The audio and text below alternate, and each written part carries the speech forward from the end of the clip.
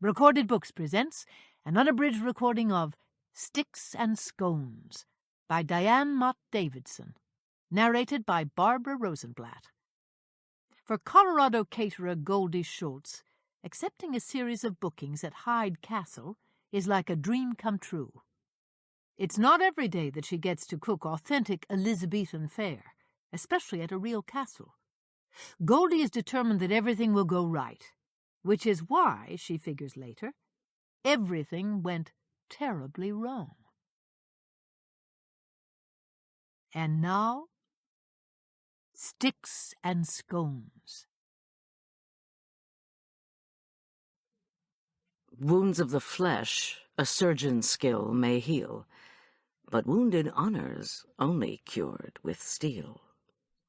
From The Art of Dueling by a Traveler, London, 1836. Chapter 1. Labyrinth Donors Appreciation Lunch. Hyde Chapel, Aspen Meadow, Colorado, Monday, February 9th, noon. Chicken croquettes, Dijon and cranberry sauces. Winter salad of chèvre, figs, filberts, and field greens, port wine vinaigrette. Shakespeare's steak pie. Steamed green beans with artichoke hearts. Elizabethan manchet bread, butter. Chocolate marble labyrinth cake. Merlot, sparkling water, teas, and coffee. Nighttime noises are torture. When a midnight wind shrieks through our window jambs or footsteps clomp past the house, I think it could be anything. Once a snowbank slid from our roof and thundered onto the deck. I awoke heart-pounding, convinced I'd been shot. It isn't logical, of course, but living with terror for 7 years hadn't made me the most rational of thinkers, least of all when roused from sleep. A sound could be anything. No, it was something. When I awoke at 4 o'clock on Monday morning, February 9th, those years of dread were long over. Still, I was certain I'd heard a tiny scraping noise, like boots chafing against ice. Think, I warned myself. Don't panic. Heart pulsing, throat dry, I waited for my brain to clear, for the sound to come again. My husband Tom was out of town. Even when he's at home, noise rarely interrupts his slumber. Tom's a big, hulking cop and isn't afraid of much. I shifted in the chilled sheets. The temperature outside was close to 0. Frigid air poured through tiny leaks in our bedroom windows. The noise had come from outdoors, from below. Of that I was fairly certain. Now all was quiet. No sound emanated from Arch's room down the hall. 2 months from turning 15, my son slept so soundly even a howling blizzard wouldn't rouse him. On the first floor, our bloodhound, Jake, wasn't growling or pacing in his enclosed area next to the kitchen. These were good signs. Maybe I was imagining things. I'd gone to bed too late, after cooking all evening for today's catered event, and I was stressed out anyway. In December, our family life had been in an uproar. My in-home commercial kitchen had been shut down, and Tom and I had ended up involved in a homicide case at a nearby ski area. To make things worse, on New Year's Eve, right after the official reopening of my kitchen, I'd catered my first party in months. It had gone very badly. Wait.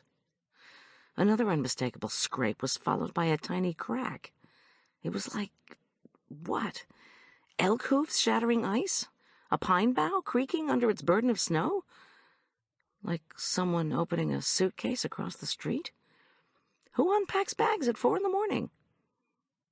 Henry Kissinger said, even a paranoid has real enemies. With that in mind, I decided against getting out of bed and peering out a window.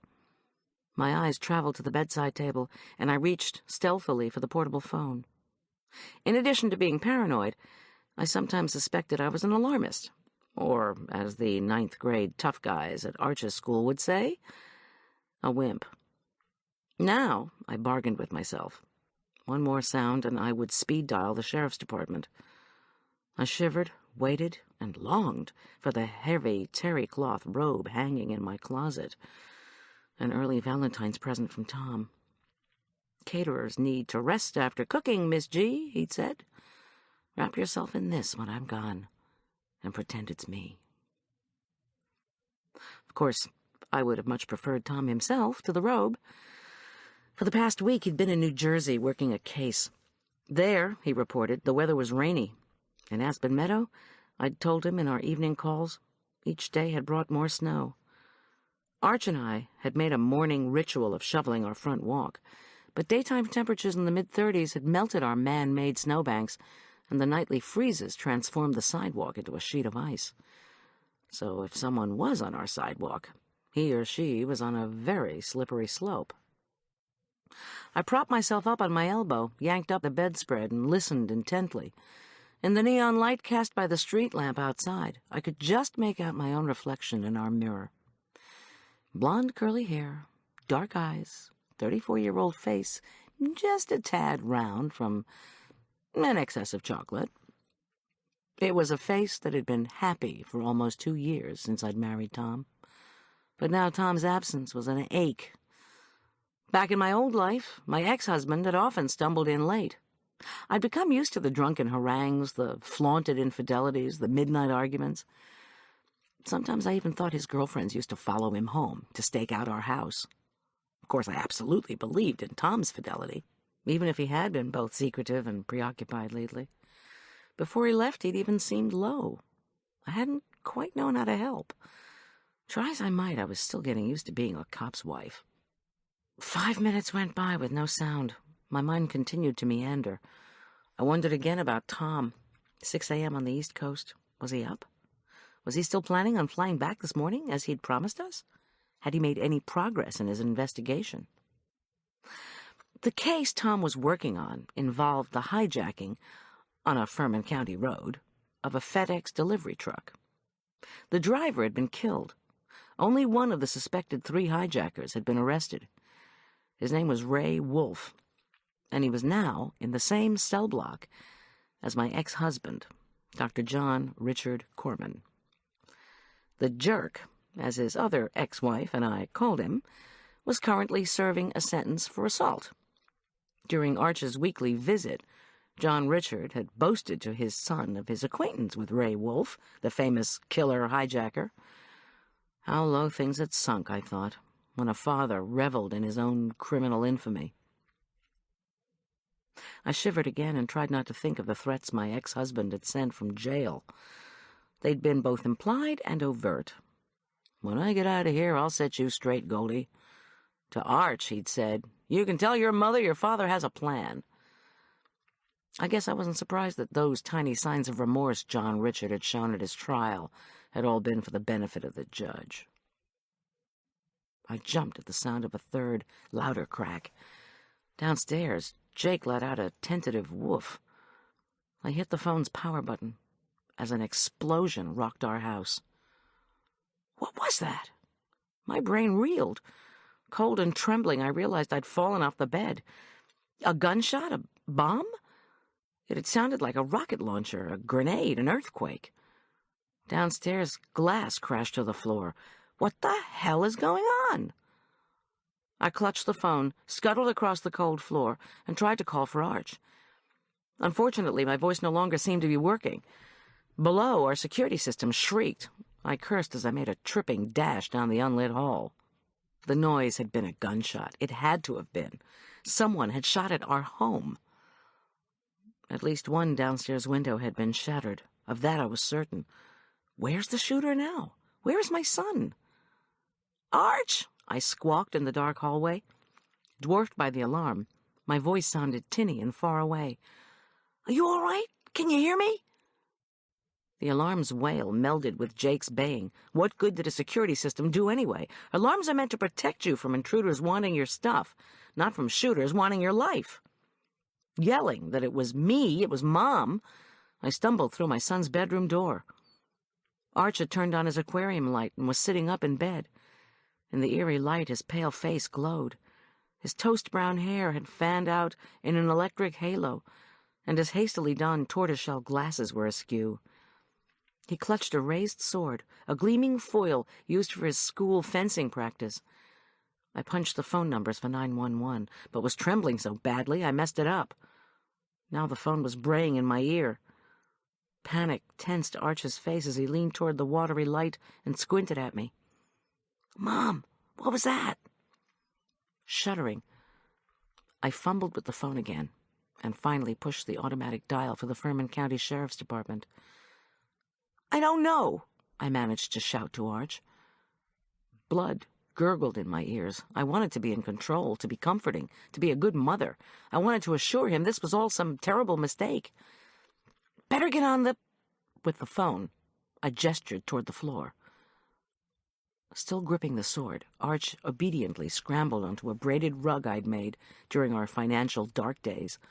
He was wearing a navy sweatsuit, his substitute for pajamas, and thick gray socks, protection from the cold. Protection. I thought belatedly of Tom's rifle and the handgun he kept hidden behind a false wall in our detached garage. A lot of good they did me now, especially since I didn't know how to shoot. "We'll be right there," announced a distant telephone voice after I babbled where we were and what had happened. Jake's howl and the screaming security system made it almost impossible to make out the operator's clipped instructions. "Mrs. Schulz," she repeated, "lock the bedroom door. If any of your neighbors call, tell them not to do anything. We should have a car there in less than 15 minutes. "Please, God," I prayed, disconnecting. With numb fingers, I locked Arch's door, then eased to the floor beside him. I glanced upward. Could the glow from the aquarium light be seen from outside? Could the shooter get a good purchase on Arch's window? "Somebody has to get Jake," Arch whispered. "We can't just leave him barking. You told the operator you heard a shot. Did you really think it was from a gun? I thought it was a cannonball." "I don't know." "If any of your neighbors call—" My neighbors' names had all slid from my head. The front doorbell rang. My eyes locked with Arch's. Neither of us moved. The bell rang again. A male voice shouted, "Goldy! Arch, it's Bill! 3 other guys are here with me." "Bill? Oh, Bill Quincy, from next door." "Goldy!" Bill boomed. "We're armed." I took a steadying breath. This was Colorado, not England or Canada, or some other place where folks don't keep guns and wield them freely. In Aspen Meadow, no self-respecting gun owner who heard a shot at 4 a.m. was going to wait to be summoned. One man had even glued a decal over the neighborhood watch sign, "This street guarded by Colts." Although the county had sent out a graffiti removal company to scrape off the sticker, the sentiment remained the same. "Goldy! Arch!" Bill Quincy hollered again. "You okay? Doesn't look as if anybody's broken in. Could you let me check? Goldy!" Would the cops object? I didn't know. "Goldy!" Bill bellowed. "Answer me or I'm breaking down the door." "All right," I called. I'm coming." I told Arch to stay put and tentatively made my way down the stairs. Freezing air swirled through the first floor. In the living room, glass shards glittered where they'd landed on the couch, chairs, and carpet. I turned off the deafening alarm, flipped on the outside light, and swung open the door. 4 grizzled, goose-down-jacketed men stood on my front step.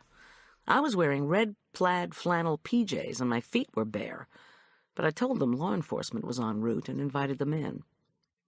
Clouds of steam billowed from the men's mouths as Bill insisted his companions weren't budging. As if to make his point, Bill's posse settled creakily onto our frosted porch. The men's weapons, 2 rifles and 2 pistols, glinted in the ghostly light. Bill Quincy, his wide, chinless face grim, his broad shoulders tense, announced that he intended to go through the house to see if the shooter had broken in. I should wait until he'd inspected the first floor, he ordered, pushing past me without further ceremony. Bill stomped resolutely through the kitchen and dining room, peered into the tiny half-bath, then returned to the hallway and cocked his head at me. I tiptoed behind him to the kitchen. He shouted a warning into the basement, then banged down the steps. If the intruder was indeed inside, there could be no mistake that my neighbor intended to roust him out. Jake bounded up to Arch's room ahead of me. Scout, our adopted stray cat, slunk along behind the bloodhound, his long gray and brown hair, like Arch's, turned electric from being suddenly roused. Following my animal escort, I silently thanked God that none of us had been hurt, and that we had great neighbors. The cat scooted under the bed used by Julian Teller, our former boarder, now a sophomore at the University of Colorado. Arch asked for a third time what had happened. I didn't want to frighten him, so I lied. It just looks as if some drunk staggered up from the Grizzly Saloon, took aim at our living room window, and shot it out. I don't know whether the guy used a shotgun or a rifle. Whatever it was, he wasn't too plastered to miss. My son nodded slowly, not sure whether to believe me. He shouldn't have, of course. The Grizzly closed early on Sunday night. I stared at the hands on Arch's new clock, a gift from his fencing coach. The clock was in the shape of a tiny knight holding a sword, from which a timepiece dangled. When the hands pointed to 4:25, a wail of sirens broke the tense silence. I pushed aside Arch's faded orange curtains and peeked out his window. 2 sheriff's department vehicles hurtled down our street and parked at the curb. I raced back to Tom's and my bedroom and slid into jeans, a sweatshirt, and clogs. Had someone unintentionally fired a gun? Was the damage to our window just some stupid accident? Surely it couldn't have been deliberate. And of all the times for this to happen. I started downstairs. Today was supposed to herald my first big job in 5 weeks. A luncheon gig at a Gothic chapel on an estate dominated by a genuine English castle. The castle was one of Aspen Meadow's gorgeous but weird landmarks. If things went well, the castle owner, who was hoping to open a conference center at the site, promised to be a huge client. I didn't want anything to mess up today's job. Then again, I fretted as I gripped the railing. I was a caterer married to a cop working on a case so difficult he'd been forced to search for a suspect 2,000 miles away. Perhaps the gunshot had been a message for Tom. Outside, the red and blue lights flashing on snow-covered pines created monstrous shadows. The sight of cop cars was not unfamiliar to me. Still, my throat tightened as I wrenched open our front door. Bill and the other gun-toters looked at me sympathetically. Why would someone shoot at the house of a caterer? I swallowed hard. Did I really want to know?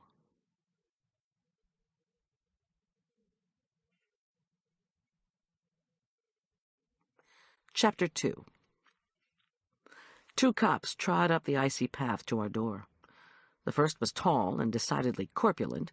The second, short and slight, with a dark mustache set off by pale skin. "Mrs. Schulz?" asked the tall one. "I'm Deputy Wyatt. This is Deputy Vaughn." I nodded and shook their hands. I remembered both of them from the department Christmas party, which was actually held 3 days before New Year's, since Christmas and New Year's themselves are always high-crime days. While the impromptu posse, 3 neighbors plus Bill, looked on curiously, I thanked the cops for responding so quickly. Wyatt, who had dark, intelligent eyes, addressed me in a low, terse voice. "We're going to secure your house. Then we'll need to talk to your neighbors." He took off his hat, revealing a head thinly covered with dark brown hair. "After that, we want to talk to you." I let him in while Vaughn stepped aside and talked quietly to the men on the porch. With most of the front window missing, it seemed silly to shut the door firmly behind Wyatt. But I did it anyway. Amazing how old habits die hard. Once I turned on the living room lights, Wyatt stepped toward the window. He frowned at the glass fangs hanging from the casement. Frigid air poured through the hole. The deputy gave a barely perceptible nod and began to move through the house. Arch's music wafted down from upstairs. Unrhythmic thumps, Jake's tail hitting the floor, indicated the bloodhound had stayed with him. Now there was a recipe for comfort, rock and roll plus a canine companion. The icy February air made me shiver. I headed to the kitchen, where I could close the hall door against the chill. There I could also turn on the oven. My oven was, to me, what Arch's music was to him. But heating the oven wasn't enough. My mind continued to cough up questions, and I moved nervously from one window to the next. Who shot at us? Why would someone do such a thing? Outside, flashes of the police car lights blinked across the snow-sculpted yard. Should I call Tom now, or should I wait? Would they assign this case to him? In the basement, I could hear Wyatt's scraping shuffle as he moved from Tom's office into the storage room, bathroom, laundry room, closets. The hole in the window meant I could just hear Vaughn's low murmur on the front porch, interspersed with responses from one or the other of the neighbors. How much longer would they leave me here? Could the shooter be inside? Impossible. But might he not still be somewhere outside? Unlikely, I reasoned. I hugged myself as cold air streamed under the door between the kitchen and the hall. How was I supposed to work in my kitchen today if it was so doggone cold? And anyway, a hot oven wasn't going to make me feel any better unless I actually put something into it. Something hot and flaky. Something you could slather with jam and butter or even whipped cream. Again, the gunshot echoed in my ears. I couldn't stop trembling. Where were the cops? Why was it so cold in here? I needed comfort. I was going to make scones. I felt better immediately.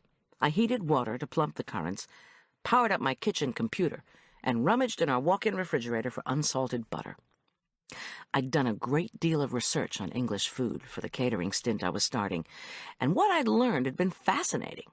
Scones had first been mentioned as a Scottish food in the 16th century. Since that meant the Tudors might have indulged in the darling little pastries, my new client was desperate for a good recipe. Intriguing as the notion of the perfect scone might be, the ability to concentrate eluded me. Fretting about how long it might take to get our window repaired, I smeared a stick of butter on the marble counter. When the gunshot blast re-echoed in my brain, I forgot the stopper for the food processor. A blizzard of flour whirled up to the ceiling, then settled on my face. When I coughed and jumped back, my elbow smacked a carton. A river of heavy whipping cream glug, glug, glugged onto my computer keyboard. I was cursing mightily when Wyatt and Vaughn finally pounded into the kitchen.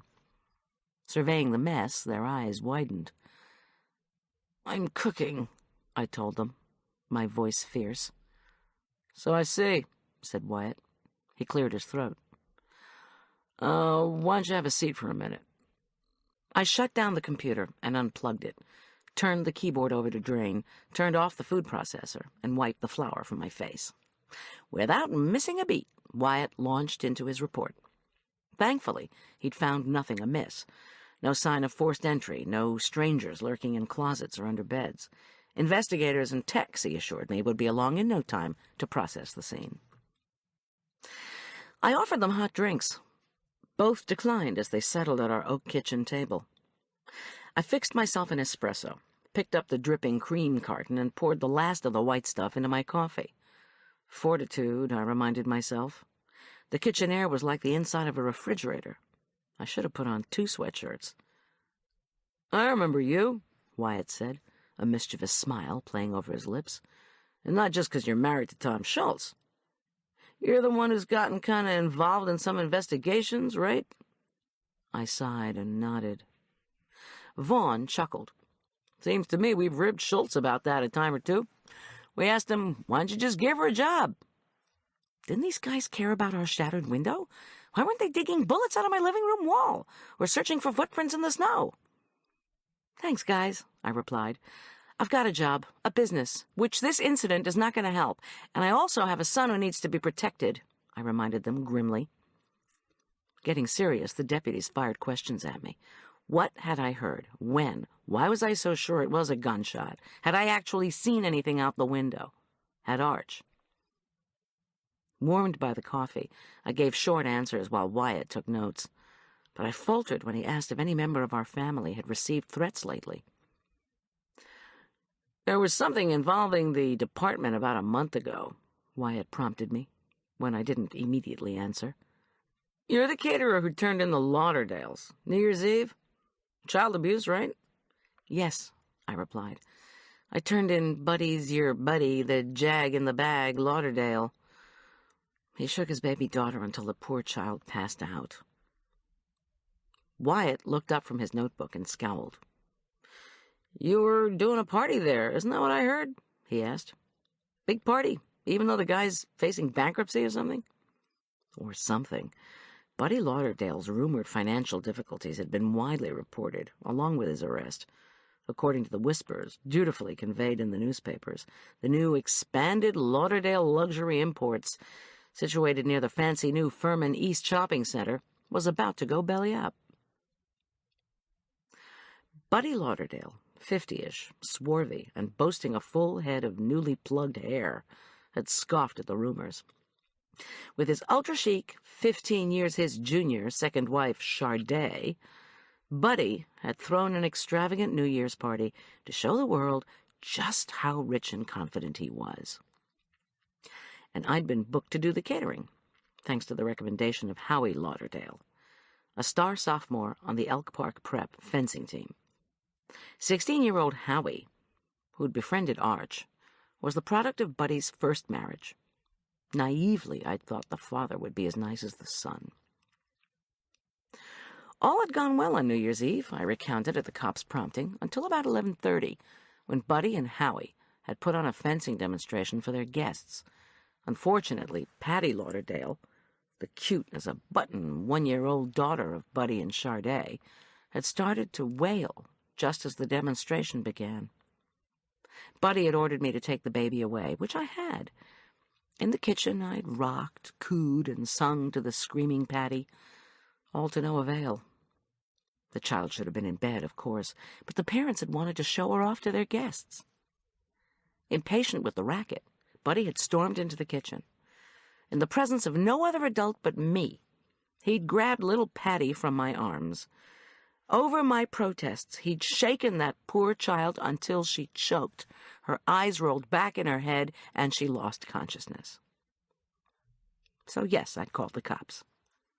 Patty had been removed from the family home for a week. After an investigation, the Lauderdales, who had no priors, had been cleared of child abuse. Little Patty, reportedly still undergoing neurological tests, had been returned to her parents. But I've learned to suspect the corrupting power of money, influence, and lawyers. Through friends, I'd heard that the Lauderdales had sworn they were going to get Goldy. They insisted that good old Buddy had just been trying to be a good parent, and they also claimed that their name and their business had been irreparably harmed by my call to law enforcement. A hysterically toned Mountain Journal article discussing the incident and my own history of spouse abuse hadn't helped the situation. Beside the article had been 2 pictures. The first was of Buddy Lauderdale from his Jags-in-the-Bag TV commercials, where he wore a hunting outfit, toted a rifle, and had a large bag slung over his shoulder. The second was of him being led away from his home in handcuffs. "Heard from the Lauderdales lately?" Wyatt asked now. I shook my head, but my heart sank. Unfortunately, Sharday Lauderdale was designing and implementing the makeover for the interior of Hyde Castle, where I would be catering later in the week. Sharday had also overseen the redecoration of Hyde Chapel, where I would be working later today. Make that where I was hoping to work later today, if I could find a place to cook that had heat, ovens, and windows without bullet holes. "Do you know of any recent threats made against Tom?" asked Vaughn. I sighed and said no. If anyone had threatened him, I reminded them, there ought to be a record of it at the department. The hijacking homicide case that had taken Tom out of state involved a heist from a Furman County store named the Stamp Fox. One of the envelopes in the hijacked delivery truck, the main target of the thieves, had contained collectible stamps worth over $3 million. The Stamp Fox had been shipping the stamps in a plain FedEx envelope to a philatelic show in Tucson. So much for transmitting valuables incognito. When the FedEx driver resisted, he'd been shot dead. "Tom's supposed to come back today," I told Wyatt and Vaughn. "He's been looking for a local fellow who's been connected to the delivery truck hijacking. Name's Andy Balachek." "Isn't Balachek the kid with a gambling problem?" demanded Wyatt. "Stole his dad's excavation truck and then sold it? Got involved with Ray Wolf?" I nodded. This, too, had been in the papers. Andy Balachek's friendship with Ray Wolf, the infamous hijacker, now behind bars in the Furman County Jail, had proved costly to the naive 20-year-old. As one of Wolf's known associates, Andy had been questioned. The night of the hijacking, Andy's father had had a heart attack. Then Tom had arrested Ray Wolfe, who'd left a fingerprint on the steering wheel of the hijacked FedEx truck at a storage area on the county line. Wolfe, vowing revenge, had spat in Tom's face before being led away in handcuffs. I knew, but I wasn't sure that Wyatt and Vaughn knew, that Andy Belichick had confirmed the department's suspicions of his partnership with Ray Wolfe. A few days after the theft, Andy had contacted Tom, requesting Tom communicate with him via email. Andy was interested in a plea deal. The county DA had told Tom to string Andy along. Fearing his father wasn't long for this world and needing to clear his conscience, Andy'd been the one who'd tipped Tom off to Wolfe's visit to the storage area. Then, Andy had emailed Tom saying that he'd gotten a steak and was heading for Atlantic City. And off Tom had gone to find him. "Any other problematic cases Tom might have mentioned?" Deputy Vaughn persisted. "Somebody else have an axe to grind with him?" I frowned and thought back to the email account Tom had been forced to set up on his computer at home.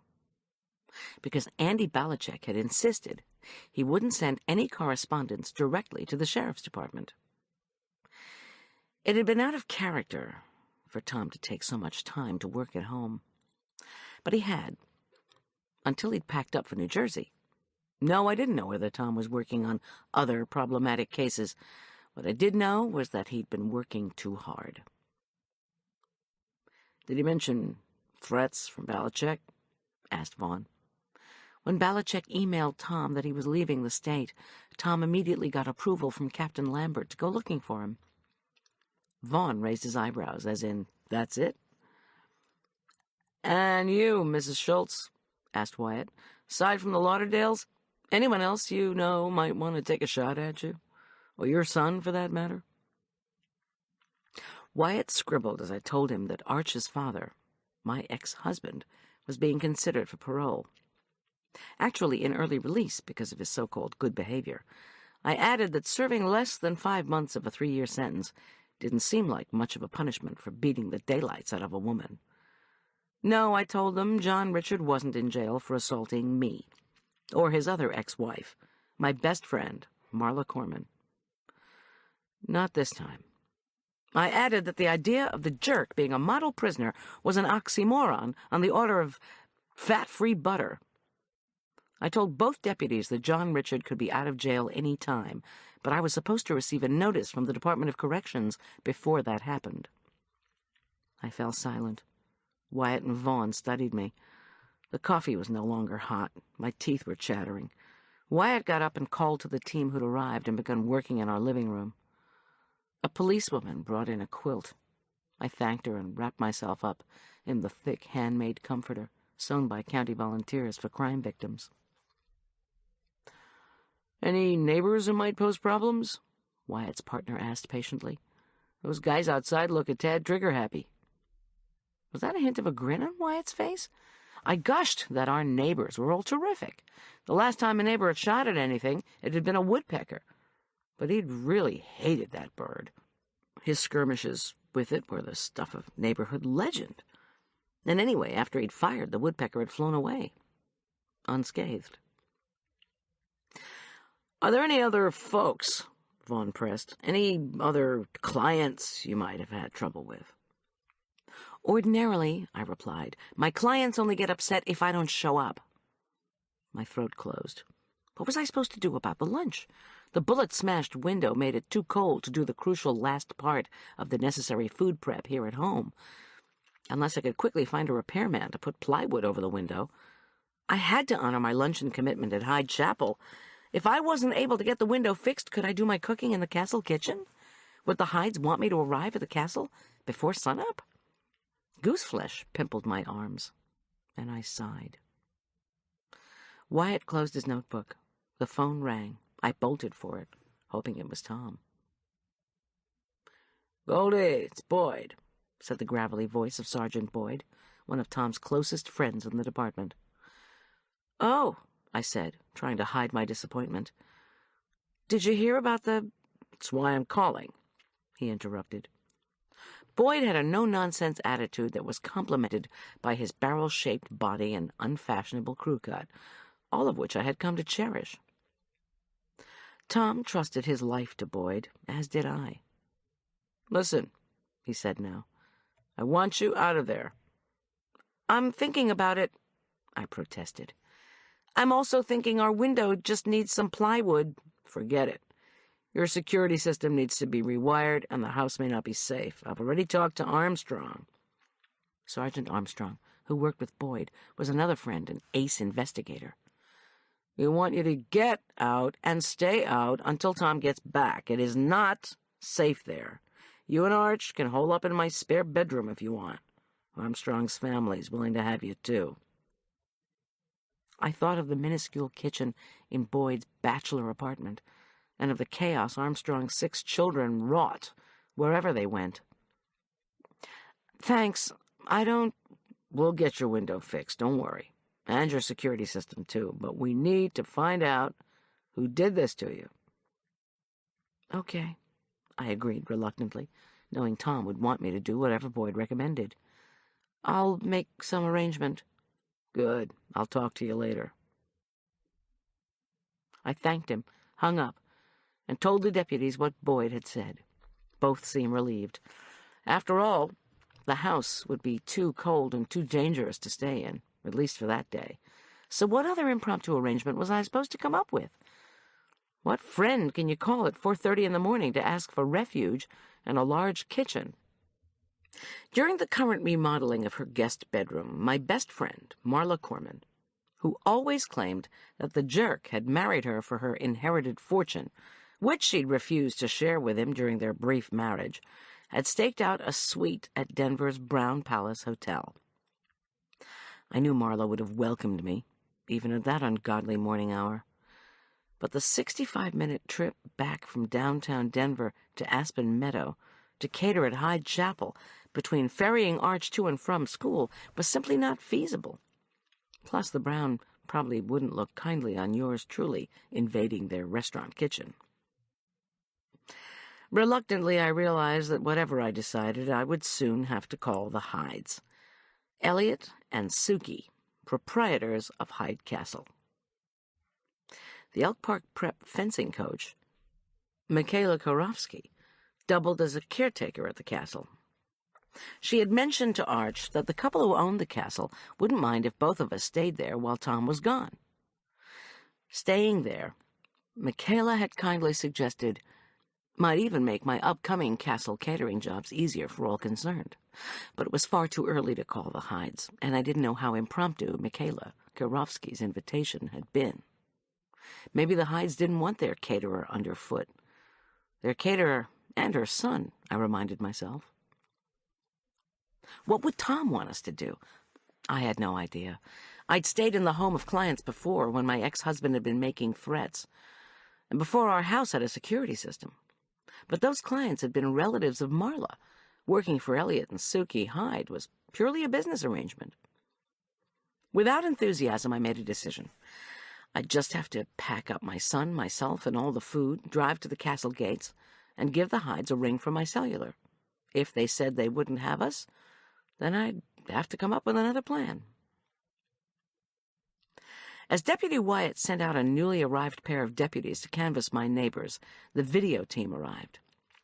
I went upstairs to pack a few things and asked Arch to do the same. My son announced that the first thing we had to do was find someone to take care of Jake and Scout. I called Bill's wife, Trudy. Their lights were all on, so I knew she was up. I made arrangements for our pets. It would only be until I could come up with a repair plan, I assured Trudy, trying to sound confident and also apologetic for calling at this hour. But she was wide awake and glad to help. In fact, it seemed as if all the folks on our street were up. They were either entertaining neighbors in their kitchens, clomping up and down the icy sidewalk, or sipping coffee on the curbs while exchanging theories on the shooting. The incident at our home had turned into a pre-dawn block party. Welcome to the mountains. I tossed my PJs, toothbrush, and a work outfit into a suitcase, then re-entered the kitchen just as Wyatt finished interviewing the canvassing team. The deputy's face pinched in dismay when I asked if any of my neighbors had seen anything. One woman, the wife of one of the gun-toters, had reported hearing something moving on the ice-slickened street. After the gunshot, she glanced out her window and made out someone bundled into a bulky coat, hustling away from our house. Judging from the person's muscular build and swaggering stride, she thought the figure was that of a man. The person she'd glimpsed, she insisted, had had a rifle tucked expertly under his arm. "We'll keep working on it," Wyatt assured me in a kindly voice. "By the way, I called Captain Lambert. Since the department employs your husband and this may be connected to an official inquiry, we'll handle finding a janitorial service to clean up the glass and an electrician to redo your security system. The department will have the window replaced, too," he added. I thanked him and, trying to smile, asked if bulletproof glass was available. Wyatt's reply was humorless. "We're looking into that. And, Mrs. Schulz, we'll need to know where you're heading." "I'm going to show up a little early at a client's house. I have a booking today at Hyde Chapel by the estate," I replied. Wyatt copied the Hyde's number from my client directory. "If that doesn't work out, I'll give you a call." "The Hydes?" Wyatt asked suspiciously. "They live in that big castle up on the hill? Poltergeist Palace?" "I've heard it called that," I said. "But I don't truck in ghosts." He frowned. "The chapel you're working at is that one down by Cottonwood Creek where people used to have weddings? Looks like a little cathedral?" "The Hydes gave the chapel to St. Luke's," I told him. "But they're still involved in running the place. I'm just starting to work for them," I added, wondering at Wyatt's sudden interest. My paranoia engine must have been in overdrive, though, because Wyatt merely grunted. Just after 5:30, Jake was ensconced, but not happily, at Bill and Trudy Quincy's house. Trudy had promised to take in the mail, monitor the cleanup and window repairs, and care for Scout the cat, who'd refused to leave his post under Julian's bed. Arch and I tucked 2 suitcases into the back of the van Tom had bought me for Christmas. My chest felt like stone. I hated leaving our house. I filled a carton with my blender, mixer, favorite wooden spoons, and assorted culinary equipment.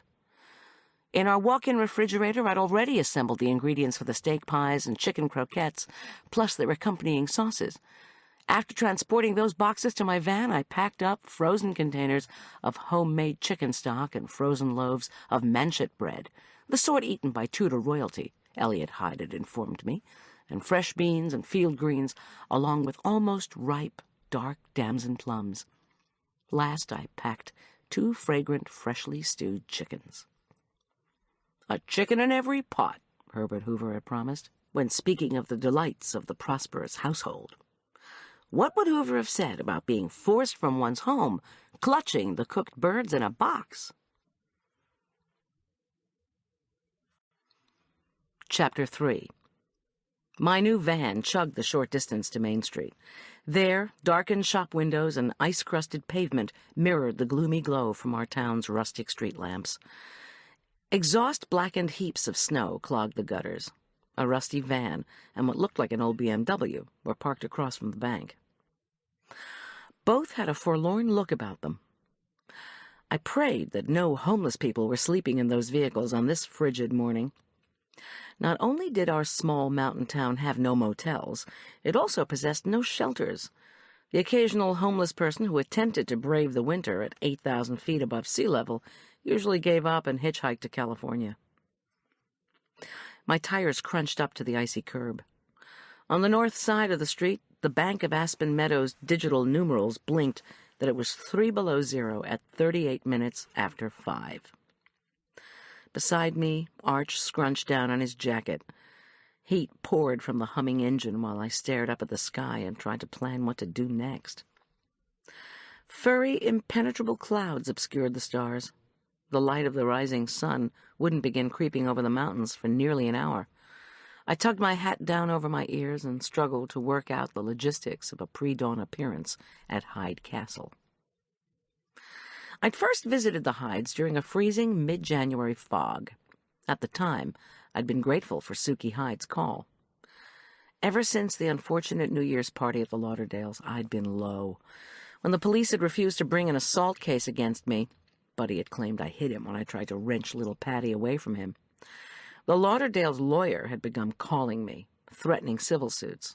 Self-proclaimed friends of the Lauderdales had either snubbed me or scolded me for dragging the name of a long-time St. Luke's Episcopal Church and Elk Park Prep supporter through the mud. Forget low. Until Suki called, my mood had been subterranean. I'd known Suki casually for the past 2 years, through St. Luke's. A widowed Swiss émigré, she had married the reclusive Elliot Hyde a little over a year ago. Her call to me in January had been to announce that she and Elliot intended to turn his family castle into a retreat center for high-end corporate customers. They'd been remodeling the castle for months, and now Elliot was eager to move ahead with his plans for historic Elizabethan meals that would eventually be served to conference clients. Was I interested? I practically choked, saying, "You bet. Yes, please, absolutely. I adore history and the food that goes with it." I was desperate for the booking. I was also curious to see the lavish work on the castle redo. Rumor had it that Elliot and Suki had already spent several $1,000,000. Everyone in town knew that Suki was a cleaning and organizing whiz, and good old Elliot Hyde must have thanked his lucky stars, rabbit's feet, and 4-leafed clovers when Suki's reputation had proved true. When Suki first arrived in Aspen Meadow, the story went, she was bored.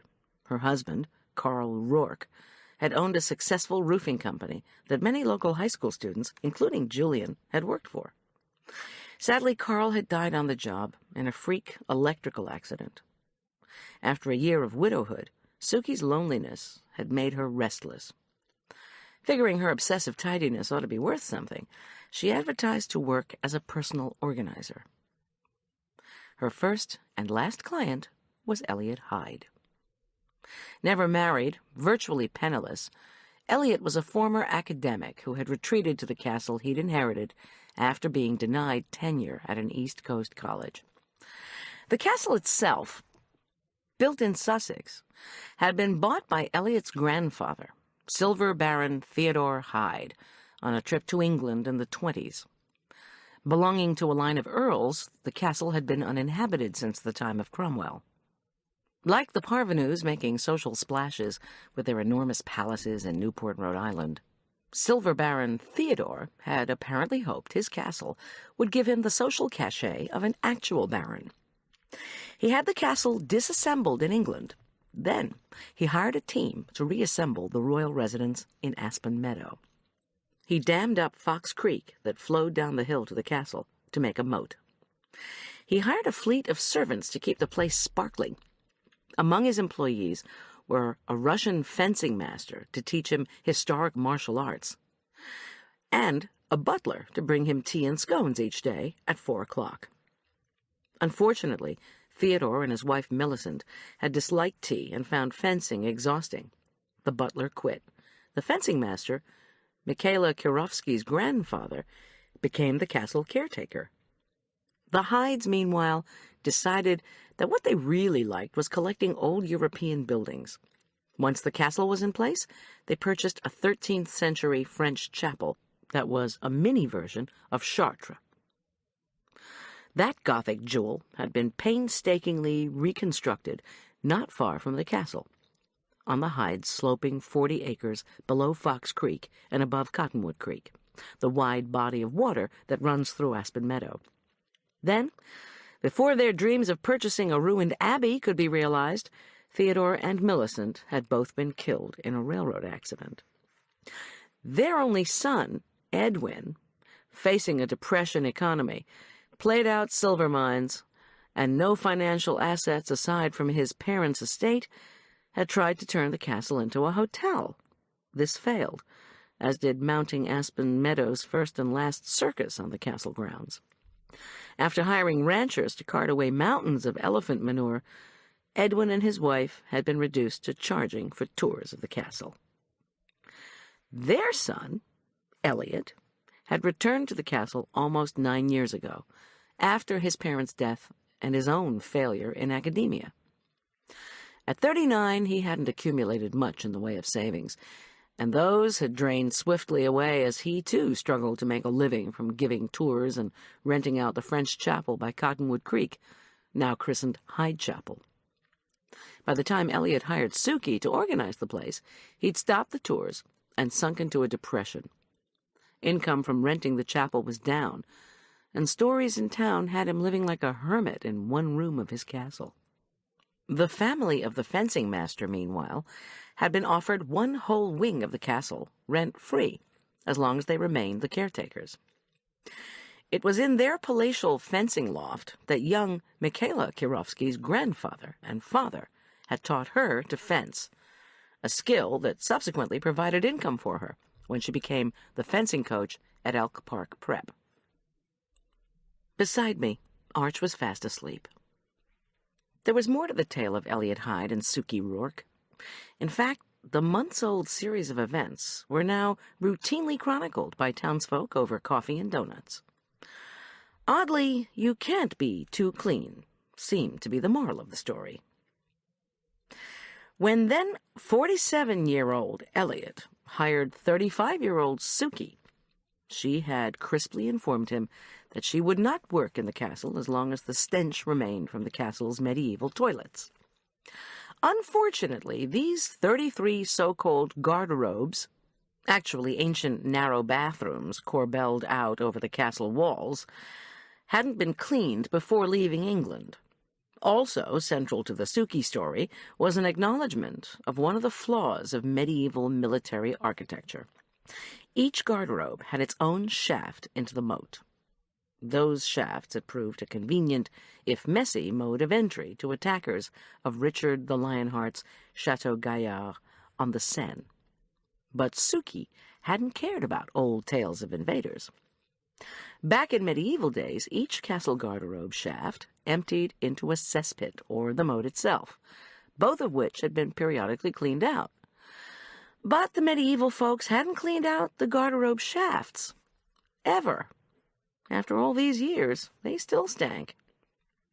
Yes, the story went, medieval courtiers had tossed down herbs, straw, and old letters to absorb some of the filth. But the latrine stench invariably sent foul smells throughout the castle.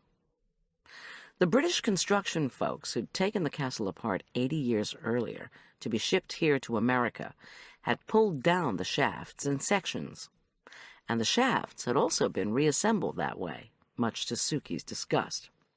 So, for Sookie's first order of organizing business, she'd had each and every garderobe and shaft disassembled to be cleaned and disinfected. And then, think of flushing things down the toilet, I'd said to Arch, when Sookie's subsequent discovery made national headlines. You might flush down things that made you angry, like a dunning bill for canceled phone service, or a Dear John letter from someone who'd sworn to love you forever. Or say you received a letter from the government denying you guardianship of your beloved orphaned nephew.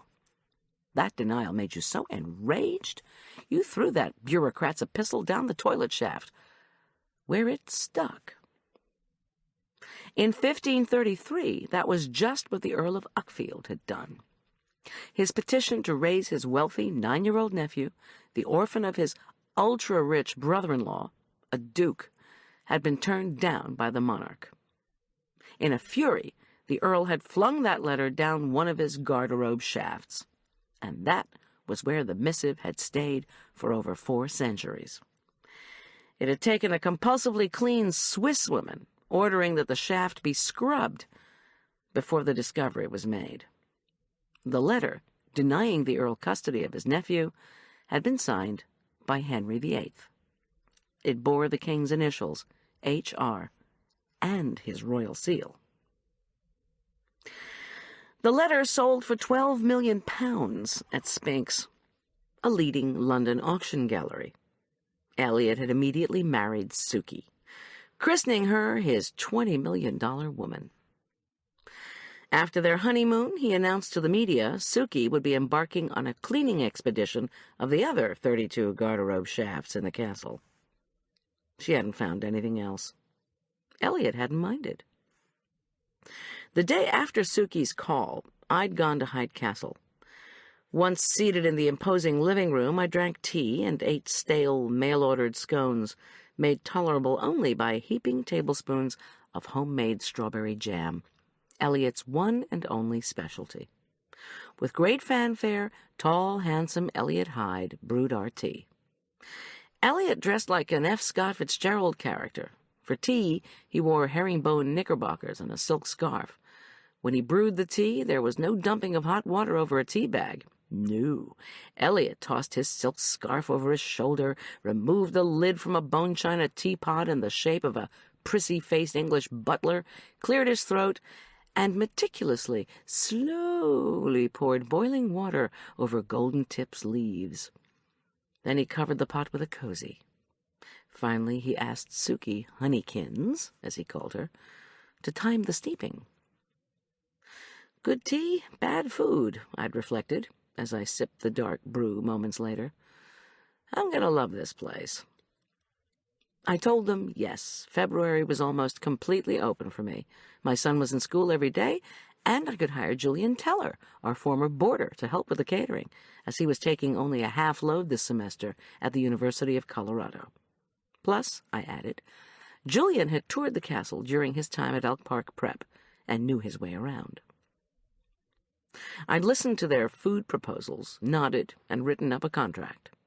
Elliot's ideas sounded awfully work-intensive, but focusing on paying work instead of on the Lauderdales, their bloodthirsty lawyer, and their Jaguar-driving cronies was a welcome relief.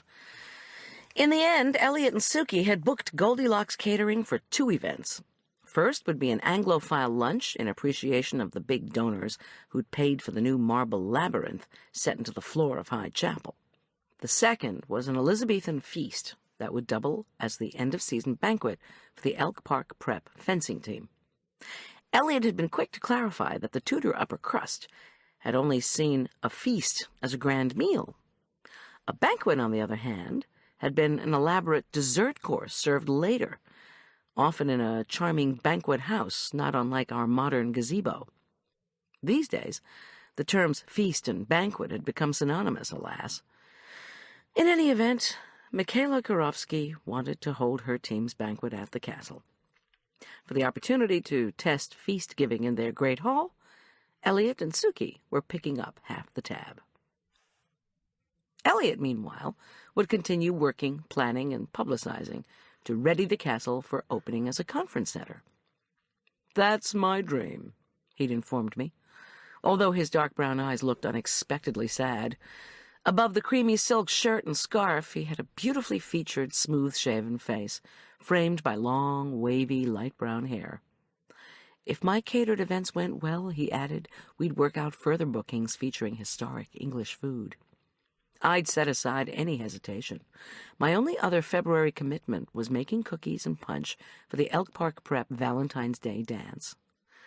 The chapel lunch had been scheduled for today, Monday. The Elizabethan feast for this Friday. I'd asked Michaela Karofsky if the fencing team wanted swordfish. Her white hair had jounced around her pale face as she laughed at my suggestion. No swordfish, Elliot had protested. The recipes he wanted me to test on the students and their parents were more of the English court variety, so I ordered veal roasts to be served with a potato dish, a shrimp dish for those Catholics who rejected Vatican II, a rice dish, a plum tart, and Elliot and I would come up with the rest of the details this week. Okay, back to the present, to 5 minutes to 6 to be exact. The sun would be rising soon on a day which found Arch and me temporarily homeless. Time to get moving. To get to the castle, the van would have to pass through antique gates that were over half a mile from the castle itself.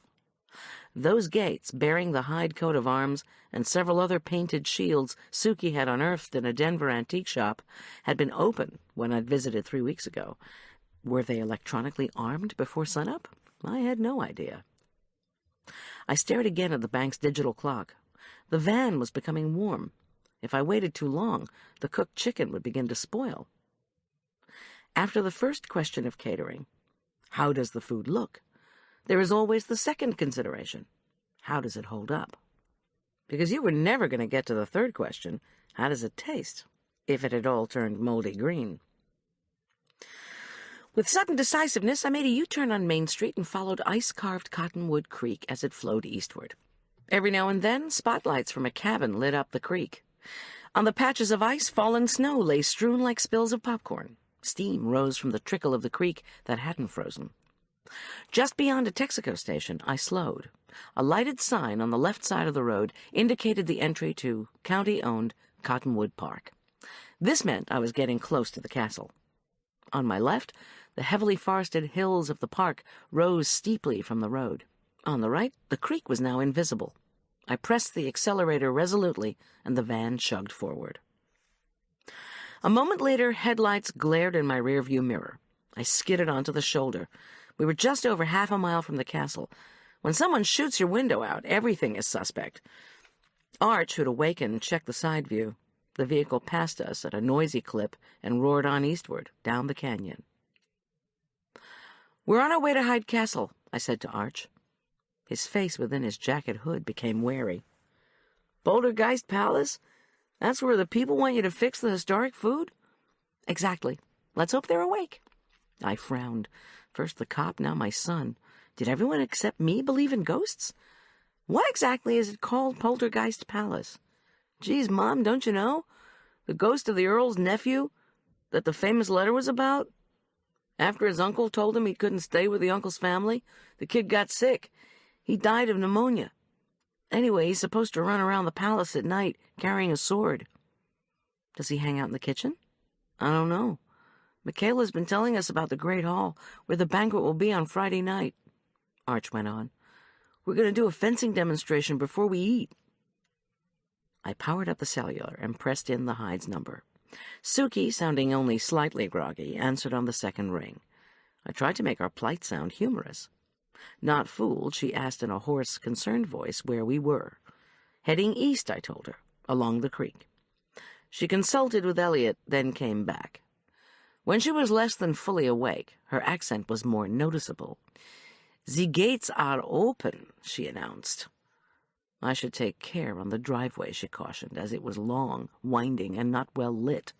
She gave me the security pad code for the castle gatehouse, the imposing, twin-towered entrance to the castle itself, and said please to come immediately.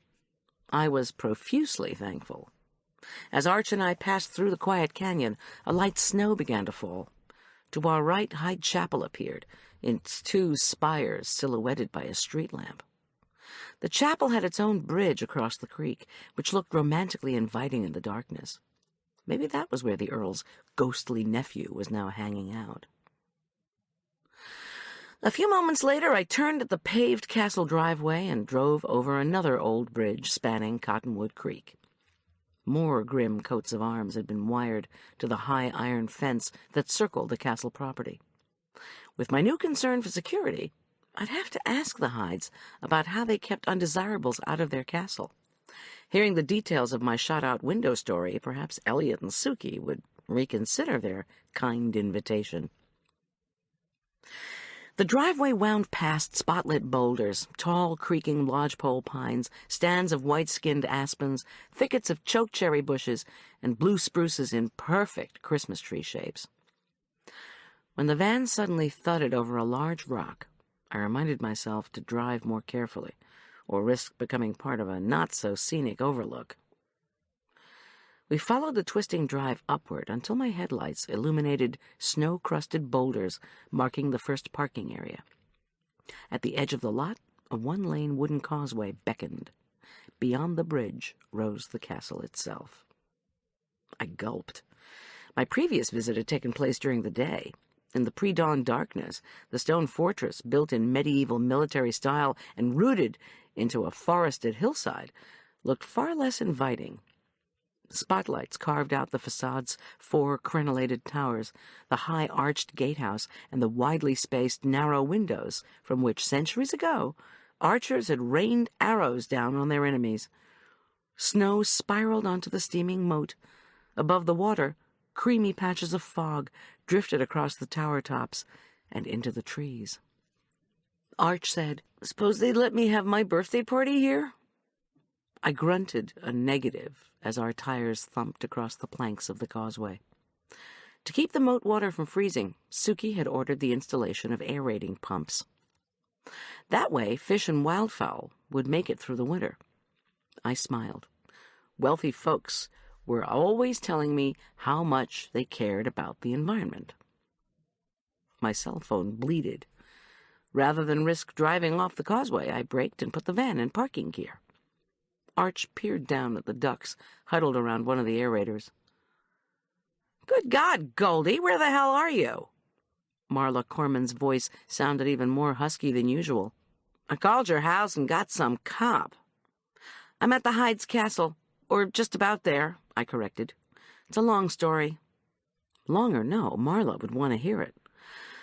"A couple of hours ago, somebody shot out the picture window in our living room. There's glass everywhere, and the cops wanted us out." Marla, usually a late sleeper, was silent. No matter the time of day, though, once she started talking, my friend rarely stopped. Below us, the causeway swayed slightly. Steam from the moat clouded our windows. "Where's Tom?" she demanded, her voice urgent. "About to leave New Jersey. I'm going to try to reach him as soon as I get settled. We're here because Arch and I needed a place to park until we got sorted out." "I didn't want to bother you this early." She groaned. "We should be together." "So all of us could be in danger?" "Look, Marla," I said, "thanks. But you don't need to worry. Tom will be back late this morning. Everything's going to be fine. Listen." She lowered her voice to a murmur. "Is Arch with you?" Suddenly, I felt my son's eyes on me. "Of course." Marla said, "The parole board met Friday, Goldy. The jerk's out." Chapter 4. I stared at the twin clouds of mist coiling upward from the moat's aerators. It can't be true. "You there, Goldy?" "I was supposed to get a letter." "You're on the victim notification list?" She took a swig of something, probably orange juice. Marla never faces crises without food and drink. "I'm not on the list, but I told my lawyer to stay on top of John Richard's petition for early release. Your notification's probably in the mail." "A lot of good that does me now." Marla said, "If you can't come down here, I'll drive up to the castle after I get dressed. I can be there in 90 minutes. Wait at the gate for me." There was a whirring in my ears that didn't come from the cell phone. "No, Marla, please. Thanks, but don't come this early." I faltered. I thought again of the noise that had awakened me. I'd heard a footstep on ice, but had it been a familiar one? Crack, gunshot, splintering glass. "Marla, did you tell the cops at our house about him?" I glanced at Arch, who was pretending not to listen. He'd fixed his eyes on one of the spotlit corner towers, tall granite drums where lookouts had once been posted. "Marla, did you tell them?" I tried not to hear the anxiety in my voice. "Of course not. I didn't know why the cops were there, and they sure weren't about to tell me. All they'd said was that you were alive, so I had to talk to you." "I better call them back," I said. Marla started to say something, but the line cracked and blurred. Doggone it! The Department of Corrections had notified us when John Richard had first petitioned for early release. I'd appeared before the parole board in January, giving all the reasons why an early release was a very bad idea. Dr. John Richard Corman should serve at least the minimum 8 months of his 2-year sentence for assault. The jerk believed he should serve no more than 4 months, and had cited his behavior as a model prisoner, which included using the Heimlich maneuver on another inmate who'd been choking on a hot dog. Just in case the board did give him early parole, I'd obtained a temporary restraining order to go into effect the moment his release took place. Then, if John Richard wanted to keep me in the dark about his plans, we could go before a judge and decide on parameters for visitations with Arch. But for the jerk to be presented with a temporary order to keep away from me, just as he was about to taste freedom, probably wouldn't sit very well. Had it sat so badly he'd felt it necessary to aim a gun at our house? "Goldy!" Marla's voice crackled, then vanished. I stared at the moat. Bizarrely striped ducks, offspring of discarded Easter ducklings breeding with the wild variety, huddled by the aerator. They looked as miserable as I felt. "Mom," Arch protested, "I'm cold." "Can you hear me?" Marla demanded so loudly that I winced. "Where exactly are you two?" "I told you we're sitting outside Hyde Castle. I have a job here today."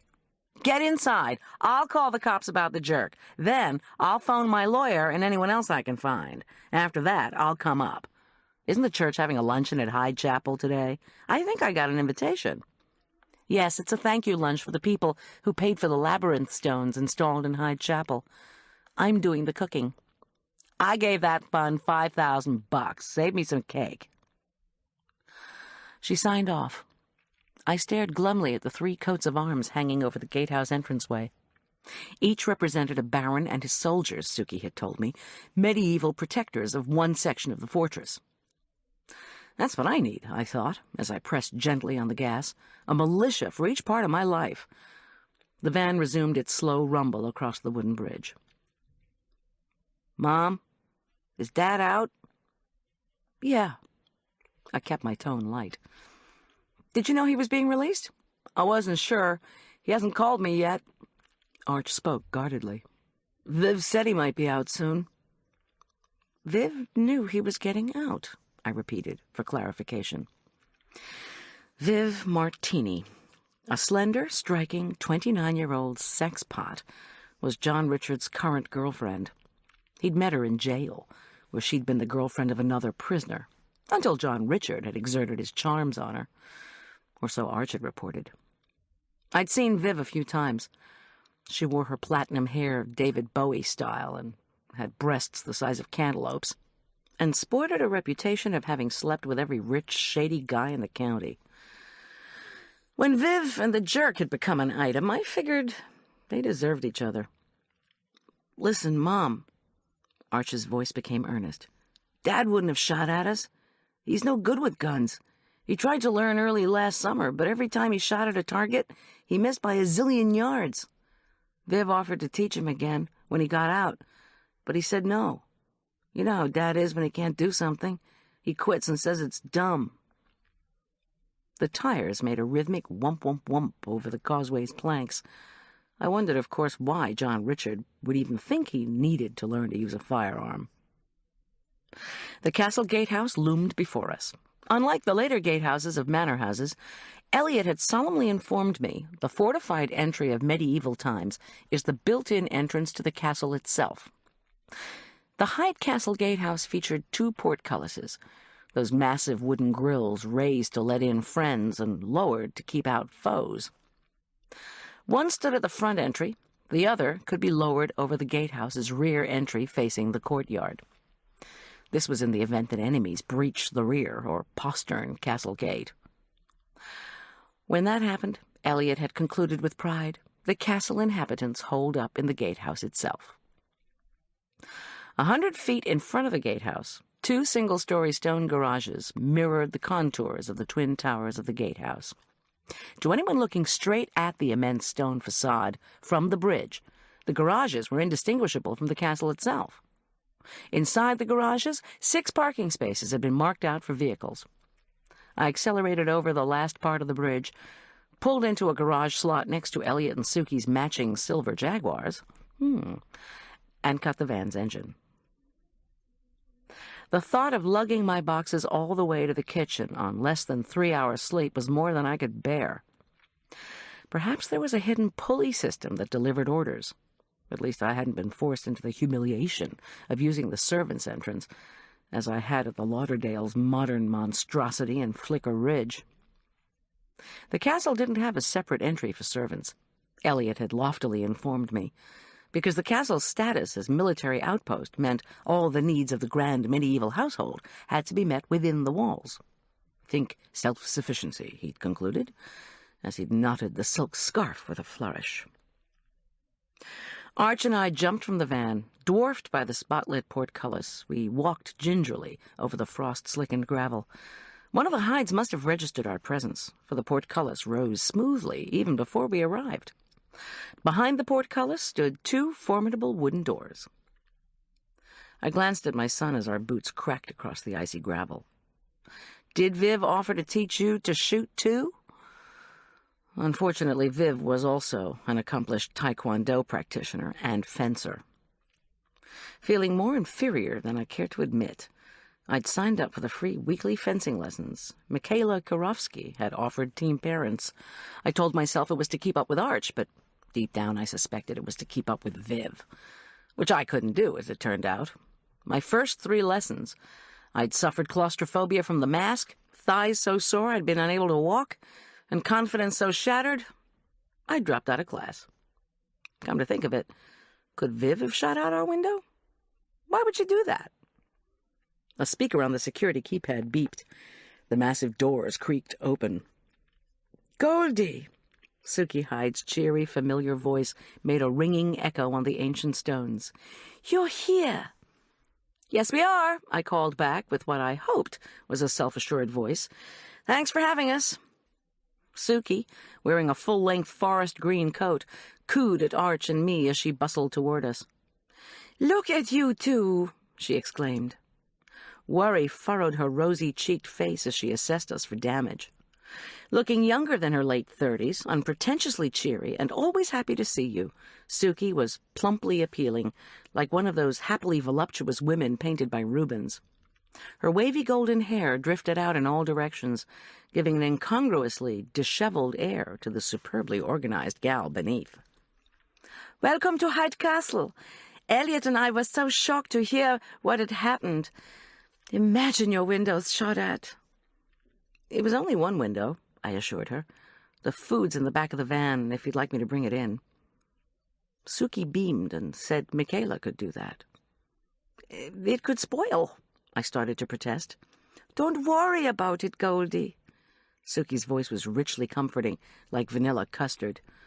"Please, you have just had a terrible shock. Soon there will be warm coffee cake in the kitchen," she said. "Come on, both of you. We will get you some hot drinks. I'm making the coffee cake myself. From a mix, of course," she added with a giggle. I smiled in spite of myself. Suki could make the castle as tidy as a Swiss hotel, but she couldn't so much as toast bread. She had what we in the food biz gleefully call a cooking block. According to Marla, Elliot abhorred the kitchen too, except for the jams and jellies he made in the middle of the night, when he couldn't sleep. Well, at least he wasn't canning okra.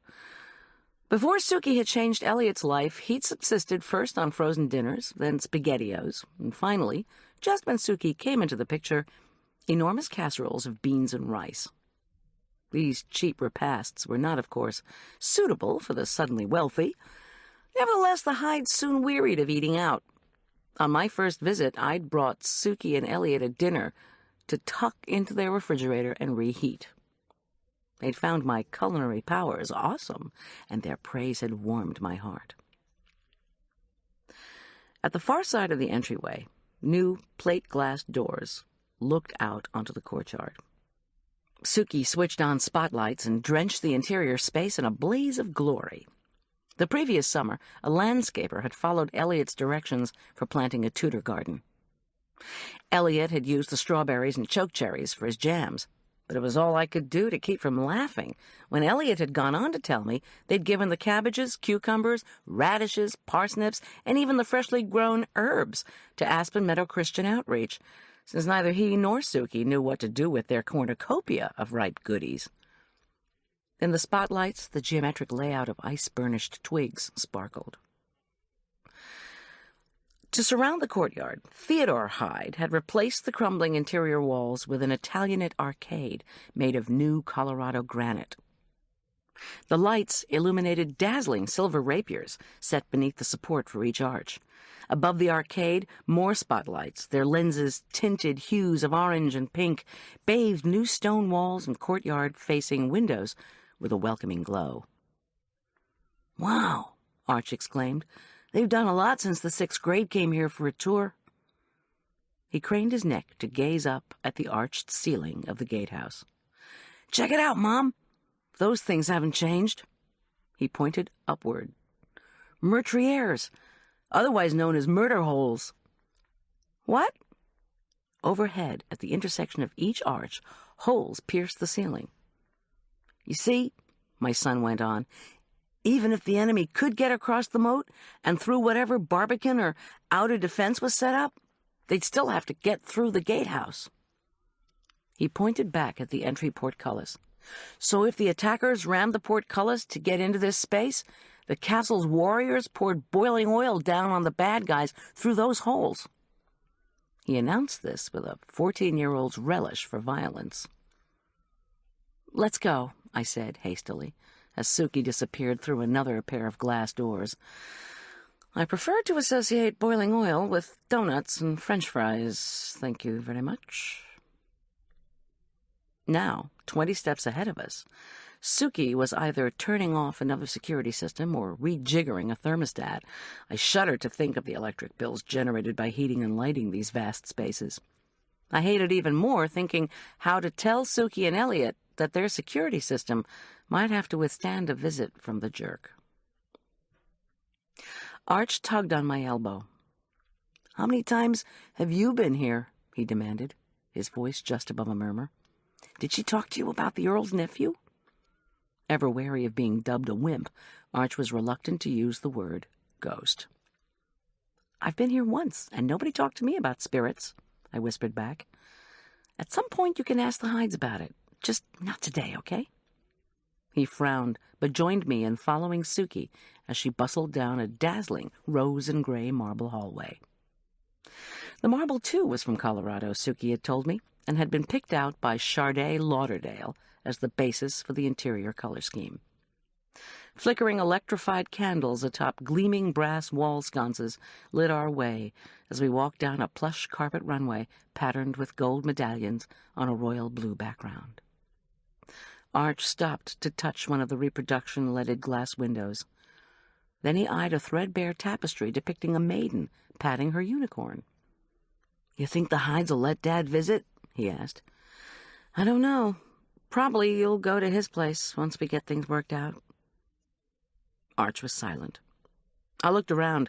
On our right, a 20th-century spiral staircase led up to a doorway into the gatehouse, put there, Elliot had told me, by his thoughtful grandfather. Old Theodore didn't want his caretakers traversing the cold stone entryway to get to their apartment once they finished nighttime kitchen duty. Personally, I'd have preferred an escalator. Ahead of us, Suki swept through more glass doors beneath another archway. The doors opened into the living room. But on my tea visit, living in this room had seemed unimaginable. The room looked more like the lobby of a grand hotel than a place where people would actually snuggle down for conversation or reading. The vast space featured a polished, dark wood floor, covered by oriental rugs in rich hues of scarlet, royal blue, and gold. Couches and wing-back chairs, upholstered in floral and paisley chintz, the shades chosen to match the rugs, sat beside massive antique tables of mahogany and cherry. The effect was impressive. No matter what else you said about Charday Lauderdale, the woman knew what she was doing in the decorating department. Our boots made a shh noise as we shuffled over the sumptuous carpets. I touched the cellular in my pocket. The moment we were situated, I promised myself I'd call Tom's hotel. "You're a member of the fencing team, right, Arch?" Suki trilled over her shoulder. "When your teammates come to our banquet this week, you'll be able to show them around. We have an indoor pool now on the ground floor west of the postern gate, if you want to go for a swim." Arch mumbled, "Okay." He hated to swim. He said, "Miss Karofsky's been telling us about her collection of royal memorabilia. I'd really like to see that." I exhaled. At least he hadn't requested an interview with the phantom of the young Duke apparent. "Then ask her, my dear," Suki replied graciously, as she paused by one of the glass doors. "And perhaps Michaela could take you to school today, after she unloads your mother's equipment." I felt a tad confused, as I hadn't realized that Michaela was regarded as a general servant, in addition to caretaker and local fencing coach. But it was too early in the day to delve into the particulars of the Hyde's household arrangements. While Suki held open the door, Arch turned to me and asked softly, "How will Dad even know I'm here?" "I'll call the county lawyer, all right?" I wasn't about to call John Richard's attorney, that pompous nerd responsible for mailing child support payments from John Richard's fat hoard of cash, the result of the sale of his OBGYN practice. Dealing with the jerk's attorney was like being forced to eat, well, that historic but unappetizing food, pottage. It was not something I chose to do. A hint of desperation threaded through Arch's voice. Look, Mom, I know you don't want to see Dad, but I promised him we could get together as soon as he got out. It's what he said he wanted more than anything. So could you please find him? Please? I told you I would, hon. Just not this sec, okay? Suki waited politely until my son and I had finished our whispered conference.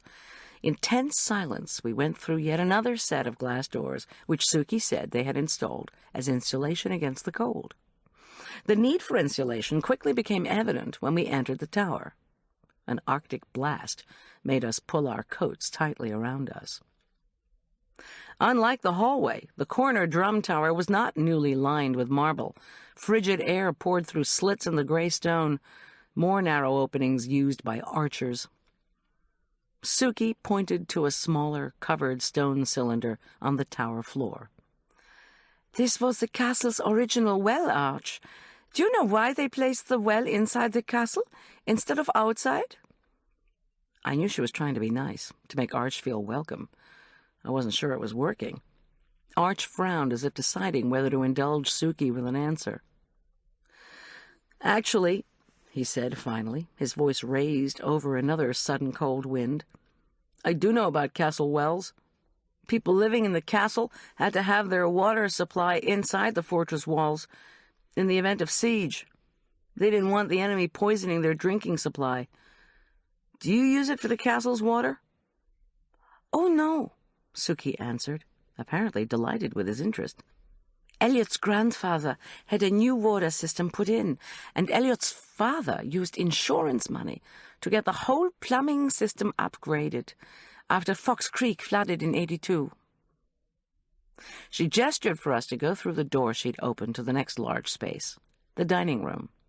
Here the walls had been painted a creamy yellow, which was the perfect complement for the lime, pink, and cream Persian rug, walnut dining room table and chairs, and large matching buffet and glass-fronted wine cabinet, one of the two places Elliot kept his jam supply. No doubt this furniture was also genuine antique, the kind Tom, but not I, could have dated and placed.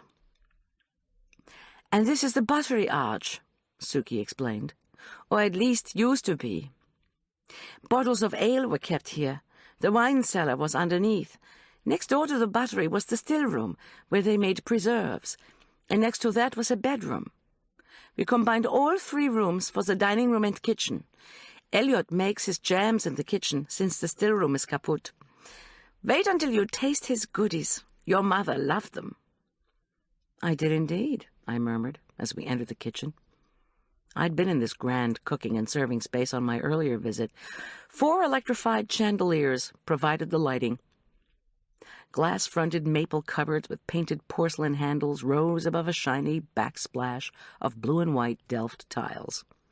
A maple corner cupboard was also crammed with jars of preserves. Overhead, an immense hook-studded iron rack hung from the ceiling.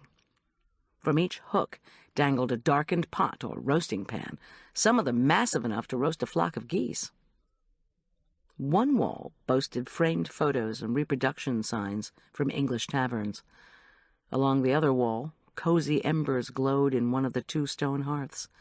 In spite of the flickering electrified candles, shadows filled the kitchen's corners like smoke.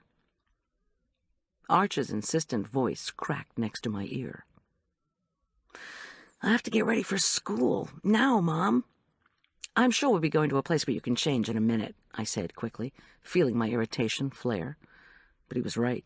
Suki's leisurely, early morning guided tour of her castle was getting on my nerves, too. Arch glared at me. When? I squared my shoulders, shot him a reproving look, and asked Suki, who was donning heavy potholder mitts, Is Michaela, Miss Kurofsky, that is, coming over here? I mean, to the kitchen? Any minute. Just... Suki had pulled open her oven door, and a cloud of black smoke billowed out. Somewhere nearby, a smoke alarm started shrieking. "Oh, damn it!" she hollered. Dropping the potholders, she pulled out the charred coffee cake with her bare hands. She immediately let go of the pan and screamed bloody murder. "Cold water!" I cried. "Now! Now!" She didn't move. I tugged her to the sink, where I ran cold water over her hands while murmuring comforting words. Tears streamed down Suki's perfectly made-up cheeks. When I was sure she was going to stay put, I grabbed 2 folded kitchen towels and picked up the offending coffee cake pan from the floor. One of the first things I'd learned working in a professional kitchen was not to dump smoking food into the trash.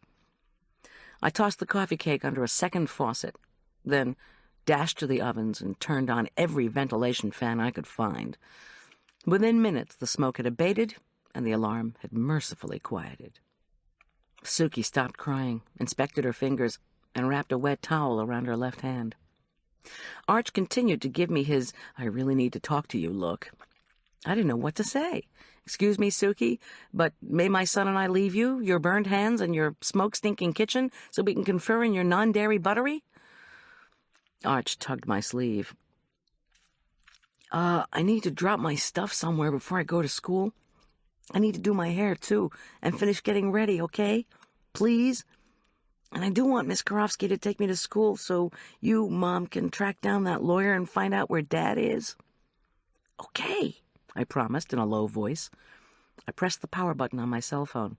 The tiny screen told me the phone was looking for service, which is the telecommunications euphemism for "you're out of luck." "Suki, I'm desperate for a telephone. Is there one nearby?" She said patiently, "It is just 6:30. "It's okay," I replied. "It's 8:30 in New Jersey, and that's the only time that counts right now." I said, "I really need to talk to my husband before he leaves for the airport." After that, I would fulfill my promise to Arch and leave a message for Pat Gerber, the Assistant District Attorney for Furman County. Clearly, the Department of Corrections was taking its sweet time getting around to informing us of its plans for the jerk. Pat Gerber would give me the straight scoop, if I could find her. "There's a phone on that wall," Suki began, but we were interrupted at that moment by the entrance of Elliot Hyde. He banged open the heavy wooden door, glided into the kitchen, and surveyed his wife, his caterer, and his caterer's son. Then he sniffed the air suspiciously. The flickering chandelier turned errant strands of his hair to gold. This morning, Elliot's movie star features and sad brown eyes seemed even more striking than before. He wore the ubiquitous silk scarf above a long, flowing bathrobe of royal blue velvet. Tender as the nightgown. Arch stared at Elliot Hyde with his mouth open. "Cheerio!" Elliot called to us, as if we numbered in the hundreds instead of just 3. "Welcome to our castle." "Mom," Arch was tugging on my sleeve again. "When can we—" "Honey," I pleaded, "stop! You're driving me nuts!" Ignoring this, Elliot Hyde sniffed the air again and looked around. "Aw, honeykins, did you burn another one?" To my dismay, before Suki could reply, my son turned and bolted from the kitchen. After a stunned second, I scooted after him, paddling hard through an ocean of guilt. Elliot called plaintively after us, "What did I say?"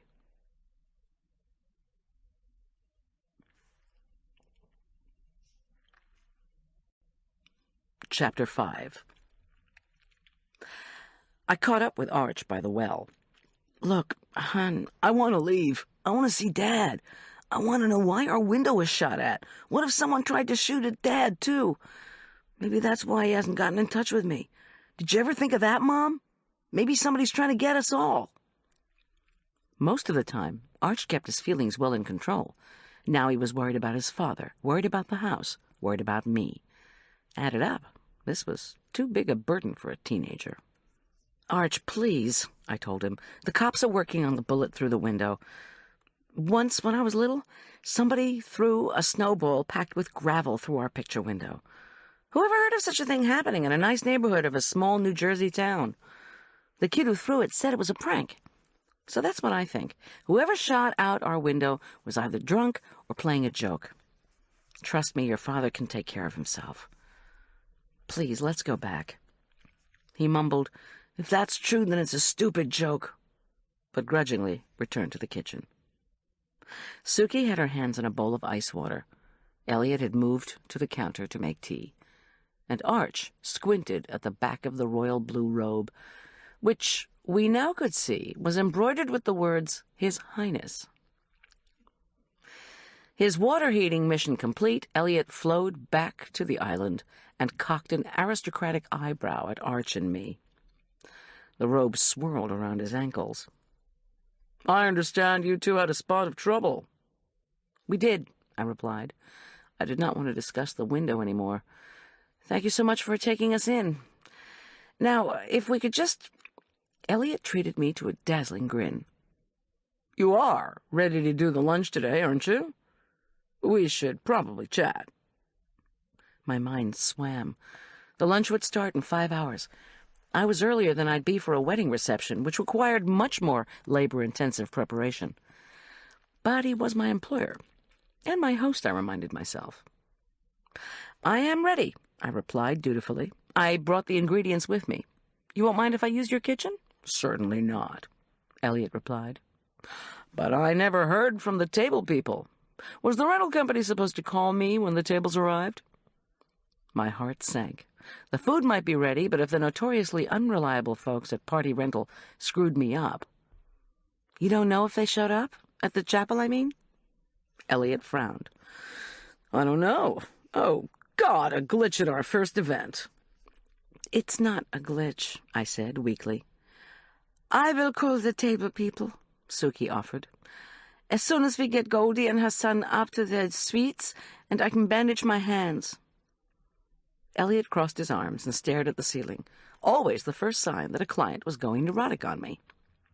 He pleaded, "I beg you, Goldy, tell me you remembered to bring all your recipes and notes with you."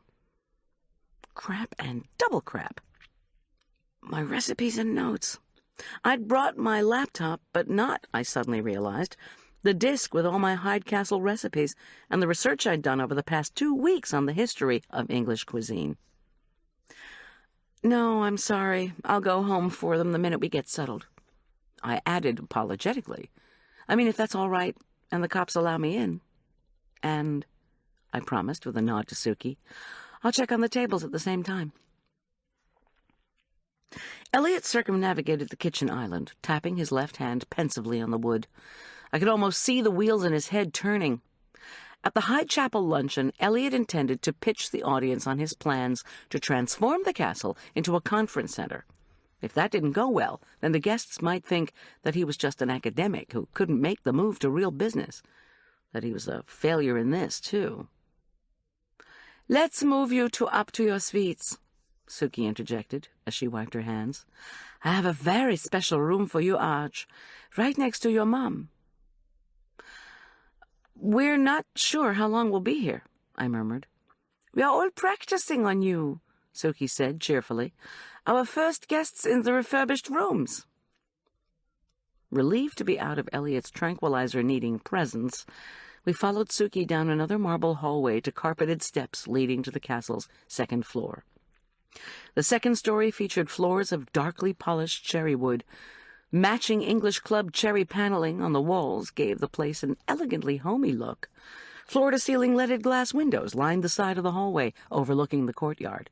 I peeked out at the garden. In the early morning light, the iced pattern of plants had taken on a pearly cast. We skirted a sawhorse and a splotch of dried beige paint on the floor. Suki murmured something about Elliot and one of his new messes. Next, we passed a closed door and a rounded corner, where Suki opened another door. This, she announced, as she switched on more electrified brass wall sconces, would be Arch's room.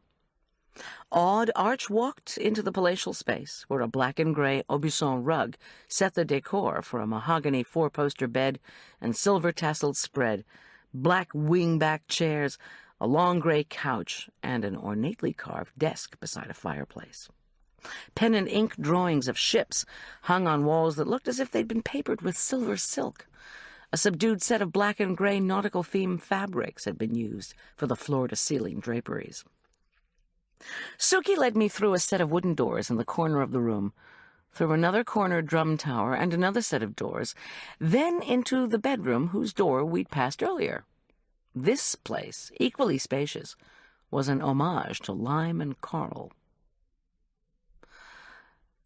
"This will be your suite," she announced with a smile. The lofty space reminded me of those magazine photos featuring Europe's most elegant hotels. The walls were covered with glowing pale green silk. A pink-tinted marble fireplace graced the wall facing the massive four-poster bed. Between the bed and the fireplace, Chardet had thoughtfully grouped a pair of rose and lime chintz-covered wing-back chairs. Against a wall with new windows looking out on the moat stood a long cherry wood desk. "Gorgeous, Suki, really," I gushed, overwhelmed. "You haven't seen your bathroom," she exclaimed, eyes gleaming. I demurred, recalling Elliot's anxiety over the day's event. I needed to get organized, and I really wanted to call Tom.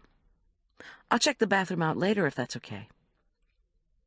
Suki motioned me back to Arch's room through the same pair of wooden doors set at a diagonal in the southeast corner of the room. We again moved into the drum tower, which I had now figured out was at the southeast corner of the castle. As in the well tower, the air was icy, although here glass had been put up on the inside of each of the two small windows that flanked a fireplace built into the far wall. Suki led me to an opening in the tower wall, then pointed straight along a narrow, short passageway that ended abruptly in a wall with a seat. Wait, there had been one of these in the well tower. Arch had backed up beside it after his mini-meltdown. "This is the garderobe where we found the letter," Suki declared with a triumphant grin. She threw a rusty bolt on top of the toilet, lifted the lid, and pointed downward. I swallowed a sigh. Our hostess was determined to give me the tour, no matter what. I peered down the hole, way down, and listened, until I heard the slap of moat water against the shaft. I smiled, even though I was desperate to call Tom. "After 6 centuries," Suki said, "even after the shaft was broken into pieces to be moved from England, even after they reassembled the shaft here, the place stank."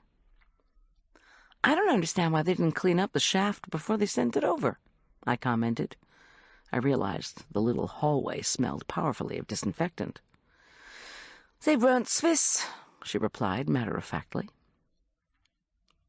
In his assigned room, Arch was running the bathroom fan full blast, a sure sign he was finishing his elaborate hairdressing routine, a regimen that started with mousse and ended with hairspray that acted like plaster of Paris. When he reappeared with his hair cemented into spikes, he was wearing khaki pants, a plaid shirt, and his white Elk Park Prep fencing team jacket. "Those shafts aren't dangerous?" I murmured to Suki as we made our way back to the kitchen. She shook her head. "We're having them all covered with plexiglass before we open the conference center. The bottom of each shaft has a grill to keep out rodents and such. The only dangerous place in the castle is the moat pump room. But don't worry, it's all locked up." I nodded as we came into the kitchen, where 3 of my boxes had appeared. Elliot was putting out a dish of crackers and a jar, the dark contents of which looked like homemade jelly. "I'm not eating that," Arch whispered to me. "Wow," I exclaimed over his announcement. "Mr. Hyde, is this another one of your famous preserves, like the strawberry jam we had with the scones?" "This is choke cherry jelly," he said shyly, with a regal wave. "I also make fig preserves, blueberry jam, mint jelly, lemon curd." At that moment, Mikhaila Kirovsky clumped into the kitchen, toting the last of my boxes. Abruptly, Elliot fell silent and bustled out the door. Once again, feeling responsible for someone else's rudeness, I thanked Mikhaila profusely for her help. She waggled her head and told me not to mention it. I looked closely at her. when I'd first met her at Elk Park Prep and talked about the banquet, I judged her to be about 60. Now I saw that the prematurely white hair made her look older than she was, probably 45. She had that slightly pudgy, built-like-a-brick body often seen in high school athletic coaches. Her wrinkled baby face was exceptionally pale. Like Arch, she wore the school fencing jacket and khakis. When she heaved her load up on the trestle table next to my 3 other boxes, Elliot flowed back into the kitchen, clutching another jar. "I'm sure today's luncheon will go beautifully, and we're very excited about the fencing banquet. Please remember, though, Goldy," he said, as he placed the new offering, plum jam, on the table, "I want the Friday night feast to conclude with a plum tart, baked with jewels inside." He swept his hair back with his hand. I sighed. The fencing banquet was 4 days away, for crying out loud. "The jewels will be zirconia, of course, but the children don't need to know that. That's a typical Elizabethan treat," he informed us with a smile, "to bake treasures into something sweet. Only they use real jewels, of course, and sometimes they put in other surprises, such as, shall we say, 4 and 20 blackbirds. Goldy, how soon will you be able to get your recipes?" "As soon as I pick up my disc," I replied. I fumbled inside the box containing my laptop to make sure I had my power cord, too.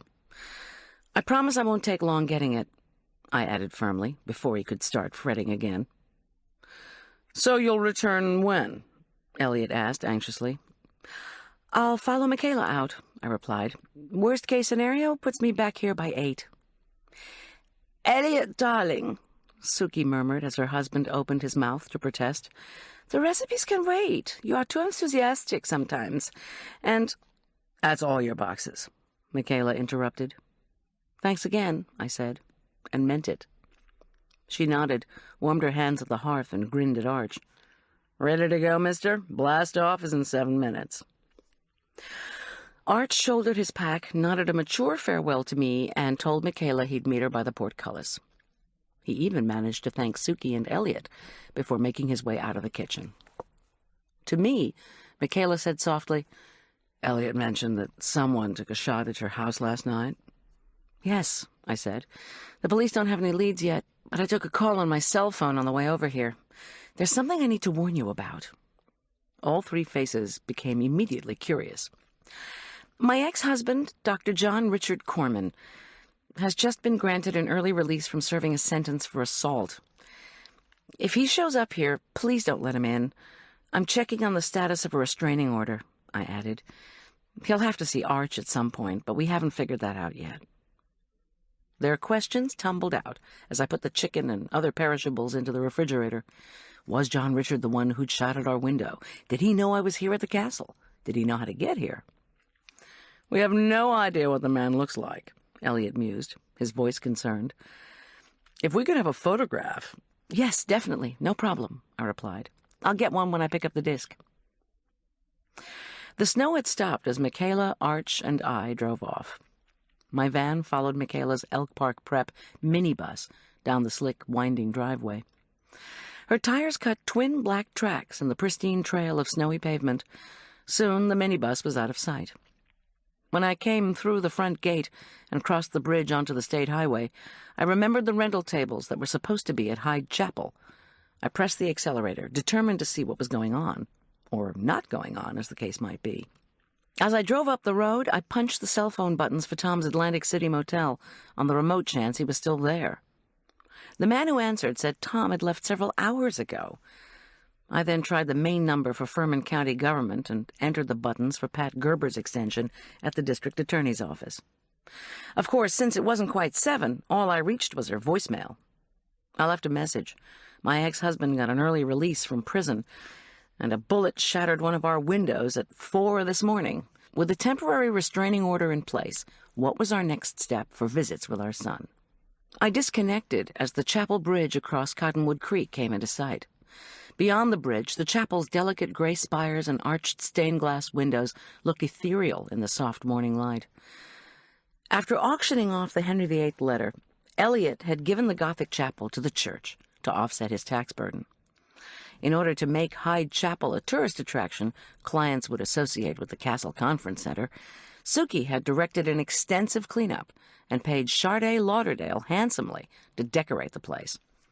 The labyrinth had been the crowning centerpiece of the renovation. St. Luke's had been thrilled. This day's lunch event had been covered in a fluff piece in the Mountain Journal and in the St. Luke's newsletter.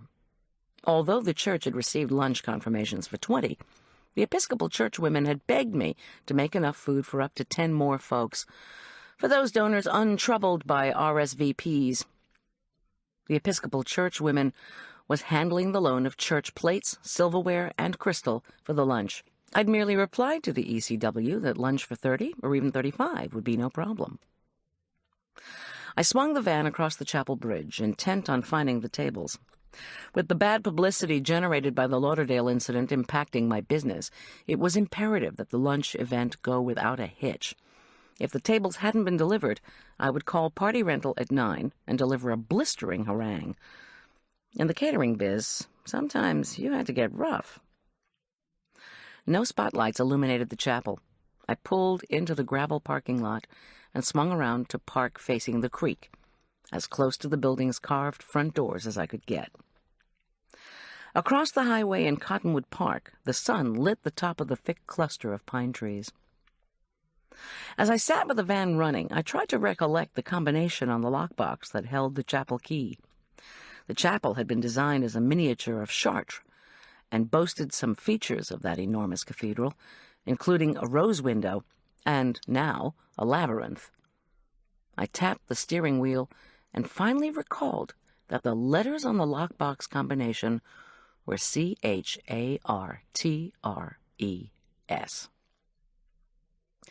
There was a Gothic-lettered sign to my right at the top of the creek bank. "Set your brake," it warned. "Management cannot pull your car out of the creek." I smiled at the vision of Elliot and Suki towing a vehicle out of the water. I pulled up on the brake, then leaned forward in my seat to check how far I was from the creek. 15 feet below, the narrow chute of black, gurgling water raced between the icy banks. I squeezed my eyes shut, heart pounding. I hadn't just seen what I'd just seen. Or had I? Surely it had been an illusion, my sleep-deprived mind playing tricks with ice, water, stone, sunlight. You think you see something flesh-colored, something bobbing eerily in the water, and it turns out to be a rock. I took a deep breath, jumped out of the van, and walked carefully to the edge of the creek bank. No, it wasn't quartz, granite, or even mountain marble. In the creek was a blackened hand, a hand attached to an arm, clothed in plaid flannel. A blackened hand? I stared into the water below. The rigid body of a young man lay half in the creek, as if he'd been tossed there. I looked away, chilled. "He needs help," my brain screamed. "Help him! Get him out of that water!" I took a few tentative steps down the steep, boulder-strewn creek bank. Then I slid on a patch of ice. Help him! Get him out! But how could I get to him? I regained my balance and stared at the water. There were rocks in the creek itself, and a sheet of ice that might or might not hold my weight. Even if I got down there, was I strong enough to pull him out? Now, 10 feet from the water, I caught sight of the young man's scalp.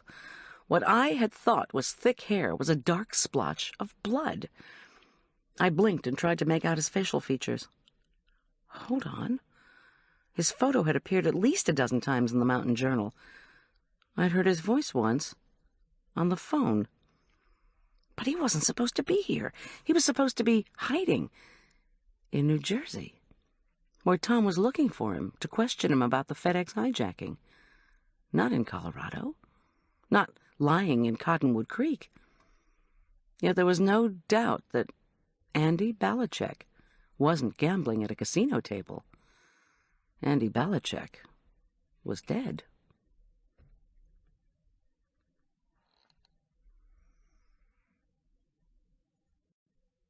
Chapter 6.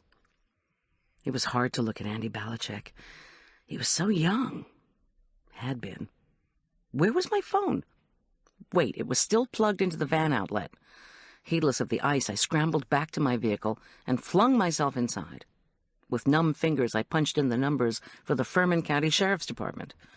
My second call to them this morning, I thought morosely, as I glanced back at the creek and tried to find my voice. When the operator answered, I gave her the details of what I was looking at. A young man in lumberjack shirt and jeans, with no hat covering his frozen, blood-slickened hair. His skin was pale in some places, blue-black in others. It was Andy Balachek, I told her. At least I was pretty sure. The cell phone's call waiting beeped.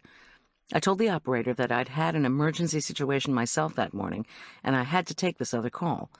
She snarled at me that I was not to hang up, and that I should quickly dump the other call while she waited. That's the thing about emergency operators. You're anxious to get off the phone and deal with your emergency, right? But the operators want you to keep talking and not do a thing. They get especially testy if what you're dealing with is not a natural gas emergency or a car wreck, but a crime. Goldy. Tom, where are you? I have so much... On Interstate 70, just past Golden. Took an early flight out. I called the house. Oh, Tom, I wailed. He listened in silence as I told him about the gunshot that had shattered our window, about John Richard's early release, about us having to take refuge at the castle. I told him my current location by Hyde Chapel, and about the young man in the icy water. A young man who was never going to move again. Oh, Tom, it's Andy Balachek. Miss G, where are you exactly? His voice was calm. In the chapel parking lot? Facing the creek and the highway, across from Cottonwood Park. You know the chapel bridge? Andy's body's about 50 feet downstream from that. I'm above him in a parking space, 40 feet or so from the chapel doors. Before he could confirm that he understood what I was saying, the call waiting bleeped again. I'd completely forgotten about the emergency operator.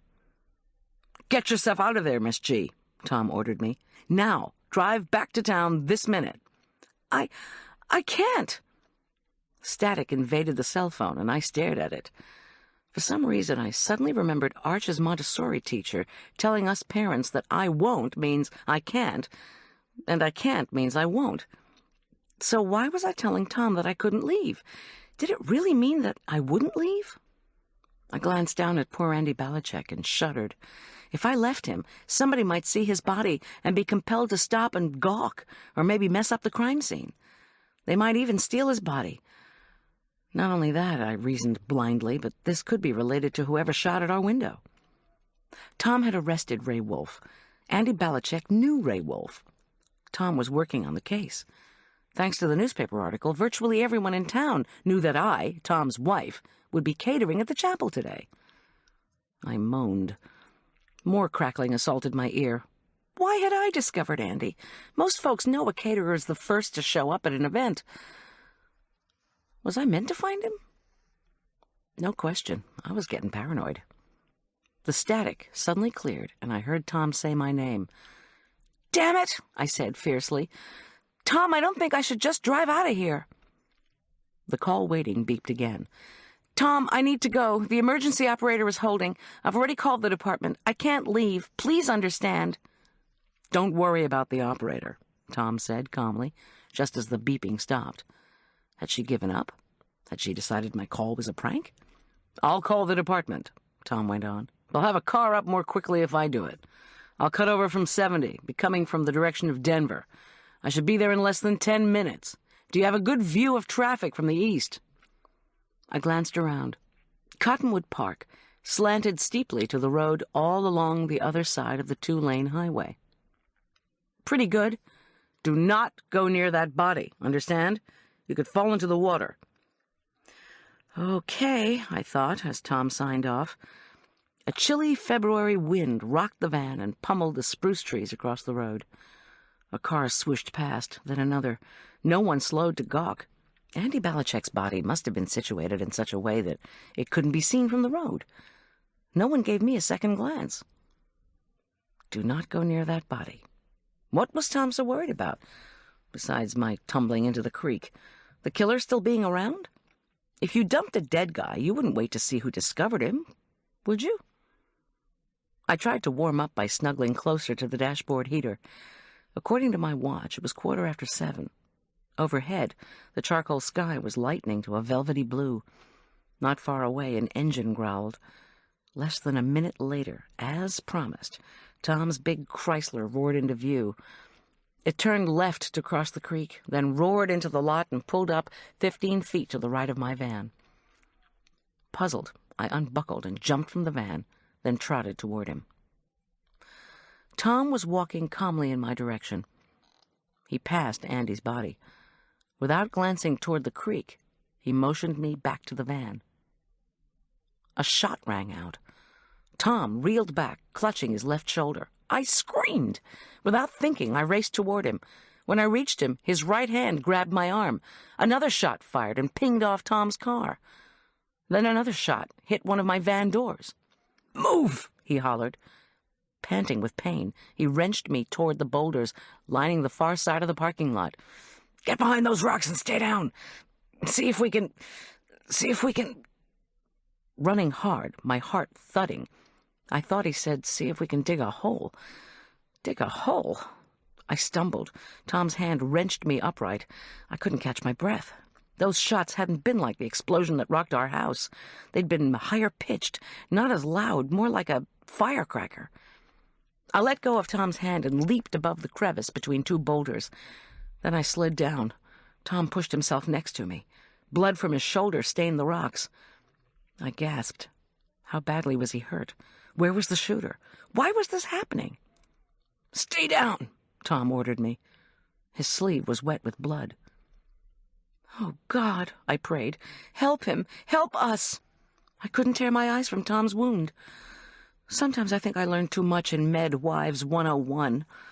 The subclavian vein. If that major artery had been hit, Tom could bleed to death in minutes. Please, God, not Tom. With his good hand, Tom pulled the radio off his belt. "Officer needs assistance. Shots fired." He bit the words, his face contorted with pain. How could I compress the wound? "Think," I ordered myself, desperately, as a voice answered Tom's call. "Unit calling?" "X-ray 6, Tom replied. "Location is south side of Cottonwood Creek, by Hyde Chapel, on Highway 203. Tom's involuntary groan sent my heart racing. If there were no broken bones, if the bullet hadn't nicked a lung, then perhaps I could compress it and stop some of the dangerous blood loss.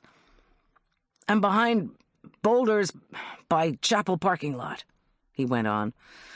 "I'm now 50 yards from Cottonwood Creek, next to Highway 203. Don't know mile marker." There was static on the other end of the radio, but I prayed the operator was telling him that units were responding. What have I done? Why didn't I get out of there when Tom told me to? Where had the shots come from?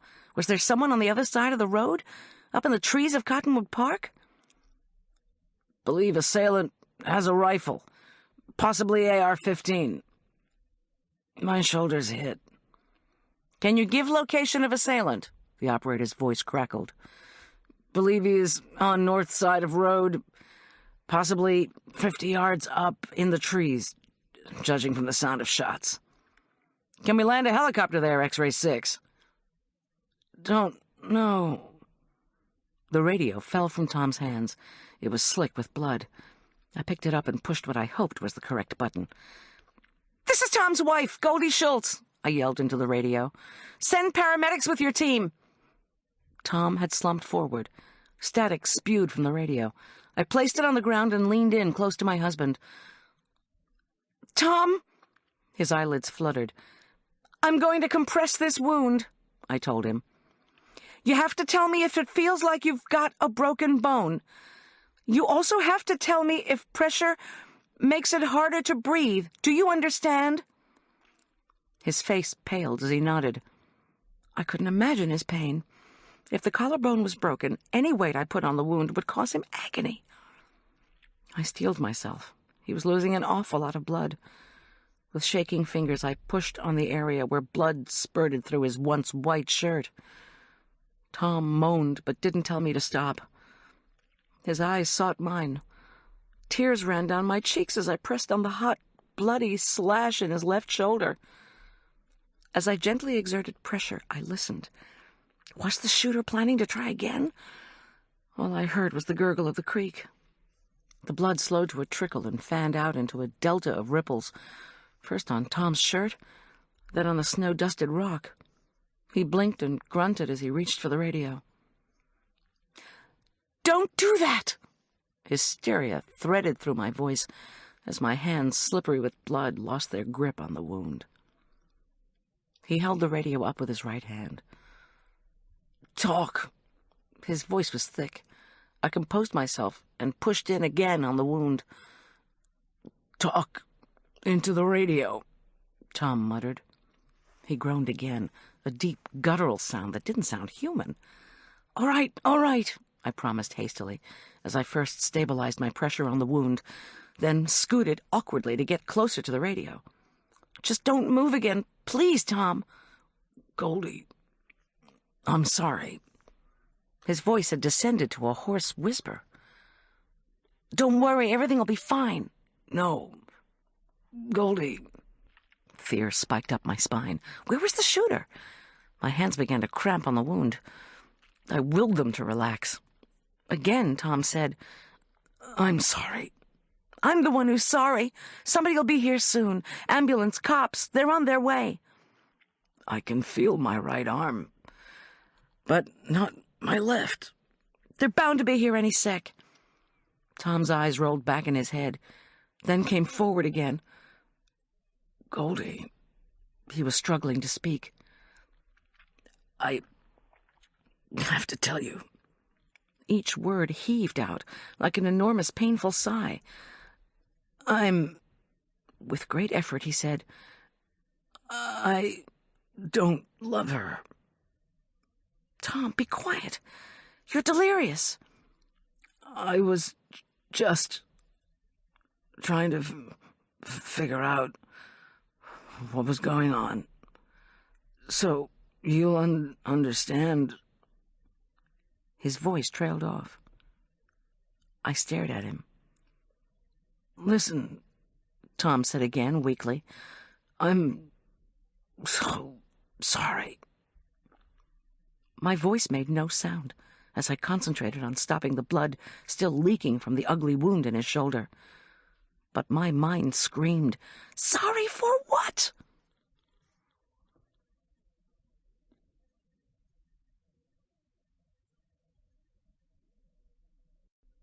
Chapter 7. How long had it been since Tom had been shot? Seconds? Hours? No, not hours. Minutes. Fractions of minutes. Tom floated in and out of consciousness, his face drained of color, his body slumped against the boulder. He looked like a dying bear. There was no further sound from the radio. I pressed against Tom's wound and begged for him to live. Then something changed. At first I wasn't sure if the piercing noise was sirens or ringing in my ears. And perhaps the distant whop, whop, whop was the drumbeat of my heart, not the helicopter I desperately wanted it to be. "Please," I prayed again. Then men shouted. The sirens screamed closer. Not far away, a helicopter landed with a blast of air that hurt my ears and made my eyes water. The helo engine cut off, and more men yelled. Overhead, I thought I could hear another copter. "Here!" I yelled, without moving from Tom's side. "We're over here!" After what seemed like a century, a policeman in full SWAT gear leaped through the rock barrier, 10 yards from us. He was big, muscular, and limber, with dark skin and dark hair. Crouching expertly, he spoke into a radio as he scrambled across the distance to us. A second later, he was crawling around Tom and me. He told me not to move my hands as he bent in to get a look at the wound. He felt for Tom's pulse, murmured into his own radio, then turned his full attention back to Tom. "Schulz! Schulz, can you hear me?" The SWAT guy's radio crackled. "Schulz!" he cried again. "Are you in there?" "Of course," Tom said, unexpectedly, and I almost laughed with relief. The SWAT cop nodded to me. "Are you hurt?" he asked. I shook my head. "Can you talk?" I nodded. "Good. How many shots?" "3. My voice sounded weird. "One went into his shoulder, another hit his car. The last one struck one of my van doors." "Could you tell where the shots came from?" From across 203, it seemed. At the time, I thought someone was up on the hill in Cottonwood Park in the trees. How far up the hill? The cop demanded. I didn't know. Maybe 100 feet, maybe 50. Tom's eyes had closed again, and I leaned in close to him, murmuring his name. The SWAT guy talked into his radio, then tried again to communicate with Tom until his radio crackled back. The cops must not have found the shooter, because the officer jumped up, waved over the boulder, and hollered for the medics. Moments later, 2 medics, both young men with shaved scalps, clambered over the boulders. They instructed me to ease off the compression and move out of the way. I obeyed. One assessed Tom's wound, while the other checked his vital signs. The second medic told the SWAT guy to get the police copter out of the meadow. They were bringing in Flight for Life. This meant the medics were skipping the ambulance. Again, I wished I didn't know so much. They were skipping the ambulance because of the severity of Tom's wound. Time had become critical, and an ambulance would take too long. I felt dizzy and keeled backward. My body was shutting down, drained of its initial surge of adrenaline. One medic ordered me to lie on the ground. He told the SWAT officer to check me for shock. Without realizing how I got there, I was suddenly lying on an uneven sheet of ice, a rock stuck into my left shoulder blade. My whole body turned very cold, very fast. I have to call the Hydes, I thought, as the blue sky whirled over my head. There'll be no luncheon today. The SWAT deputy was talking to me, telling me to keep my eyes open, to keep looking at him. He asked if my collar was tight. I didn't care about my damn collar. I couldn't see Tom. The deputy informed me that the situation on the other side of the rocks had stabilized. The shooter had fled. Captain Lambert of the Furman County Sheriff's Department had radioed to say I could follow the medical helo down to the hospital if I wanted to, if I was well enough. I said I was fine. I tried to sit up, but my head swam and I sank back helpless and frustrated. I wanted to be with my husband, my voice croaked. And could someone please call the Hydes, Elliot and Suki, who owned the castle on the hill above the chapel, and tell them what was happening?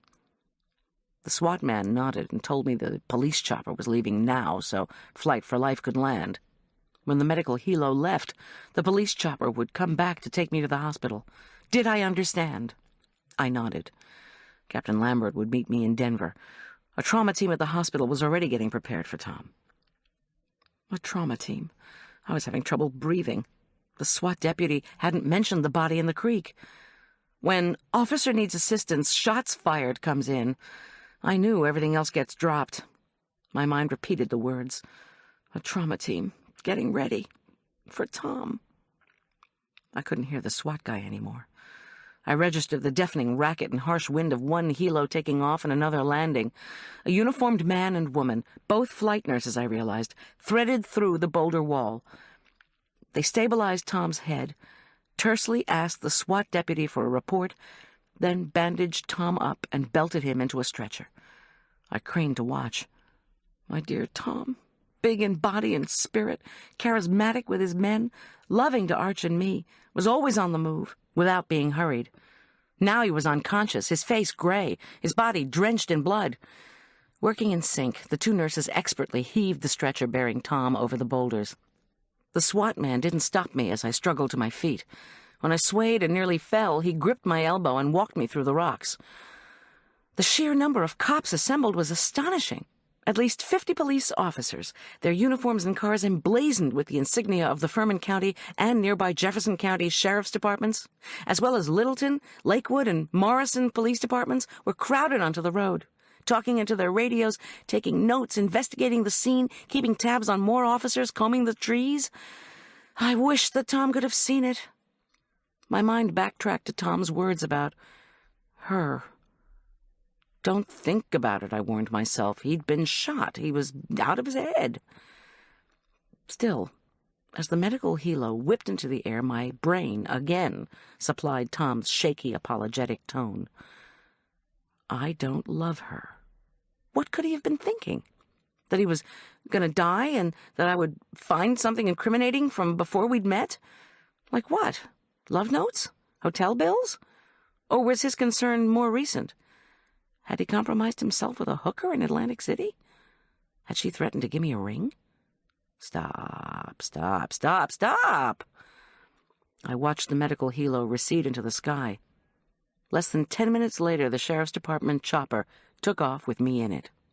Below us, on the other side of the creek, police officers continued to swarm through the trees of Cottonwood Park. The corpse was still in the water. Crime scene techs were videotaping and combing the site. Half a mile east of the scene, where Fox Creek flowed down into the Cottonwood, cops had stopped traffic. On the south side of the road, on the hill far above Cottonwood Creek, rose the castle.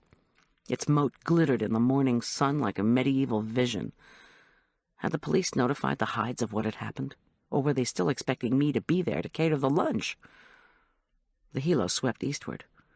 The castle estate adjoined an enormous cattle ranch, and the noise of the copter drove dozens of steer below us into a brisk trot. To the south stretched acres and acres of pine trees. I glanced back at Cottonwood Creek, where Andy Balichek's receding body was a bright spot in the dark water.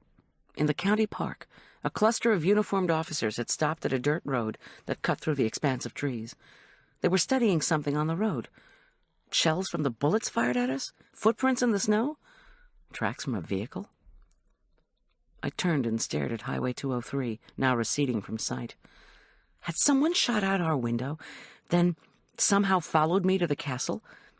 Had that same person murdered Andy Balichek and dumped his body in the creek, where I would be almost certain to discover it? Had that person then waited across the road to try to shoot me? Or had Tom been his target all along?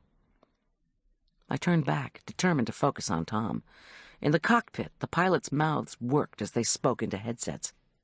Out the window, the endless spread of forest fell away beneath us. I closed my eyes and prayed for Tom. But thoughts intruded. Either my mind was struggling to make sense out of all that had happened, or my soul was trying to generate hope. What had Tom told me about gunshot wounds? It depends on the weapon. If someone shot a high-powered rifle at your shoulder, goodbye shoulder. If it was a low-powered rifle, something might be salvaged if a bone hadn't been hit, or if a major blood vessel hadn't been opened up. If a bullet tore open the subclavian vein, you could bleed to death before you reached a hospital. Would they give blood in the medical helo? I didn't think a Flight for Life IV could contain anything besides glucose. The helo pilot, who looked too young to be shaving, much less flying a helicopter, murmured into his radio, then swerved the aircraft to the right. Unless I was extremely disoriented, we were heading south by southeast. This wasn't the direction to the base for Flight for Life, St. Anthony's Hospital in Denver. "What's going on?" I yelled over the whir of the helicopter blades. "St. Anthony's overloaded," the pilot hollered back. "They're on divert. The medical helo is going to Southwest Hospital, so that's where we're heading. Southwest is a new trauma center that can handle this." I bit my lip painfully, anxious to get Tom somewhere. I knew Southwest Hospital, across from West Side Mall in the southeast corner of Furman County. It was where Marla had been taken when she'd had her heart attack. Afterwards, she donated money for a new coronary care wing. Southwest also belonged to the same chain of Denver hospitals in which John Richard had once worked. I veered away from that thought as we swooped over one of the residential areas in the foothills, where houses sat higgledy-piggledy along a winding dirt road. Swing sets shuddered in the cold wind coming off the higher elevations. Weak old wind-carved snowmen, newly dusted with white, indicated the presence of happy families. In the not-so-happy family department, where was John Richard at this moment? I wished I knew. Could he possibly have shot Tom? Would he have? Yes, oh yes, no matter what Arch said about his father not being good with a gun. My head ached as I remembered an incident from when we were still married. The tale had come from a nurse at Cityside Hospital, one of the places where John Richard had done deliveries. Her voice trembling, she'd called me to confess she'd repeatedly rejected John Richard's advances. When she'd protested to Doctor that she was married, she told me the jerk had calmly replied, "How about if that troublesome husband of yours was out of the way?" I didn't know why the nurse had phoned me with this message. What did she think I was going to do? My advice had been that she put as many miles as she could between herself and Dr. Corman. Not long after, another nurse told me that the object of John Richard's affections had quit her job and moved to a hospital out of state. I couldn't see the medical helo, but I knew it was in front of us. More knowledge I'd gleaned in Med Wives 101 came up like a fresh computer screen. The human body is mostly water. Even a bullet that only goes through soft tissue causes massive damage, beginning with the shock wave to the system known as the hydraulic effect. Were the medics treating Tom for shock? Of course. Had I done enough to compress the wound? My teeth chattered. I grabbed a silver space blanket one of the pilots had put on the seat beside me. I was so cold. How to avoid shock? Stop feeling and start thinking. But I couldn't. It was too painful. I saw Tom's body jerk back, watched him bleed, heard him say, "I don't love her." I'd endured years of infidelity from the jerk, but this was different. Incredibly, I still had my cell phone. I drew it out and stared at it. Could I use it in the helo? Should I call Elk Park Prep? Should Arch be told? I looked down. We'd left the mountains and were swooping over the Hogback, an ancient, jagged geological formation that rose between the mountains and plains. The Hogback had fascinated generations of elementary school science students, but the rocks still screwed up any cellular communication you tried to make while crossing them. Plus, making a cell call was undoubtedly not allowed in the helo, as it wouldn't be in the hospital. So, once I knew Tom was being taken care of, I'd find a payphone, call Marla, call the Hydes, call the church. All crises in due time, my mind numbly supplied. The helo was just starting over the flatlands that stretched toward Denver. We wumped over a development, row after row of gray and beige tract houses. Ahead, West Side Mall loomed. Beyond it, Southwest Hospital and its crammed parking lot shimmered in the sun. The police helicopter hovered near the mall. From our vantage point, the hospital landing pad was in full view. It looked as if an emergency nurse and orderly were meeting the medical helo.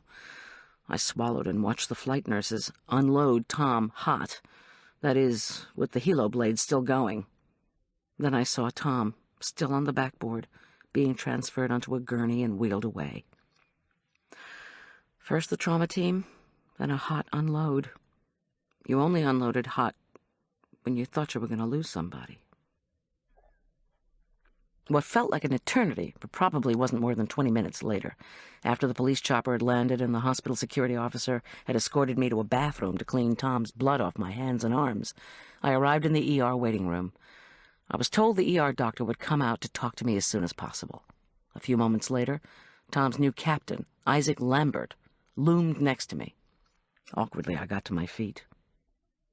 "Goldy," he murmured. He hugged me, but knew better than to ask some cliched question about how I was doing. "They have a good team here." "Okay." Gray-haired, hawk-faced Captain Lambert was a tall, heavy man whose bones creaked when he sat in a plastic chair. The row of brown buttons on his tan uniform stretched to capacity across his Buddha-like belly. He smelled of Old Spice and gave the impression of a benevolent giant trying hard to be comforting. I sat down next to him, grateful to have someone with me. "Where's Tom now?" I asked. "Have you seen him?" "No, but I know the procedure." His voice was kindly and reassuring. "The flight team gives their report to the ER doc. Tom's age, how many shots fired, how much blood loss, that kind of thing. The ER doc assesses and then acts." He said nothing for a few minutes. I looked around. Sitting in the waiting room felt like floating near the bottom of a deep well.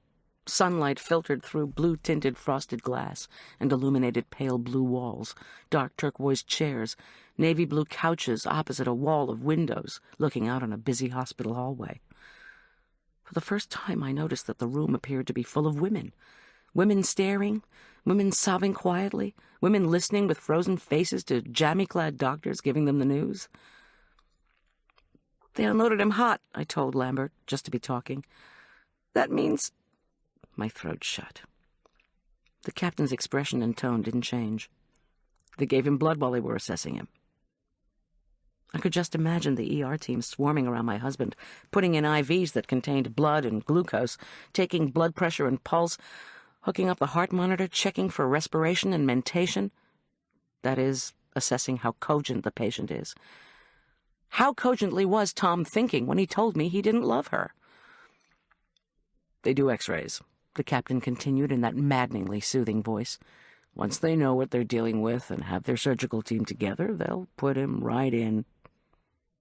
The doctor appeared, a short, slender man with gray hair, pale eyes, and a greenish tint to his skin that might have been the effect of the neon lights. He introduced himself as Dr. Larry Saslow and asked if I was Mrs. Schulz. "Your husband's wound," the doctor began, "was not as bad as it could have been.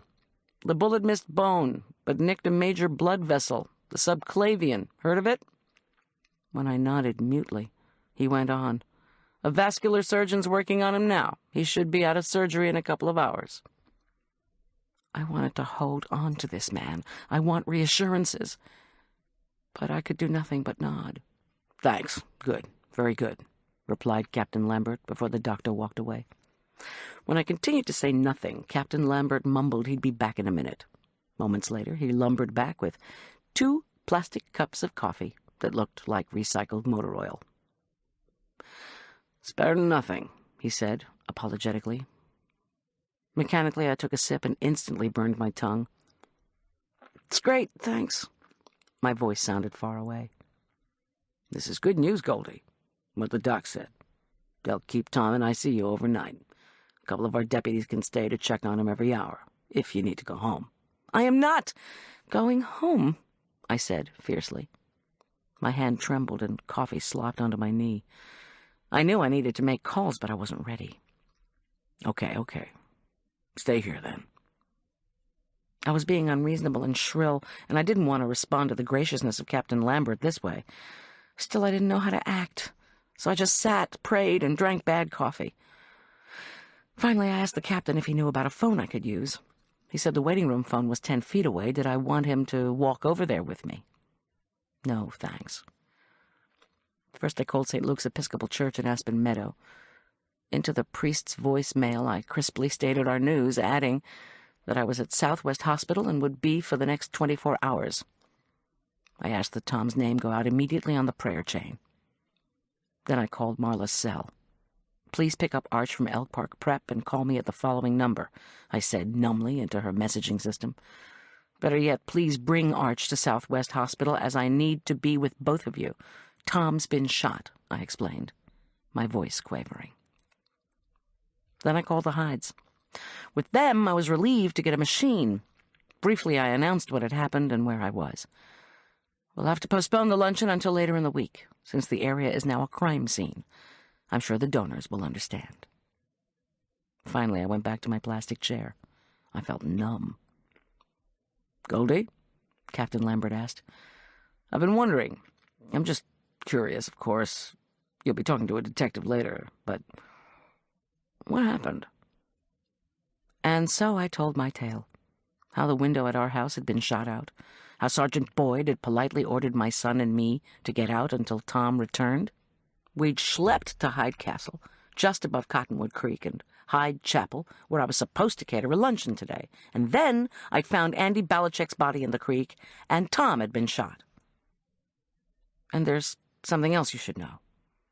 I told them about my ex-husband's early release from prison.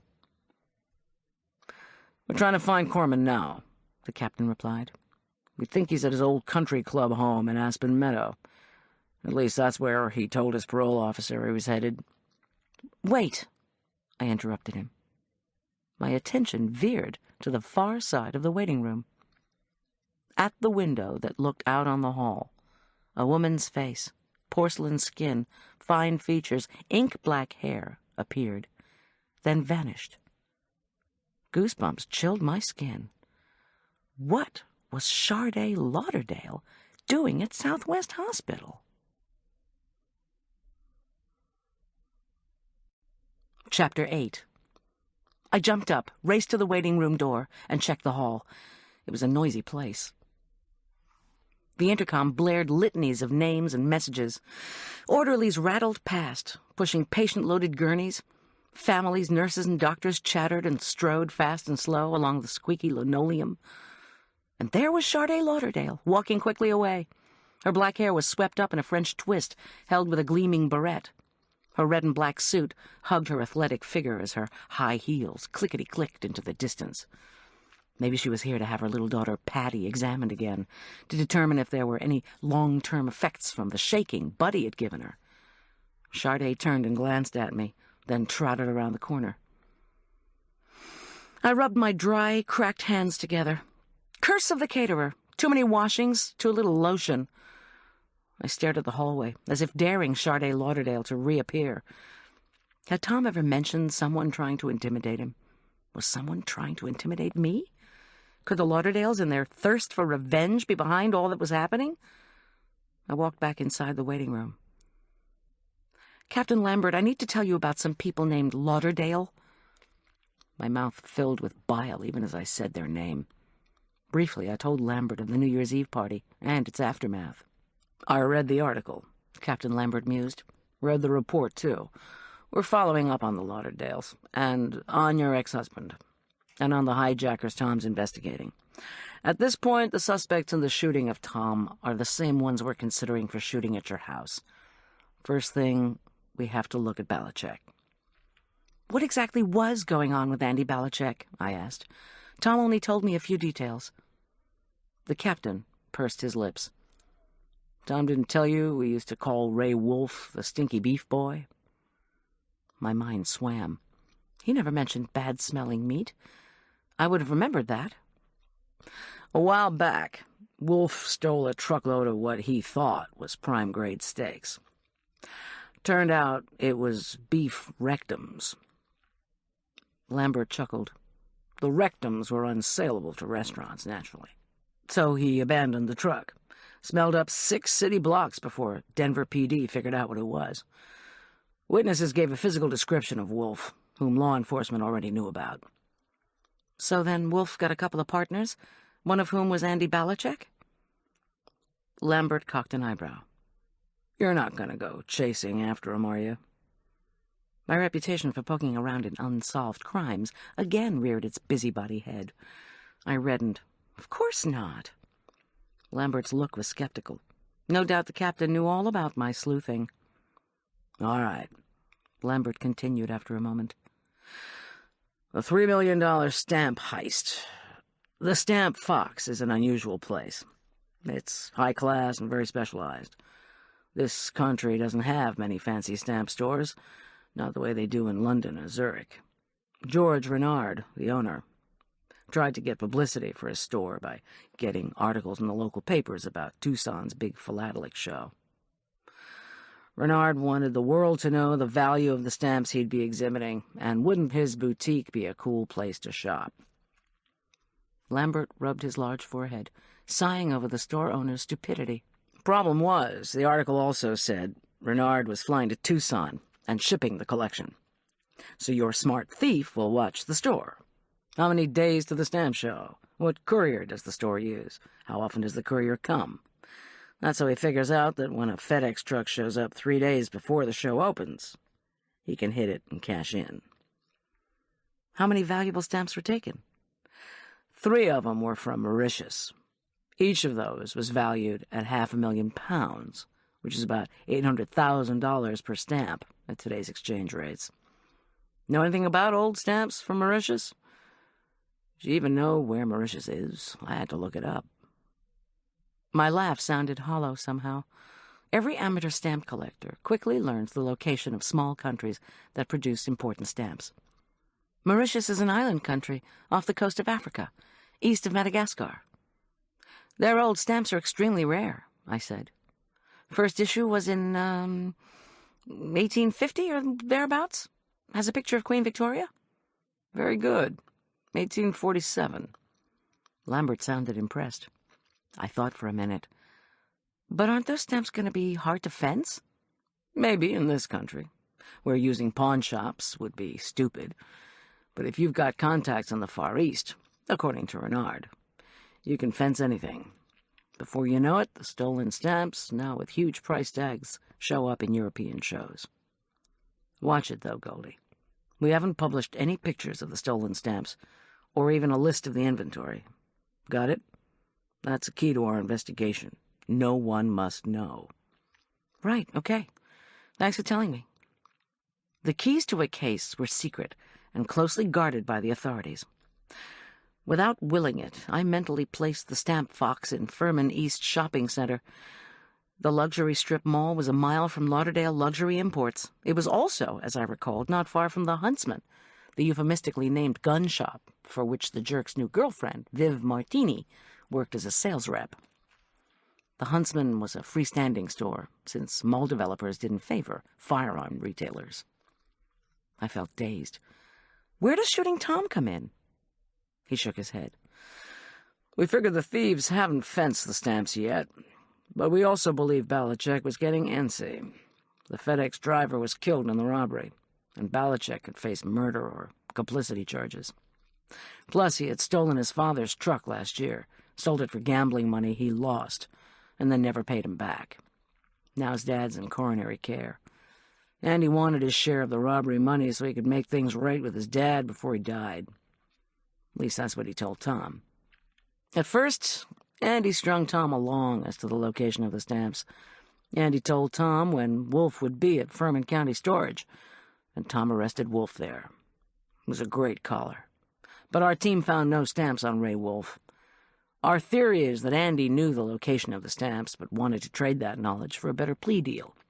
It's very tentative, but we're figuring Wolf's gang killed Andy to keep his mouth shut. And maybe they're after Tom because they figure Andy did tell him where the loot was. He gave me an apologetic look. It's all really speculative, he repeated. And the other people in the gang? We just have Wolf and Belichick as suspects at this point. But witnesses to the hijacking are very clear about seeing 3 people. Belichick refused to tell Tom the name of the other hijacker, or if there were more people involved.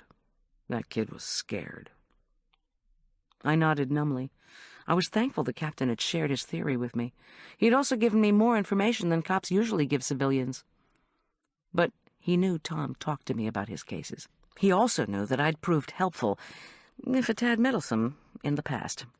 I didn't feel particularly helpful now, though. All I could think of was Tom slumping against a boulder as his blood ran down the granite. I asked, the other hijacker, could it be a woman? Cops have a way of hearing questions. The captain's tone became guarded. We don't know the exact number of people involved in the heist, or their gender. Why? I shrugged. Why? I don't love her.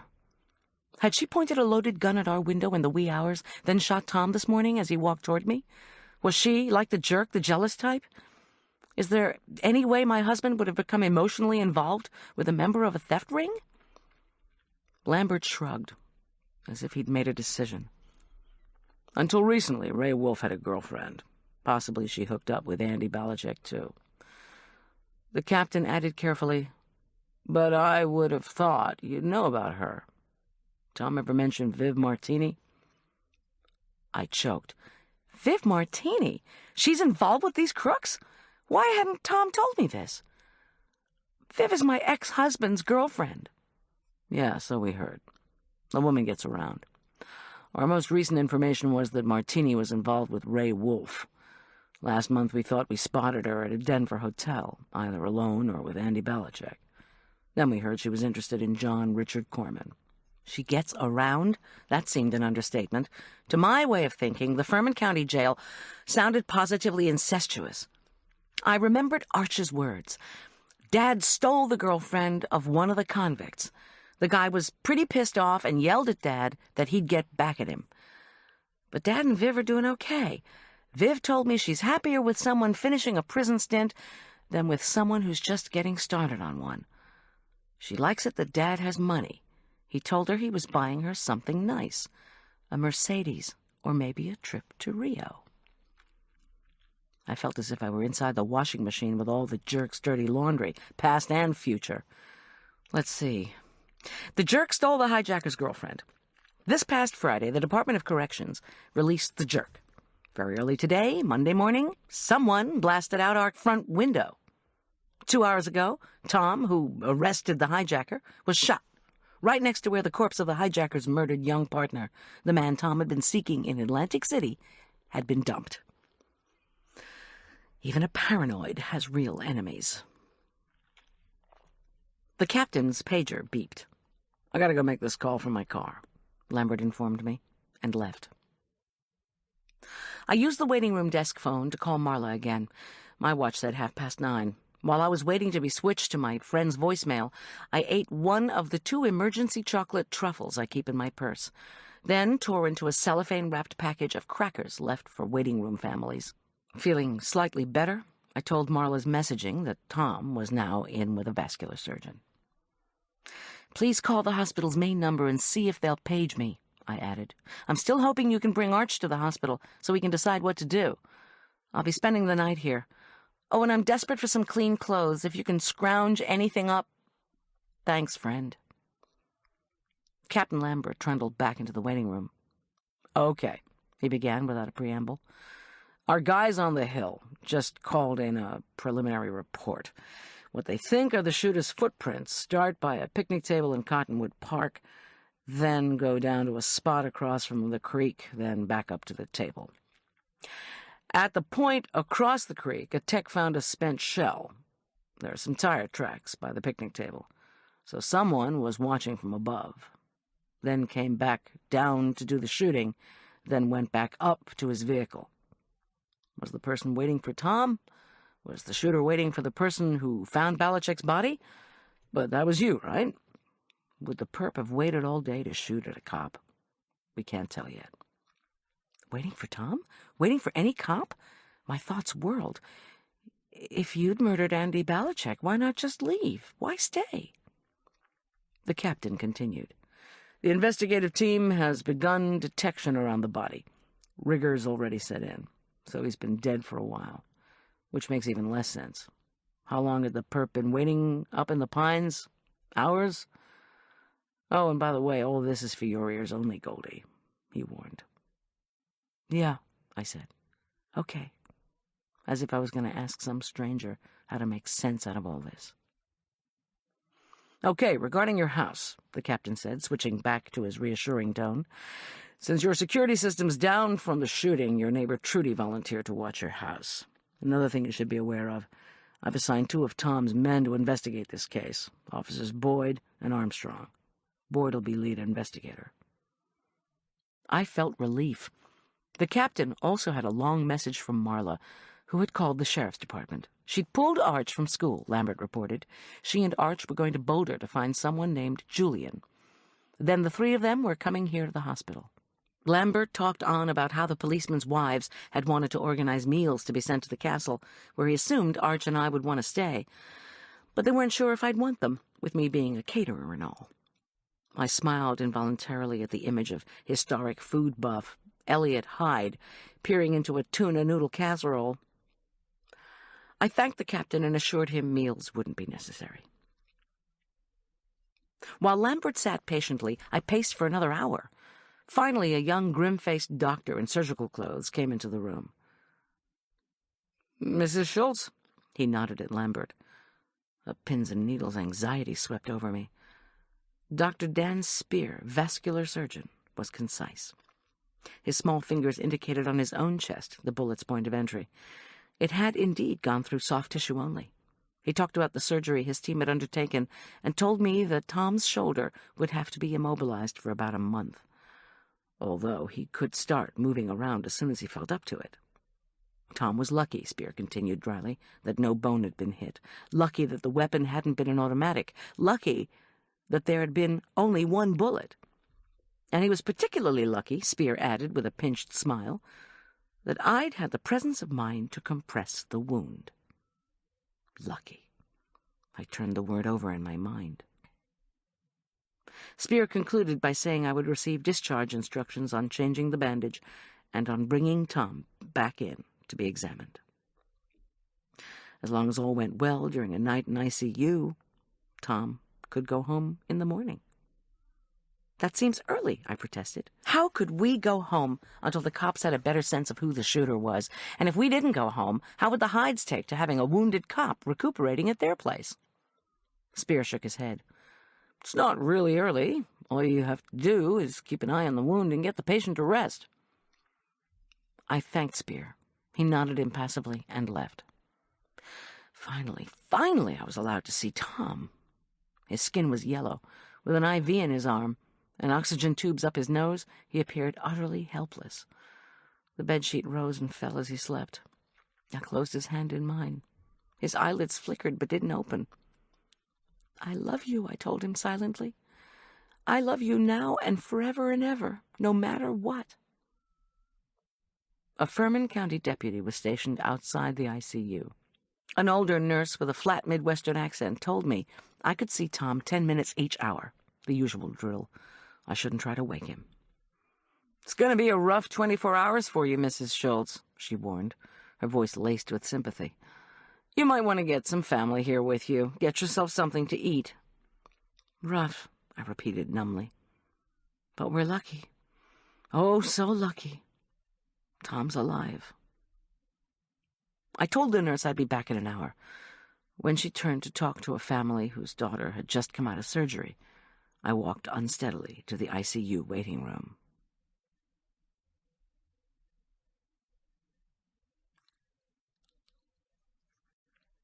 Chapter 9. Tom opened his eyes once on my second visit to the ICU. When he turned his head a fraction, I jumped to his side and carefully took the hand not connected to an IV. I asked him how he felt. He groaned but said nothing before the medicated fog reclaimed him. With grim determination, I continued my hourly visits through the afternoon. At 6 o'clock, Marla burst into the ICU waiting room with Arch and Julian Teller in tow. To their worried barrage of questions about Tom's condition, I replied that he'd had surgery and was on the mend. Arch, fighting back tears, gave me a brief squeeze before withdrawing behind Julian and Marla. Julian stepped forward and hugged me hard. His handsome face now boasted a college-grown mustache and goatee. Not tall, he possessed a lean, muscular swimmer's body, barely visible as he shoved his hands into pockets of a khaki outfit that resembled an oversized uniform of the French Foreign Legion. When he pulled away, he ran his hand through his tobacco-brown hair, now a mown thatch, and mumbled that he felt terrible, that he couldn't believe someone had shot at us, that he wished he could have been at the hospital earlier. "Julian!" I pulled him in for another embrace. For almost 3 years, Julian Teller had been a much-loved member of our extended family. Not only was he dedicated to becoming a vegetarian chef, he was a great kid to boot, so I wasn't going to listen to him apologize about anything. "You say you're sorry again, we'll have steak tartare for breakfast." Julian's mouth twisted into a shy smile. "I left a message for my professors." His body tensed with energy as he tried to make his shrug appear offhand. "Told them I was taking a few days off for a family emergency. I mean, I was already set to help you with that banquet Friday night. I can stay a few weeks if you need it. And if the people of the castle wouldn't mind having me," he added, his eyes pleading. I started to say that we need not leave school indefinitely, but stopped when I glimpsed Arch's worried face. It would be good for him to have Julian around for a while. Julian was an excellent student and would manage. Whether the Hydes would welcome yet another live-in guest was another matter. "Let me check with the castle owners," I murmured. Marla, her face set in forced jollity, bustled forward on one of her February is for Valentine's Day outfits, a long-sleeved scarlet knit dress patterned with white hearts the size of fried eggs. Her voice was matter-of-fact. "We're all taking a few days or weeks off, or whatever Tom needs. Who do these criminals think they are, anyway?" The dish-size hearts trembled as Marla handed me a shopping bag and leaned forward for her hug. "Sweatsuit from the Brown Palace gift shop. I'm so sorry this is happening," she whispered in my ear. "If I had a husband I loved the way you love Tom, I'd be hysterical. You don't think Il Jerko did this, do you?" "Not sure," I murmured. Then, in a louder voice, thanked her for the clothes and for bringing the boys. I turned my attention back to Arch. His static-filled brown hair, thick glasses, and pinched expression gave him the look of a young professor whose experiments had all failed. He waited until the others had hugged and spoken to me before giving me another hug. "Mom," he kept his voice low, "did they try to shoot you, too?" "No," I said lightly, trying to be matter-of-fact. Arch still suffered from the occasional nightmare, and I needed to reassure him. I'm sorry if I lost my cool this morning. It's okay. It wasn't a bad apology, as apologies went. Obviously, he was afraid to ask about Tom yet. I answered the rest of their questions by giving the barest details of what had happened. Tom was almost certainly coming back to the castle next morning, I said. The Hydes would just have to understand.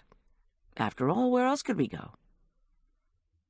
We took turns seeing Tom, with his slack, jaundiced face, ivy streaming under the bandage on his arm, and his heavy snoring.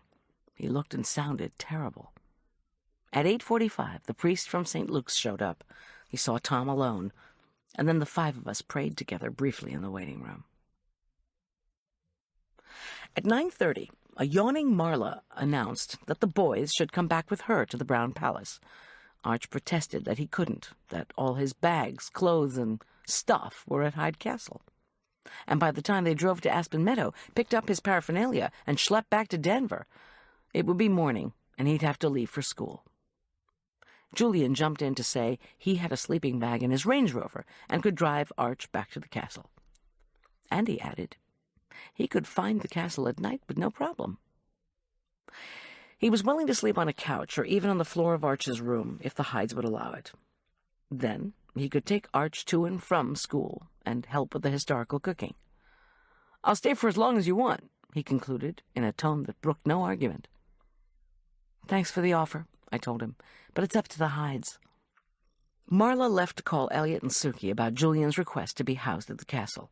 When she returned, she said she'd talked to Elliot, who couldn't have been nicer.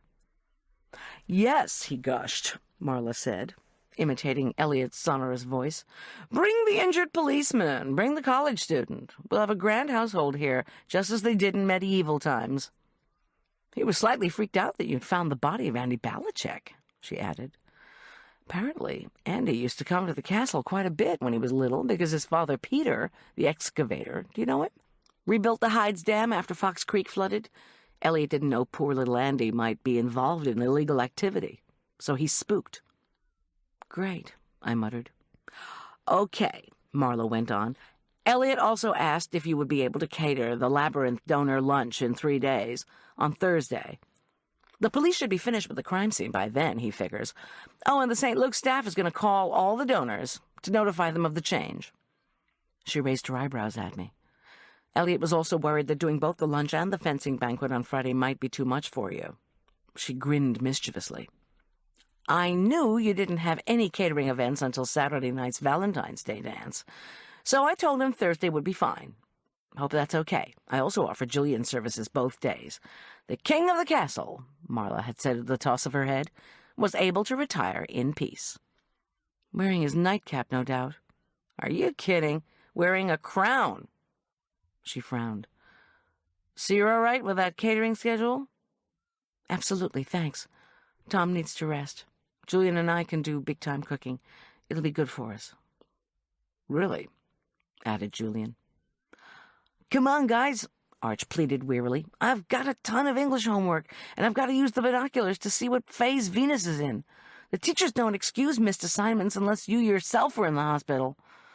Maybe not even then," he added glumly. Poor Arch.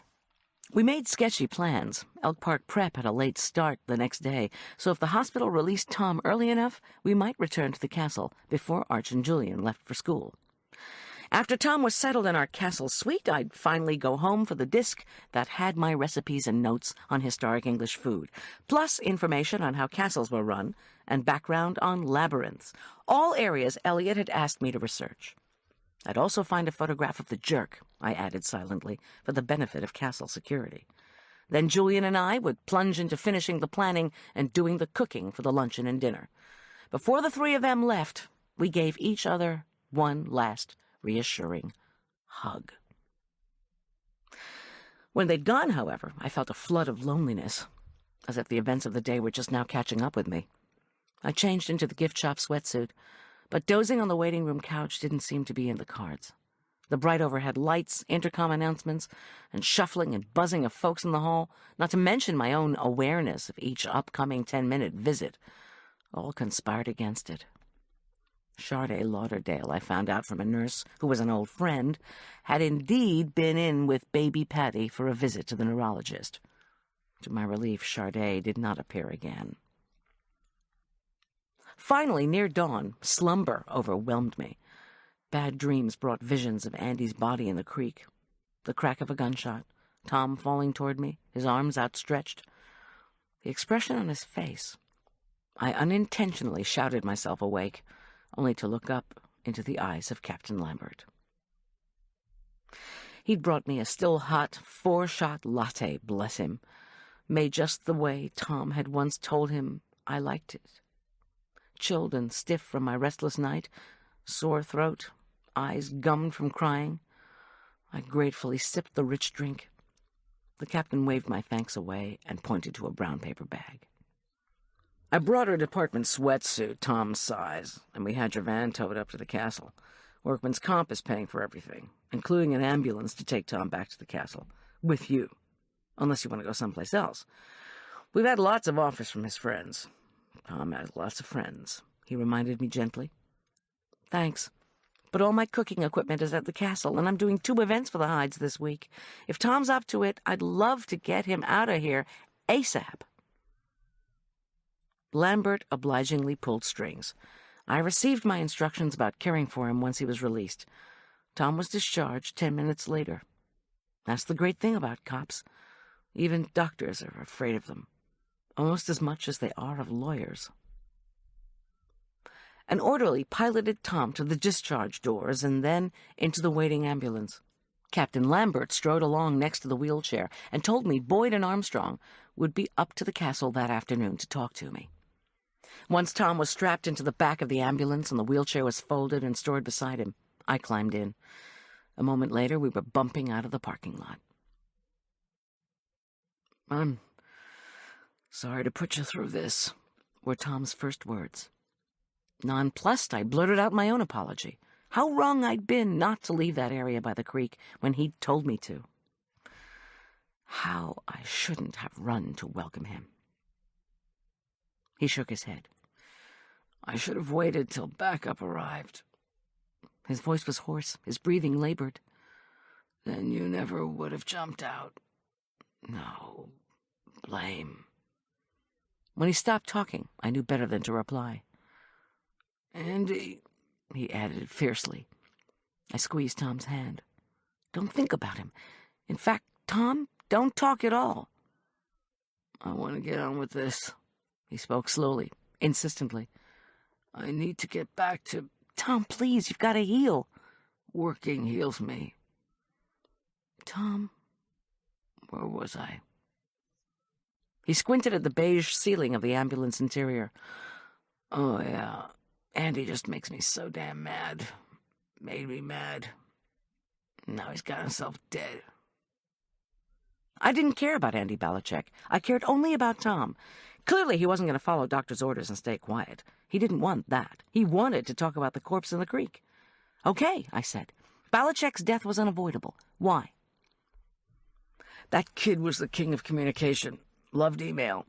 Sent me a letter with no return address, telling me to set up thus and such new email address. Operated only out of my home. So I did. With the DA's blessing. Belichick said he'd tell me who killed the truck driver, if I could get him off." Tom's eyes closed. I clasped his hand in mine. The ambulance began the winding westward ascent up Highway 203. When we'd left the hospital, shimmering white clouds had been hovering over the forests blanketing the foothills. Peering through the ambulance's windshield, I could see that the cloud cover had now turned the color of ash. A freezing fog misted the pine tops. More snow was on the way. "Andy wouldn't tell me who his other partners were," Tom announced abruptly, startling me. "I mean, besides Ray Wolf. Andy wouldn't divulge information about the stamps. The home address linked with his email was his father's, who'd kicked him out when Andy stole his excavation truck. And you know we thought Andy was in Atlantic City when he called last Friday." I nodded. Andy, frantic, had called our house from a cell phone in Central City, Colorado, where gambling was legal. He was calling from a bathroom because he'd stolen somebody's cell phone and wanted to talk to Tom. I'd said Tom was in Atlantic City, looking for him. Andy had bitterly replied that he guessed he'd have to go to New Jersey to see Tom, because his partner threw his computer into the lake. Then he hung up. With no leads materializing in New Jersey, Tom had decided to come home. And now he was determined to talk about the case. I sighed. "Did you ever figure out who the partner was?" I asked. "Are there more than 3 people in the gang?" I paused.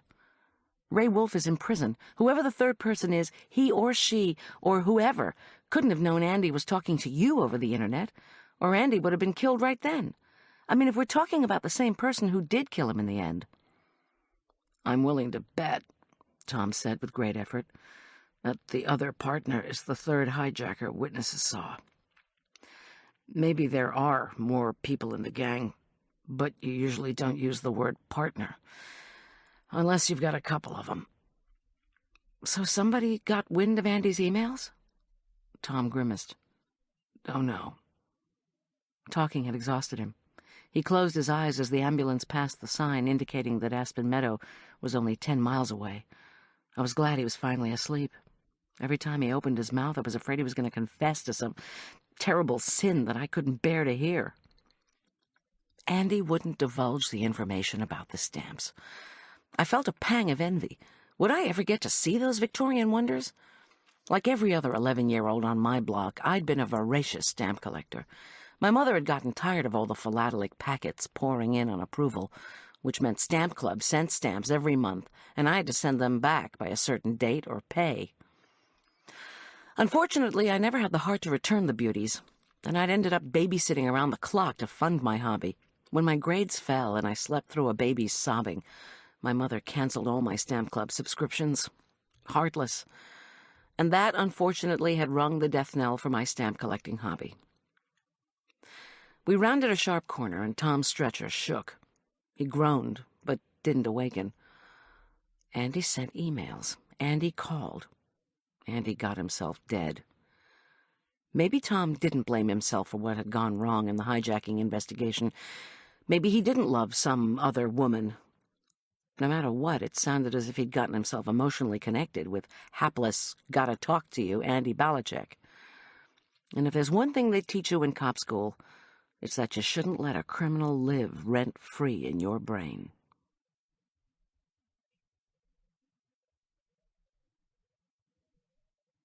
Chapter 10. The ambulance made a slow, wide turn onto the castle drive, then moved through the open gates. I checked my watch. 8:10. We thumped over the causeway across the moat and stopped in front of the gatehouse, where the medics swung open the back doors. With a glance at Tom, I scrambled out. Michaela Karofsky, her white cloud of hair and pale face the picture of concern, stood by the portcullis. She disarmed the castle security system and helped the medics set up a portable ramp for all the stairs inside the castle. After much grunting, heaving, and clicking of ramp parts, Michaela and one of the medics managed to get Tom inside the castle. An eternity later, they pushed Tom's wheelchair toward our assigned suite. Following them, I felt lightheaded with fatigue and hunger. I was thankful we hadn't run into the Hydes. Still, goosebumps raced down my skin. Why did I feel we were being watched? I glanced round for closed-circuit cameras, but saw nothing except stones, windows, and fading tapestries. Once I thought I caught movement out of the corner of my eye, but whatever it was disappeared before I actually saw anything. Just the day before, though, I'd decided I'd imagined a noise only seconds before our picture window was blown to fragments. I hadn't believed I'd seen something in the creek, and it had turned out to be poor Andy Belichick. So, if I was persuaded I'd seen something out of the corner of my eye, then perhaps I had. I stopped and looked all around again. Nothing. Maybe I was just tired. Michaela told me that Elliot and Suki were out having breakfast, even though Julian had offered to make them his vegetarian eggs Benedict. She brightened and added that Julian was making breakfast anyway and had promised to go grocery shopping after he left Arch off at Elk Bark Prep. "I'll tell you," Michaela said with a wide grin as I finished straightening the covers over Tom. "I love having that kid around. He works. You stay here much longer. I'm going to get lazy. I smiled. Yes, Julian was a blessing. But hale and hearty Michaela drifting into laziness was impossible to imagine. After Michaela and the medic left, Tom murmured, "I feel helpless." "You're not helpless. You just need rest," I replied. My hands traced circles on the green and pink coverlet. I prayed that Tom wouldn't start up again on the subject of Andy Belichick. "I've been here before, you know," he said mildly. "The castle." "Investigating a case?" I asked, surprised. "Not exactly," he chuckled. "Checking to see if the owner was a loony bird." He raised his jaunty, sand-colored eyebrows at me. "What do you mean?" I demanded. "It's a long story. I'll tell you later." He tried to shift his weight. "You stayed in a client's home once before," Tom reminded me. "Didn't turn out too well, as I recall." "That was a family thing," I replied. Arch's and my brief stay with Marla's sister had indeed not turned out well. "This is business." My protest was silenced by twin thudding knocks at the door, Arch and Julian. They tumbled into the room, clustered around Tom, and demanded to know how he was feeling. "Need chocolate?" asked Julian. "I was thinking of making cookies or cake after I get back from the grocery store. Plus, I just put a frittata and some rolls into the oven. They'll be done in about 10 minutes. "Maybe later." Tom's smile was thin. My heart squeezed in sympathy. "Arch," he tilted his head at my son, "I need to laugh. I need to hear some jokes. It'll make me feel better."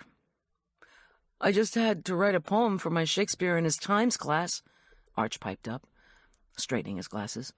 "I could read that to you if you want." "I do," Tom said, with a small grin. Arch pulled a sheet of paper out of his backpack.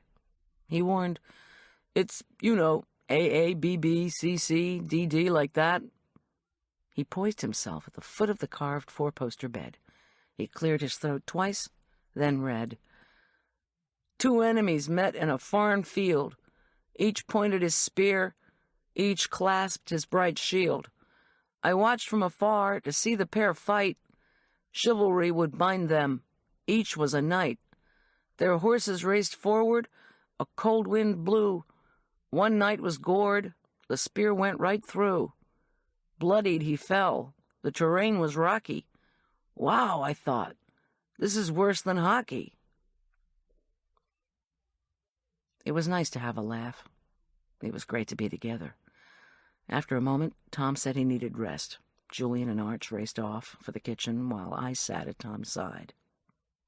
By the time Julian poked his head back into the suite to invite me down for rolls, frittata, fresh fruit, Cheshire cheese, and tea, Tom was asleep. The Elizabethans hadn't eaten frittata, I was pretty sure, nor, I'd been surprised to learn in my research, had they drunk tea. But having substituted packaged crackers for regular meals for the past 20 hours, I was ravenous. The heck with food history. Besides, I couldn't remember what the Elizabethans had for breakfast. That's what I was going back to our house for, right? To get the disc with all my research? I promised Julian I'd be right down. When I entered the enormous kitchen moments later, Julian, Arch, and Michaela were already sitting at the oak trestle table. A cozy fire crackled in one of the kitchen hearths.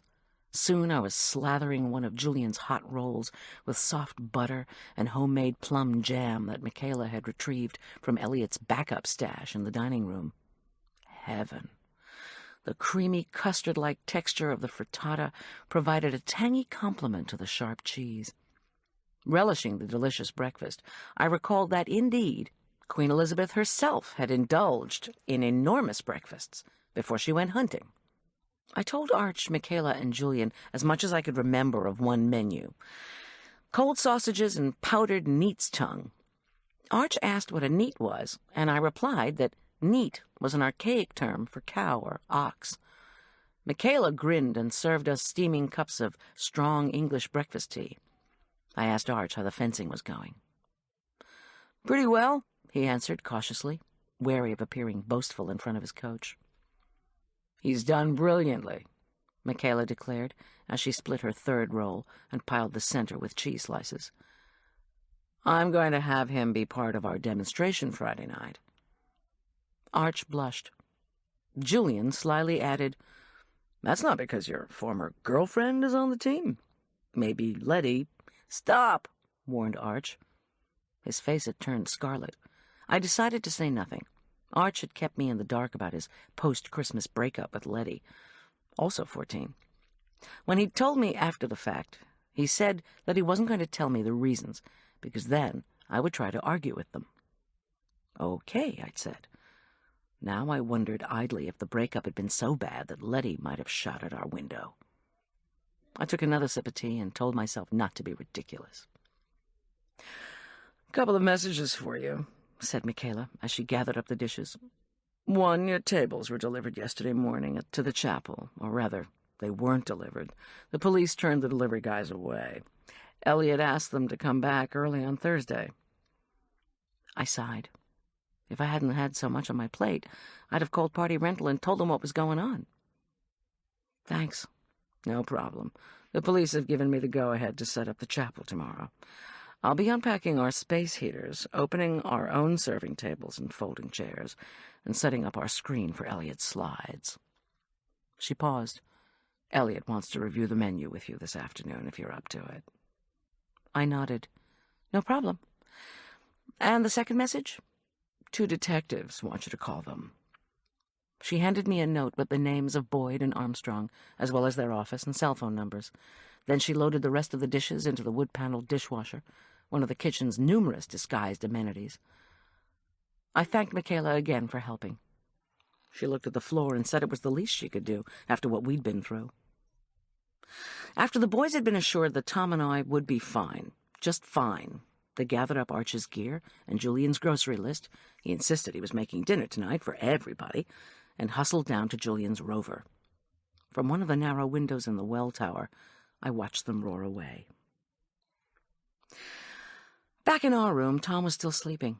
I knew I had to go back to our house. I needed to check on the animals, too, and so I used the phone, a portable device placed in our magisterial bathroom, which I hadn't seen when we'd first arrived, to call Trudy. She reported that Jake the Bloodhound and Scout the Cat were in good shape. She'd collected today's mail and would continue to do so until we were home again. The police had come by early this morning, she said, and told her that deputies were working hard on the Belichick murder and the window shooting.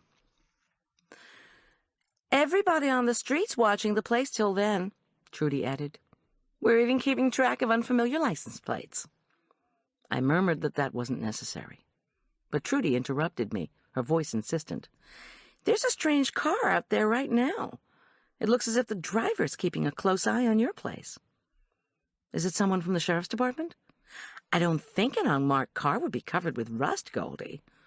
Plus, a cop would be more obvious. This guy's being very surreptitious. Actually, it's a woman." My skin turned to ice.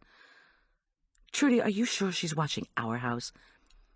"Goldy, she's been sitting in her car for 2 hours now. She's hiding behind a newspaper.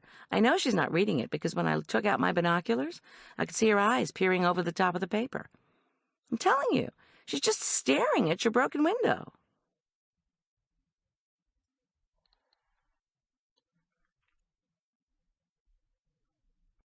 Chapter 11. "Did you call the sheriff's department?" I asked, cursing the choke in my voice. "Not yet. The woman hasn't actually done anything. I took Jake out there on a leash, though, so I could talk to her. I said we just had a shooting on our street and that there were cops all over." "What did she say?" "She asked if anyone had been hurt. I said no, and very obviously looked inside her car for a weapon. She didn't have one, or at least not one that I could see. She said she was waiting for someone. When I asked who, she just drove away. Then a while ago she came back." It was as if I'd been punched in the solar plexus. Could it be Viv? If the jerk's new girlfriend was haunting our street, I would sick Jake on her myself. "Is she skinny, with white blonde hair, big boobs, and a sort of rock star face, late 20s? "Nah, she's older," Trudy replied promptly. "Probably 50, dark hair, pretty face, but weathered. Looks like she might be tall and slender. Maybe she's an ex-model who wants Tom to do some investigating for her. Anyway, she doesn't look like one of John Richards' bimbos, if that's what you're worried about." I thanked Trudy and told her I'd be home soon. Then I replaced the receiver, filled a glass of water for Tom, and went back into our room. Holding the glass, I stared out the leaded glass windows lining the wall of the suite. A snow flurry sent swirls of thick flakes into the moat. She didn't look like one of John Richard's bimbos. "I'm awake," Tom said from the bed. Was that a suspicious note in his voice, or was I being paranoid again? "Miss G, want to tell me what's going on?" "I need to get my computer disk with the research for this week's food prep," I replied lightly. I didn't mention the woman lurking on our street. Why worry Tom when he was immobilized? On the other hand, I was not going back to our place without giving the cops, that is, the cops who could do something, advance warning. I needed to call Sergeants Boyd and Armstrong. I went on. "I also have to get a picture of the jerk so that the Hydes can know not to let him in. And I have to check out that woman," I added silently. Not to mention that my curiosity was demanding a trip down to the creek. If the sheriff's department was no longer processing the crime scene, I wanted to have a look at the place myself. "I don't think it's a good idea for you to go home alone," Tom replied. "And did you talk to ADA Gerber about visitations for Arch?" So he was worried about John Richard Corman, too. Good old Tom. "Not yet. On my way over, I'll call Boyd and Armstrong on the cellular. Not to worry. I'll be fine at the house. Plus Trudy will be right next door. How are you doing?" "I'm bored. I want to get up and call my office. I want to get cracking on this case." I kissed his cheek, which smelled of rubbing alcohol. "I shouldn't be gone more than an hour," I promised, as I handed him the water glass and a long straw. "Unless, by some miracle, the window repair guy shows up. Then I'll stay and supervise." "I'll be fine," Tom assured me, stubbornly placing the glass on the end table. "Just find me a portable phone, would you?" I brought him the phone from the bathroom, then left. As I drove down the castle driveway, I put in a cell call to Sergeant Boyd's voicemail. I was headed to our house, I reported, since I had to pick up a few things and hoped to meet him there. Oh, and a neighbor had reported a strange woman hanging out in a car across the street. Could the sheriff's department check it out? The snow flurry ended. In its wake, winds in the upper atmosphere had left feathery traces of cirrus clouds. I crossed Cottonwood Creek and waited for the traffic to clear. Below, the narrow stream, furrowing through ice banks, winked in the winter sunlight. As I passed the bridge that led to the chapel, 2 uniformed sheriff's deputies stood outside the yellow crime scene ribbons, conferring with Elliot and Suki. Next to the Hyde's matching silver Jaguars was another, newer Jag. To my horror, I recognized the car and its driver. Leaning against her sleek black vehicle, her arms crossed, was Charday Lauderdale. She lifted her eyes and glanced at the road as I drove by. Recognizing me, she immediately turned back to the Hydes. Clearly, I would have to return at a later time. I stepped on the accelerator and the tires spun in the snow-frosted road. I needed to see what was going on at our house. She was alone, sitting up very straight in the driver's seat of a beat-up, rust-spotted station wagon that had once been white. The car was parked directly across the street from our house. I drove by slowly and looked at the woman. She had shoulder-length black hair, dramatically shot with gray. And Trudy was right. Her unmade-up, slender face was quite beautiful. She wasn't so much staring at our house as gazing at the framed crag that had been our living room window. To keep out snow and deter looters, the cops had put up plywood behind what was left of the glass. If the woman was a crook, or even the shooter, she wasn't acting very smart. A criminal simply didn't sit out here in the open in a small-town neighborhood, waiting to have her license plate recorded by an armed neighborhood watch. Further up the street, I pulled into a driveway. I was about to reverse when I heard an engine revving, then groaning like a sports car being downshifted. I felt a familiar unease. Glancing in the rearview mirror, I saw a shiny gold Mercedes descending our street. A laughing Viv Martini, her luminescent hair rippling in the frigid breeze from her open window, sat in the passenger seat. The driver was the jerk. I hunched over the steering wheel until they'd passed our house. They continued down to Main Street, then turned left in the direction of the Grizzly Saloon. I waited 5 minutes and tried to catch my breath. What in heaven's name were they doing here? Even if the jerk was looking for Arch, he had to know he was in school. Or had he heard about Tom's shooting and hoped to find a hearse in our driveway? Maybe Viv would get the flu from exposure to the elements. I turned and piloted my van back toward our house. I eased into Trudy's driveway, hopped out, and headed toward the station wagon. The woman in the wagon looked about 55. She was even more lovely than I'd first thought, with high cheekbones, wide-set eyes, a full sensuous mouth, and delicate chin. Now she tore her gaze from our front door to give me a perplexed glance. She didn't look like a crook. She looked like Jackie Kennedy. She certainly didn't seem like someone who knew her way around a gun. My legs wobbled the last few steps to the car, but I was not going to be scared off my own street. "I'm Goldy Schulz," I announced, with a courage I was far from feeling. "Are you from the window repair shop?" The woman's mouth fell slightly open, and the gorgeous face darkened. I peered boldly into the station wagon. She wore a green sweatshirt with jeans and no discernible jewelry. A newspaper and thermos were perched on the tattered seats. No tools, no plate glass, no weapon, no camera either. A trademark of the tourists who flood our rustic mountain town in the summer. And of course this was winter. So what was she doing here? "I'm just waiting," the woman replied, as if she'd read my mind. Her voice sounded as rusty as the exterior of the wagon, and she spoke in a half-whisper, as if English were her second language. Shouting my name, Trudy launched out her front door with our howling bloodhound in tow. Red-haired and pear-shaped, Trudy has the kind of complexion that turns crimson when she's upset. The mystery woman turned the key in her ignition as Jake, bellowing mightily, tugged Trudy in our direction.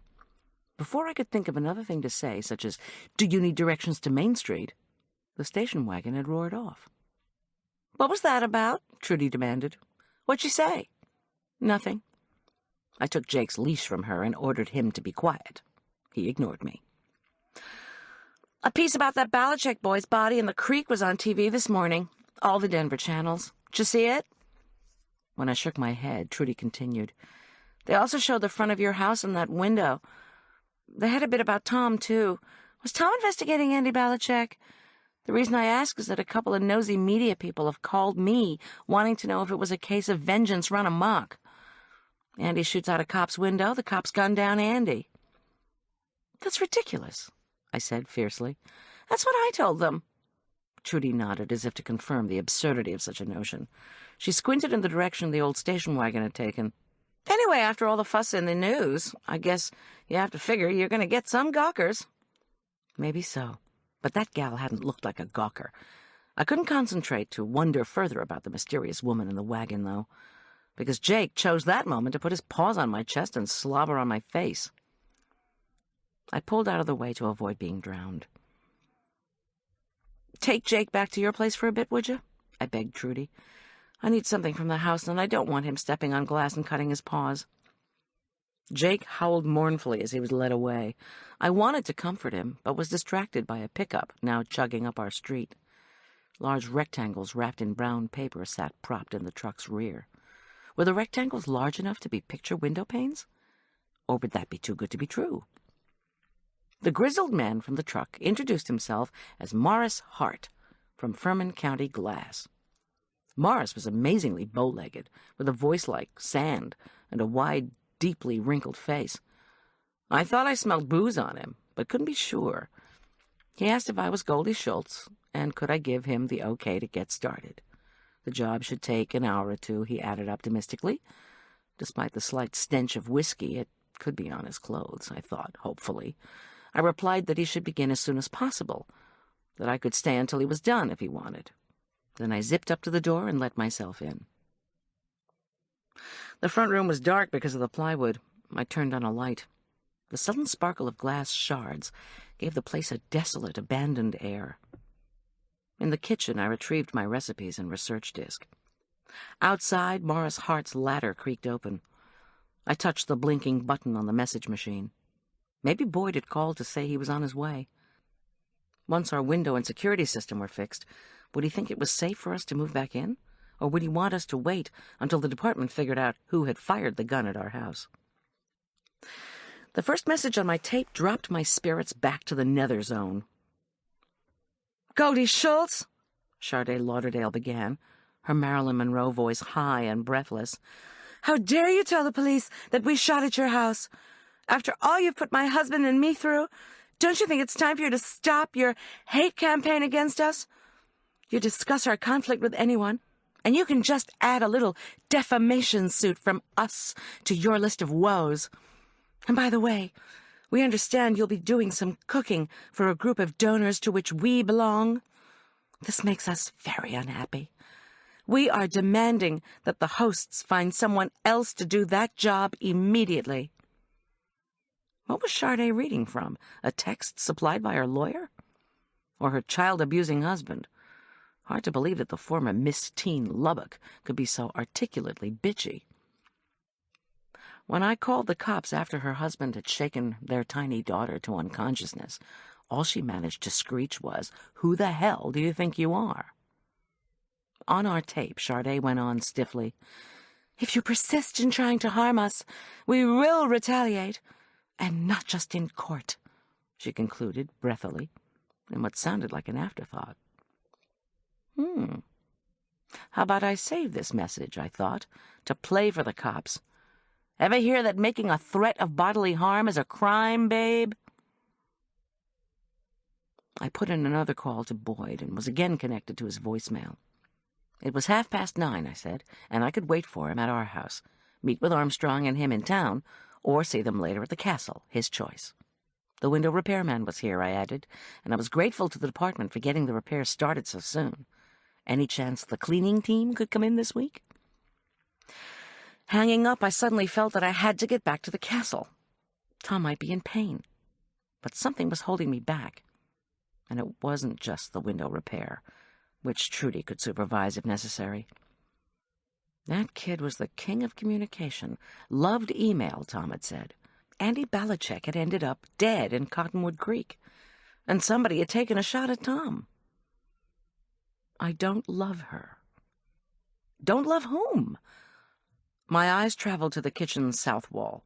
After dinner most nights during January, Tom had dutifully walked through that door to the basement. In the cellar, he had his own computer to type up reports, write notes on cases, send emails.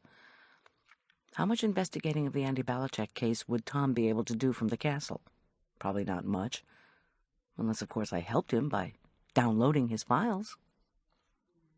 This is not because I'm nosy, I thought, as I headed down the basement steps. I mean, Tom was the one who kept saying he needed to work, that he wanted to get back to the case, right? And there might be files on his computer that he would need.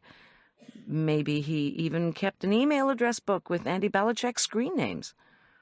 This was all the data he would need, data I could bring him, to be helpful. Tom's computer sat on a massive, scuffed department discard desk that was piled neatly with files and papers. Morris Hart, the window guy, banged and clattered above as I booted Tom's computer. While the machine hummed, I scanned Tom's desk for other files he might need, or perhaps that I might want to have a look at. What am I doing? Before this trickle of self-doubt could become a deluge, I stared at the demand for a password, then blithely typed in chocolate, the password Tom and I had laughed at when former clients had used it for their security gate. To my astonishment, the hard drive opened instantly. I slipped in my food research disk and began to copy Tom's files. I wouldn't look at them, not without his permission. Not yet, anyway, I added to myself. I did, however, read the titles of the sub-files: Belichick e-correspondence, criminalistics course, current cases, history. "Mrs. Schulz!" Morris Hart cried from above. Startled, I composed myself and called that I was in the basement and would be up in a few minutes. But Hart schlepped across the kitchen floor, following my voice, then traipsed down the basement stairs. I clicked madly to finish my copying. When he was 2 steps from the basement floor, I made my face impatient to hide my guilt. "I'm just going to be a minute or two longer. Sorry to bother you, but I have a high-powered vacuum to get up those glass shards. It has a tendency to blow fuses in older houses. I just wanted to warn you." Okay, I said, resigned. "Just go ahead and start it." I worried briefly about our walk-in refrigerator, but with its surge protector and backup power source, I should be okay. He grunted and tramped back up. "Copy, copy, copy," the computer repeated as my disk filled up. "I won't read this material," I kept telling myself. "I'm just being helpful here." I couldn't help it. I glanced back at the names of Tom's files. What did the file named History cover? Tom really wouldn't mind if I took a quick peek, surely. I clicked on the file, which contained sub-files with dates. SB January 1 and SB January 3. Follow-up January 4. Then CONV.W State Department January 5. The State Department? U.S. or Colorado? And who was SB? I opened the file from the 1st of January, when I'd been dealing with the aftermath of the Lauderdale's party. The file contained an email with the following text. "Do you remember me? You said you'd love me forever. Your SB." My throat was suddenly dry. I shouldn't be doing this, I thought. Curiosity can kill a cat, or a marriage. Still, I had to know. Without reading more, I copied all the rest of the emails onto the disk. My mission complete, my heart aching, I quit the program, ejected the disk, and slipped it into my jeans pocket. I was shutting down the computer when there was an explosion behind me. Or was it on me? A cold, dark pain filled my head. I realized that someone had hit me, was hitting me again and again and again. My skull bones reverberated in agony. My sight clouded, then went black. I screamed for help and tried to cover my head, turn around, anything. I couldn't catch my breath. I'd been listening to the roar of the vac upstairs, reading Tom's personal correspondence. My attacker hit me again, and my chin slammed into Tom's desk. My knees crumbled, and I was sliding helplessly, whimpering, trying to cover my head, my body afire with pain. This isn't fair. Was I saying it or thinking it? Damn, my inner voice supplied. My knees and then my body banged onto the basement's cold floor. John Richard had never said he'd love me always. But Tom had, the day of our wedding. "I'll love you forever, Miss G. Forever and ever." As unconsciousness claimed me, I remembered Tom's handsome face that happy day, and the sound of his warm promise. "I'll love you forever." Chapter 12. Getting banged up is bad. Gaining consciousness is worse.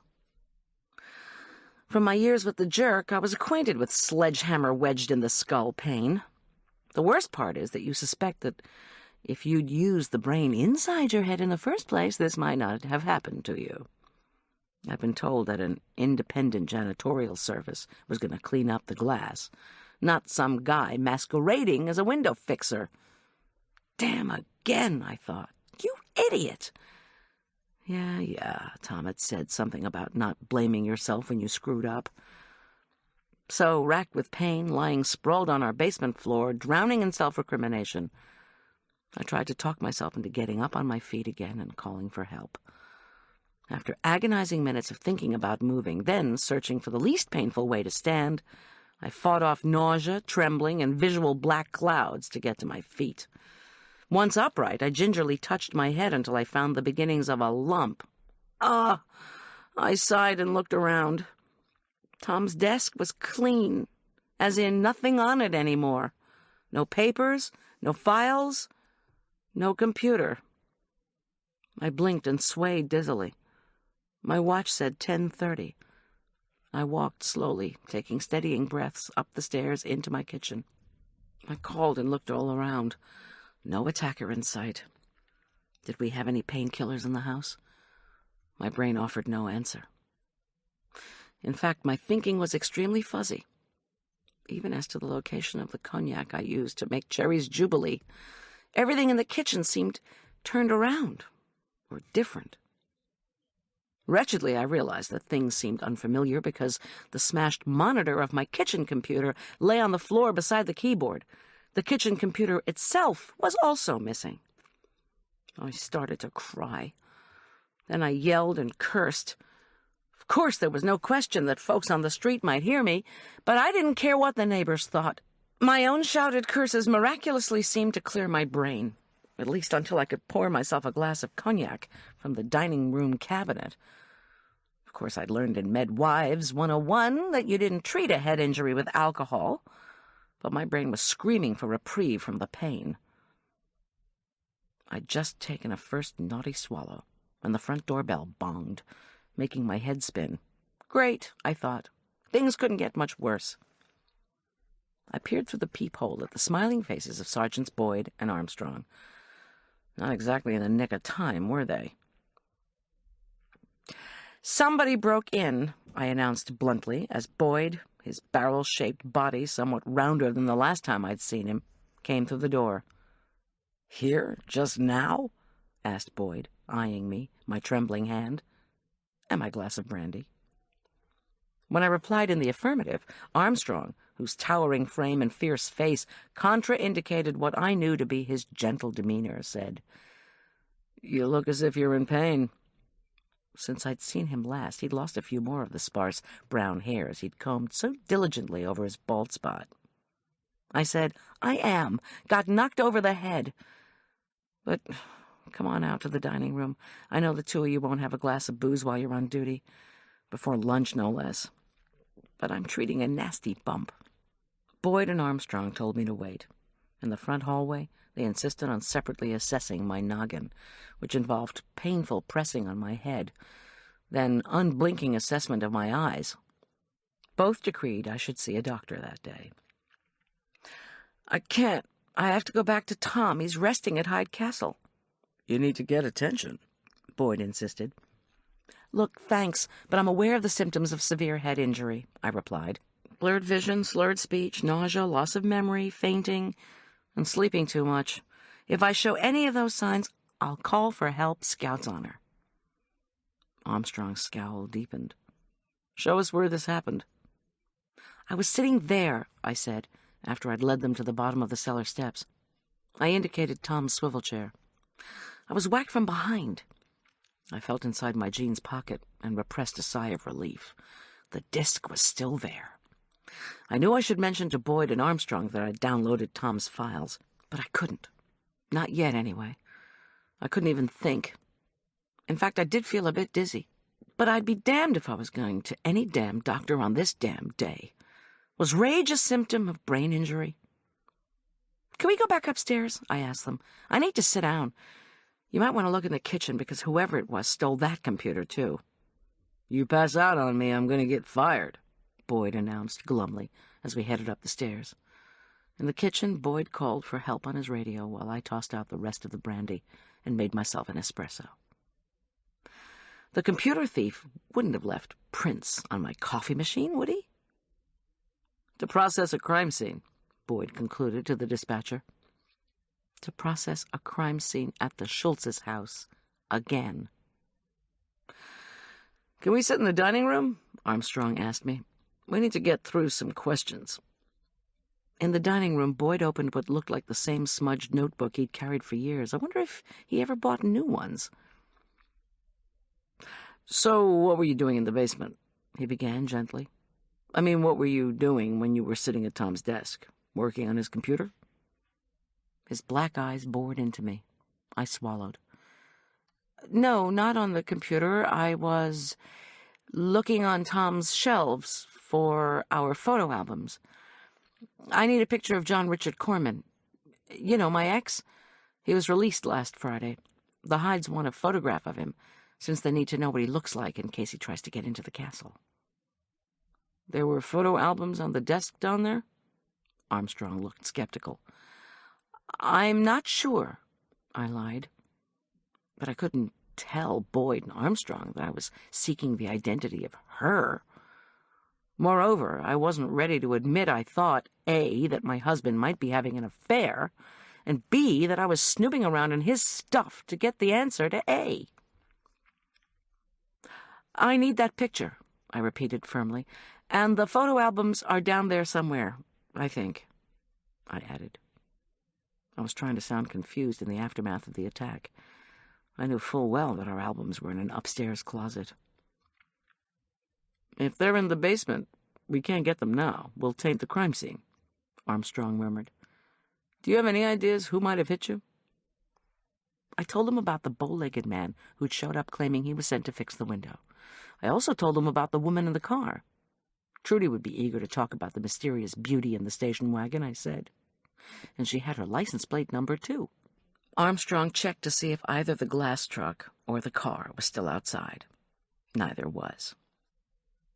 Could you please tell me about Andy Balachek? I asked when he returned. Boyd sighed. They finished the autopsy last night. Did it extra fast because Tom was shot at the scene.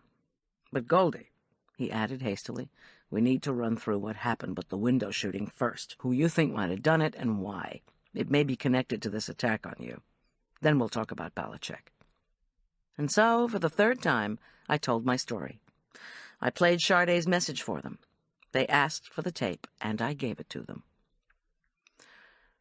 There's something else, I added. I saw Chardet Lauderdale at the hospital while I was waiting to see how Tom was. Boyd stopped scribbling and looked up, frowning. What was she doing? Nothing. Standing at the waiting room window. Boyd and Armstrong exchanged a look.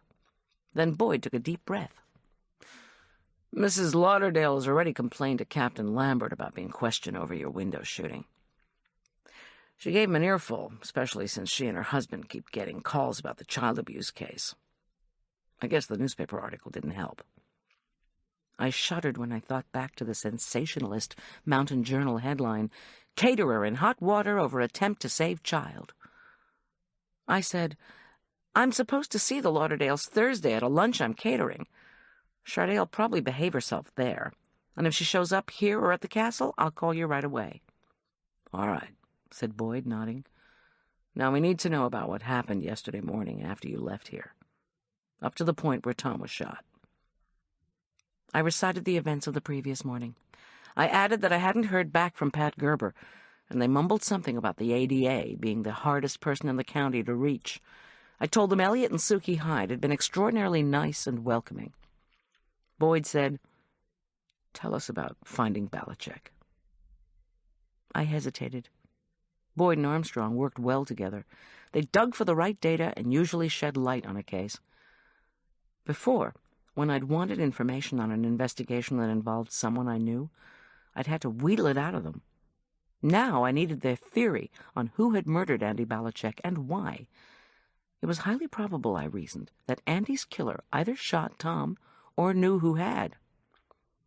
But looking at their impressive, suspicious cop faces, I was reminded of oysters that no pliers were ever going to open. I had to check the chapel to see if the portable dining tables had been delivered for the luncheon. When I parked and looked down at the creek, Andy was in it. Boyd and Armstrong waited for me to go on.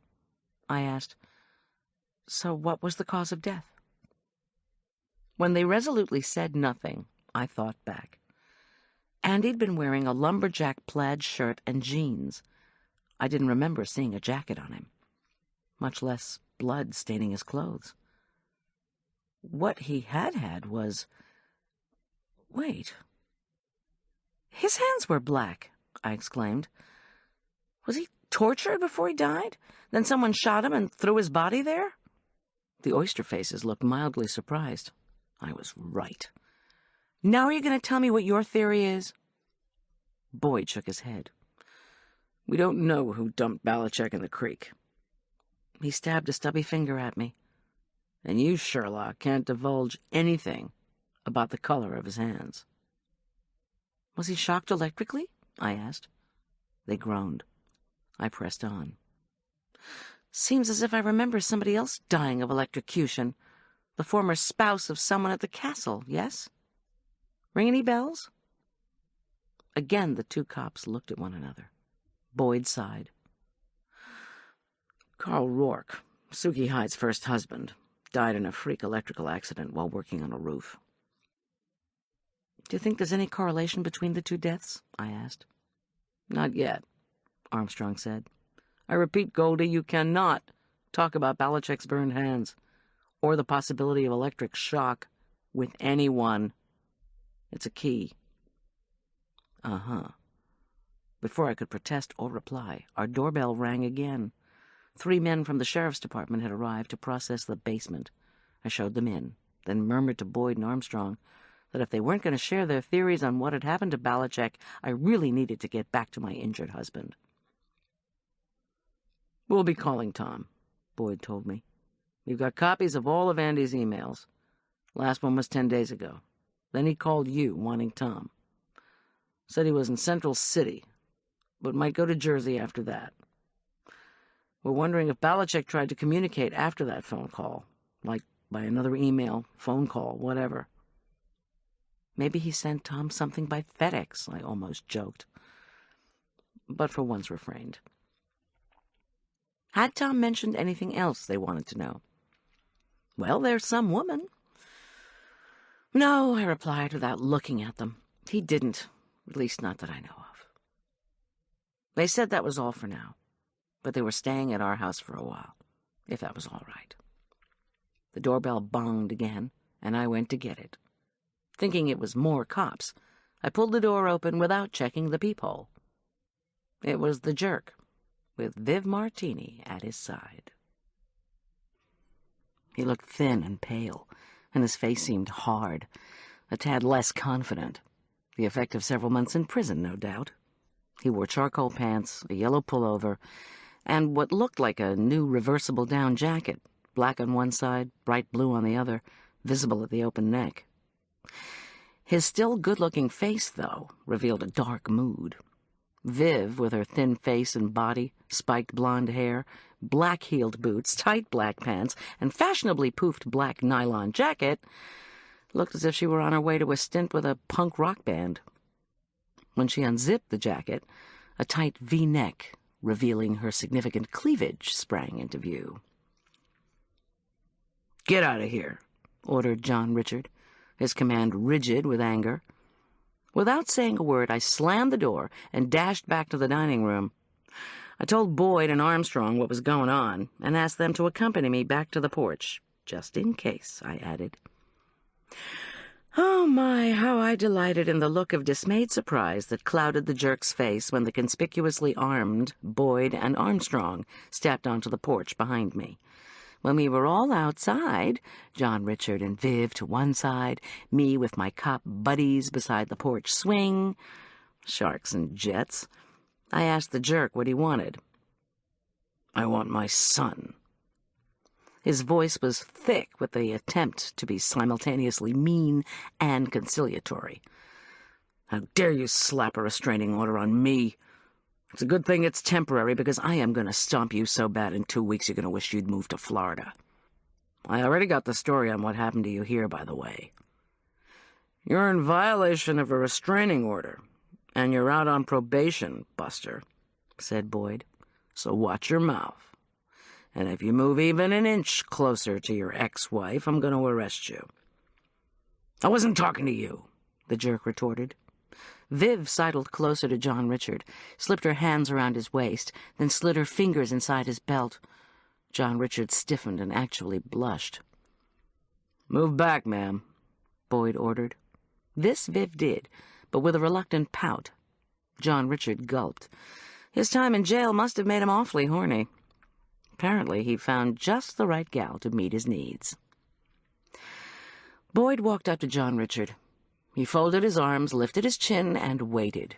John Richard took a step backward, right into Viv's toes, and she squawked. I wondered if she was having the tiniest flicker of doubt about her new boyfriend's power. After a moment's hesitation, she took another precarious step back from John Richard. I felt well, triumphant. "I'll make arrangements for you to see Arch," I told John Richard. "Call your lawyer." John Richard's voice was cold. His eyes stayed on Boyd. "We want to see him today. We're going to take him back to my place, not some stranger's castle where you have to stay because somebody else you pissed off is taking potshots at windows in your house." I looked at Viv, who widened her black-lined eyes at me. In a deep, sexy voice, she said, "Windows don't turn me on, Goldy." I raised an eyebrow at her. "Mac user?" "Knock it off," John Richard snarled. "I'll call your lawyer," I repeated to him. "Now leave, please." "You've not heard the last of this," John Richard said softly. "Ooh," Viv muttered. She leaned toward the jerk's ear and purred. "I love it when you threaten the rough stuff." As I shook my head, John Richard took Viv's hand and descended the porch steps. "You haven't heard even the beginning of the last of this," John Richard shot over his shoulder. How very unfortunate, I thought, as he climbed into the driver's seat of the gold Mercedes. How very unfortunate indeed. Chapter 13. Head pounding, body aching, I trod upstairs, tossed a slew of outfits and odds and ends for Tom, Arch, and me into a large suitcase, and retrieved the canvas sack Tom had filled with our photo albums. There were bound to be several photos of the jerk in one of the old books, enough for the Hydes and Michaela to get a good image of the guy who needed to be kept out of the castle. And then the suspicious side of me, that voice I wished would be quiet, insisted I had one more thing I needed to do. I called to Boyd and Armstrong that I would be right down. Rifling through Tom's bureau made me wish that Episcopalians were as big on confession as Catholics. Yes, reconciliation of a penitent was a sacrament available to us, but it wasn't so common among the chosen frozen that the thought of cleansing away my sin, in this case deliberately invading my husband's privacy, made committing the sin any easier. So I felt like a heel. Still, if there were love letters, charge receipts, anything, I wanted to find them, because I needed to know what was going on. After 5 minutes of frantic searching, I came up with nothing. Of course not, I thought, as I carried the suitcase and heavy sack of albums down the steps. I didn't really think he'd cheat on me, did I? The suspicious voice admitted that I wasn't sure. Boyd heaved the suitcase and sack into my van, then turned to me. "I don't want you and Tom moving back in here until we catch these guys, understand? We're putting a 24-hour guard on the house starting now." I sighed, but nodded. Boyd told me to call any time if I needed help. I promised I would. I thanked him for helping with Dr. Corman and for pulling together a team to watch our place. He nodded impassively. When he walked back to the house, I saw Trudy and Jake watching him from her window. Jake's morose face about broke my heart. I sat in my van and tried to think. My head throbbed. I couldn't face another historic food discussion with Elliot Hyde just then. John Richard knew Arch was in school. His appearance at our house must have been meant to intimidate me. For a moment I savored the memory of that astonished look on his face when confronted with 2 armed cops. But what about the mystery woman who'd been sitting in the rusty station wagon? Did she know we were staying at the castle? Had she followed me there after shooting out the window? Was she the one who shot Tom? Was she the one Tom didn't love? I glanced around at the stack of photo albums on the floor. That suspicious voice again wormed its way into my brain. Maybe this was where he'd stashed his credit card receipts for flowers, motel visits, jewelry. On the other hand, perhaps being whacked on the head and sustaining a visit from a violent narcissist unleashed more industrial-strength paranoia in the cerebral cortex. I dug reluctantly into the bag of albums.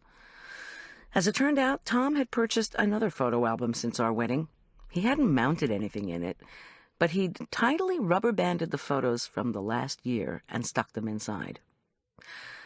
Guilt juiced through my veins when I saw Tom's pictures of me barbecuing for our little family's first picnic, of Julian standing by the fountain at the University of Colorado Student Union. I scooped up the photos and slapped them back inside the new album. Then, unable to help myself, I finished my nefarious snooping task, shaking each of our old albums to see if any incriminating papers fell out. An old envelope dropped to the van floor. I bent and retrieved it. Inside was a snapshot of John Richard in his white doctor coat. His blonde hair was tousled, his hands in his pockets. He was smiling with all the charm that had hypnotized so many women, me included. I didn't remember saving the picture, but perhaps I had, and just didn't recall. Or maybe Arch, ever the idealist when it came to his father, had tucked it away. I slipped the picture back into the envelope and dropped it into my purse. Finally, I reached Tom's own ancient album. When I shook it, newspaper articles and stray photos cascaded onto my lap. "Army veteran graduates first," screamed a proud headline of the Furman County Sheriff's Department newsletter, detailing Tom's triumphant graduation at the top of his class from Police Academy. "Top Cop Honored" was another one, for the time Tom had received an award for finding a group of paintings stolen from a Denver art dealer and stashed in an Aspen Meadow garage. Then there was a much older photograph. Tom in his Cub Scout uniform, curly, sandy brown hair, chubby cheeks, crooked smile. It was too much. I cracked open the yellowed pages of the old album and admired each photo of my dear Tom. As I worked my way through the book, I tried to replace each item I'd shaken loose in its original order. Page after page showed Tom with school friends, in his Army uniform, with cop buddies. My suspicion turned to pride, then to bitter humiliation for doubting him. He'd been delirious after he'd been wounded yesterday. That was all there was to it. I had replaced nearly every article and photo when suddenly I was brought up short. "Local nurse reported killed in Mekong Delta helo crash," was the headline from a 1975 article. I stared down at it and recalled what I knew, that Tom had been engaged to a woman named Sarah, who'd been a few years ahead of him in high school. Sarah had gone to nursing school and then been assigned to a mobile Army surgical hospital, or MASH, in Vietnam. As soon as he turned 18, Tom had enlisted and followed her over. That was all he'd told me, except that they'd never actually seen each other in that war-ravaged country before she was killed. But hadn't she died in an artillery shelling, not a helicopter crash? There was a graduation photo of her in her white nurse's cap and uniform. Sarah Beth O'Malley had been a pretty young woman with wavy dark hair and a face glowing with youth, enthusiasm, and pride. I swallowed. On the photo she'd written, "Love you forever, S.B." I sat there for a long time. I'd seen her, of course. Her face was now thinner, the youthful glow long gone. But the years hadn't rendered her unrecognizable. I'd announced I was Goldy Schulz. "I'm just waiting," she'd said, when I'd stared into the battered station wagon. She'd started the car and pulled away. I'd been so eager to suspect her that I hadn't registered, much less understood, her expression as she whipped the wagon away from the curb. Her lips had trembled, her eyes had been filled with pain. A cold wind rocked the van as I started down our street. Questions tumbled through my mind. Is she really Sarah? What was she doing here? I remembered the title of one of Tom's emails, Call to State Department. Even worse, I wondered how in the world I was going to broach all this to Tom. "Hey, honey, any old flames still burning?" I did wonder how someone who'd been reported dead in Vietnam could disappear for all these years. If the woman in the station wagon was Sarah Beth O'Malley, where had she been for the last couple of decades? And in the question department, I had a few more. Why had our computers been stolen? Could Sarah Beth O'Malley have doubled back to pick them up? No, it had to have been Morris Hart, whoever he was.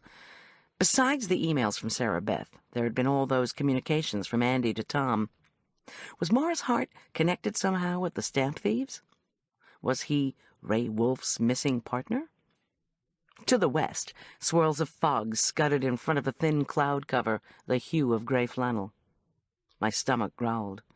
It was already 11:45 of a morning that felt far too long and threatened snow. My body wasn't going to allow me another crisis-laden day without regular meals. Nevertheless, there was a place I wanted to visit before returning to Hyde Castle. Some injuries you take very personally. Your husband being shot, for example. I didn't know if the Hydes and Chardet would still be at the chapel, where I definitely wanted to look around. But another site I wanted to check was the one staked out by the shooter. No doubt the Furman County Sheriff's Department would do a good job investigating, but an attempt on Tom's life was too traumatic for me to just go back to the day-to-day life of catering without making sure the department was doing a thorough job. I envisioned Tom rolling his eyes. I turned left on Homestead Drive, wound past the Homestead Museum, then gunned the van through an old neighborhood dotted with rustic log cabins. The road changed from dirt to pavement, and I ascended through an upscale subdivision filled with gray and beige mansionettes, sporting tile roofs and landscaped lawns that looked desolate under their dustings of snow. I hooked the van right onto a dirt road that quickly deteriorated to a rutted trail. The van had a compass display, which indicated I was heading east, paralleling Cottonwood Creek. I tried to picture what I'd seen from the police chopper, then decided I was heading toward the right spot. Finally, I entered Cottonwood Park, a county-maintained facility where folks could hike, picnic, even camp overnight. I turned right onto another dirt road that looked as if it snaked down to the creek. I bumped past empty, snow-crusted picnic tables, forlorn-looking freestanding grills, and carved wooden signs indicating trailheads. At length, I came to a stand of pines cordoned off with bright yellow police ribbons. I parked behind a pair of Sheriff's Department vehicles and made my way down one edge of the yellow tape, where two uniformed officers yelled that I should stop. I identified myself and asked to come in to talk. They considered this for a minute, then signaled me to enter. I scooted under the plastic ribbon. My boots slipped on the thick carpeting of snow-slicked pine needles. The two cops asked for ID, which I showed them. "I want to see where the guy was standing when my husband was shot. Please," I said politely. "That area's been thoroughly checked for evidence," one officer informed me, his tone simultaneously defensive and weary. When I said nothing, he softened a bit. "All right, the crime scene guys are done. You can look, but just for a minute." He told me to follow him. We made our way through the snow and rocks to a picnic table about 15 feet from a promontory overlooking the creek. It seemed an odd place for a table, since the ground fell away steeply to the narrow state highway. If you or your kids tumbled down the rocks and onto the pavement, could you sue the county park system? "We figure the shooter was about here," my guide told me as we stepped gingerly to the edge of the promontory, hidden from the road by the rocks so no one would notice him. The view revealed only the top of one of Hyde Castle's towers. Below the castle's driveway and dense evergreens, the trickle through Cottonwood Creek was alternately black and still, or white with suds, in sharp contrast to the steep creek banks covered with ice and rocks. Hyde Chapel's lofty spires and dark stone made it look as if it had been transported from an Arthurian legend board game. In the parking lot where Tom and I had been moving toward each other when he was shot, a police car and the crime lab van were the only vehicles. I could see the line of boulders where we'd sought cover. Andy Balichek's body, of course, was gone. The chapel, the bridge, the parking lot, Andy's corpse. I stared down and tried to make sense of what I was looking at. Maybe the shooter was aiming for whatever cop found the body. But if a law enforcement person discovered Andy, wouldn't the shooter be putting himself in the line of fire? Then again, Tom was a cop, and he'd been helpless against a concealed sharpshooter. Maybe someone wasn't just looking for whoever found Andy. Perhaps he was aiming specifically for Tom. Or maybe he'd been aiming for me and hadn't obtained a good enough angle the first time I'd hopped out of the van to look at the creek. Or possibly there was some other motive that I didn't know. Maybe someone had followed Tom wanting to shoot him. Maybe someone had followed me and shot Tom instead? The answer to why remained elusive. Discouraged, head throbbing, thoughts roiling, I drove back to the castle. It was almost 1 o'clock. On the way up the winding driveway, I pulled to the side so that 2 painting company vans could roar past. After parking, I lugged the suitcase and bag of photo albums to the entry and tapped in the gatehouse security code. Walking through the elegant stables-turned-living room, I noticed a blotch of beige paint over the cream of the walls. Next to it was taped another wet paint sign. What was this? More rethinking of the paint scheme by Charday the decorator? Just how close to the Hydes was she? Close enough for her husband, herself, and her painters to have the gatehouse keypad code? In the huge kitchen, Marla and Suki were downing sizzling Julian-made cheese croquettes, along with the creamy Dijon and tart cranberry sauces I'd brought. Oh, well, I was going to have to make a new hors d'oeuvre for Thursday's labyrinth lunch anyway, and I didn't begrudge anyone any goodies. Suki and Elliot were hosting our family and enduring the disruption a crime brings, and Marla was my best friend.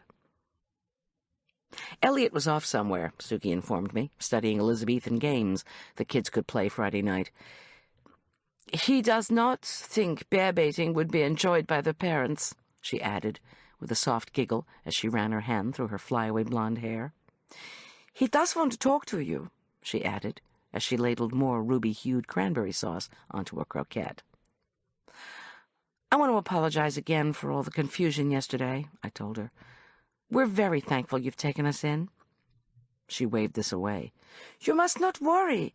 This is a good way for us to test having people stay here. It is practice for our future conferences. I felt a sudden chill and looked around the kitchen. One of the old windows had come loose and swung open. As I hastened across to close it, I asked if anyone had checked on Tom recently. Julian had been up to our room just 10 minutes before. He's asleep, Goldy, he said, without sounding reassuring.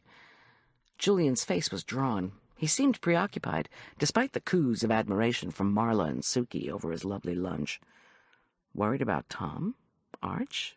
Me? Marla studied my face as I walked back to the table. You look awful, Goldy, almost as bad as Julian. Are you okay? Where have you been? What took so long? I gestured to the suitcase and bag of albums and mumbled that I'd been getting them from the house. I handed the photo of John Richard to Suki. Here's the guy we need to bar from entry. I don't want to keep him from Arch, but he's very volatile and an ex-con to boot. So when he does see Arch, it's going to have to be in a place with a lot of people. I omitted the part about the attack from the computer thief because I didn't want to upset Suki. But Suki's blue eyes were full of worry as she handed me back the photo. You did miss a call, Goldy, from the assistant district attorney. Her name is Pat Gerber. She wants you to call her. She showed me the phone, tucked between the refrigerator and the glass-fronted kitchen cupboard of Elliot's meticulously labeled Elizabethan conserves. I peered in at rows of chokecherry and red currant jellies, strawberry conserve with champagne and plum jam. This is just half of his insomniac production from this summer, she said airily. I was beginning to think we should not have destroyed the still room. As I dialed the district attorney's office, I wondered how toasted brioche would taste with the plum jam, or whether I could make a good Cumberland sauce with the currant jelly. I was put on hold and amused myself with the image of a latter-day Jay Gatsby fretting over a bubbling vat of conserve. When I was finally connected with Pat, she said that since I hadn't specified parental visitation for John Richard in the restraining order, he was squawking to anyone who would listen.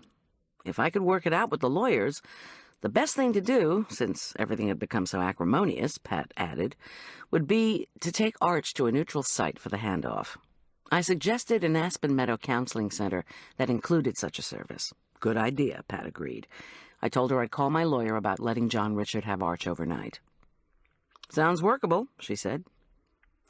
I should be prepared for a battle royal in 2 weeks, she went on, when the temporary order expired and we had to go before a judge and argue about permanent visitation orders. John Richard's got a prison record, which should make some difference, but it may not, since he's got money and position in the community. And, by the way, if he does make any threats against you, write them down, Pat advised sternly.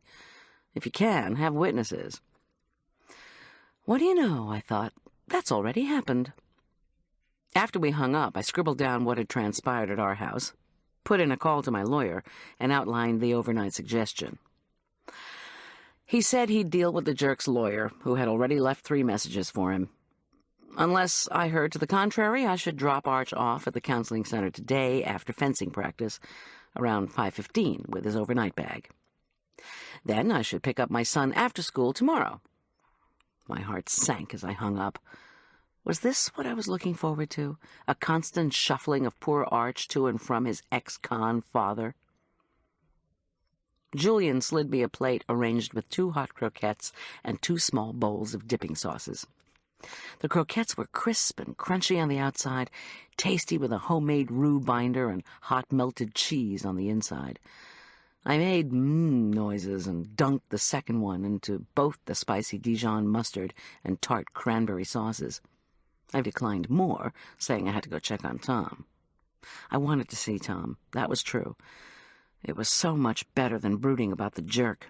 But in reality, I mused guiltily as I trod up the carpeted stairs to our suite, I wanted to boot up my laptop, assuming Tom was still asleep, and read all the contents of that disk with its revealing electronic mail.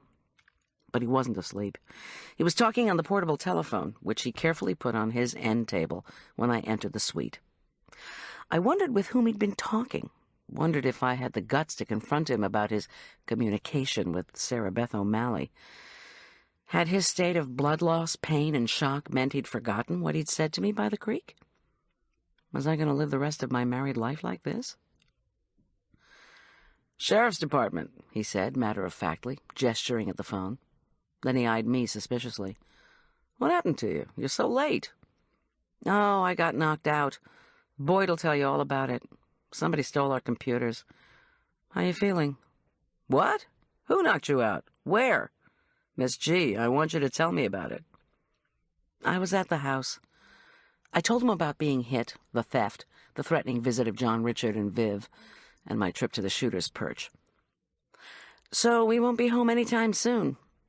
I omitted any mention of the mysterious appearance of Sarah Beth O'Malley, because I just couldn't face talking about that. Yet. Tom stared at me in stunned disbelief.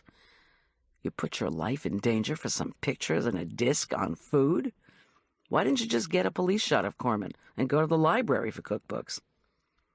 "Because I typed up very specific stuff for Elliot Hyde." "This is all my fault," Tom said angrily. He shifted in the bed, obviously in pain, obviously peevish. "Damn this case." "Forget the case and just get better." He groaned and thumped his pillow, unable to get comfortable on the big bed. "I'll get better if I can just figure out how Andy Belichick got himself killed, and who's beating up on my wife." He paused, then looked back at me. "The whole thing's strange." "I saw Andy's blackened hands. Tom, was he electrocuted?" "If I tell you, will you promise me not to go back into our house?" When I nodded, Tom said, "He was, but he didn't die of the shock. That's what's so weird. You get a huge electric shock, you figure you can't go far, right?" "Did Andy go anywhere?" Tom's eyes were grim. "It looks as if he was electrocuted, then shot. Then the killer put him in the creek, and either hightailed it out of there or sat and waited for me to show up."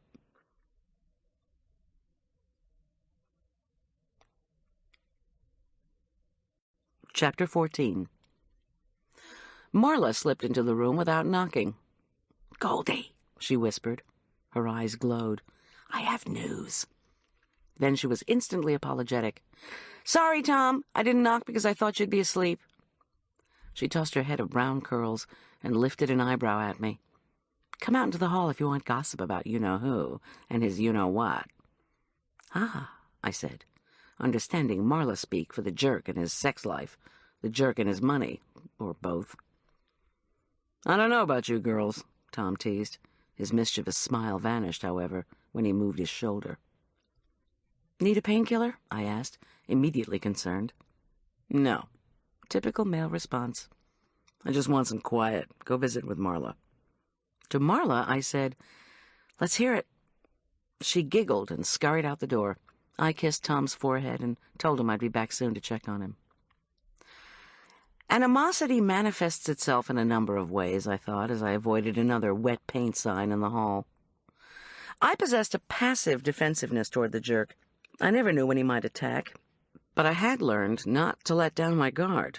Active animosity, on the other hand, was Marla's specialty. She fed her obsessive hatred for the jerk with information. She paid her lawyer a separate monthly fee to employ investigators to keep tabs on our mutual ex-husband's shenanigans, sexual adventures, and, her favorite, his financial woes. From the triumphant tone in her voice, I suspected her latest news fell in the last category. "You're not going to believe what he's up to now," she began eagerly, once we were standing beside one of the tall windows that overlooked the courtyard. "Try me." "Well," she reported, her face set in mock disapproval, "it's a shady financial deal. Begin at the beginning. My lawyer just called." She ran a bejeweled hand through her hair. "Okay, you remember when he had to sell the Keystone condo?" I nodded. To offset monetary setbacks the previous year, John Richard had been forced to auction off his ski resort condominium. According to Marla, the condo had been the setting of much debauchery. Okay, then he had to go through the inconvenience of being incarcerated, so he had to sell his practice. He realized about $600,000 from that, after taxes and whatnot. His legal fees have reduced that by about half. So he's back in his country club house after, serving less than 5 months of his sentence? Payments on the house are $6,000 a month and have never stopped. Add to that, paying you child support. On the plus side, his new salary at ACHMO is, don't puke, $800,000 a year. $800,000 a year? Yeah. His lawyer landed him a job with the same HMO where his last girlfriend, the one he assaulted, let us not forget, once worked. Now, John Richard is tightening up ACHMO's formularies for prescription drugs. So when you ask, who at my HMO sets up the rules to deny me prescriptions, here's your answer. The jerk. He's ratcheted up his stinginess to a grand scale. No kidding. Marla went on, "Okay, you've got an idea of his income, assets, and liabilities. Plus, he's got a prison record now, and getting a new mortgage is a tad difficult. So how do you figure he's buying a $3 million townhouse in Beaver Creek?" $3 million? I gasped. You've got to be... Wait, maybe he got a signing bonus with ACMO? She shook her head. Nope. Lawyer's investigator says ACMO took a hammering when they gave their new CEO a monster signing bonus. The news made it into the Post. The stockholders went ballistic at the annual meeting. ACMO doesn't give signing bonuses anymore, but you haven't heard it all. I thought I detected the sound of distant yelling coming from across the courtyard. What was that? Marla glanced carelessly through one of the windows, then back at me. Who knows? Now listen, the down payment on this place in Beaver Creek was $300,000. My sources have their ways with the mortgage company and report that he got a loan for $150,000, equity from his place in the country club. His partner in the sale put up the other $150,000. Down payment done. Payments are interest only for the first 6 months. Then a big balloon payment. And guess whose names are on the deed? I can't. John Richard Corman and his new sidekick, Viv Martini. But he never goes for joint ownership. It was one of my problems when we were doing the divorce settlement. She waggled a finger at me. Don't you think I know that? The sources inside the mortgage company. Oh, don't give me that look. Anyone can be bought. Anyway, my investigator says John Richard was making noises that he would be making the interest payments for 6 months. Viv has a modest income from gun sales, But when it came to that $500,000 balloon payment, Viv was the one asking about when the $500,000 would be due. Exactly. And if the mortgage company would take a check from John Richard's account. My theory is that the balloon payment is her responsibility. Otherwise, he wouldn't do the deal, don't you think? I'm also thinking they're planning on selling the place for a huge profit after they make the balloon payment. And they both go away happy. Or at least filthy rich. Filthy indeed. But if Viv Martini had $150,000 to blow, why latch onto the jerk? Why would you do that kind of deal with someone you just started going out with? When Marla shrugged, her diamond dangle earrings sparkled. He's cute. He's a doctor. What the hell, Goldy? Why did we hook up with him? Because I loved him, I answered silently. Because he'd promised he loved me, too. Duh. Wait a minute. I tried to think. Arch told me John Richard was going to give Viv something when he got out of prison. A Mercedes, he said, or a trip to Rio. Or maybe a Mercedes in a townhouse, huh? I shook my head. But even if you set aside the $150,000, where does the $500,000 for the balloon come from? Marla's smile broadened. I figure it's a drug deal. Prescription meds, sold on the black market at a huge profit. While Marla chattered about how she was going to have this or that friend of hers in Beaver Creek keep a lookout on everything John Richard and Viv did up there, I resolved to talk to Sergeant Boyd on the subject of Viv Martini. Boyd would be willing to tell me what the department knew, wouldn't he? Well, he might if I threatened to follow Viv until I found out what she was doing. That wouldn't only be time-consuming, it would be dangerous. On the other hand, I didn't reckon it would be as perilous as going into a financial partnership with a jerk. Viv was either one tough babe, or she was dangerously smitten with Dr. John Richard Corman.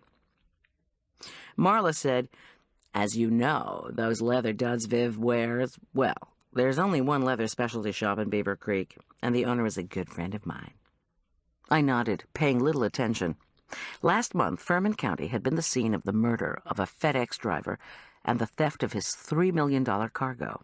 Yesterday, the body of one of the suspected hijackers had been found. Now, if I wasn't making too much of a leap, a former girlfriend of Ray Wolf, the guy accused of masterminding the robbery, was doing a big real estate deal with a doctor whose assault conviction might not be known in ultra-chic Beaver Creek. Was John Richard scamming the HMO? Was it possible that Viv Martini was laundering money through real estate? How probable was it that John Richard was being taken for a ride by his new girlfriend? Maybe John Richard would have to go back to jail. A shiver of delight wriggled down my spine. What do you suppose is the attraction between those two? Marla demanded, then answered her own question by launching into a monologue on the subjects of sex and money. I thought of something else. If Viv was not doing a drug or other underhanded deal with the jerk, did he know how she was getting her money?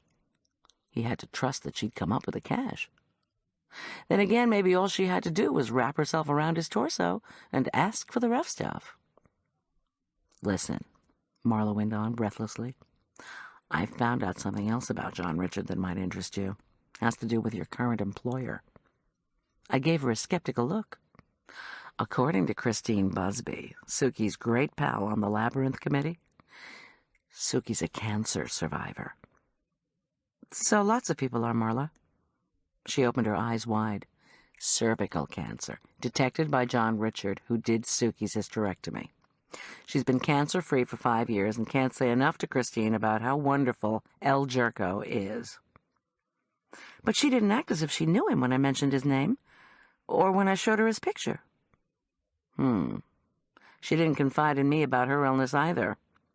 Maybe she doesn't want to spill her secrets to her beloved ex-doctors' ex-wives. Marla, I need to tell Tom.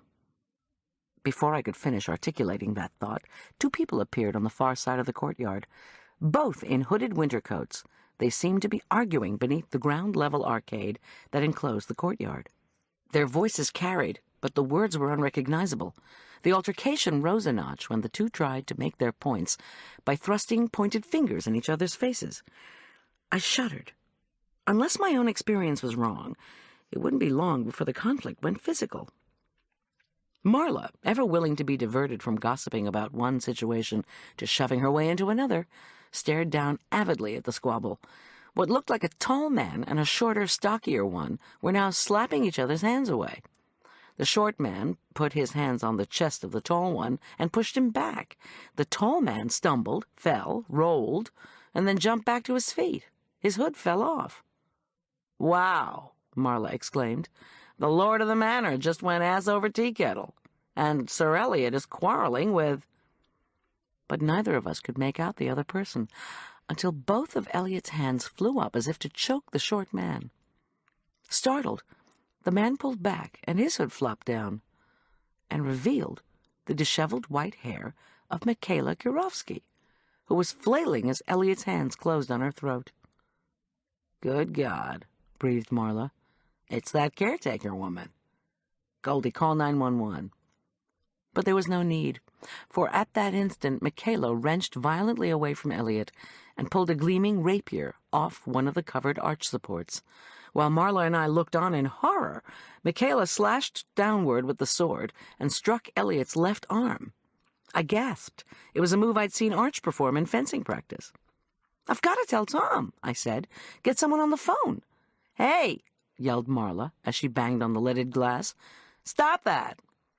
Startled, Elliot and Michaela glanced up. I whispered a curse and pulled back from the window. Marla, undaunted, waved both hands over her head and bellowed, "No fighting! Stop that or I'll call the cops!" Could they hear her through the glass? Did I care? I just wanted to be someplace else. So apparently did Michaela and Elliot, for when I peeked back out the window, both had disappeared through an unseen doorway. "What the hell do you suppose that was about?" demanded Marla. "I mean, they didn't even give us a second look. And anyway, even if you disagree with someone who works for you, you don't try to choke them. I mean, not unless you coach college basketball." "I can't deal with this now," I said abruptly, realizing that if Michaela was not at fencing practice, it must have been canceled. "I've got to run." While Marla waited, I darted into our room. Tom was sleeping and snagged my purse and jacket. "Run where?" she whispered when I returned. "I need to pick up Arch." I zipped to Arch's room, grabbed his overnight bag, and trotted back toward Marla. "I've got to drop him off with a jerk, then come back and take care of Tom.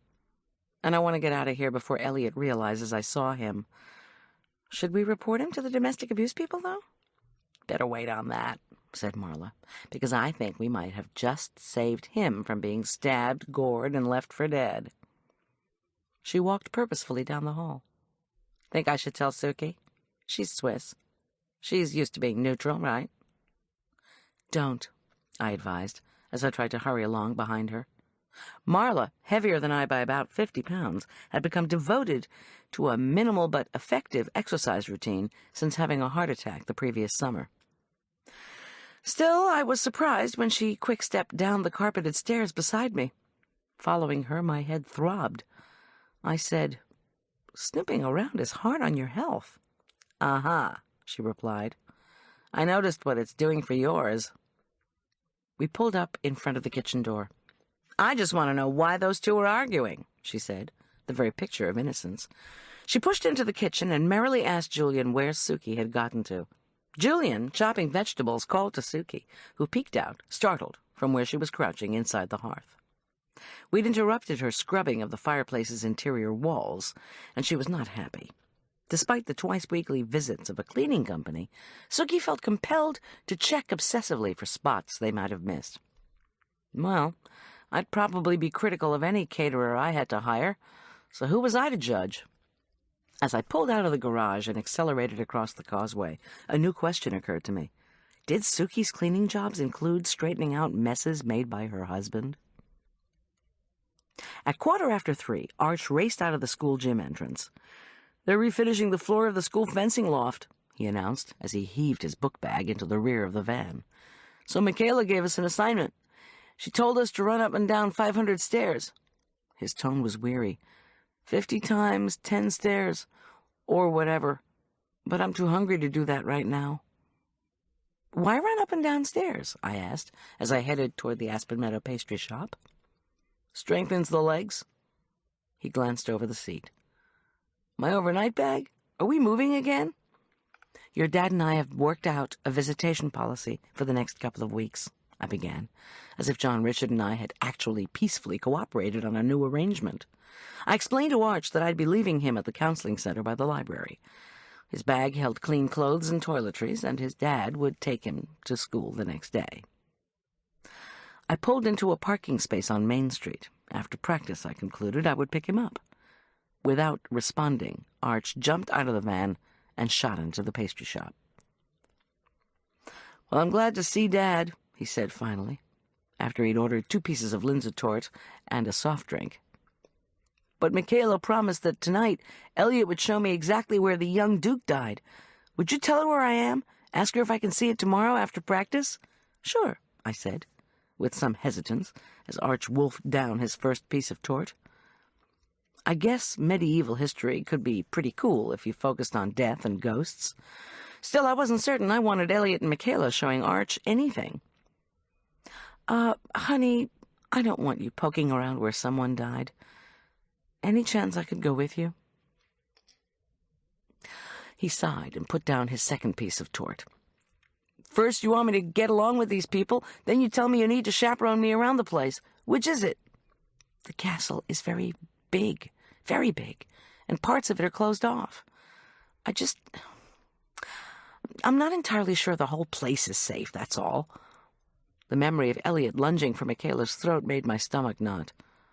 Also, I don't want you going anywhere with Michaela and Elliot without me along. Okay, Mom, he said, as he tossed his paper plate and cup. Just forget that I was trying to get along with the Hydes.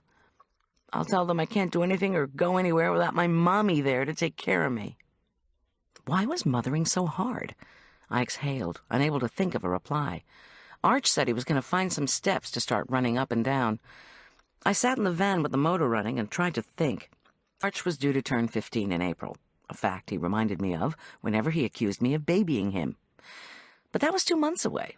What I needed to concentrate on was where I should move our family next, before Elliot and Michaela killed one another, and while figuring out what John Richard and Viv Martini were up to, not to mention who'd shot Tom. But immediate answers eluded me. When Arch returned, gasping, he said, I think I'm going to puke. On that happy note, we drove to the counseling center in silence. When we pulled into the library parking lot and got out of the van, I glanced around. One could never be sure that the jerk would actually show up at any particular prearranged time, I thought, as I chewed the inside of my cheek. Here you are, announced a throaty female voice behind me. I whirled, and the hair on the back of my neck stood on end. It was Viv Martini herself, dressed in skin-hugging, chocolate-brown leather pants and jacket. Once again, her jacket was zipped down to reveal cleavage. Would it be too prudish for me to put my hand over Arch's eyes? Hi, Viv, Arch said matter-of-factly. Want me to put my stuff in the car? Your dad's not here yet, Viv began. Arch, I interrupted her, would you run into the library and see if the new Jacques Pepin has come in for me? I requested it a month ago. He sighed, rolled his eyes, and dropped his bag on the pavement. Please be nice to him, I told Viv, as soon as Arch had disappeared into the library. He's really struggling with his dad getting out of jail. I am nice to him, Viv protested. I got John Richard to buy a treadmill and free weights so we could both work out with Arch. Arch likes me. I paused, but only for a moment. John Richard could be along any moment. Look, I said a tad desperately, my husband is a policeman who's been shot. So he saw on the news. To my surprise, Viv's eyes were sympathetic. How awful. Do they have any idea who did it? Not yet, but my ex said you knew Ray Wolfe, who was arrested by my husband. I watched her closely, but saw nothing on her face except concern. Do you have any idea if Wolfe was involved in the shooting? I don't give a damn about Ray Wolfe, she snapped. There's no telling what he's up to. That's why I left him. I managed to smile. Did I believe her? A rumor in town also has you seen with Andy Balachek, whose body I found. Forget it, she said immediately. I didn't touch Andy. He wasn't my type. He was a sweet kid. Ray seduced him into that theft, the way he does everybody. Ray's a son of a bitch snake who will promise you anything to get what he wants. Arch came out of the library and called to us. I said quickly, "So, Viv, you wouldn't have any idea who killed Andy, would you?" She signaled to Arch. "Somebody of Ray's, probably. Once they do what he says, they're like those bugs that crawl back under rocks. Never see the light of day." Without warning, the gold Mercedes screamed into the lot. John Richard hopped out, crossed his arms, and glared at us. I squinted at the dealer's paper tags on the Mercedes. Lauderdale Luxury Imports. Was the Mercedes John Richard's car or Viv's? Arch announced that there were 50 holds on the Pepin, and I wouldn't get it for a while. Then he shyly looked up to Viv, who sauntered away with her arm slung over my son's shoulder. The sight made me want to puke. Once they'd pulled away, I headed back to the castle. Dusk in the Rocky Mountain winter is a sudden cold affair, arriving early and bringing with it a lengthy atmospheric gloom. I felt my mood drop with the temperature and the darkness. In the kitchen of the castle, Elliot, wearing an old-fashioned double-breasted gray suit and gray ascot tie, was giving Julian instructions on the general outlines for a Tudor dinner. I looked closely at his left arm, the one Michaela had struck with the sword. Was that a slight bandage bulge, or was I imagining it? In his right hand, Elliot held a crystal glass of sherry that he gestured with to make his points. "It was not a supper, although what the Elizabethans called dinner will be serving at supper time on Friday evening for the fencing team." The sherry slopped over the side of the glass. Suki, standing on the other side of the room in a full-length black velvet coat, groaned, undoubtedly thinking of her just-scrubbed floor. I put on an enthusiastic face. Whatever Elliot wanted in the food department, no matter how arcane, he was gonna get. I didn't intend to get throttled. "Now, as Goldy may have told you," Elliot said, jutting his chin in Julian's direction, "during the Renaissance, your typical late 16th century courtier would be served neither dinner nor supper in the Great Hall. Hollywood notwithstanding, of course," he added, with a chuckle and sip of his drink. He continued, "The large change from medieval to Renaissance food service was that the king and queen, or lord and lady, as you will, withdrew to private chambers for meals. On very special occasions, such as Christmas, they would eat in the hall with a full complement of courtiers. The lord and lady and their intimates would be served on the dais, so all could see and admire them." Julian's handsome face was set in a raised eyebrow, pressed lip expression of "I'm trying not to laugh." Without warning, I felt suddenly cold again and glanced around. Was I the only one noticing that the same window kept sliding open? While Elliot lectured, I sidled over to the window, shut it, and then hustled back to the kitchen table, where Julian had laid out trays of beautifully arranged vegetarian fare. One platter contained a magazine-perfect stack of diamond-cut, grill-striped golden polenta. Another, a stunning array of steamed pale green artichokes, golden ears of corn, bright orange and green baby carrots, and broccoli florets. A third tray contained a bowl of arugula and romaine lettuces beside a heated crock of what looked and smelled like the recipe I'd shown him for a hot port wine and chèvre dressing. I looked closer. The creamy vinaigrette was studded with poached figs. So it was the recipe I'd shown him.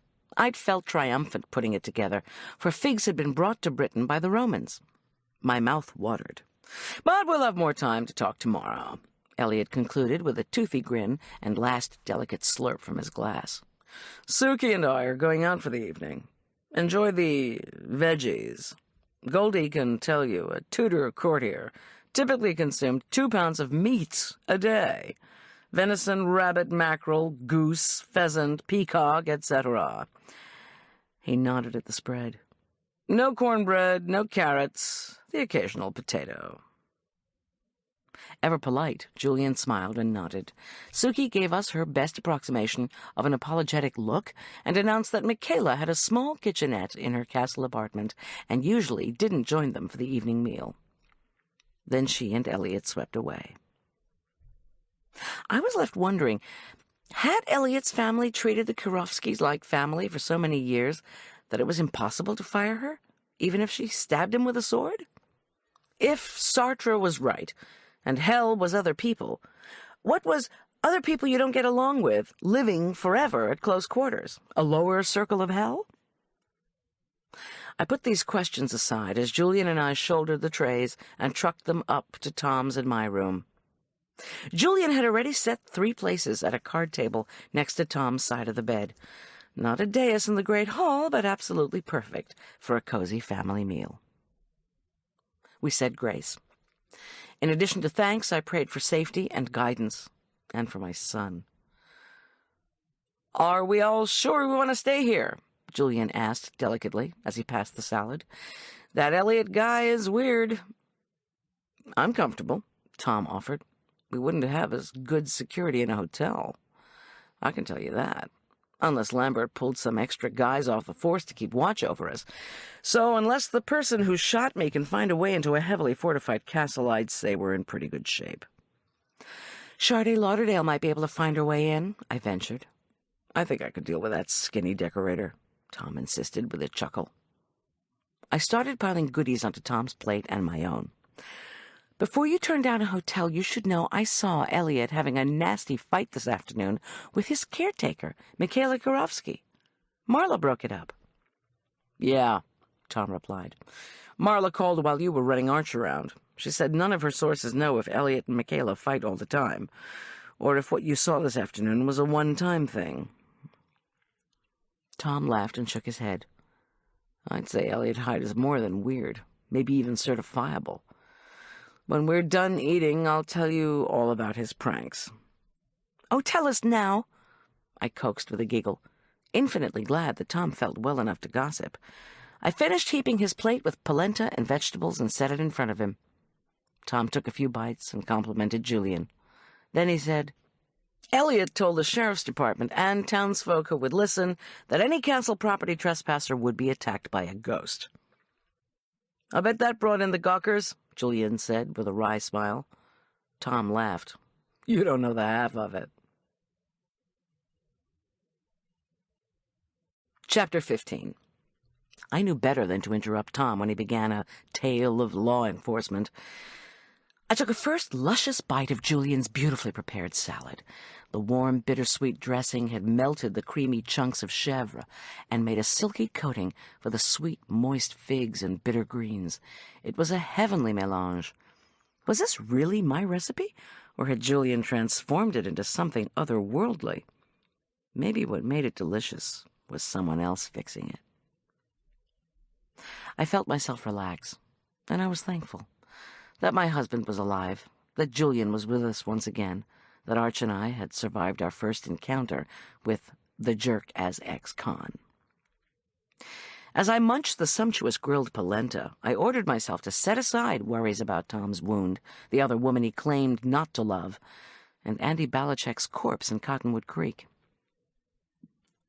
Elliot had moved back from the East Coast and lived in this castle for almost 5 years, Tom continued, when he realized his tours were a flop and his inheritance was going to drain away soon.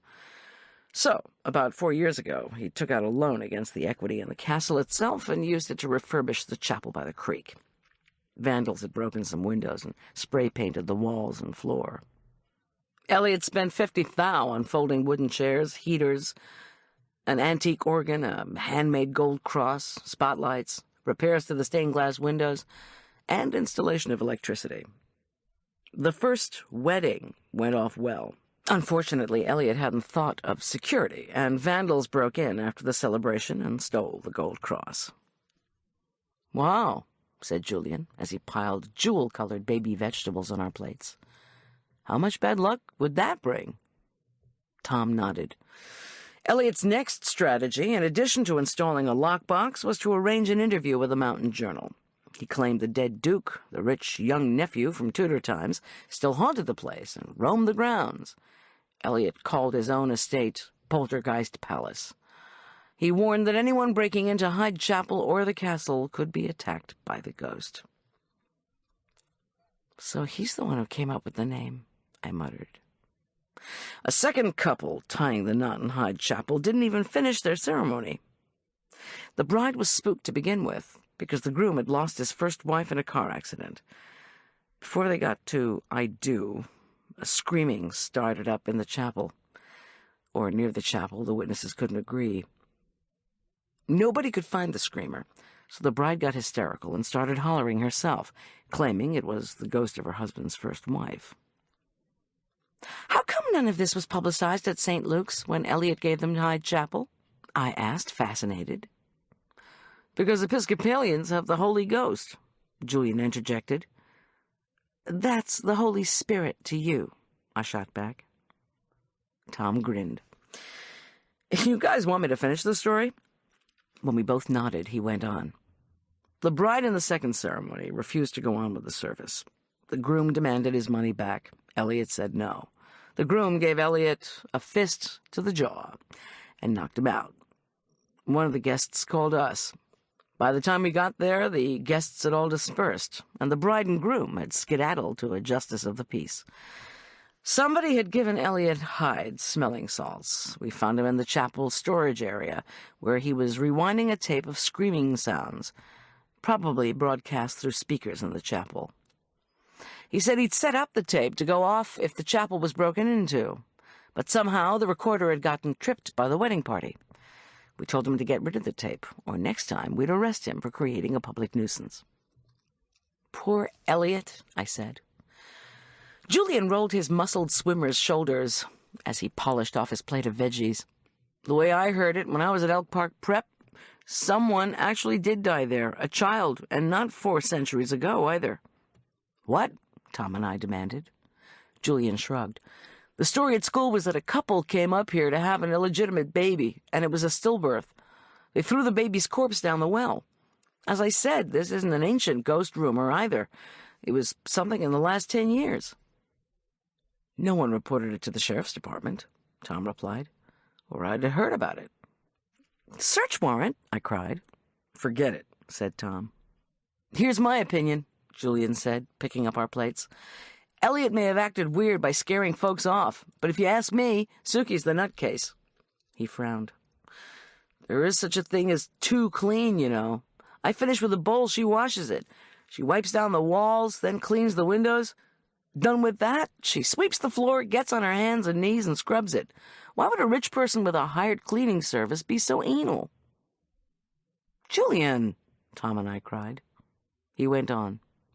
"I've only been here 1 day. Suki seemed to like the lunch, right? But then I began thinking she was just keeping an eye on me to make sure I didn't steal anything. When she grabbed away a sauté pan I was still using, I told her she didn't need to worry. I was bonded." She apologized. "She says she cleans because she's Swiss.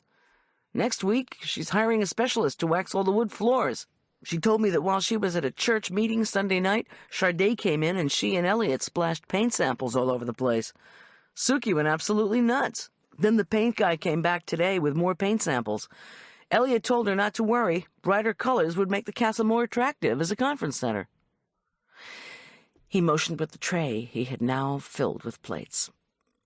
"Anyway, if I don't put these in the dishwasher before I go to bed, she'll come around in the middle of the night looking for them." I didn't like the idea of Julian wandering around the castle alone at night, but tried to keep my voice serene. "Listen, Julian, do me a favor, okay? When you finish in the kitchen and come back up, just knock gently on our door. 1 knock, so we can be sure you're all right." "So you know the ghost didn't snag me?" Julian said with a wink. He heaved up the tray. "Okay, Ma and Pa, I'll knock." We thanked him again for the marvelous meal.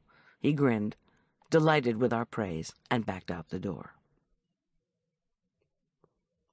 When Tom and I were alone at last, I washed my hands and began the task of removing his bandage, cleaning the wound, then taping it back up. Lord knows I longed to ask him about Sarah Beth O'Malley, but I couldn't. The newly bloodied bandage, the ugly bruising around the wound, the black stitches on his swollen flesh, made me resolve to say nothing. Even if I suspected Tom's old girlfriend had shot him for being disloyal to her and marrying me, what good would it do to confront Tom? I gently laid new gauze in place. What I really wanted to know, I decided, was if he still cared about her, and if he'd acted on that by whatever. "Stop!" I ordered myself as I gently pressed down the last bit of tape. The jerk had betrayed me for years, years when I'd stuck my head in the proverbial sandbox so much I might as well have been living at the beach. By the end of our marriage, I'd turned into a suspicious harpy who thought everything John Richard told me was a lie. If I got back into mistrustful thinking, I was going to make myself miserable. "Something wrong, Goldy?" Tom gave me the full benefit of those all-knowing green eyes. "I'm worried about you." "Don't. I'll be fine." He paused. "Is Arch on your mind?" "Yes, that's it." My voice cracked. "The kid'll be all right. Corman won't try anything while he's on parole. Why don't you come to bed?" And so I did. I wanted to ask Tom if he still loved me, but I couldn't. It had been a long day, a very long day. Still, once I was between the crisp cotton sheets and down comforter that were worthy of the most luxurious hotel, sleep eluded me. I switched from fretting about Tom to wondering if I could safely boot my laptop and read his emails, to worrying about Arch. Where was my son at that moment? Did he miss me? I turned over and sighed. "Goldy, what is it?" "I'm just thinking about when Arch was a newborn. I'd lie in bed and fret about whether he was breathing, even though he was just down the hall. I found that if I lay very still and listened, I could hear him. It was like your eyes adjusting to the dark. My ears took in all the sounds of the night, and finally made out his tiny infant breath, in and out. It was comforting. Does that sound nuts? He's breathing now, Miss G, in his bed at Corman's house. He's all right. If he wasn't, we'd have heard about it." At that moment, a muffled knock on the door indicated Julian was retiring to his room. A few moments later, Tom snored softly beside me. My eyes remained wide open, my body tense. Finally, I eased from beneath the comforter. Despite the heat pouring from the baseboards, the air in the big room was chilly. I sat down on the velvety wool rug. Tom wasn't in a deep enough sleep for me to start tapping away on a keyboard. Besides, if I read the emails tonight, I'd feel too guilty to sleep, especially if he caught me. I hugged myself against the cold and thought about Arch. Yes, he was with John Richard, and no, I couldn't phone at midnight to check that he'd brushed his teeth and been tucked in. Question: how do you tuck in an almost 15-year-old anyway? Answer: you don't. And what if Viv decided to tell Arch a bedtime story about automatic weapons? Don't think about it. Very quietly, I slipped into my heavy coat, boots, and mittens. There was something I could do, a ritual that had always helped with worry about Arch's safety when he was spending the night at a friend's or camping with the Cub Scouts in the wildlife preserve. I'd face in the direction of my son's location and send him good vibes. This was not a spiritual exercise sanctioned in your neighborhood Episcopal church, but I'd always found it reassuring and believed that God would understand. I quietly maneuvered through the set of double doors to the southeast tower. My boots scraped the floor. The sharp air was dense with ice crystals. The dim light illuminating the tower cast long shadows on the dark stone. John Richard's house lay southwest of the castle, in the Aspen Meadow Country Club area. I shivered, oriented myself, then stood by the window that faced southwest. I closed my eyes. Then I brought up the vision of Arch, sleeping. I willed myself to be very still. After a few moments, I could have sworn I heard breathing. It wasn't my own breath, but the rapid, shallow inhale-exhale of a child. Fear rippled through my veins. I opened my eyes and glanced around quickly. Nothing. When I tipped forward to check out the window, there was only the barely lit black water of the moat below, and across the moat, a small neon light by the castle dumpster. Ghosts didn't usually breathe, did they? Being dead and all? I'm losing it, I decided, as I tiptoed back to our room, shed my outerwear, and slipped into bed. I need sleep. But I lay awake for a long time, thinking about what to do next. Dawn brought frigid air and charcoal clouds hemmed with a bright blue sliver of sky. To my chagrin, my neck had stiffened from my nasty encounter with the computer thief. What sleep I'd managed to get had brought some clarity, however. Boyd and Armstrong had promised to touch base today. I would call them first with some questions of my own. And I had to talk with Elliot about the new arrangements for the next day's labyrinth lunch. With Tom still asleep, I rolled quietly out of bed, emptied my mind, and began a slow yoga routine. Breathe, stretch, breathe, hold. Before long, I felt better. As I started to get dressed, I remembered the disc and Sarah Beth O'Malley. I frowned, remembering Tom's story. Talk about a ghost. Tom's snoring was deep and sonorous. With my laptop tucked under my arm, I tiptoed into the bathroom. I didn't give myself time to think, much less feel guilty. I plugged in the computer and booted it up, covered the toilet seat with warm towels, and sat down to break into my husband's email. There were 7 messages, 3 from the Gambler, as Andy apparently called himself, 3 from SB, and 1 from the State Department. I had already opened the first of SB's messages. "Do you remember me? You said you'd love me forever." Now I went straight to the second. "I need to prove myself to you?" I smiled. Good old Tom. Figure out if she is who she says she is. "I'm putting myself in danger just writing to you. Nobody knows I'm here. Remember our secret engagement ring? We didn't want people to criticize us for being too young to know what we were doing. So you picked out a tiny ruby, my birthstone, set in platinum. In answer to your other question, I've been in a little village. After my so-called death, I went from being a nurse to being a doctor. SB." At least she wasn't calling herself your SB anymore. I battled guilt as I opened the third and final communication from her, dated 3 weeks ago. "Tom, I saw your wife and son today. I read in the paper that she's a caterer. I don't want to upset your life. I would just like to see you. Why am I here, you asked? An anonymous donor is giving us medical supplies.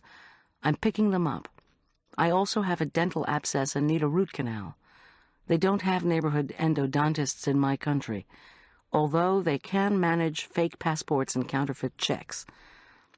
I'm taking the risk to tell you all this for a reason. I have an appointment at High Country Dental on February 13th at 9 a.m. I'd like to see you before my appointment, if possible. SB." Wait a minute. My country? The next communication, the one from the State Department, was unemotional and to the point. "Officer Schulz, as you were notified by the DOD in 1975, Major Sarah Beth O'Malley, RN, was listed as missing, presumed dead. Her Mobile Army Surgical Hospital unit was destroyed during an attack 3 months before American forces withdrew from Saigon. Her body was not recovered, and the DOD has not had reason to change its assessment. From time to time, we get unsubstantiated reports of war-era Americans still living in Vietnam. Neither we nor the Defense Department has any way of investigating these claims. We urge all persons who have eyewitness reports of missing veterans to fill out a Form 626-3A available online at the above address." This happy epistle was signed by a minor dignitary of the department. So, Sarah Beth O'Malley had somehow survived the war, unbeknownst to Washington bureaucrats. She'd also become a doctor for a village whose plumbing facilities undoubtedly wouldn't appeal to Suki. The part I couldn't fathom was why she'd risk coming back to Colorado after 25 years to pick up supplies and have her teeth fixed. And, oh, by the way, to check on her old fiancé, who had long believed her dead. I don't love her. Tom had probably been afraid that if he died from the shot, I'd find the emails, which I had anyway. She thought Arch was his son. If she read in the paper that I was a caterer, she knew I did local events, like the one at Hyde Chapel. Had she been waiting for me to show up for the labyrinth lunch and shot Tom by accident instead of me? I wondered if the army or her villagers had taught her to shoot after all. I stared at the blinking cursor. Was Sarah Beth O'Malley telling the truth? Where was she staying? If she wasn't in Aspen Meadow, where was she? Suddenly I remembered what Captain Lambert had quoted from the owner of the Stamp Fox. If you have contacts in the Far East, you can fence anything. Maybe this was too far-fetched. Could Sarah Beth O'Malley possibly be hooked up with Ray Wolfe and his thieving gang?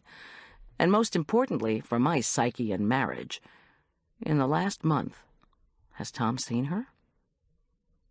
I sighed, wrote a wave of caffeine craving, and opened the first of the emails from the gambler, Andy Balichek himself. Whoever had shot Tom must have known about Andy's body right there in the creek. If I was going to figure out who the shooter was, it might help to know what had been going on with Andy before he died. Hey, Officer Schulz, he wrote on January 20th. I really appreciate you letting me write to you. Look, all I want is to get enough money to pay my dad back for his truck. I don't want him to die with my stealing hanging over my head. And I don't want to go to prison. I didn't want anybody to die. I didn't kill the FedEx driver, so you can tell the DA that, too. Ray whacked him. Where's Ray Wolfe? Where are the stamps? You don't want much, do you? Day after tomorrow, Ray will be casing places to store the stamps. When you think storage in Furman County, what do you think of? His next communication was equally defensive, written in the same flip bravado tone. Tom, man, are you trying to get me into more trouble? You got Ray Wolfe, you got the guy who whacked the driver. Why can't I come in now and collect the reward? My dad's not going to live much longer. Now you're telling me I can't get out of the theft and complicity charges without rolling over on my partner and telling you where the loot is? Come on, Tom, give me a break. The third and final letter was his farewell. Tom, I've got a stake and a chance to make big money to pay my dad back. Why do you keep asking me the same questions? No, I can't turn in our other partner. No, I can't tell you where the stuff is or how we're going to sell it. It's getting hard writing you. I'm being watched all the time. I think my partner suspects I turned Ray in, but I had my reasons. I'll call you from Atlantic City, if I can. Well, there was one question answered, at least for me. Our other partner. One person. Probably our shooter. And as to Andy's movements, he'd called me from Central City, not Atlantic City. Then he disappeared and turned up dead in Aspen Meadow. Unless Pete Balichek was incoherent from his illness, the police would have questioned him about his son and his associates. I didn't have a clue as to who the partner was, nor did I have the slightest idea where the stolen stamps were. So what was my next move? One thing was sure. I wanted to visit with Sarah Beth O'Malley. She might or might not be expecting Tom to meet her at the dentist the day after tomorrow. But I had a very easy way of finding out if she was telling the truth on that score. I knew where the endodontist's office was. Oh, the glories of living in a small town.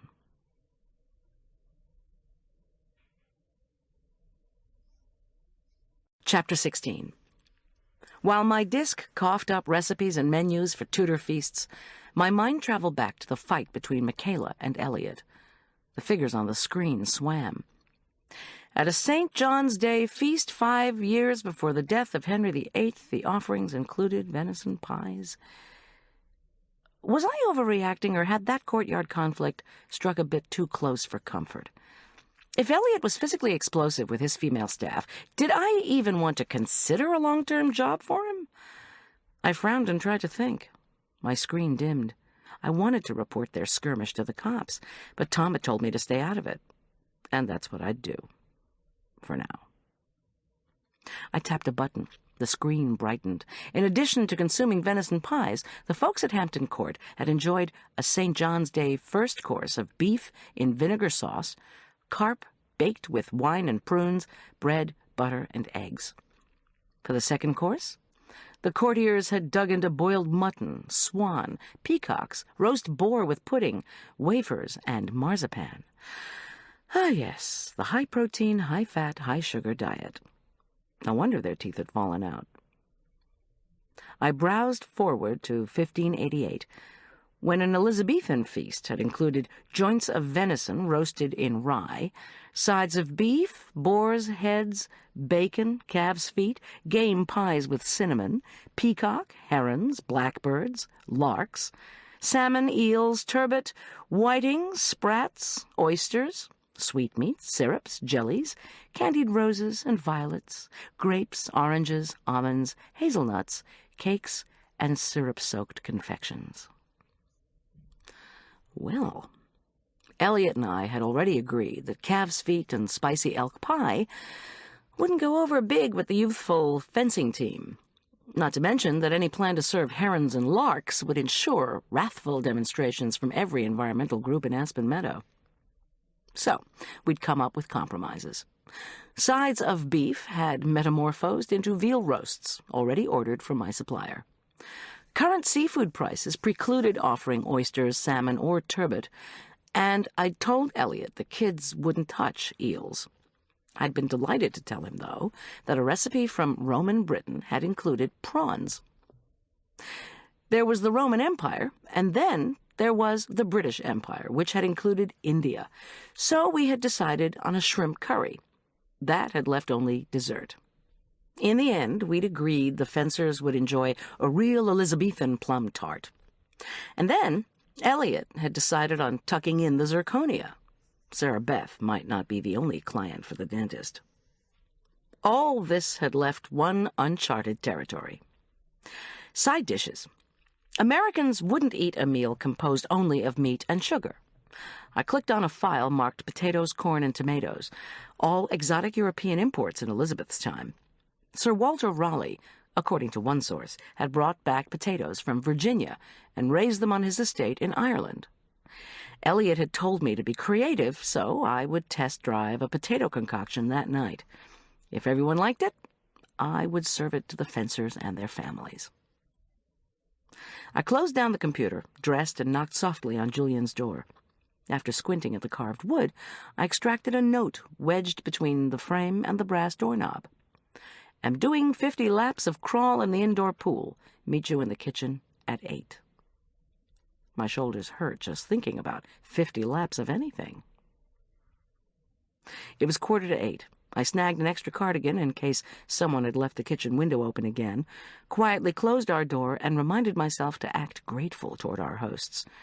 Regardless of the argument I'd witnessed, I would find out what was going on between Elliot and Michaela one way or another. Meanwhile, we had a meal to fix. My banged-up body ached with each step down to the kitchen, so I focused resolutely on the breakfast Julian and I would whip up. Ricotta-stuffed pancakes, poached eggs smothered in steamed baby vegetables. One of the joys of the first meal of the day is that it can melt away most pain. When I banged into the kitchen, I saw Suki first. Bent over the double sink, she was wearing rubber gloves and viciously scrubbing a suds-filled coffee pot. Behind her, the errant window was closed. Michaela and Elliot sat at the kitchen table, sullenly eyeing a plate of frosty, pre-packaged strudel.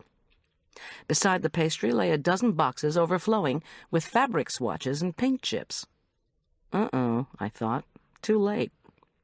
Standing by the hearth with her arms crossed, Sharday Lauderdale gasped when she spotted me. She wore a dark green pantsuit with a fur collar that set off her pretty features.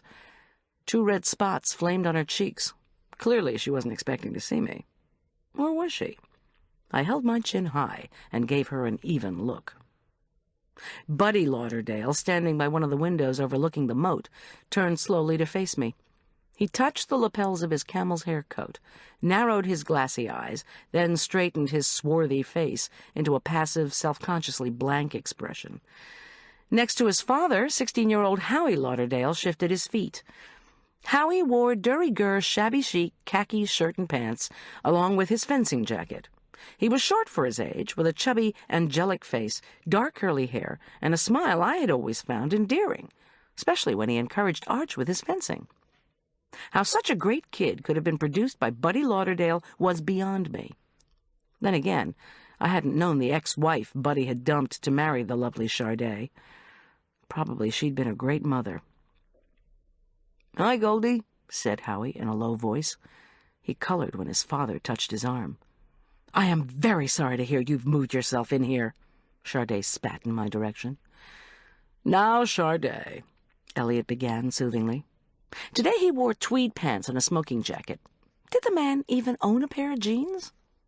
He said, "You and Buddy and Goldy have merely had an unfortunate misunderstanding.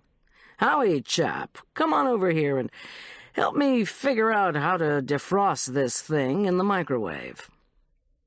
Charday snorted. Buddy crossed his arms and didn't budge. Michaela set her lips in a scowl. Howie and Elliot busied themselves with the microwave, while Suki ran the faucet full blast to rinse out the coffee pot. When the microwave beeped and Elliot pulled out the strudel, poor Howie looked from one adult to another, probably hoping someone would somehow break the tension. Howie said to me, his face crimson. "Arch is doing real well with the foil. The whole team's amazed at how he's come along." "I'm glad," I said. Since no one had told me what they were doing in the kitchen at this hour, I ventured, "Do you all have an early practice today?" No, Howie replied, as Elliot handed him a piece of pastry that looked like iced cardboard. "I was just working with Michaela in her loft. My dad and Charday wanted to watch. We're going to school as soon as Charday leaves her stuff. And then I guess we'll see you,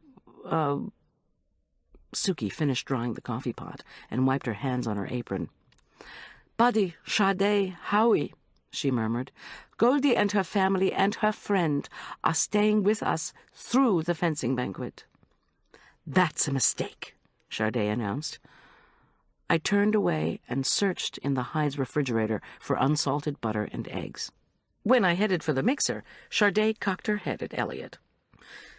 "I hope she's paying you rent, Elliot." Michaela interrupted to say it was time for her to leave. After she clomped out, Elliot slumped at the kitchen table, looking as chilled as the strudel. I pulled a loaf pan out of a cupboard and glanced at Buddy, who was stroking his dimpled chin and frowning. Should I ask him where little Patty was? With a nanny, better off with a babysitter than with her parents, right? I rummaged in the cupboards and pulled out 2 types of dried fruit, pineapple and sour cherries. I found a cutting board and a knife and placed everything on the kitchen table across from Elliot. "Just concentrate on the cooking." Buddy Lauderdale sauntered forward and pulled a fat catalog out from under the mountain of paint chips. With annoying deliberateness, he laid it on top of the cutting board. Then he asked in that oily voice I knew only too well, "Ever heard of Marvin, Goldy? They make windows." Taken aback, I stared at the catalog jacket from Marvin Windows, casements and bays floating against a background of blue sky. "Are you trying to tell me something, Mr. Lauderdale?" I managed to say. "Or would you rather tell my husband upstairs?" "Oh, yeah," Buddy said, as he tapped his cheek in mock thoughtfulness. "How is your husband?" I turned to Suki, who was standing in front of the microwave cabinet. "I need to make a call, someplace private." "Don't you dare call the police again!" Charday Lauderdale shrieked at me as she began gathering up her swatches and chips. She stopped only long enough to stab a scarlet-painted nail in my direction. "I am a good person. I don't want you to get in my way anymore. I don't want to run into you at Elk Park Prep. I don't want to run into you here. I don't want to see you at the luncheon tomorrow. You stay out of our lives, do you understand?" "Please, people," Elliot faltered. He had a pained expression on his face, like a king whose courtiers' conflicts were giving him a headache. "I'm going to Elk Park Prep today. I'm staying here, and I'll be catering the lunch tomorrow," I informed Charday, getting angry myself. "So if you don't want to run into me, you'd better stay home." "Oh, that includes the banquet Friday night, too." Suki hustled over to Buddy, Howie, and Charday, helping scoop up the paint chips and catalogs, and murmured about coming another time to work on the new color schemes. Howie muttered that he needed to get to school, and Elliot announced that Buddy should take a look at his car. When they all left, I didn't offer any goodbyes. Instead, I returned to the sweetbread I intended to make for breakfast. The combination of dried pineapple and cherries would make a not-too-sweet or too-tart, gloriously colorful loaf. I closed my eyes and imagined holding a bread slice up to the light. Don't think about the Lauderdales, just cook. I chopped the fragrant dried fruits, set them to soak, and revved up the mixer. The beaters whipped through the butter and sugar until it resembled spun gold. By the time I was adding flour, leavening, and orange juice, I had a name for the concoction: stained glass sweetbread. "Dear Goldy, I am so sorry about the Lauderdales," Elliot announced in his kingly, regretful voice as he swung through the door from the dining room.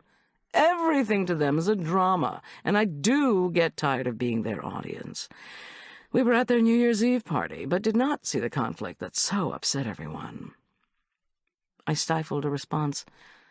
No one saw it except for me. That's the problem.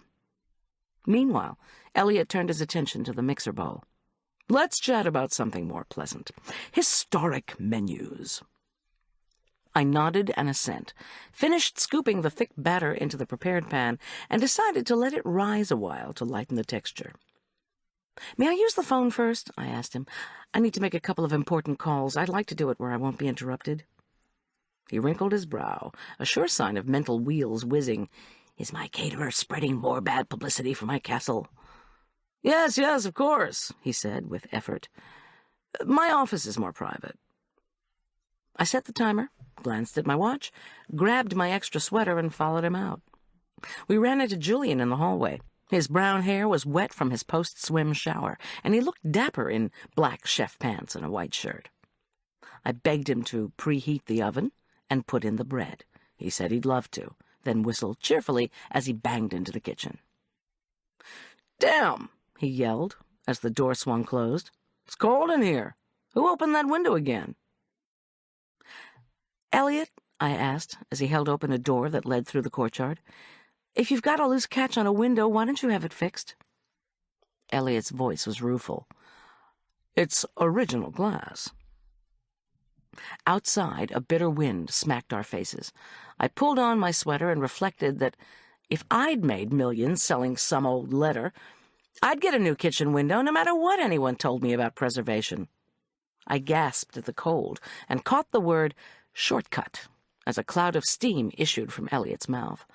I struggled to match his long strides as we trotted along an ice-edged brick pathway through the Tudor garden. Overhead, a red-tailed hawk teetered on the wind.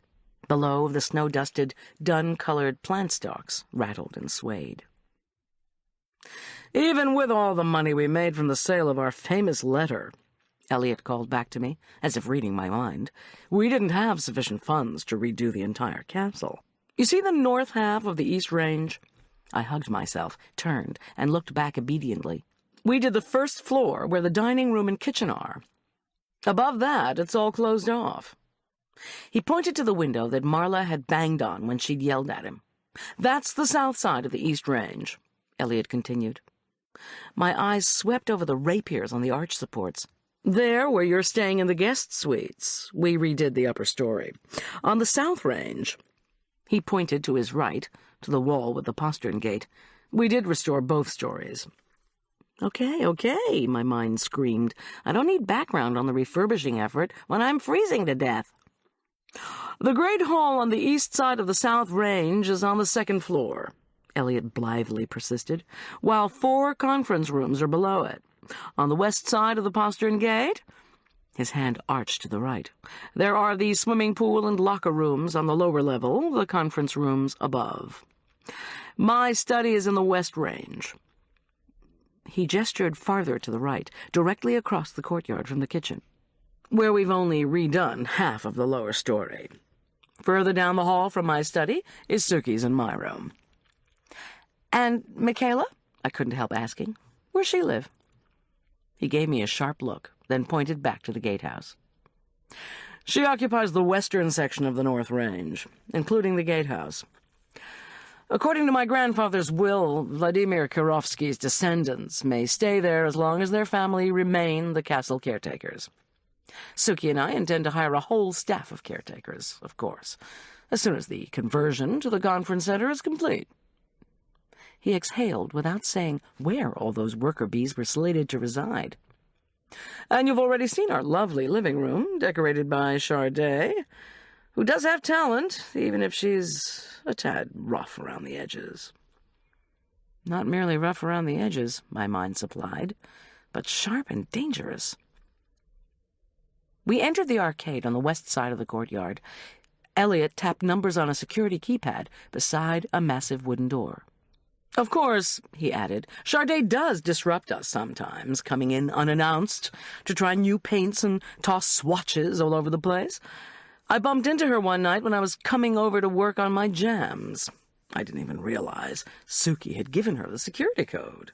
But Suki said Charday insisted that it would make the decorating effort easier for everyone." "Doggone it," I thought, as I moved through the wooden doorway into a hallway lit by new windows on the arcade side. The last thing I could tolerate in the middle of the night was crashing into Charday Lauderdale. Elliot touched a switch, and electrified torches on the far wall illuminated tapestries of battle scenes. "Mr. Hyde," I began, as I hugged myself to warm up, "we're very thankful you could have us here, but if Charday and Buddy Lauderdale can't be kept out of the castle, then my husband and I need to take Arch and Julian somewhere else. The Lauderdales and I are in conflict, as you know, from that New Year's party. They might have shot at our house. They might even be the ones who shot Tom." Elliot's brown eyes shone with indulgence. "They would never do such things. In any case, dear Goldy, you, your husband, your child, your dear young friend, you're all perfectly safe. Each suite has a security pad outside the room. Did Suki not show you? You determine your own code. Once you set it inside your room, no one can come through the door. The instructions are in your night tables." He waved at a tapestry of a unicorn. "When Charday figures out the colors for the last paint jobs, we'll change the gatehouse codes, and she won't be back." I asked hesitantly, "How much do you really know about the Lauderdales?" "We've been friends, well, since all the hoopla about the letter, and I bought our first Jaguar. I'll tell you what I know. The Lauderdales are so concerned about looking rich, they're lavishing money they don't have on charity. For example, we're happy Buddy helped pay for the refurbishment of the labyrinth, but when I tried to convince him to have a salesman recognition dinner here, he said entertaining his employees was not something he really did. My take on it was that a salesman's dinner doesn't pack as much prestigious punch as a lavish gift to the church, and therefore isn't worth more debt. Do you know, I saw him shake his baby until she passed out? That he was arrested?" "Of course," Elliot replied, with more regal regret. "And I know his reputation has suffered, but I can't believe that he would go out shooting windows and people." I shook my head. "How did you get through to someone who believed the only problem with being caught half-killing a child was what it did to your reputation?" Without further discussion, Elliot ushered me into his study, a large mahogany-paneled room. Outside, the clouds had softened to luminescent puffs, and light streamed through a leaded glass bay window. In the room itself, the illuminated bookcases and massive desk were decorated with models of ships and castles, brass flasks and horns, and other British male accoutrements. Royal blue carpeting, blue and gold draperies, brass fixtures, and oxblood leather chairs all screamed English club. No doubt exactly what Elliot had told Charday he wanted. "Lovely," I breathed. "Thank you." He seated himself at his gargantuan desk and launched into an explanation of what we needed to do. "The lunch menu for the labyrinth donors we have all set, with 2 minor changes. The priest from St. Luke's is allowing me to give a pitch about the conference center after the lunch." Elliot sniffed. "Awfully big of him, seeing as how St. Luke's now possesses a genuine medieval chapel." Anyway, Suki would like to simplify things and offer caviar with toast points, onion toasts, and English cheese puffs for hors d'oeuvres. He waved his hand. We already have these from mail order, but we still need a first course, which should be Englishy. Englishy, I nodded. Do you have a recipe on your disk for an Elizabethan-style soup? He asked, worried. A soup not running and not standing, as they say. I do, I said, thankful I had picked up the disk, even if I'd gotten banged up in the process. How about a hot cream of chicken soup made with rosemary and thyme, both herbs mentioned by Shakespeare? Wonderful, Elliot replied with a sigh. Now, for Friday's plum tart. He opened a drawer, drew out a small brass box, then dumped the sparkling contents onto a leather-edged blue blotter. Zirconia, he said proudly, to be tucked into the plums. I nodded, not having a clue how I would conceal the stones so that guests wouldn't accidentally ingest them. Okie-doke. Now, Elliot continued as he fingered a miniature brass cannon, for the banquet.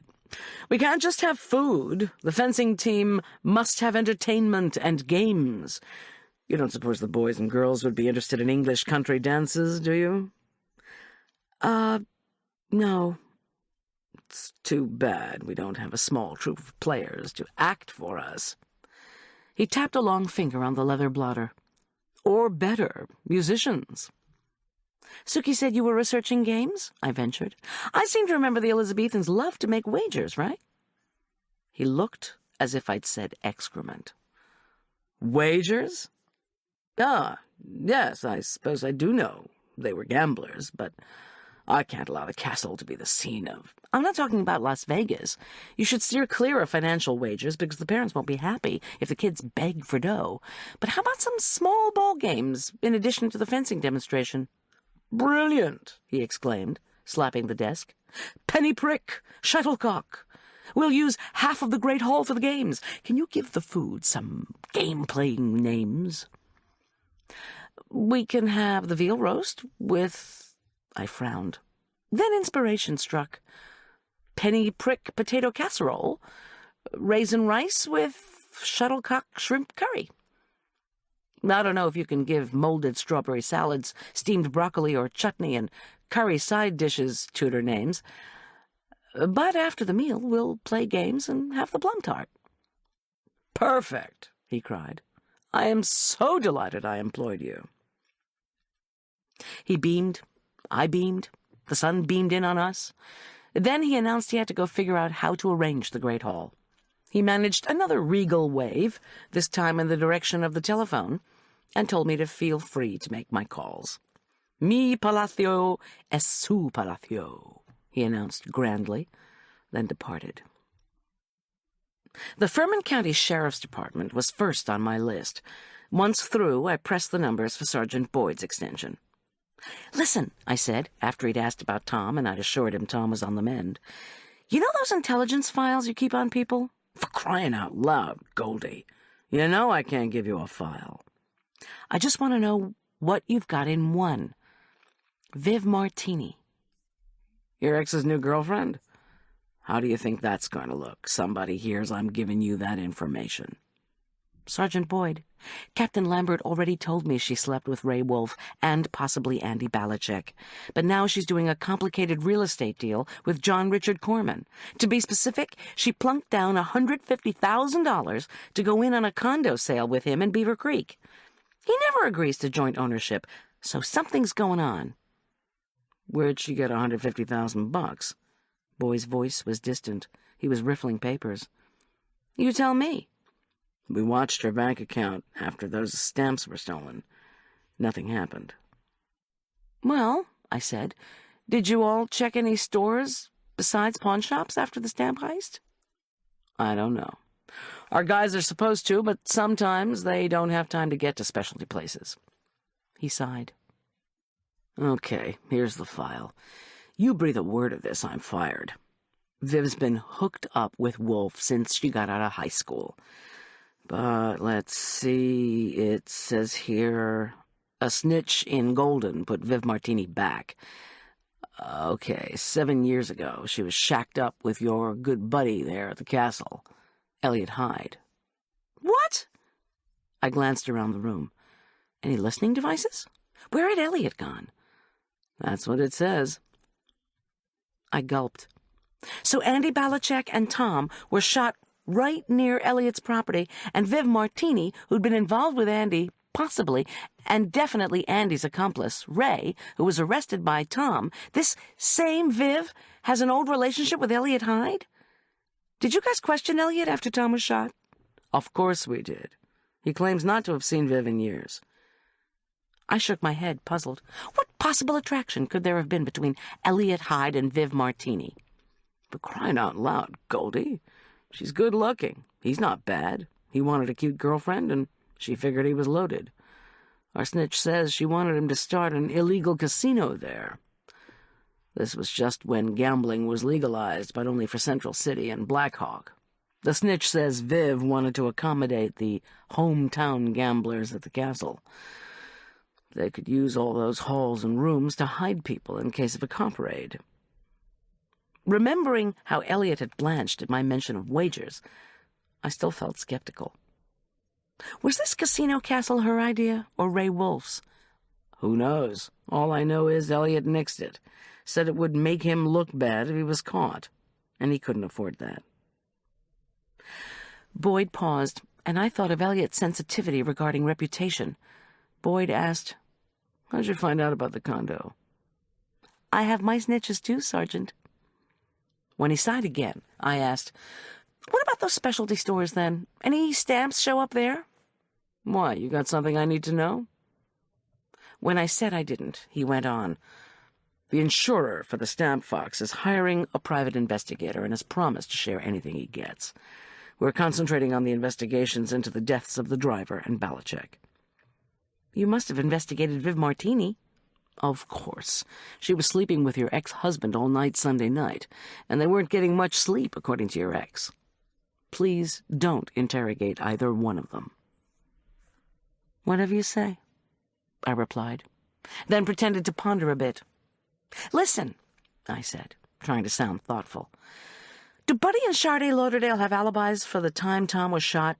A little while ago, they were both here at Hyde Castle, giving me a hard time." "What kind of hard time?" I told him about the incident in the Hyde's kitchen, to which Boyd replied, "Their alibi is each other.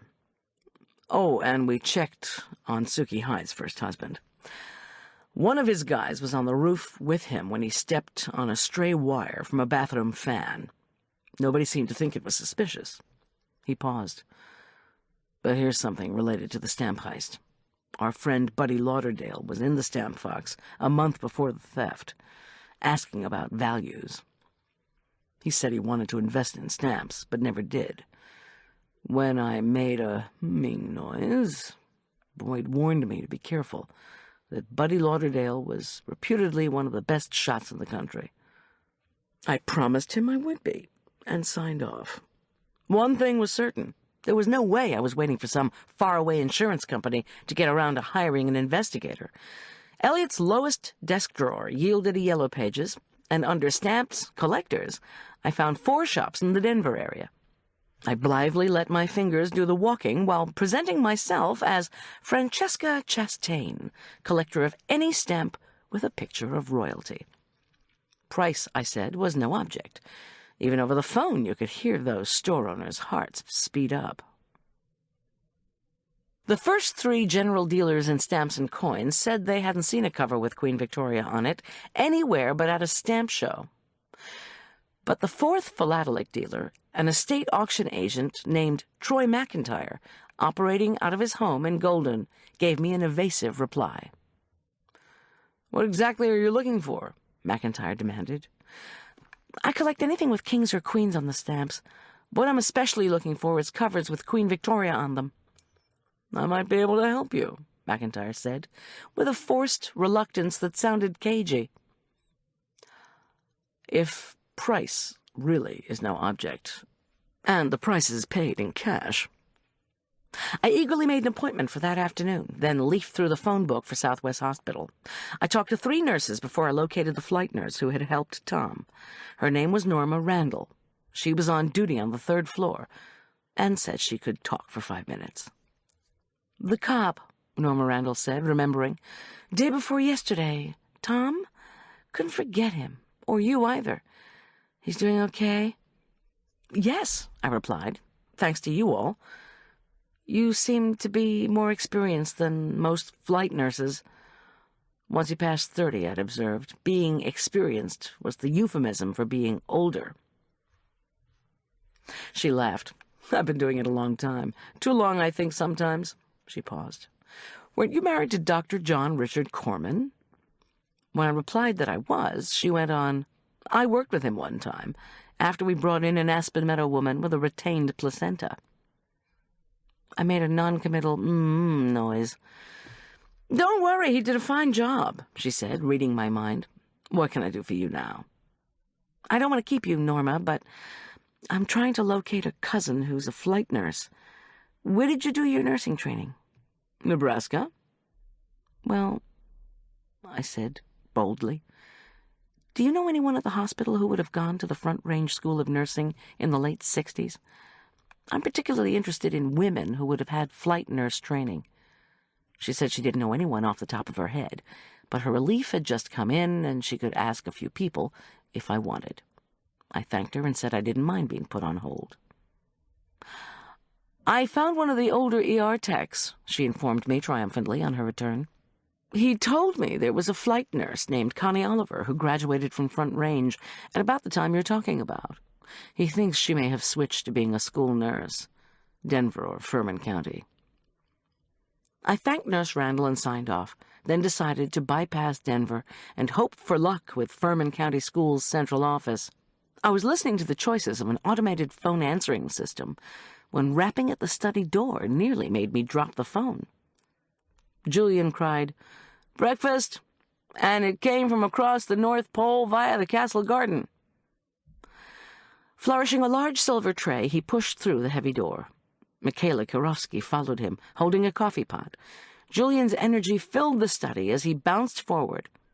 "Hey, boss," he asked me with a grin. "Don't give me that look like you can't eat." When I hastily hung up, he cried, "Hey, what'd you swallow, a canary?"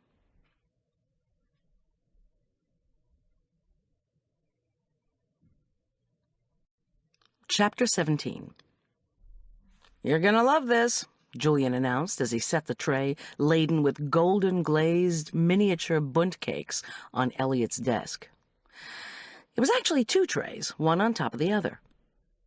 "Got multiple orders for room service?" I asked mildly. "When in doubt, bunt?"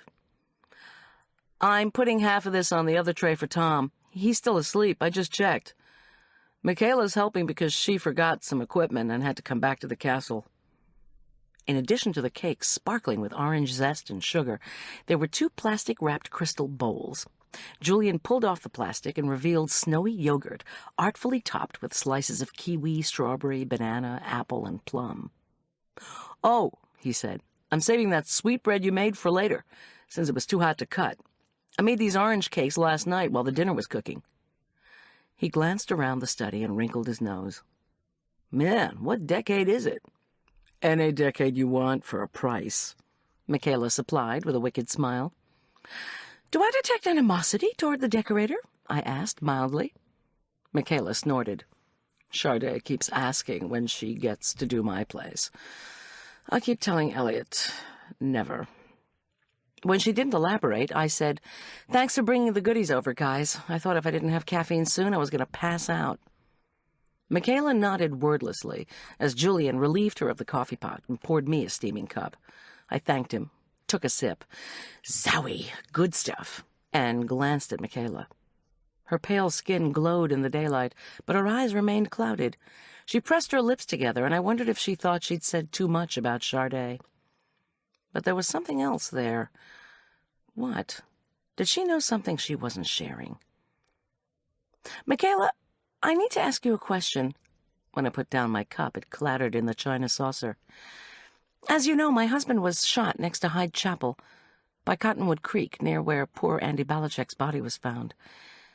You live in the gatehouse with a view of the front of the castle.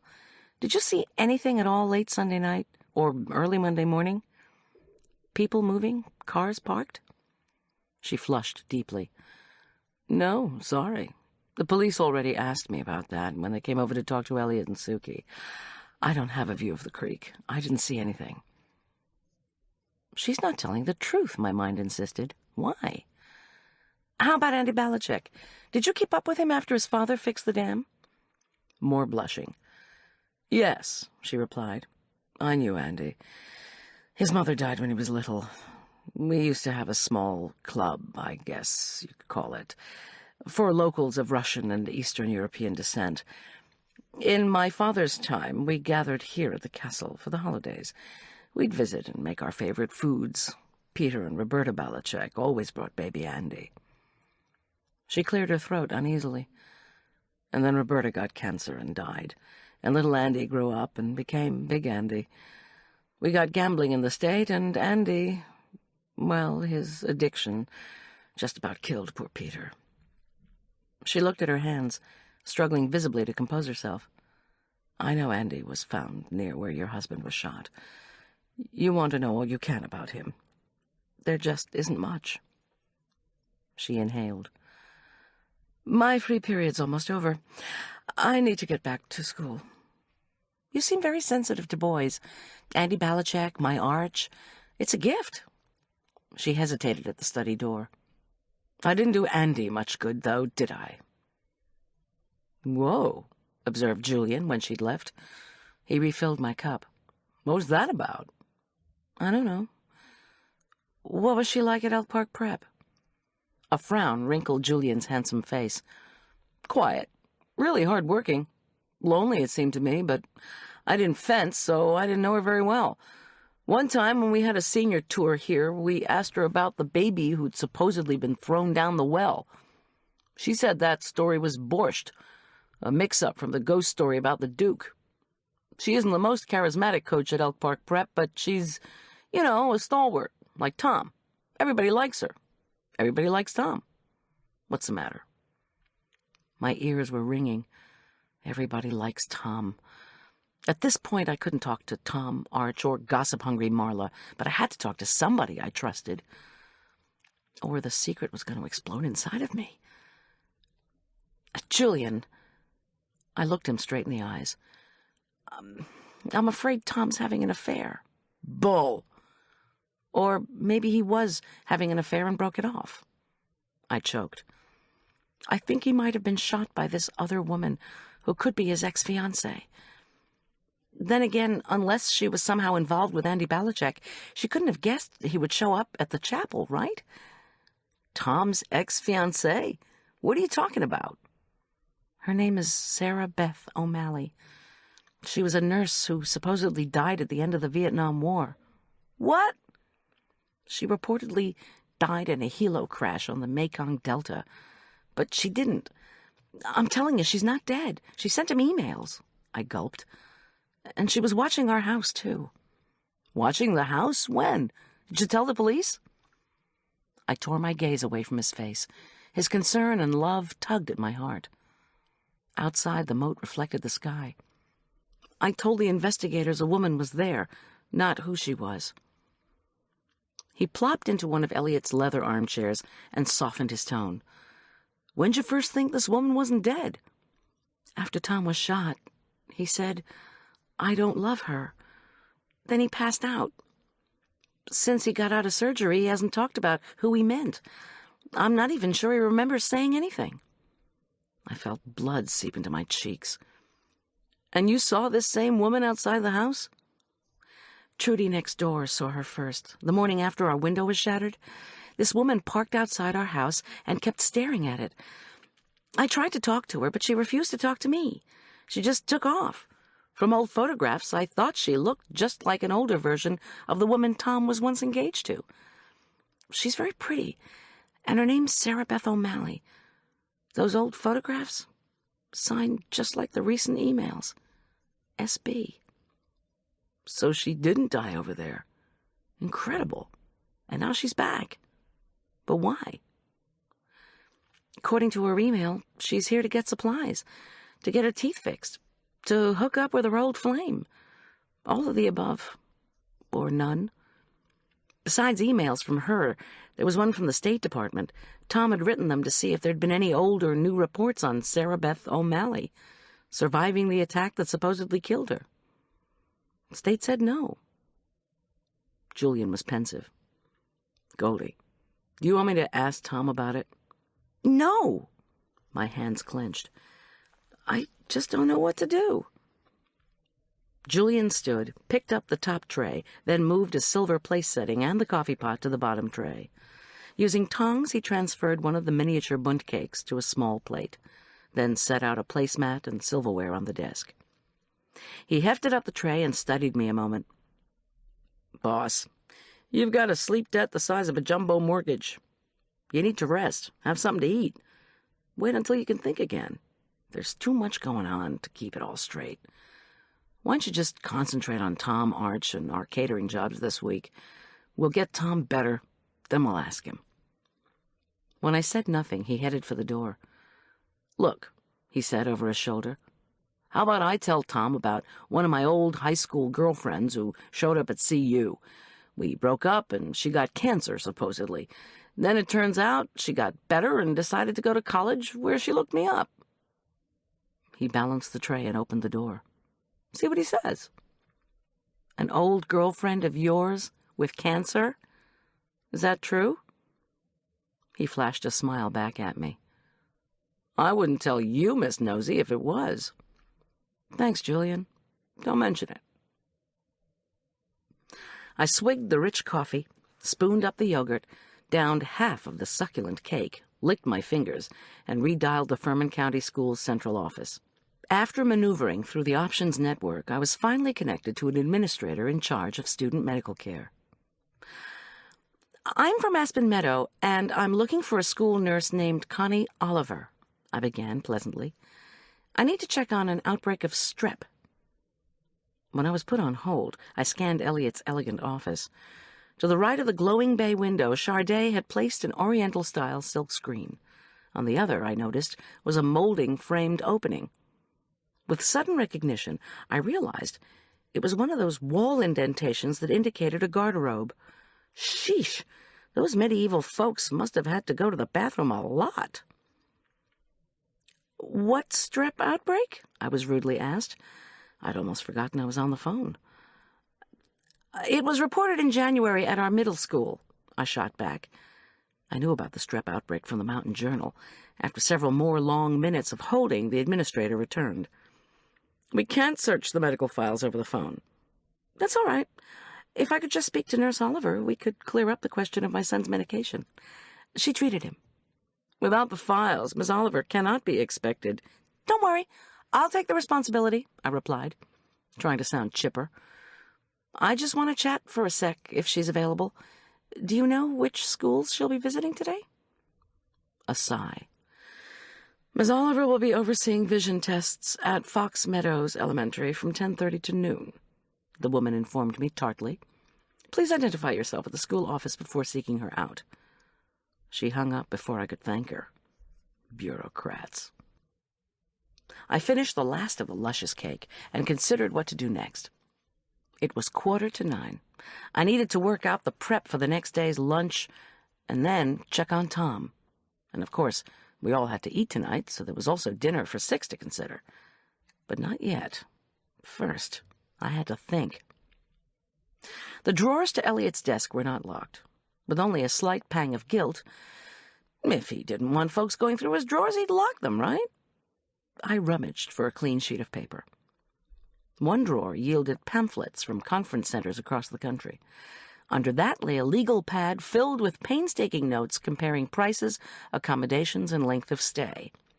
Apparently, Elliot had no truck with computers, which could have produced such a spreadsheet in seconds. There was no blank paper. The next drawer held worn, slightly dusty pamphlets, Medieval Castles and Their Secrets, Have Your Wedding at Hyde Chapel, and A Brief Tour of Hyde Castle. There were also several copies of the audio tape Elliot had been urging me to listen to, The History of the Labyrinth. I slipped one of the audio tapes in my sweater pocket, then rifled through the pamphlets. There were between 6 and 10 banded copies of each one, so I helped myself to one of each. The better to know the place where I was doing my job, I rationalized, then stuck them in my pocket, too. Finally, I went back to the first drawer and ripped a clean sheet of paper from the back of the legal pad. Chronology, I wrote at the top of the page. 1. January 1st. The Lauderdales, in financial trouble, have New Year's party. Buddy shakes baby. I call cops. The Lauderdales swear revenge. 2. January 15th. Valuable stamps, easily fenced in the Far East, are stolen from FedEx truck. The driver is killed. Witnesses say there were 3 robbers. Peter Belichick has a heart attack. 3. January 20th. Frightened, worried that his father will die, Andy Belichick identifies himself to Tom as one of the truck hijacking gang. Andy tries to make a plea deal, tells Tom where Ray Wolf will be. 4. January 22nd. Tom arrests Ray Wolf on Andy's tip. In another email, Andy refuses to give location of valuable stamps. 5. January 24th. Andy sends a 3rd email to Tom saying he has a stake and is going to Atlantic City to gamble. Tom takes off for New Jersey. 6. February 6th. Andy calls me from Central City, desperate to talk to Tom. John Richard Corman gets out of jail early. He immediately hooks up with his new girlfriend, Ray Wolf's old lover, who is also Elliot Hyde's old lover, Viv Martini. He's told Arch he's going to buy an expensive present for Viv. 7. February 9th. Our window is shot out. 8. February 9th. I find Andy's dead body in the creek near Hyde Chapel, where I'm supposed to cater later in the day. Andy had an electric shock, then was shot and killed. Tom is shot. 9. February 10th. Our computers are stolen. I discover that Tom's long-lost fiancée, Sarah Beth O'Malley, has reappeared after many years of death. Supposedly, she's living under an assumed identity in Vietnam and works as a village doctor. The jerk is driving a new gold Mercedes from Lauderdale Imports. He and Viv Martini have entered into an unusual real estate venture. 10. February 11th. Michaela Kirovsky says she knew Andy Belichick when he visited the castle, but acts as if she's covering something up. How were these people, Andy, Viv, John Richard, Elliot, Suki, Charday, and Buddy, Sarah Beth, and Michaela, linked? Or were they? Had Tom been the target of the shooter, or had I? And what event would disrupt our lives next? I did not know. I did know one thing. Contrary to Michaela's assertion, Andy was the key. Andy who stole, Andy who gambled, Andy who talked. Andy who ended up dead in Cottonwood Creek. And I wasn't going to learn any more about him sitting in Elliot Hyde's fit for a prime minister's office. I tucked the packet of zirconia into my pocket with the pamphlets and tape, then scooped up the tray. I maneuvered my load into the hall and decided that before checking on Tom, I would see if Michaela was still in the castle. If I could convince her that whoever had shot Tom had to be connected to Andy's death, maybe she'd come up with some information about the dead young man. To my left, double-glass doors opened onto the hallway that led to the North Range and the gatehouse, where Michaela resided. I hesitated when I read a hand-lettered sign spanning the glass doors. Under construction, no admittance. I listened for the bang and clatter of construction workers, but heard nothing. Was this northern side of the West Range where Charday was doing intensive new decorating work, I wondered? Did she insist on being left alone? Did I care? I wondered what kind of construction could be taking place. The castle already had a pool, a great hall, and a fencing loft. Maybe a movie theater was next. Surely they didn't mean I couldn't be admitted, I reasoned, as I pushed through the door. If I ran into Charday, I could use the tray as a shield. The hall looked almost identical to the one next to Elliot's office. Pale green oriental runners bisected the dark hardwood floor. Medieval-looking tapestries lined the walls. There were 2 doors. The first one, Elliot had told me, led to his and Suki's bedroom. Past the door at the far end, another glass entryway led, presumably, into the northwest drum tower. I walked down the hall with great care, just in case I encountered a hole in the floor or an unfriendly decorator. The construction, such as it was used to be fresh paint by the far door, more of the same paint that was elsewhere in the castle, with another wet paint sign by the door. Here it looked as if someone had spilled or thrown a can of the viscous beige stuff on the wall, on the floor, and on the lower half of the wooden door. The door itself had no security pad, but had some holes in it at regular intervals. Above the doorknob was a formidable, new-looking brass padlock. I stared at the spilled paint. The hardened, abstract pool of beige looked worse than in the living room or up in the hall by our room. It was so unsightly and random that I wondered if this was what the argument between Elliot and Michaela had been about. Charday keeps asking when she gets to do my place. Maybe Michaela had spilled the paint when she was just supposed to dab it around artistically. Had Elliot suspected Michaela of making the mess and accused her, or caught her, and they'd fought? That seemed pretty silly. Hold on. I put down the tray and peered intently at the padlock. Only half of it was completely screwed into place. The other hung limply from a single screw, as if the package containing the lock hadn't yielded enough of the little suckers that you needed to attach it to whatever you were trying to lock. And I thought buying a not-enough-nails package only happened to me. I knocked on the door. No reply. Quickly, before I could think about it, I applied the same principle to this door that I had to Elliot's unsecured desk drawers. If you don't want me checking on things, better make sure they're locked up. I pushed through the door. "What the heck?" I said aloud, as I stared at stained white walls, arched windows filled with plain, not leaded glass, and a jumble of bookshelves bursting with toys, worn picture books, wooden blocks, and boxed games. Ranged at the edges of a stained odd-sized pink rug was battered furniture in shades of green, blue, and pink. What was this room used for? Was Elliot so eccentric that he kept a playroom for the dead Duke in case Ghost Boy got tired of haunting the castle and wanted a quick game of chutes and ladders? Or was this a nursery where Elliot and Michaela had played as children? A place that would be turned into a babysitting room for the conference center? I thought I heard footsteps coming from the direction of the study. When I peeked around the door jamb, however, the hall was empty. I scurried out, carefully closing the door behind me, and picked up my tray. Then I continued away from the study, soldiering on down toward the drum tower. It must have been some kind of babysitter's room, I decided, as I scurried along. I shoved through the second set of glass doors, also marked with no admittance signs, and again encountered the chill of a corner tower. Was the door to the sitter's room getting a padlock because the Hydes didn't want Charday to give it a decorating overhaul? Had visitors in Elliot's father's time come to the castle for a tour and brought the children because there was free babysitting? Later, I'd have to check my snitched pamphlets for a Hyde Castle floor plan. I pushed into the last hallway, which was identical to the one by Elliot's office. These two doors, however, were marked with small brass plates that read, "Private Residence."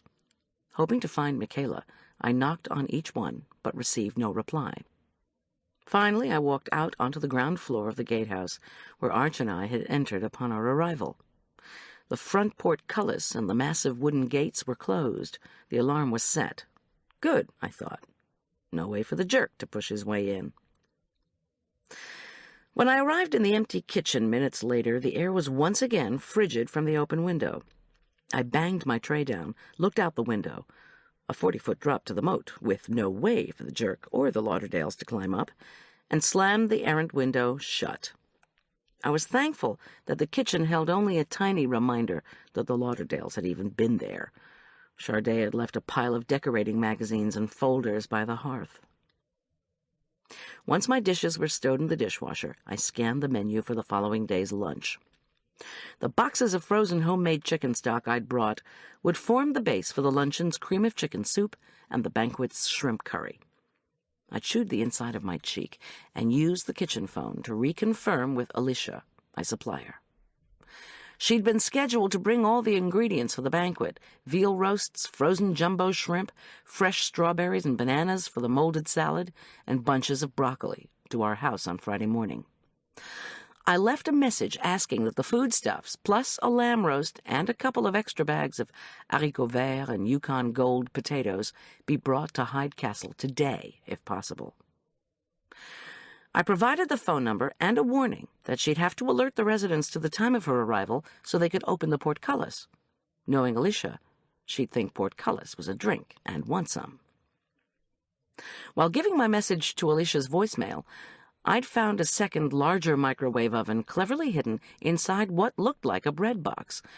After some experimentation with programming, I started the chicken stock defrosting, then minced a mountain of shallots, carrots, and celery. Soon the hearty scent of vegetables simmering in a pool of melted butter filled the kitchen. I tried to recall what I'd read that morning from my research disk on English food. After some thought, I sketched out a simple plan for the evening meal: lamb roast with pan gravy and mint jelly, baked potatoes, steamed haricots verts, a large tossed salad with grated fresh Parmesan cheese, and homemade bread. I'd brought the potatoes, beans, bread, and greens from home. If Alicia couldn't make it today, Julian could go out and pick up the lamb roast.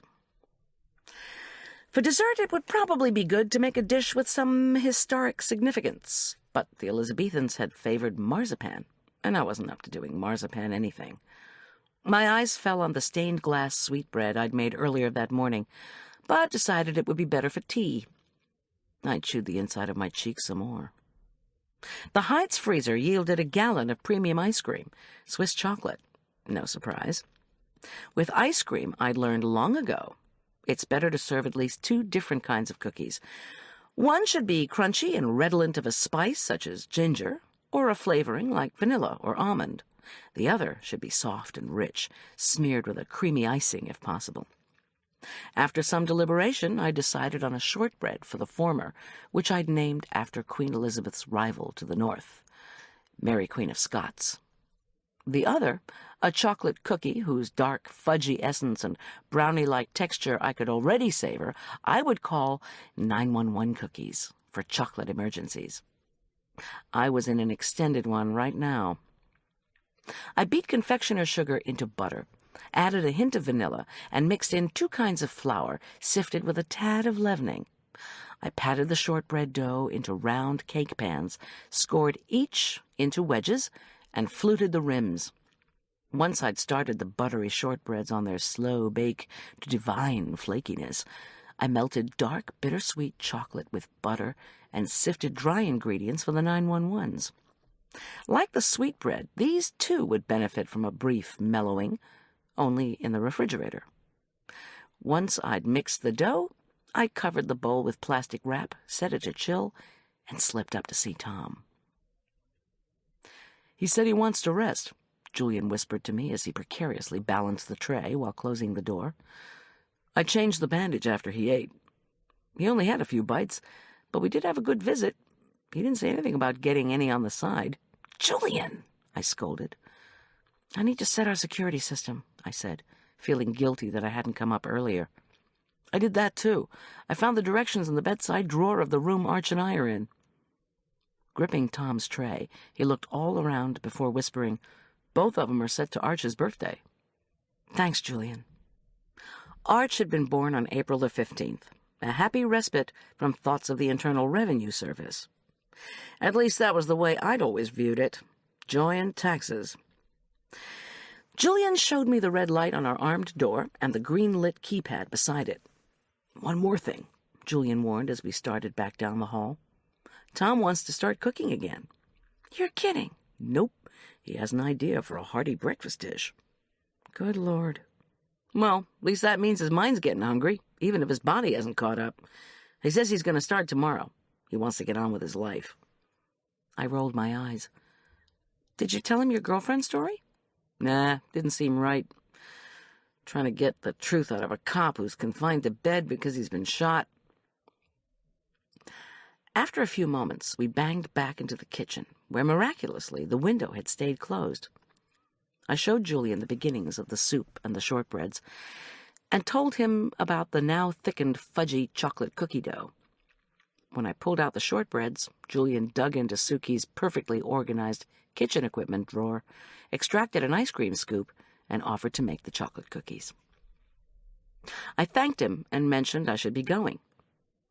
"Taste the chocolate cookies," I added, "to see if they need icing. We'll be serving everybody chocolate ice cream, too. Oh, and if Alicia doesn't show, do you think you could pick up a lamb roast?" I recited the evening meal menu. He said that would be no problem. I told him all the places I'd be that day if he got a hankering for cell phone communication. "I'll keep an eye on Tom, too," he offered, "and take him snacks to jumpstart his energy supply." "You're great," I said, and meant it. My eyes fell back to the pile of folders and magazines Charday had left on the kitchen hearth. I picked them up. On the bottom was Charday's portfolio, a slick, 2-page folder with photographs of some of her decorating assignments. On the back of the folder was a photo, a family portrait of Buddy, Charday, their teenage son, Howie, and their baby girl, Patty. As an afterthought, I snagged one of the framed newspaper photos from the kitchen wall. This one featured a picture of Elliot and Suki caught in an enthusiastic kiss, with a caption about the auction of Henry's letter being complete. Figuring they could come in handy, I tucked the portfolio and picture into my oversized canvas tote bag. I could show the pictures to the stamp agent in Golden, which in turn might lead me closer to finding out who had shot Tom.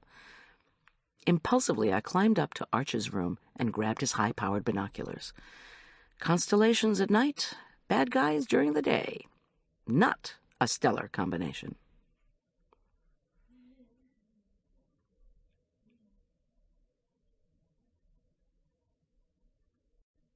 Chapter 18. I blinked at the sunshine that suffused the sky. Fair days in the Colorado winter feature a low-hanging sun, glazing snow-covered fields and hills. The glare can become so intensely bright that to drive without sunglasses is to invite disaster. I adjusted my shades, set my jaw, and headed east toward the Stamp Fox. Tom had repeatedly told me that the most profitable time to catch a crook was the first 48 hours after the commission of a crime. I had just passed that landmark 48th hour with 0 results. I lowered the driver's side visor against the dazzle and accelerated down the mountain. I slowed when I spotted Lauderdale's luxury imports on the north side of the highway. Not too many businesses are situated at the base of the foothills above Denver, as the sloping sites provide monumental construction challenges. But Buddy Lauderdale had found a plateau for his sprawling enterprise, and acres of Jaguars, Mercedes, BMWs, and Audis glittered enticingly in the sun. I exited the highway, wended along a northbound frontage road, then parked across from the showroom and a lot crammed with late-model Jaguars. Jumping out, I focused the binocs on the eastward view from the offices that flanked the showroom. Not surprisingly, the Furman East Shopping Center sprang instantly into view. Designed like a rustic Mexican town with dark pink stucco and orange-brown roof tiles, the cluster of shops boasted a fake bell tower sandwiched between an upscale women's clothing store and a glass-fronted independent bookstore. The Stamp Fox was a bit harder to spot, but eventually I nailed it, flanked by an Italian ice cream store and a florist. Out front stood a FedEx box, so you could see everything from here if you knew what to look for.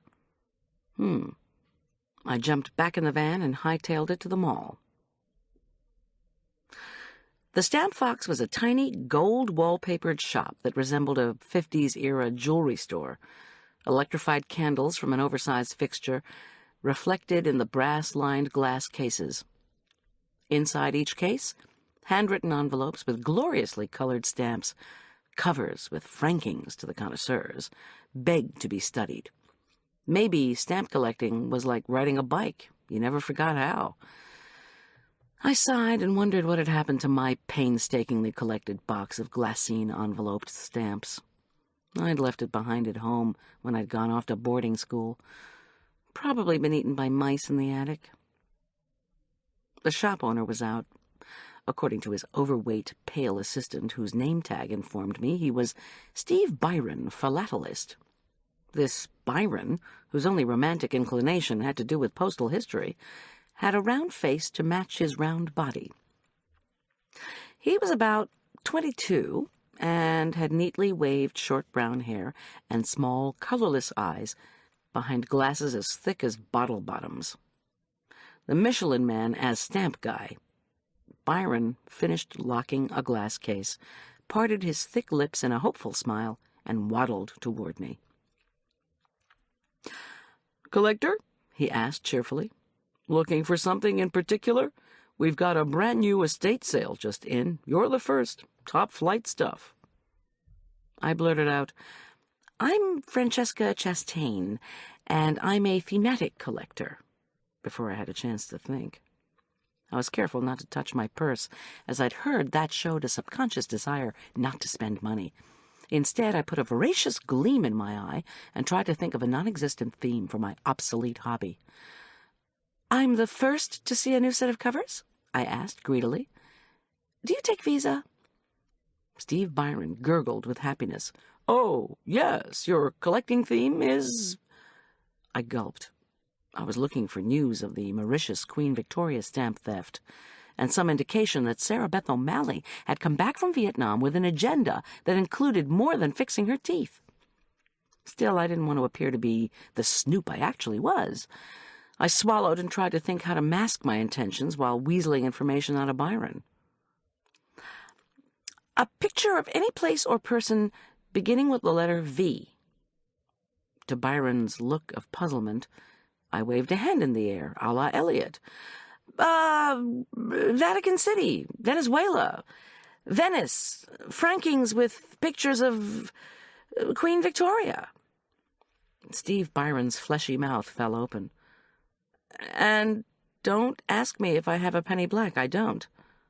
I'll buy one from you, though." Almost as an afterthought, I added, "Stamps from Vietnam." "I didn't catch your name," stammered Byron. "Francesca Chastain. Do you have any pieces to show me?" He licked his lips. "We don't have anything with Victoria. We did, but they're gone." He hesitated. "I do have a couple of covers showing Venice, from a time when there was an international effort to save the city from sinking. And I've got one from Vietnam. I'll show them to you." The first case he led me to displayed a cover from Tunisia depicting a mosaic from Venice's St. Mark's Cathedral. I pretended to show interest. The second cover, though, stunned me. The label indicated that it was from 1973. It depicted a stylized lion, symbol of St. Mark, and, by extension, Venice. The printed words on the stamp were in French. "Pour Venise, UNESCO." This cover was not from France, however, much less Italy. It was from Cambodia, or, as stated below the lion, République Khmer. "Where'd you get this one?" I demanded, too sharply. He was taken aback. "From the same collector who sold us the one from Vietnam. An American serviceman was stationed over there in the 70s and collected stamps. He came home, became an alcoholic, and was in pretty bad shape when he stumbled into our showroom last fall. He sold his collection to help pay his deductible for 30 days of treatment at a facility." Byron moved to another case. "The Vietnam stamp he sold us is here. It's from 72, from what was then still called South Vietnam. Shows reconstruction after the Tet Offensive. Would you like to see either one of them?" "Could I talk to the veteran who sold you these covers?" It was a long shot, but maybe he knew something about a local woman who'd turned up dead, if indeed the veteran story was true. Byron shook his head. "He died. He got out of treatment, got plastered, and drove his car the wrong way on I-70. A tractor-trailer obliterated him." "What was his name?" "Trier. Marcus Trier. His family went to our church, but they moved to Florida. Why do you ask? Did you know Marcus?" "Just wondering if we have a mutual friend." I cursed silently and tried to think what to do next. I was still set to visit the stamp agent in Golden to check out the long possibility that the stolen Queen Victoria stamps had been fenced there. For that expedition, though, I needed something in particular. Do you have a current catalog of your items for sale with prices and pictures? Not quite current, but I'll get you what we have. Byron trundled off. After a moment, he returned with a pamphlet-sized catalog. Only some of our inventory is pictured. The reproductions are in color, though. He flipped through the pages. Prices are from 3 months ago. Only a few would have changed. Oops, here's some of the Victoria stuff. He picked up a black marker. I'll just cross it out since we don't have it anymore. No! I shouted. Startled, the poor boy almost dropped his pen. I want prices for everything. To his look of surprise, I gushed apologetically. I'm really a passionate collector. Guess so. He handed me the catalog, unhappy not to be making a sale. We can take your visa over the phone once you decide what you want. I thanked him and backed out of the store.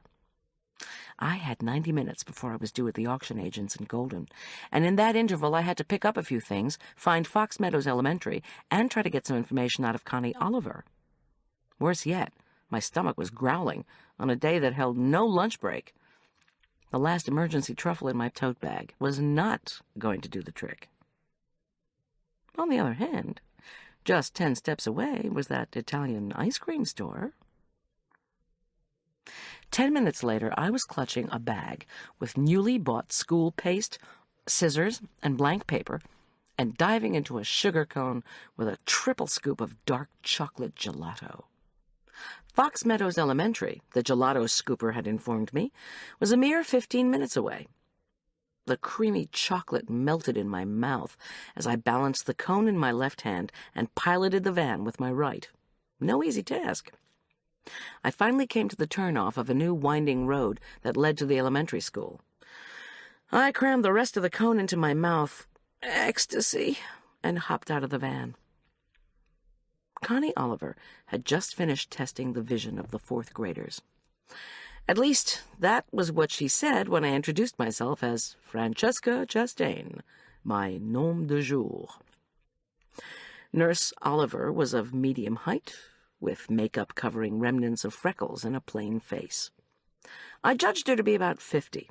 She greeted me and then self-consciously touched her stiff, frosted-to-cover-the-gray hair. I said I was doing a newspaper piece on how Vietnam had affected graduating classes from high schools, colleges, and nursing schools.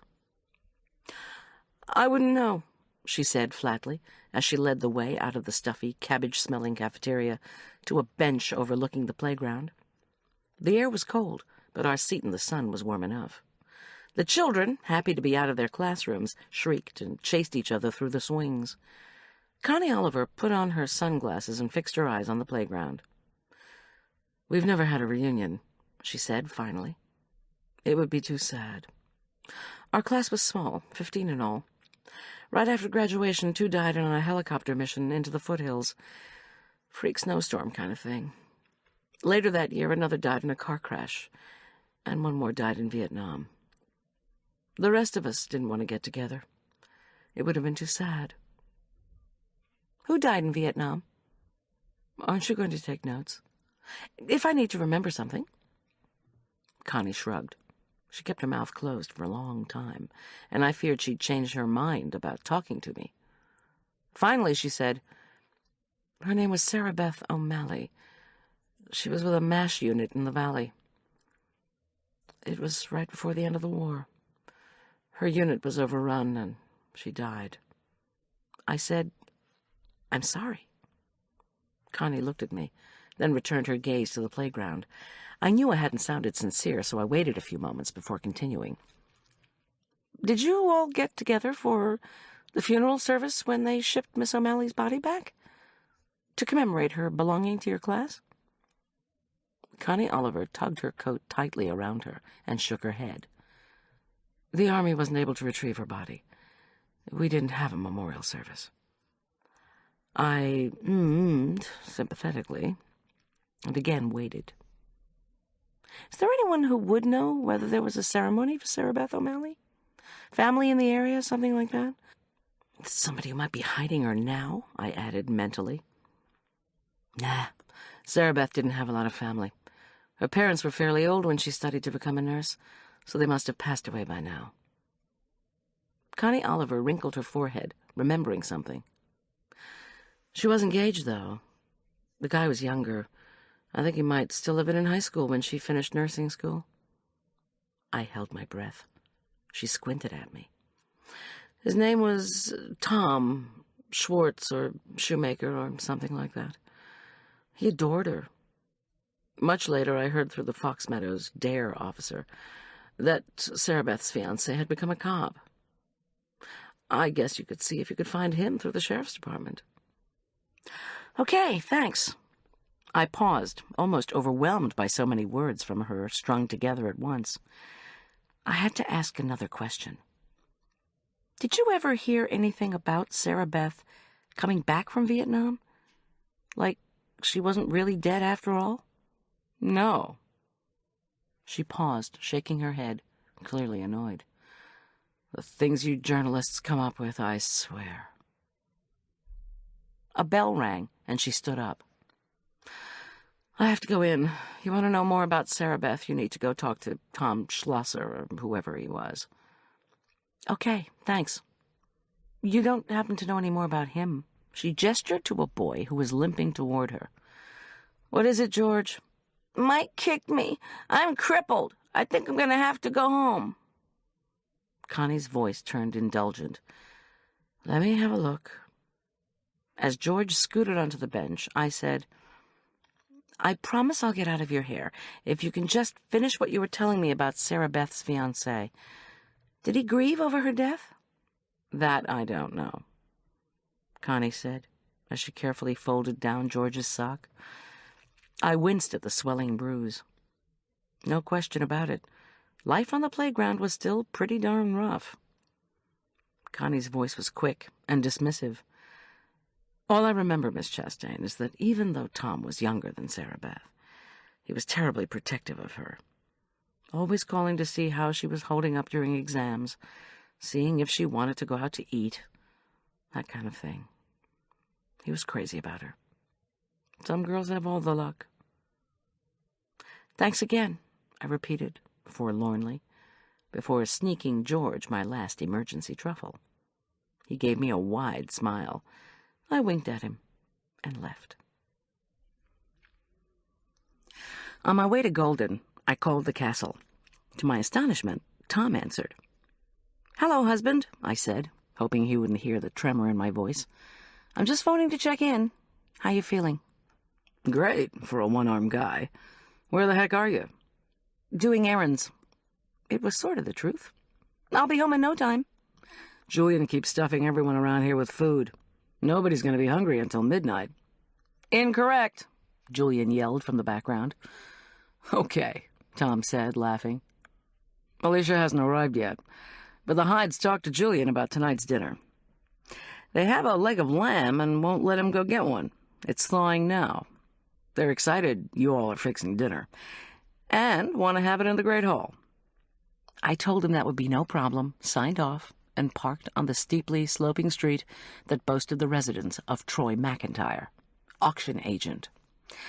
It was a mixed area of run-down houses, I noticed as I cut and pasted from the Stamp Fox catalog. Some older dwellings were made of stone, while others were cheaply faced with vinyl siding or false brick.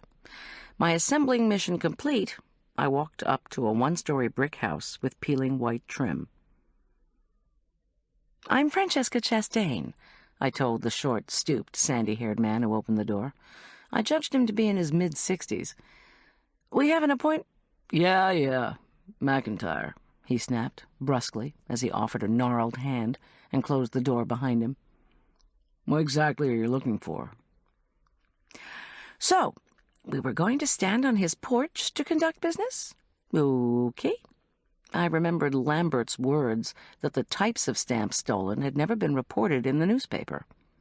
I handed McIntyre the cut-and-pasted page I'd made from the Stamp Fox catalog. On it, I'd slapped 5 pictures of the most valuable Queen Victoria stamps. Troy McIntyre held the sheet up to his face and perused it, then quirked a thin eyebrow. "Okay, yeah, I have one of these." A crooked finger pointed to a picture on my sheet. A man was going through his great-grandmother's stuff and found it. There might be more, but he has to go through a ton of stuff. You want to buy it? How much? He squinted at me, roomy, bloodshot eyes and a pale face. It's in mint condition. $225,000. Actually, I said tartly, I'm an investigator working with the police. Go away. He dropped the sheet and turned toward his door. I'm going to need to see that stamp, I said, my voice firm. The heck you say? Please turn around and look at me. He slowly turned back and shot me a baleful look. You're not coming in without a warrant. Let's see some ID. It's in the car. You ain't no investigator. I sighed. You're right. I'm a collector. Part of my collection was stolen when I gave a party. It's driving me nuts. You ain't the first to have stamps stolen. I know. I've already been over to that place at the mall. McIntyre snorted contemptuously. That guy's a piker. Could you please help me? Could you just tell me who sold you those stamps? It was just some guy. I don't remember his name. He quickly whirled, pulled on the knob, and slid through his door. Please wait. I planted my elbow on the door. McIntyre groaned, with my legs braced and my right elbow forcing his door open. I used my right hand to grasp my wallet and free my left hand to rummage around for my wad of photographs. I thrust the packet across the threshold. Recognize any of these people? He looked down at the first one. The cuddle of saccharine-smiling Charday and Buddy and family. These are the people who were at your party. Have you seen either one of them? Nope. He shuffled past snapshots of Suki and Elliot and one of Arch in his fencing gear, being corrected by Michaela on his lunge. Then he stopped dead. What is it? I demanded. Nothing. He tried to hand me back the photos, but they fell on the ground. Avoiding my eyes, he swiftly wrenched the door away and slammed it shut. Can't you tell me anything? I pleaded. Did you recognize anybody? Scram! Thanks for nothing. I snarled, suddenly deeply exhausted, frustrated, and extremely angry. I dropped to my knees and started to scoop up the fallen photos. Charday and Buddy, Suki and Elliot, Michaela and Arch. I gasped, and my blood ran to ice. The final photo was the one I'd shown Suki and Elliot. The jerk in his scrubs. Hey! Was your mystery seller a slender, good-looking guy? I hollered at the closed door. Blonde hair, drives a gold Mercedes, real pale, like he'd just gotten out of prison. Inside, all was silence.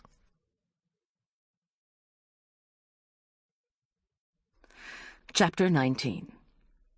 I hopped into the van, revved it, and made a hasty U-turn. I glanced back at the house, knowing McIntyre was watching my departure through a crack in the curtains. But maybe I was imagining it, the way I was everything else. I punched in Sergeant Boyd's number on the cellular and told him of my interview with the auction agent. After I described the interchange about the stamps and McIntyre's reaction to my photos, I took a deep breath. Then I said, I suspect that the person who sold McIntyre the stamp was my ex-husband, John Richard Corman. Goldy, that is such a long shot. Listen, Sergeant Boyd. John Richard knew Ray Wolfe in jail, and now he's deeply involved with Viv Martini, Wolfe's ex-girlfriend. John Richard just bought a car from Buddy Lauderdale that he can't possibly afford, not to mention a condo he can't even begin to afford. He must be getting that money from somewhere. Maybe he cut a deal with Buddy. Not only that, but John Richard treated Suki Hyde for cancer, and she never mentioned it to me. Take it easy, Goldy, Boyd interrupted, obviously determined to put an end to my speculation. First, we have to question McIntyre.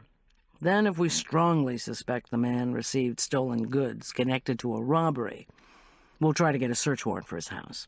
If we can arrest him, and he agrees to identify Corman from a lineup, we'll have something to go on. But all this stuff about Buddy Lauderdale? He hesitated.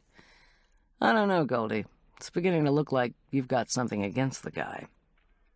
Maybe he sold the stamp to McIntyre, I said quickly. It's so obvious. You can see the stamp box from his showroom. I was just there. Goldy, stop. I want to know who shot Tom. So do we all. But you're reaching. For example, do you really think Suki Hyde would give you the details of her cancer treatment? Especially since it was your ex-husband who treated her? Come on.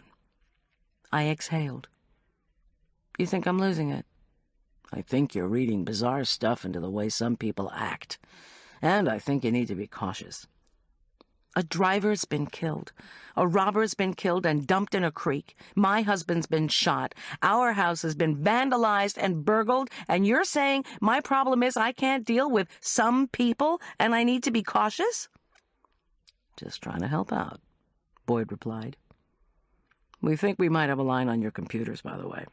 An older guy matching the description you gave offered to sell a couple that sounded like yours to an undercover cop this morning. Where? In a bar. Morris Hart brought our computers to a bar and tried to sell them there? And one of your guys just happened to be tying one on first thing in the morning?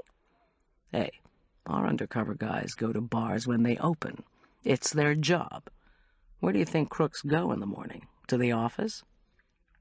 Can you visit McIntyre soon, please? Okay, I was wheedling, but I really needed his help. He agreed and signed off. It was 3 o'clock. Either Julian or I needed to pick up Arch from fencing practice at 5. At the castle, I had a lot of cooking to do and labyrinth research to review. I shook my head and pressed the accelerator. Approaching the hogback, a sudden cold wind rolled out of the foothills and rocked the van. Was I deluded, or did I truly believe that Buddy, or Charday, or Viv, all of whom either did have or might have the security codes for the castle, or Elliot, or Suki, or even Michaela, who also had access to everything and seemed awfully angry about something, was guilty of grand-scale theft? Could any one of them commit murder? Or was the killer some compatriot of Ray Wolf's, such as the man who stole our computers? Fast-moving dark clouds raced from north to south as I headed west, up into the canyon that led to Aspen Meadow. It was true that Andy had been found in the creek, not far from the place where Tom was later shot, and both spots were within spitting distance of the fence surrounding the Hyde Castle estate. Somebody was up to something, but whether it was John Richard, Viv Martini, Charday Lauderdale, or her smarmy, sharp-shooting husband, Buddy Lauderdale, I didn't know. What worried me more was having Arch, Tom, and Julian in such close proximity to the Hydes and their friends. Yes, we could arm our doors at night, but what about during the day? If someone brandished a gun like the one that killed Andy Balichek, a butcher knife wasn't going to be much defense. Boyd's warning had been, you need to be cautious. I even imagined what he would say to me if I presented him with my worry about susceptibility. Boyd would insist that our family had already been at the castle one night, enough for a determined killer to have a go at us. So if the killer was in the castle, why hadn't he or she made a move? Tom will know what to do, I thought, as I swung through the castle gates. Snowflakes swirled down. I slowed the van, as the icy patches of the long drive were treacherous in the white blur. Concentrating on not slipping, I reflected that being completely honest with Tom was not something I'd been very good at lately. Covert ops and frustration had intruded in the form of Sarah Beth O'Malley. My mind spun back to the question tormenting me for the last 2 days. What secret is Tom keeping from me? For my part, I was definitely shielding my investigation of Nurse O'Malley from him. He was crazy about her, Connie Oliver had said of Tom and Sarah Beth. He was terribly protective of her. Maybe he didn't love her anymore, as he claimed to me. But could he be protecting her? From what? How would I find out without asking him? As I strode into the castle, I realized that while I had many questions, I didn't have a single answer. It was time to bite the bullet. I was surprised to see Tom in the kitchen, groping through one of the glass-fronted cabinets. With his right shoulder bandaged and his arm immobilized by the sling, he was moving with a slowness that made me cringe. In contrast, Julian bounced back and forth from the counter, where an enticing array of miniature finger-shaped sandwiches was arranged, and the kitchen table. Tom shuffled to a stop and gave me a baleful look. "Miss G." His voice was an attempt at joviality, but his eyes betrayed his physical pain. "I've been worried about you." "Tom," I scolded, "you shouldn't be up." "Please, I couldn't lie there another minute. Looking at all that old English furniture gave me the heebie-jeebies. So I thought Julian and I could make tea." Julian interjected, "Make that he tells me what he wants for a Brit-style tea, and I make all the sandwiches and cakes. Hungry?" The Italian ice cream was a distant memory. I grinned and nodded. Tom loved to cook, and to direct cooking. Before relaxing, though, I had to check the dinner ingredients. On the counter beside the refrigerator, the Hyde's lamb roast was happily defrosting. I washed my hands and stuck the meat with a thermometer probe so that room temperature for the interior wouldn't be a matter of guesswork. Now all I had to find was some mint jelly to go with the lamb. If you were going to be English, you had to go all the way, right? "Well, boss," Julian remarked, "in one department our tea won't be authentic." His smile was impish. "No smoked salmon. So I made cucumber sandwiches, and I'm about to spread cream cheese on that sweetbread you made. Eat your heart out, Weight Watchers." Tom awkwardly stretched his free hand to unlock a high cabinet. "If this isn't where Suki stores her tea strainer and teapot, I'm going to have words with that woman." He fumbled about on the shelf and ultimately drew out a box of English breakfast tea leaves, a silver strainer, and Elliot's ceramic teapot shaped like an English butler. Tom pulled the key from the cupboard. "And before you ask, Goldy, Suki gave me the keys and told me to get out anything we needed. The trick is just to find which key goes with which hole." He surveyed the kitchen table. "What else do we need?" "Scones," Julian and I said in unison. Julian offered to put together butter, jams, and thick whipped cream if I would bake the treats. I was happy for scone duty, since I had a recipe that I'd been tinkering with back in ye old home kitchen, the same one I'd tried, unsuccessfully, to make for the cops. Elliot had mentioned that he eventually wanted to serve Victorian-style tea to conference clients, and I was eager to offer irresistible samples of my wares. My laptop booted while I rummaged through my boxes for a package of currants. I inserted the disk with British fare recipes. Eventually, the scone recipe flashed on the screen. I preheated the oven and poured boiling water over the currants. While the currants were plumping up, I measured dry ingredients into the Hyde's food processor. Chunks of cold, unsalted butter went in next, followed by a quick binding with egg, milk, and cream. I patted out and cut the resulting rich dough, then slid scone triangles into the oven. While Tom merrily squabbled with Julian over the taste merits of meat-based over vegetarian chili, Julian searched through the kitchen jam cabinet for lemon marmalade. "See if you can nab some mint jelly," I begged him. After a few minutes of clattering, Julian brought out small crystal jars of blackberry jelly, orange and lemon marmalades, and raspberry jam. "No mint jelly," he said, discouraged. After a moment, he brightened. "Hold on, I think I remember seeing some mint jelly in Elliot's other jam cabinet." He grabbed the keys, disappeared into the buttery/dining room, and cursed colorfully. Then more sounds of clanking glass reached the kitchen. After a moment, Julian marched back into the kitchen, clutching jars of mint and sherry jelly. While the baking scones filled the kitchen with a homey scent, we sipped Tom's dark, hot, perfectly brewed English breakfast tea and ate the delectable cucumber and cream cheese sandwiches. Julian remembered that Michaela had called to say she was bringing Arch home. When I expressed guilt that we weren't including our hosts, Julian said the Hydes would be out until the evening meal. Elliot, Julian went on, had signed up to attend a late-afternoon seminar on running a home-based business. Suki, vowing that she was the only Hyde who had any business running anything, had insisted on accompanying him. Julian had packed them a snack of gourmet vegetarian wraps.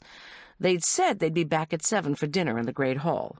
where Elliot had already set up the Elizabethan games he wanted us to try. Great, I thought. Cook, eat, and play a rousing game or two of indoor badminton or horseshoes. Shuttlecock and penny prick.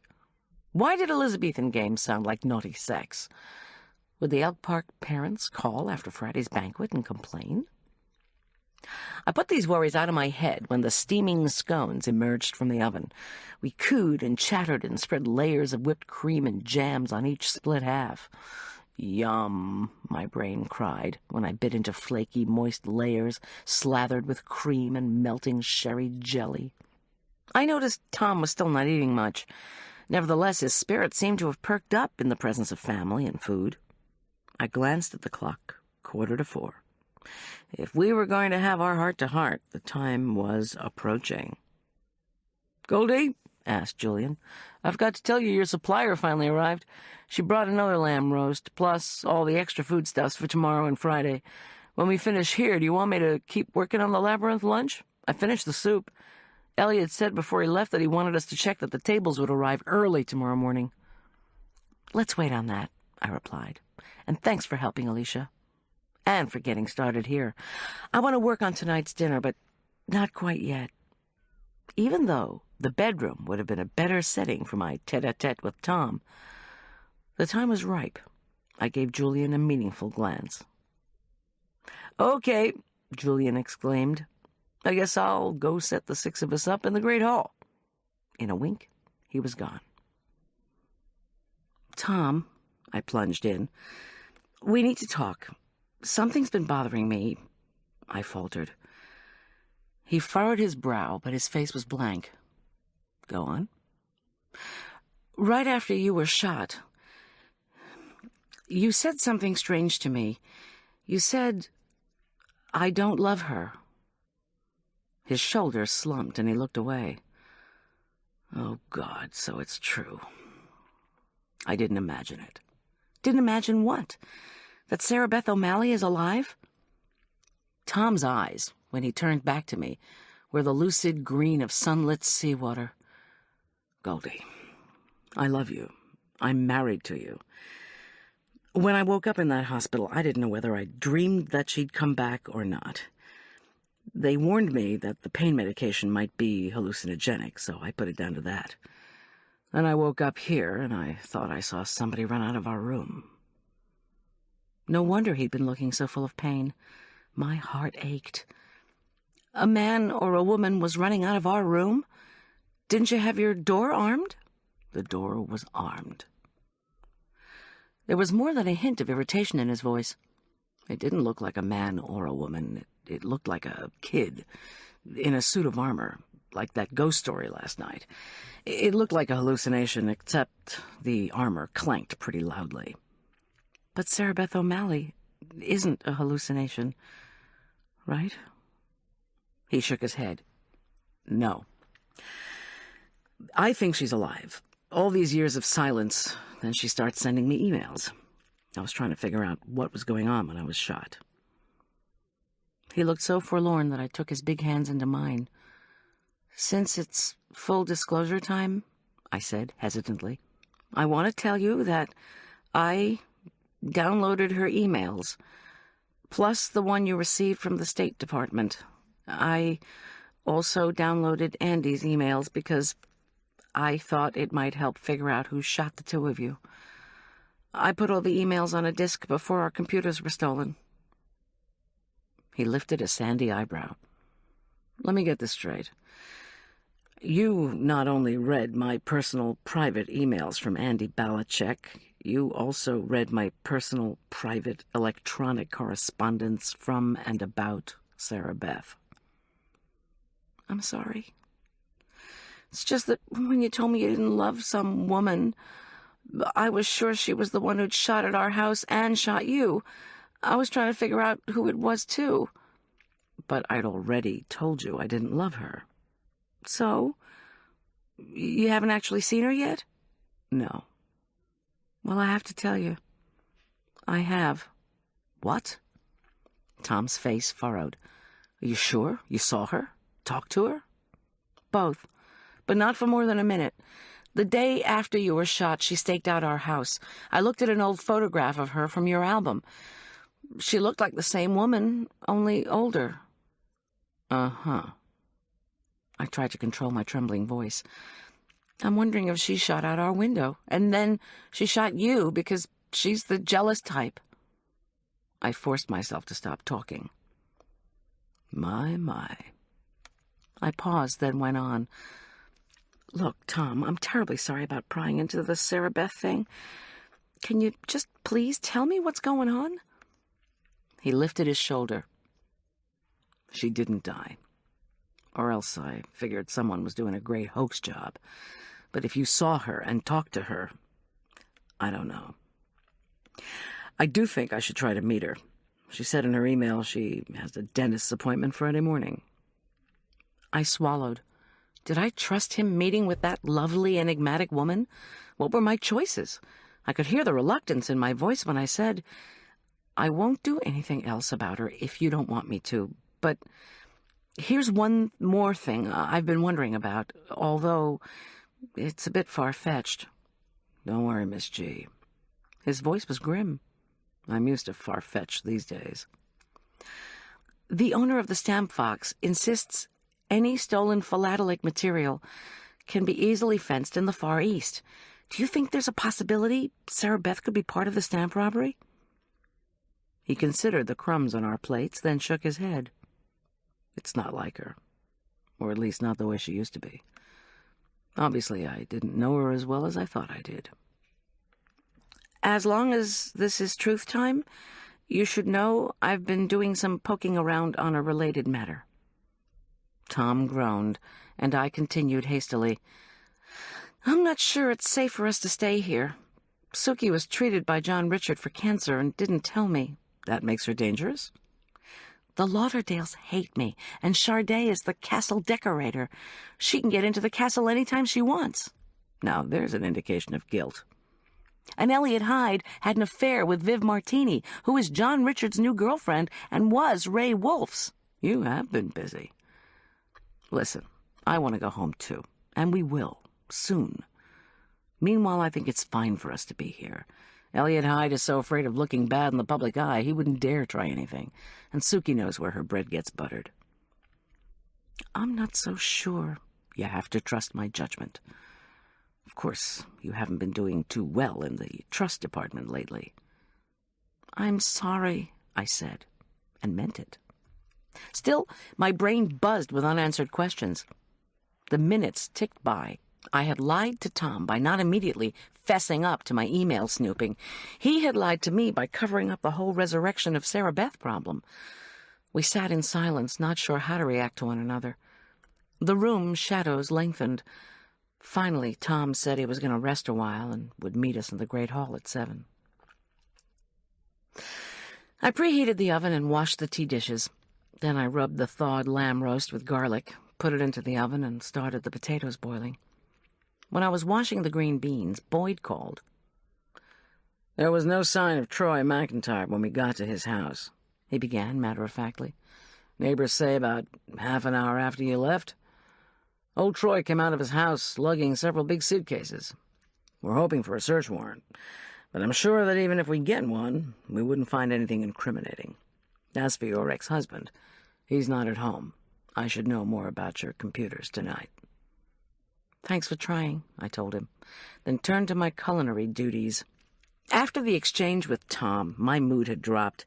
With no good news from Boyd, it plunged to a new low. To distract myself from the worries that seemed to beset us on every side, I decided to make the plum tarts for Friday's banquet dessert. The thought of laboriously wrapping the zirconia stones in foil with no accompaniment besides my own thoughts — the Hydes either didn't have a stereo or I just couldn't find it — was abhorrent. In one of our hastily packed boxes, I remembered seeing Arch's Walkman, so I poked around until I found it. I inserted the labyrinth background tape from Elliot's desk, washed my hands, and assembled the ingredients for the tart crusts. Elliot had wanted me to bone up on labyrinths so that I could field questions during the next day's lunch. What he didn't realize was that except for the dieters, no one ever asks the caterer much. The dieters have 2 questions. What's in this, and is it low fat? They can be tiresome clients.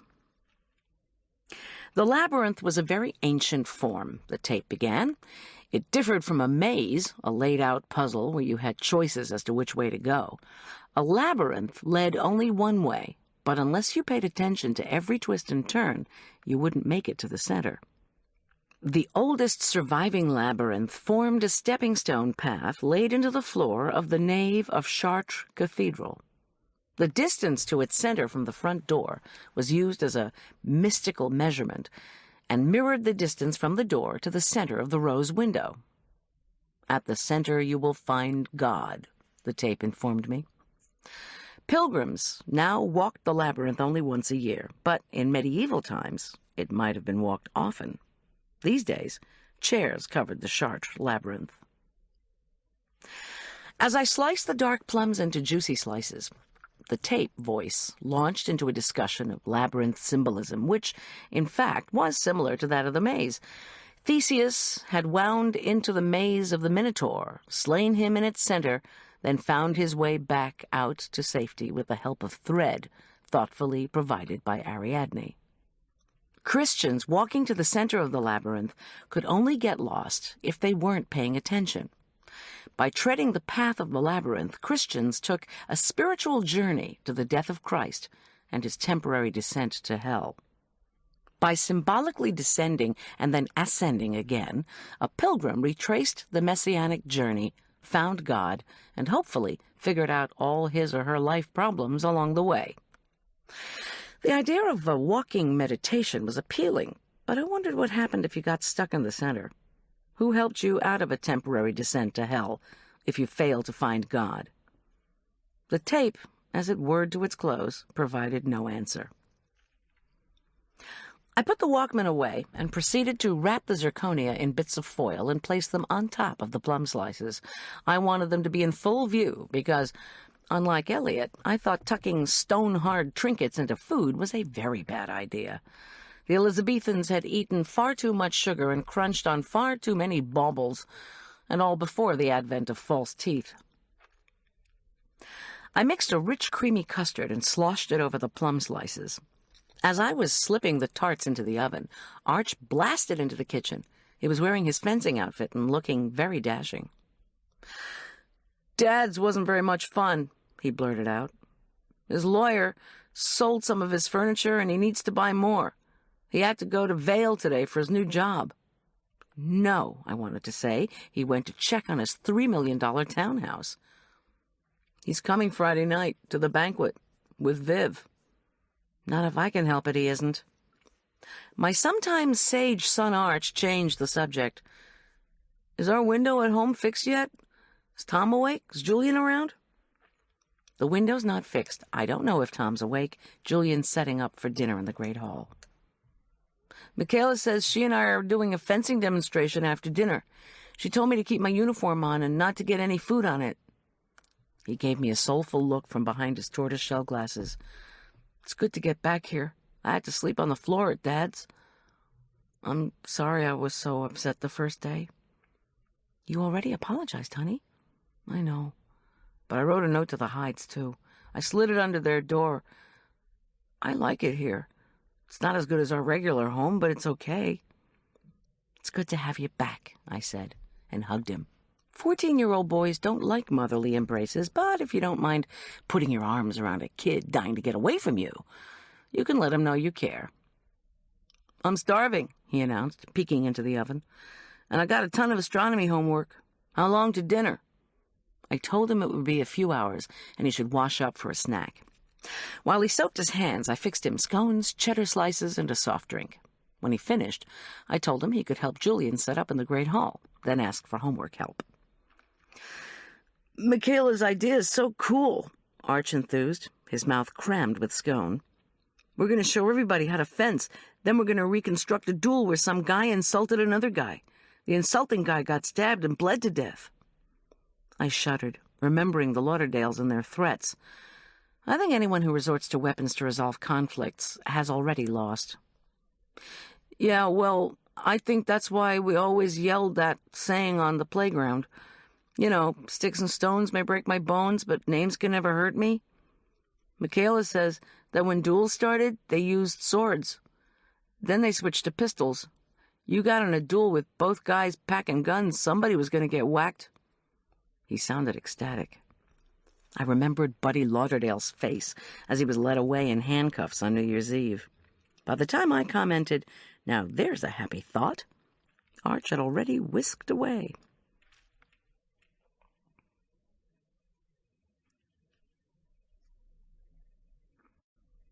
Chapter 20.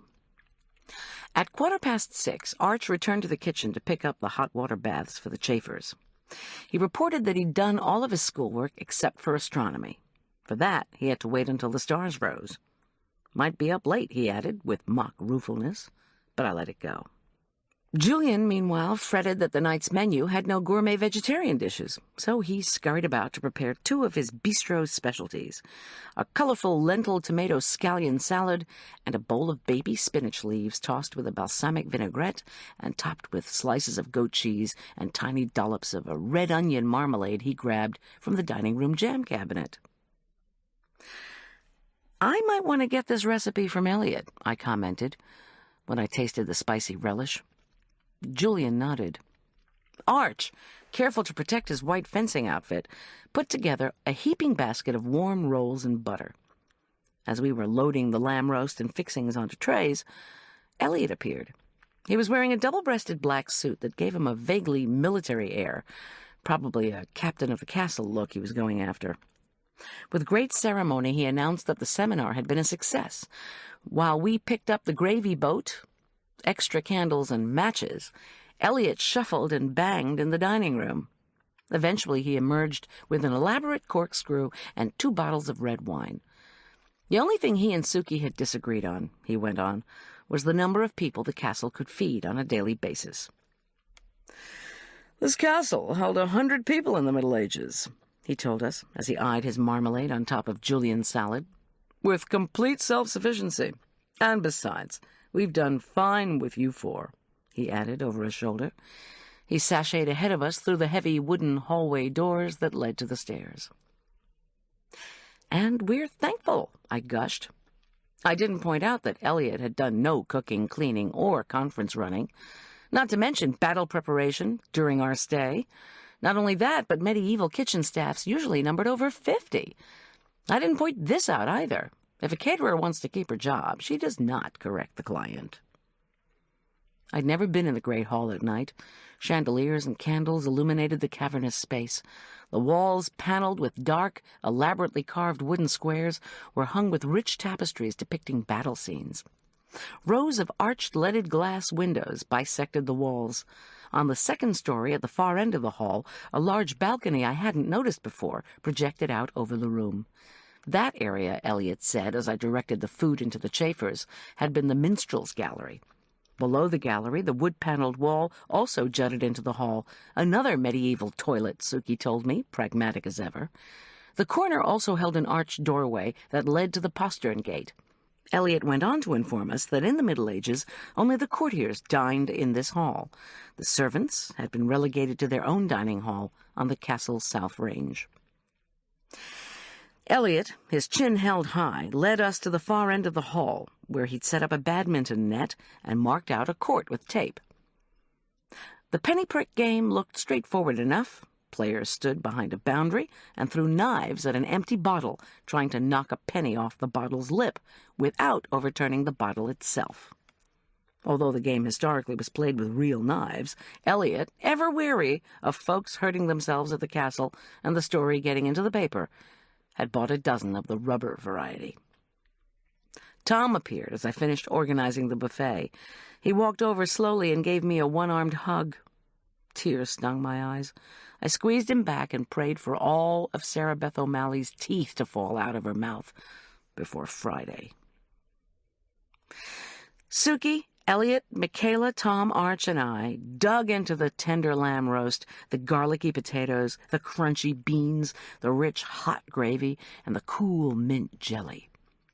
Julian fixed himself a heaping plate of vegetables and salads, while Elliot waxed eloquent on the fact that the ceremonial procession of the courses from the kitchen to the great hall, which we'd unconsciously imitated when we lugged the food up the stairs, had been extraordinarily important in medieval and Renaissance times.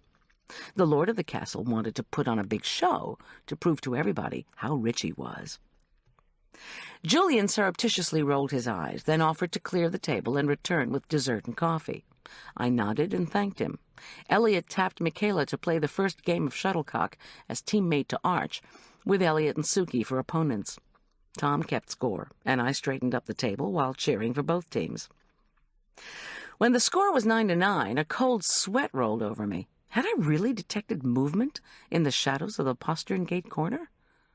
Without warning, a shift in the flickering light revealed... What was it? A miniature knight dressed in plate armor? Watching the game? "Ah!" I yelled, pointing at the corner. "What the hell is that?" The badminton game ceased. Elliot, Suki, Michaela, and Arch gaped at me. I looked at them, then squinted at the corner, now suddenly empty. I sprinted over to where the two walls met, only to find no statue, no movement, no miniature knight. I tore open the door that led to the postern gate. The tower was icy cold and deserted. Disappointed, I slammed back inside. "Miss G." Tom's voice was full of concern. "Sorry, everybody. I thought I saw something." I felt acutely embarrassed. I really did seem to be losing my mind, except Tom had had a similar vision, hallucination, whatever. What was going on? Suki shot Elliot a stern look and murmured that sometimes it was better not to share the legends of the castle with guests. Elliot tossed his hair off his forehead and replied that he hadn't told me any ghost stories, but I noticed that his eyes had become anxious. Tom tilted his head at me. "Did my tale of law enforcement scare you?" I shook my head, as in, it's okay. "Let's do the fencing demonstration," Michaela interjected, and I was thankful for the change in subject. The last thing a caterer wants to make is a gaffe, especially when the guests then proceed to discuss it for the rest of the evening. Michaela and Arch took swords and masks from a bag stored under the buffet table. While Arch rolled out a mat, I kept an eye on the dark corner. So, I noticed, did Suki. Tom, meanwhile, engaged Elliot in a spirited discussion of the escalating prices of antique furniture, but I couldn't help noticing that Elliot's gaze also kept straying to the shadows through which I'd seen the armored figure glide. "This is an épée," Michaela announced in her gravelly voice, commanding our immediate attention. "With a foil, which Arch and I usually use in practice, one may score a point by a touch on the upper torso. With the épée, touches anywhere on the body count. Arch, come here, please." My son dutifully hopped up from the mat and strode over. "The first thing we teach," Michaela said, pointing to Arch's feet, "is how to advance and retreat. Okay, Arch." My son obliged by stepping deftly forward and back. Michaela continued, "The front arm and hand holding the weapon are parallel to the ground." At this she handed Arch an épée, which he brandished in showman-like fashion. Tom grinned. "The back arm," Michaela went on, "is crooked up at the elbow, hand facing the sky for balance until someone attacks and lunges. Go ahead." Arch lunged. As he straightened his back leg and arm, he thrust the sword forward. It gleamed dangerously in the light from the chandelier. My son, the swashbuckler. Michaela picked up a weapon. "The final skill we teach newcomers is parry, riposte. Your opponent attacks, you slap his sword aside, then counterattack." She lowered the mask over her face. "En garde, Arch." Michaela and Arch touched their swords to their masks in formal greeting. And then they went at it, back and forth across the mat, moving with remarkable swiftness and an impressive snapping of swords. Clink, clink, swoosh, clink. I found myself growing more nervous with every flourish. I didn't know if Michaela was letting Arch win or making a good show. Arch scored a hit. Both took off their masks, bowed deeply to each other, and then to us. We all clapped enthusiastically. All of us, that is, except Elliot, who appeared increasingly anxious. As if on cue, Julian entered with a tray. He had shortbread cookies, ice cream, and frosting-slathered chocolate emergency cookies, plus an insulated coffee pot and cream and sugar containers. "And now," Michaela said, "we will—" Somewhat rudely, I thought, Elliot interrupted her with, "Great! Come on, everybody! Time for our sweets!" Tom and Suki attempted half-hearted applause for the fencers. Downcast, clutching his weapon, Arch raised his eyes to me for a cue. I gave a tiny shrug. Michaela murmured to him that the demo was over, and would he please roll up the mat. With exclamations of pleasure, Elliot and Suki received demitasse cups of coffee and crystal bowls of ice cream with cookies perched on the scoops. Ignoring Michaela and Arch, Elliot resumed his somewhat shrill monologue on the exorbitant prices of antiques. Julian, his intuition alerting him that something had run amok, appeared at my side. "What's going on?" he murmured. "I thought I saw a ghost, and now Elliot's acting a little uptight," I said under my breath. "Oh, is that all?" "Julian, I saw something. So did Tom when he woke up today. So either there is a ghost here, my husband and I are both having hallucinations, or a kid or midget or something is romping through the castle wearing knight's armor." "If it's a girl in her late teens, tell her I'm available." "Julian!" "Early 20s would be okay." He scanned the great hall. Elliot and Suki called their thanks to us and waved goodnight. Standing not far from us, Arch looked crestfallen. "Geez, Goldy, Arch looks like a friend just died," Julian commented, concerned. He was enjoying being the center of attention for once. "Mom!" Arch appeared by my elbow, and I yelped. It was his silent disappearing, reappearing act, learned in his 11th and 12th years, otherwise known as his magic trick phase. I didn't like it any more now than I had then. "Michaela wants you and Tom and me to come over and see the fencing loft," my son said eagerly. "And Julian, too, if you'd like to. We can finish our demonstration over there if everybody still wants—" "Oh, no, thanks," Tom said. His face was haggard, and I knew the evening had worn him out more than he was willing to admit. "I'm going to turn in if that's all right." "Mom?" asked Arch, his face pleading.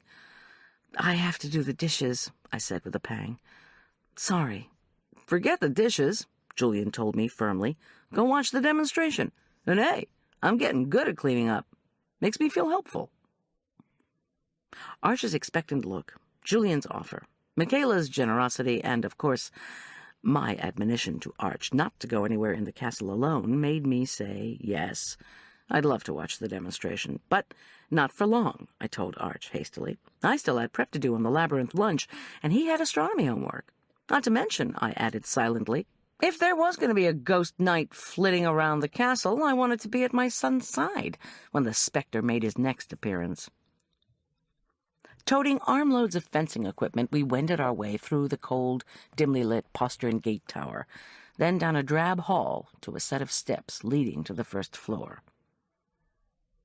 "How come part of the inhabited section of the castle is downstairs?" I asked Michaela. "And part is up?" "In Elliot's grandfather's time," she replied, "two of the castle's original 4 stories were what their family and our family lived in and used. Then when the flood of '82 came, Elliot had to make some decisions. The wall of water blasted down Fox Creek, broke the dam, and flooded the basement and first-floor rooms on the West Range. Elliot wanted the study redone because of the beautiful old fireplace in there, and his and Suki's bedroom.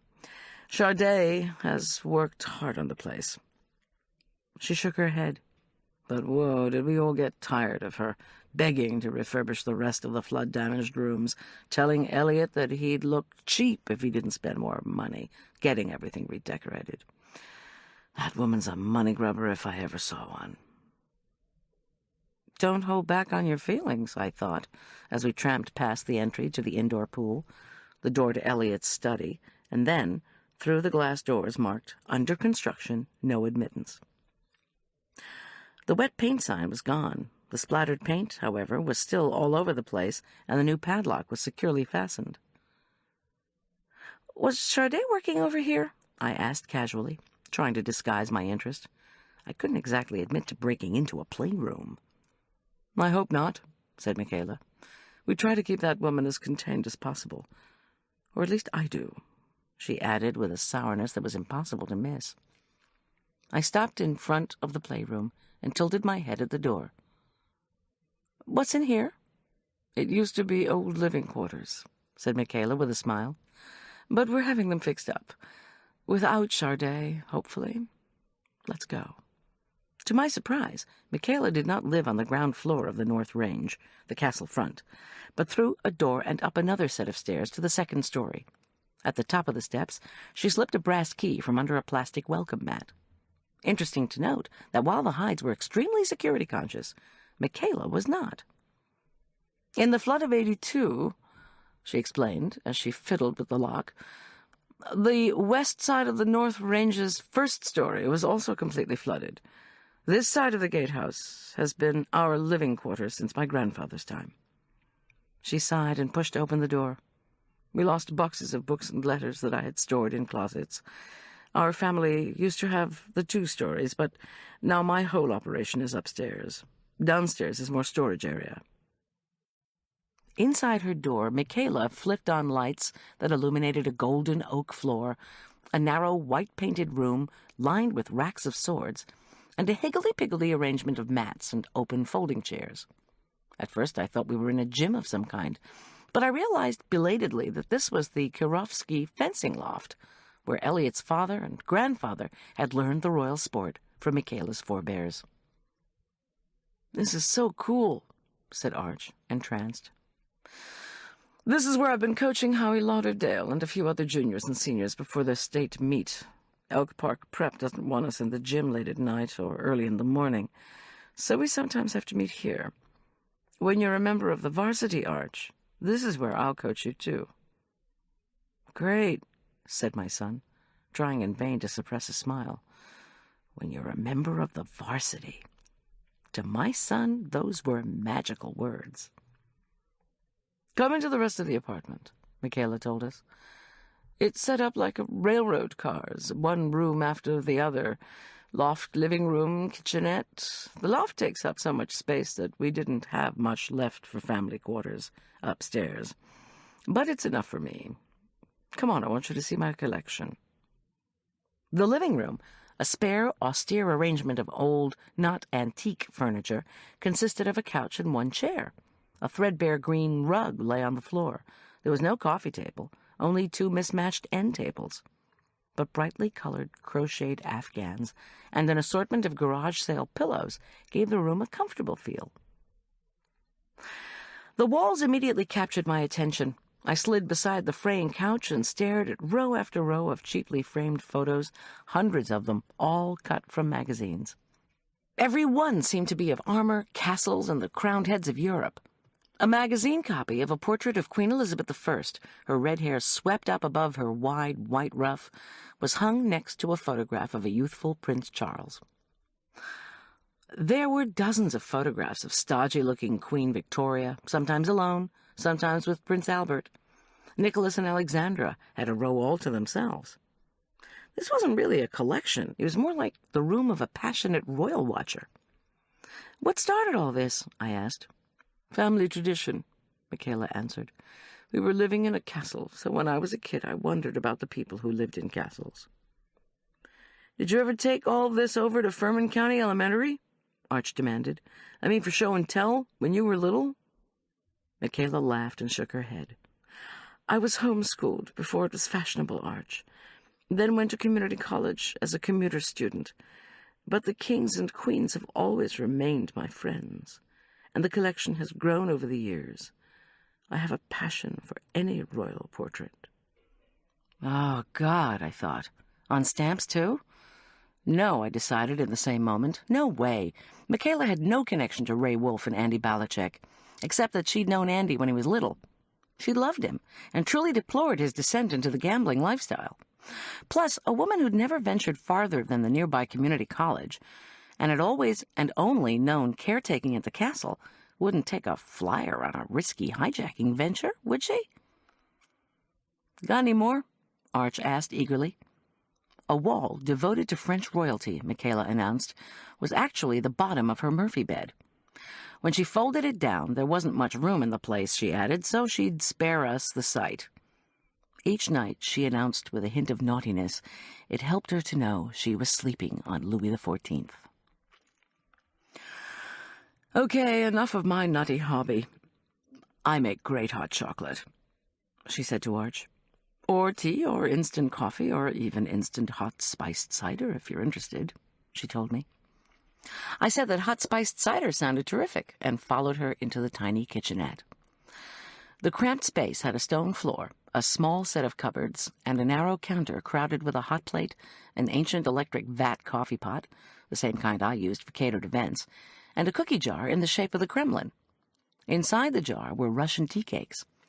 Michaela pulled the vat lever for hot water that made Arch's cocoa and my cider, along with some tea for herself.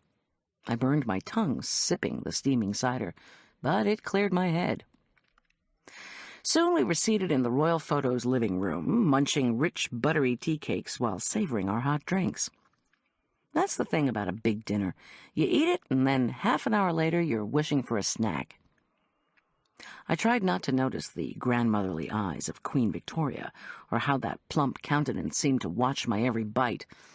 Arch and Michaela chatted happily. She really was wonderful with kids. Why, though, given her apparent animosity for Elliot and this crummy apartment, would she stay in the castle? Did Elk Park Prep pay their coaches so badly that she couldn't afford a place of her own? Or did she stay because of the gorgeous fencing loft? How about that dueling demonstration? I suggested. Arch and Michaela grinned, set aside their plates, and stood. While Arch donned his mask, Michaela explained, In 1547, 2 French noblemen fought the first private duel of honor. François de Vivonne, seigneur de la Châtaigneraie, insulted Guy Chabot, Baron de Jarnac, by publicly accusing de Jarnac of having sex with his own mother-in-law. De Jarnac immediately challenged Châtaigneraie to a duel, which was viewed by the French King Henry II and hundreds of courtiers. She stopped to put on her mask. En garde, Arch. Again the two of them went back and forth, grunting, thrusting, parrying, and offering aggressive ripostes. They seemed entirely focused on their match. When Arch scored a hit just below Michaela's shoulder, she laughed out loud and asked him to stop for a moment. Removing her mask, she told me, De Jarnac and Châtaigneraie did not solve their conflict so easily. Slowly now, Arch. Lunge, and I will parry and riposte. Then stop. My son lunged. Michaela's parry deftly flicked Arch's sword aside. Then she did a slow-motion riposte onto Arch's calf. He froze, as instructed. De Jarnac, Michaela said, instead of going for the heart, cut the major artery in Châtaignerei's leg. Then de Jarnac slashed his opponent's other leg and demanded that Châtaigneraie withdraw his insult. Châtaigneraie refused and bled to death in front of the king. That was the end of court-sanctioned dueling in France. The leg attack became known as the coup de Jarnac. But you're not allowed to hit in the leg, Arch protested as he tugged off his mask. Except in épée, I guess. Michaela laughed, pleased. You're right. End of demonstration. I clapped and thanked them both. She said, For tomorrow night, Arch, we'll have Josh and Howie demonstrate épée. Then if Kirsten's over her mono, you and she can do foil. She has long arms, which is an advantage. Then we'll have Chad and Scott do saber. The telephone rang. I hadn't even noticed it in the sea of photos, probably because it was on a lower shelf of one of the end tables. Michaela drew it out and stared at it before answering. It took me a moment to realize she'd been puzzling over a tiny screen with caller ID. Sheriff's Department? She asked. Sergeant Boyd? It's for me. Without thinking, I launched myself across the couch, sloshing cider onto the rug. As I gabbled apologies, Michaela relieved me of my cup. Then she dropped some paper napkins on the rug and handed me the receiver, all in one smooth motion. If I ever did learn to fence, did that mean I'd become coordinated? "This is Goldy," I said. "Boyd here. Where's Tom?" I murmured that he was in bed. "And how's he doing?" "On the mend. He wants to start working again." Boyd mm-hmmed. It was past 10 o'clock. He'd had all day to check on Tom, so what did he really want?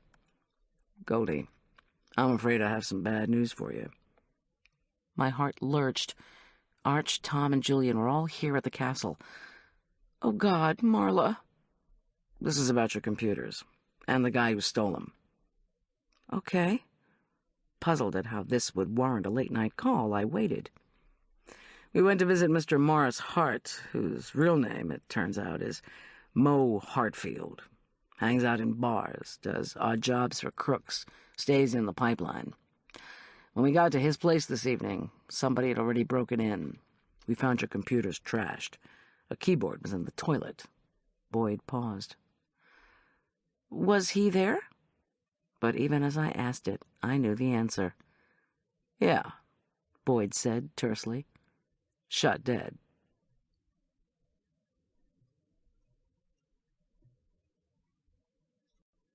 Chapter 21. No. The window guy killed? With our trashed computers all around? "Do you have any idea who—" "Nope, nothing yet. We found him in his bathtub.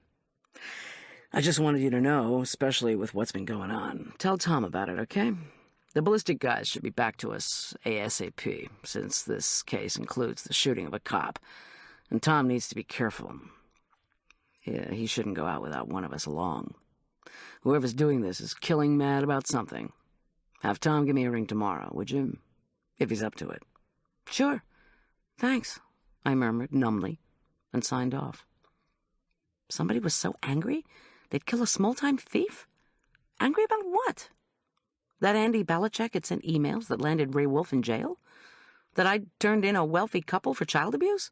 That Tom had married someone else? "Bad news?" asked Michaela softly. "No." I paused. Never divulge anything about a case, Tom had warned me on many occasions. "Thanks for asking, though, and it was very nice of you to have us over. Come on, Arch, time to rock." He groaned, but scrambled to his feet and thanked Michaela. We walked across the second floor of the gatehouse itself, looked down at the empty entryway through the meurtrières, then descended the darkly paneled spiral staircase into the living room. When we entered the hush of the living room, it was bathed in shadows. Arch said, "I need to check on Orion and those other constellations. Do you have my high-powered binoculars? They're not in with my stuff." I promised to get them from our room. We entered the frigid drum tower, past the well and the garderobe, then moved into the silent hall by the dining room and kitchen. The castle was a spooky place at night. Although I'd planned to do some nighttime cooking for the next day's luncheon, there was no way that was going to happen. As we passed the kitchen, icy shivers ran down my neck. I was glad Arch had his foil with him. Finally, upstairs, I disarmed our door, tiptoed into our room, retrieved the binoculars, and tiptoed back out. In the hallway, Arch whispered a request for assistance. This was the first time in 3 weeks that he'd asked for my help with the astronomy. Then again, I wouldn't want to be up later than everyone else in the castle, working alone.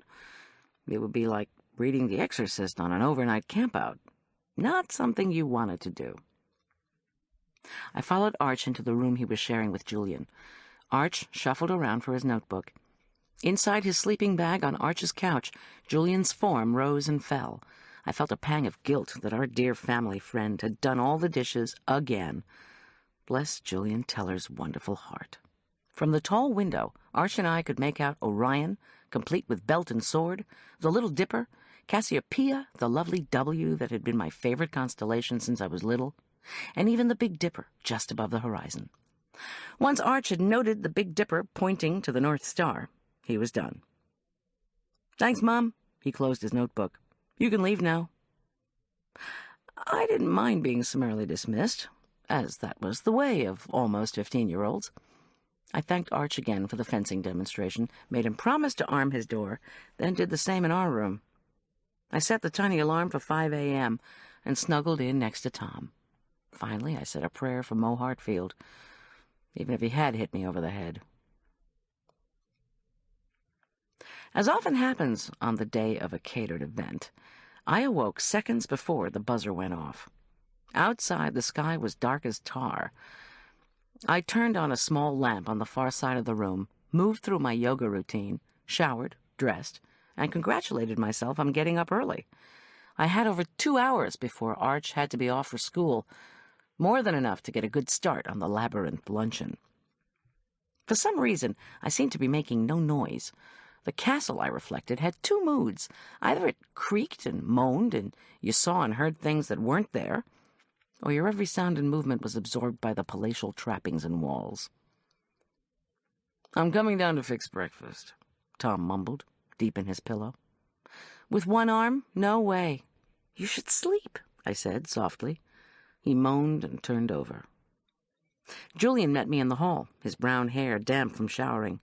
He wore his bistro work outfit, white T-shirt, paisley-printed balloon chef pants, and high-top sneakers. "I heard you running your shower," he murmured. So all my sounds hadn't been muffled after all. "Didn't want you to have to work alone." "Julian, please, you've done so much. Why don't you just sleep?" "Forget it."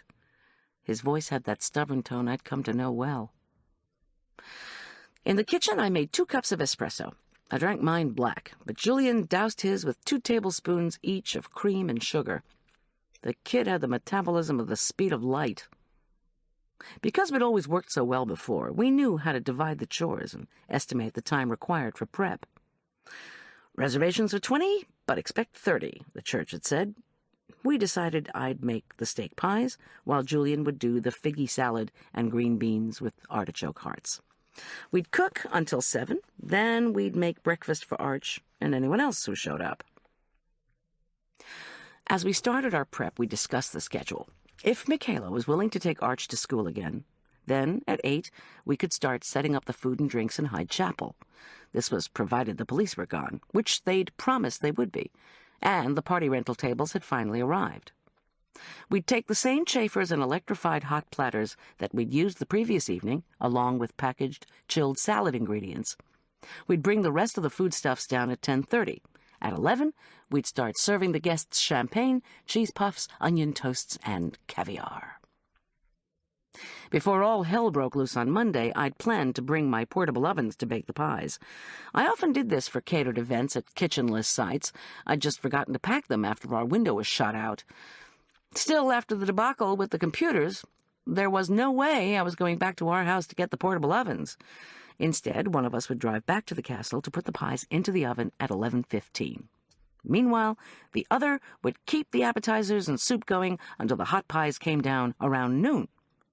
As long as the tables had been delivered and the labyrinth cake arrived at 10 as ordered, we'd be in great shape. For the pies, I chopped carrots, onions, and parsley for what the French called a mirepoix, and started butter melting in a Dutch oven. Julian steamed the haricots verts, then moved on to preparing a complex sauce. With the mirepoix sizzling in the pool of butter, I sharpened my largest chef's knife before tackling the slabs of steak. Elliot had argued for steak and kidney pies, but I'd been adamantly opposed. The old English crowd may have loved 'em, but your modern American diner was going to think a kidney tasted like liver and give it a pass. "So what did the Elizabethan folks eat besides meat?" Julian asked as he swished balsamic vinegar into the fig salad dressing. I finished cutting the steaks, floured and seasoned the pieces, and laid them over the sautéed vegetables. "Every meal offered the ever-present manchet bread," I replied. It was actually a small loaf. I used Julia Child's hamburger bun recipe last week and made a bunch of them, which I brought. Odd as it may seem, 16th century folks also had sweet dishes with each course.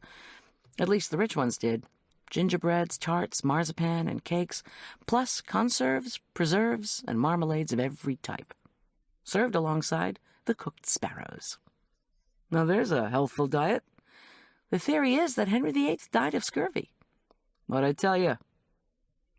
I went hunting for the bottles of Burgundy I'd brought in one of my boxes. Judicious amounts of red wine would be poured over the meat mixture before it was covered with pie dough. With any luck, we'd have juicy, tender, flavorful pieces of steak topped with a golden, flaky crust. Yikes, I was making myself hungry. Tom must have received my telepathic message, for he chose that moment to amble into the kitchen. "Enter the one-armed breakfast chef," he announced jovially. He wore dark chef pants, a gift from Julian, and a buttoned white Broncos shirt. "Please don't try to talk me out of anything. Just give me an apron. I'm not leaving. If either one of you protests, you'll only raise my stress level and make me ill." Julian and I laughed while Tom rooted around in Alicia's delivered boxes of foodstuffs for chili ingredients. With a pang of guilt, I realized I'd mishandled the confrontation over Sarah Beth. Besides, what had I promised myself in the hospital? That I didn't care if there was another woman. I would love Tom always. Now I just had to behave as if I didn't care about her. I sighed and got back to work. Within 30 minutes, Julian and I had completed our preparation. Tom, meanwhile, worked assiduously on his breakfast concoction. The Hydes, wearing matching royal blue robes, floated into the kitchen and offered to prepare juices and hot drinks. Michaela, dressed for coach work, showed up a few minutes later, surveyed the goings-on, and announced she'd toast English muffins for all. I gladly acquiesced. I was ravenous. Arch appeared just after 7, wearing an oversized olive shirt and large khaki pants. Did anyone at that school actually wear anything in the correct size? Sheepishly, he asked if I'd be willing to wash his fencing outfit today so he could have it fresh for the banquet. To my surprise, Suki volunteered to do it. She had state-of-the-art washing and drying machines, she explained, that no one else could understand.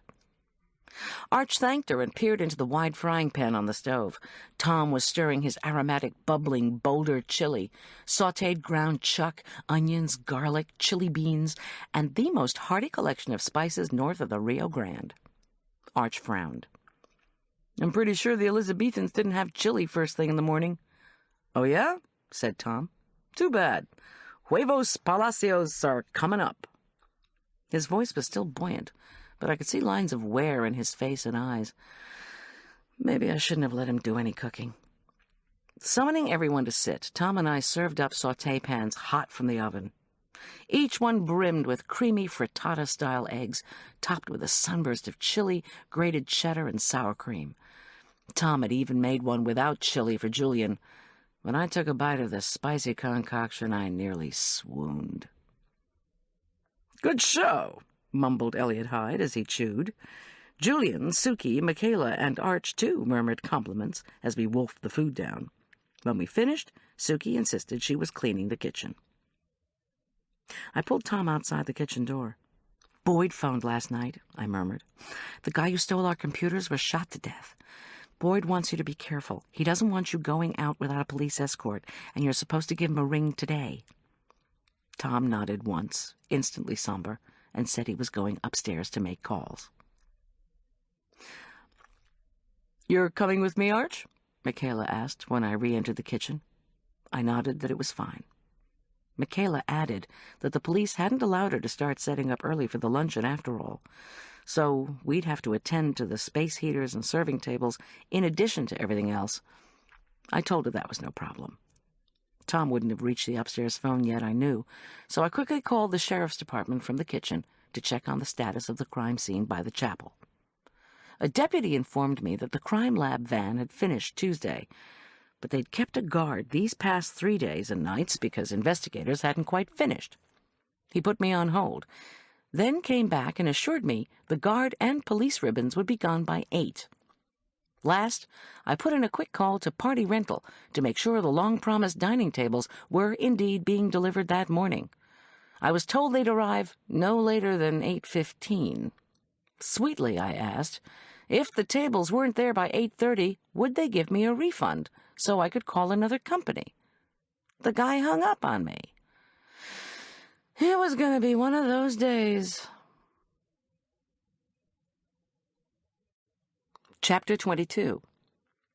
As Julian and I packed up our equipment, the president of St. Luke's Episcopal Church Women phoned. She said the church-owned plates, glasses, and silverware would be delivered to Hyde Chapel at 9:30, and would somebody besides the police be there to receive them? I assured her of our catering team's presence. I sighed. The tables, the dinnerware, our equipment, the setup, the food, the cops. Maybe the first thing I should do at Hyde Chapel was pray. Dear God, my mind supplied, can you please get me through this lunch? Thanks. Outside, the ground boasted 5 inches of new snow, which formed a thick, sugary crust on the rocks surrounding the moat. Chickadees fluttered up and down ladders of pine branches and spilled showers of flakes. Everything was silent. The glittering blanket of snow seemed to muffle all sound. Instead of enjoying the winter splendor, though, I worried what the new white stuff would do to our lunch attendance. Elliot, now dressed in Gatsby-esque tweeds, vest, and white satin scarf, insisted on driving ahead of us in his Jaguar. When we arrived 10 minutes later in Hyde Chapel's parking lot, 2 sheriff's department cars were sending plumes of exhaust into the icy air. One of the deputies talked to Elliot for a few minutes, after which Elliot, his countenance subdued, trudged over and said he'd open up the chapel. I'd been in Hyde Chapel for christenings and weddings, but I hadn't seen it since the money from Henry VIII's letter had allowed for a complete refurbishment. The stone walls had been cleaned to a sparkling silver. The multicolored slate floor tiles set off the flat marble stones of the labyrinth's winding path, which gave the floor an eerie, pure white patterned centerpiece. Most spectacular were the stained-glass windows. When the just-risen sun shone through them, the effect was like being inside a lighted jewelry box. The ambience was serene, until honking erupted from the parking lot. "Hey, boss," asked Julian as he stuck his head outside the carved wooden doors. "Tables are here," he called. "Where do you want 'em?" "I'll show them, thanks." While Elliot and I directed party rental, Julian placed champagne bottles in tubs he filled with ice, then ferried in wrapped trays of hors d'oeuvres. Things were going well until he brought out the electrified hot platters. Their cords refused to stretch to the outlets in the stone wall. Looking on, Elliot had become agitated at the prospect of the table people scratching his precious slate floors. Promising to oversee the last table setup, he pointed toward the left side of the chapel and told me there were more extension cords in the storage area. I skirted the labyrinth and hustled to an unmarked door, which opened into an enormous storeroom that smelled of Suki's favorite antiseptic cleanser. Flipping on the light revealed yet more evidence of La Suisse at work. Paint, glass cleaner, wood polish tools, brushes, a ladder, and every other imaginable odd and end was laid out on shelves alphabetically. The fancy folding wooden chairs Elliot had bought were stacked along one wall. I found extension cords after chair cushions and before fans, then zipped back to the newly opened tables. After seeing party rental off, Elliot had set up the space heaters and serving tables. Now he was busy with his slide machine and screen. He helped me unwind the cords to the outlets, at which point Julian and I plugged everything in. Mercifully, no fuses blew. We then taped down all the cords, a trick to keep even the most inebriated guest from tripping and doing a face plant on the floor.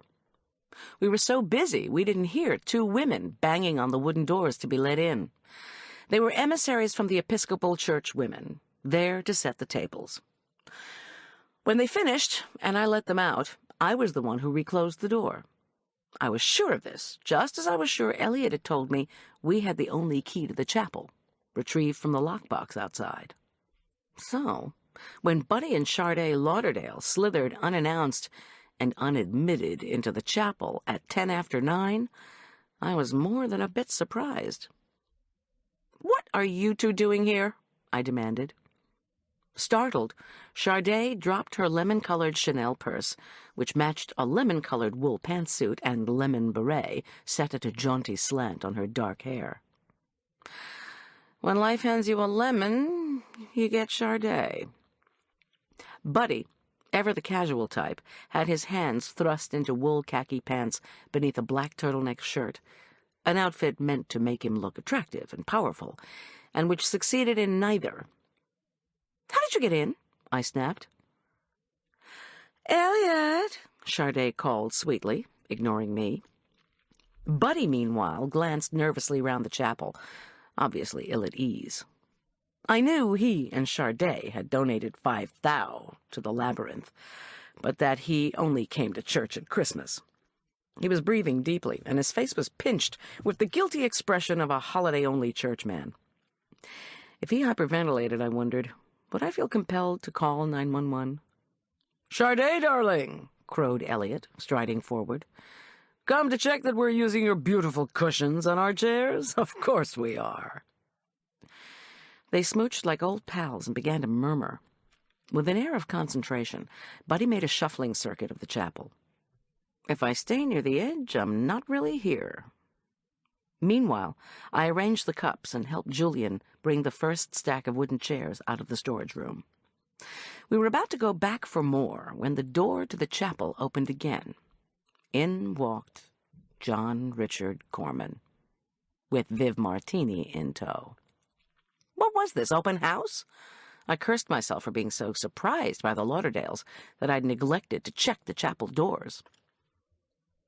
John Richard and Viv, dressed head to toe in black, looked like a couple of undertakers. Then again, maybe they were aiming for that chic 80s rock star look. Elliot, who was still engaged in intimate conversation with Charday, glanced up abruptly. His face registered shock, then a deep blush. "Now, that's a new look for the king," I mused, intrigued. "Well, Elliot," said Viv, in a mock-accusing tone, "imagine seeing you here, and with a cute decorator, no less." "It's, my family's chapel," Elliot began. But Viv only tilted up her pointed little chin and blew him a kiss. His face went from a patchy scarlet to an even crimson.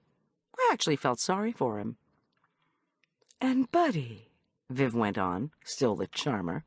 "Hey, Viv," Buddy replied, his voice low and sexy. Had Viv slept with every rich older guy in the county? Would John Richard mind being classified as a rich older guy? Before I could ask my ex-husband if he remembered the restraining order, he strode across the space between us and wagged a finger in my face. "I don't want to hear any crap from you, understand?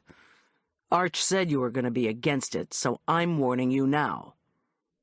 His blue eyes blazed in his handsome face. "Viv and I are coming to the fencing banquet, whether you like it or not. Got it? So don't give me any of this restraining order crap. It's for Arch, and you should recognize he wants me there." "Cocky when the cops aren't around, eh?" I shot back. "Hey, Viv, you don't know what you're in for." Viv shook her pale hair, which stuck out at every possible angle. "I love what I'm in for," she proclaimed, as she sashayed closer to the jerk. Standing behind him, she opened her black leather jacket. Was she carrying, I wondered?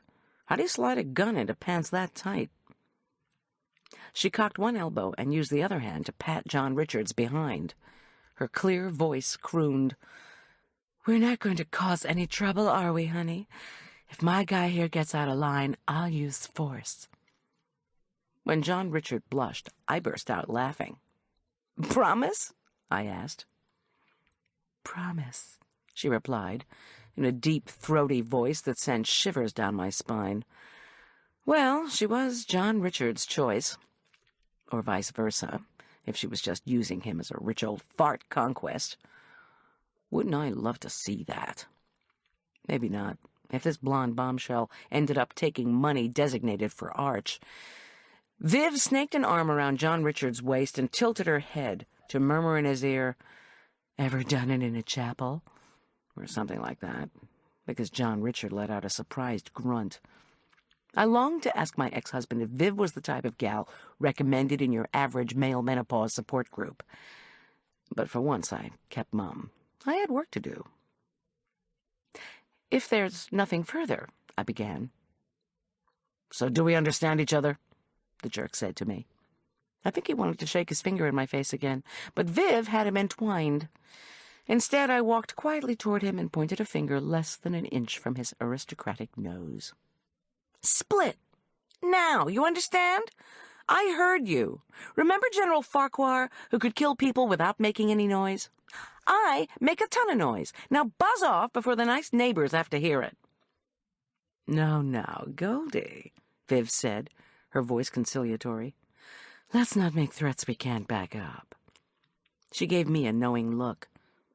I make a ton of noise, too. Don't I, baby? Let's go.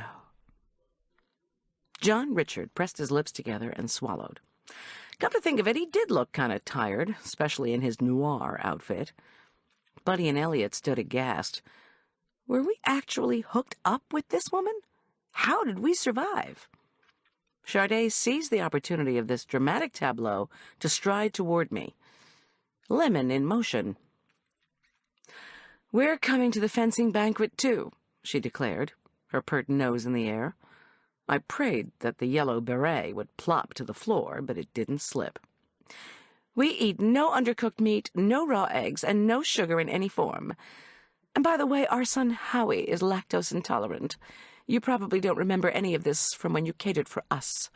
You were too busy being nosy, isn't that right? Howie likes lime sorbet. No dairy. Got it, Charday said.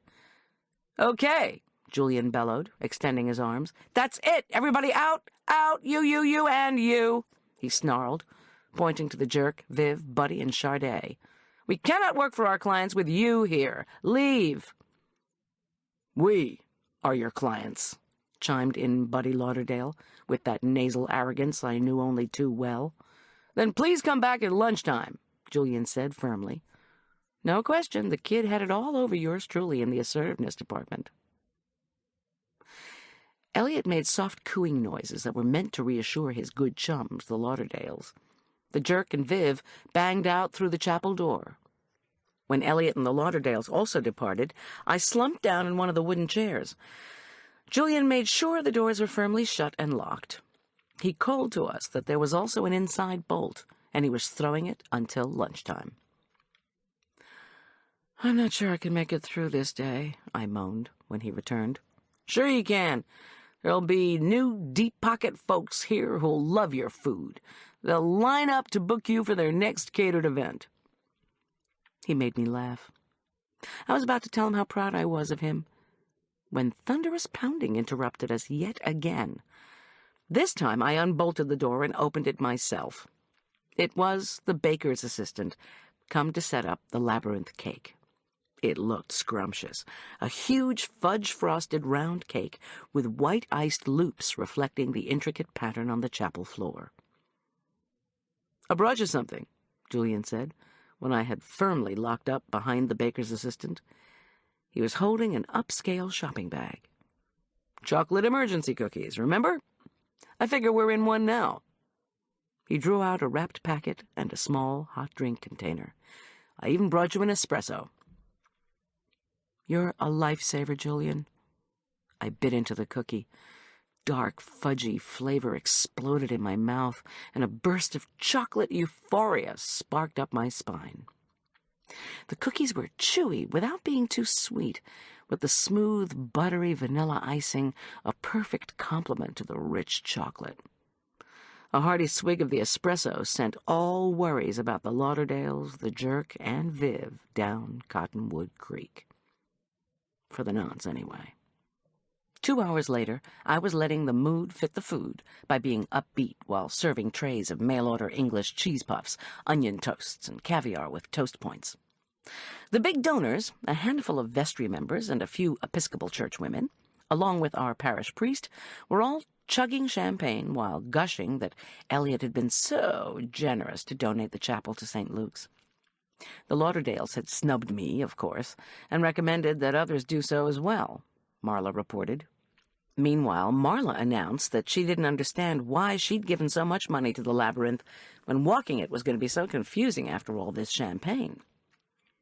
While Julian served the soup, I hustled up to the castle and put in the Shakespeare's steak pies. The Lauderdales were bad-mouthing me, those creeps. "Anger's my meat," I whispered, congratulating myself on remembering something from Coriolanus. What was the rest of it? Oh, yes, anger's my meat. I sup upon myself, and so shall starve with feeding. So there. One more word from the Lauderdales, and they'd be supping on raw hamburger with manchet bread. A new play from the Bard, Macbeth. After we set out the pies, salad, and bread, the guests happily moved through the buffet line. Julian bustled about, teased by his Aunt Marla, and admired by the women. As far from the buffet tables as possible, the Lauderdales had seated themselves with Suki, Elliot, and another couple from the church. Buddy and Charday were working hard to appear deep in intellectual conversation. I, of course, was not fooled. At length, Elliot dimmed the chandeliers and began his talk. He clicked on a slide of the Chartres Labyrinth and offered the same historical and architectural background I'd heard on the audio tape. While he was showing before and after slides of the chapel restoration, Marla sneaked up to my side. "No more on the jerk's real estate deal, sorry to report," she whispered, with one eye on the cake table. The lunch was scrumptious. The only historic food I have is in my refrigerator. "Thanks. And thanks for checking on the townhouse deal. I still think John Richard's up to something." "He's always up to something." Then she hustled off toward the untouched cake that the guests were going to have after the slideshow. "Please, sir," Marla whispered to Julian, "may I have some more? Or just a nibble, anyway?" Before I could protest, Julian had carved an enormous piece of cake, heaped it on a plate, and handed it to her. "Call it reverse nepotism, Goldy," she stage whispered, fingering a dollop of icing. Heads turned, and I sighed. Elliot had moved on to before and after shots of the renovation of his castle. He ended with effusive thanks to the donors and an invitation to have cake and to book their conferences into the castle next year. Then he invited them to quiet their souls and walk the labyrinth to arrive at their spiritual truth. If the clapping from 26 people wasn't thunderous, it was at least enthusiastic. Julian and I served cake and coffee, which I hoped would tame any after-effects of champagne. When they finished their dessert, the guests began to process single file through the labyrinth. An eerie silence fell over the chapel as the silent parade went back and forth over the stones, all the way to the end. The few people who spoke as they were leaving did so in hushed tones. By 2 o'clock, the crowd had dispersed. Wow, I thought. Next time I felt uptight, I'd give the labyrinth a try. The churchwomen gathered up their plates, silver, and glasses to trek them back to the St. Luke's kitchen for washing. Elliot and Julian broke down the Hyde serving tables and chairs and hauled them back to the storage area. Then Julian and I folded up the rented dining tables and left them in the gravel parking lot under a tarpaulin.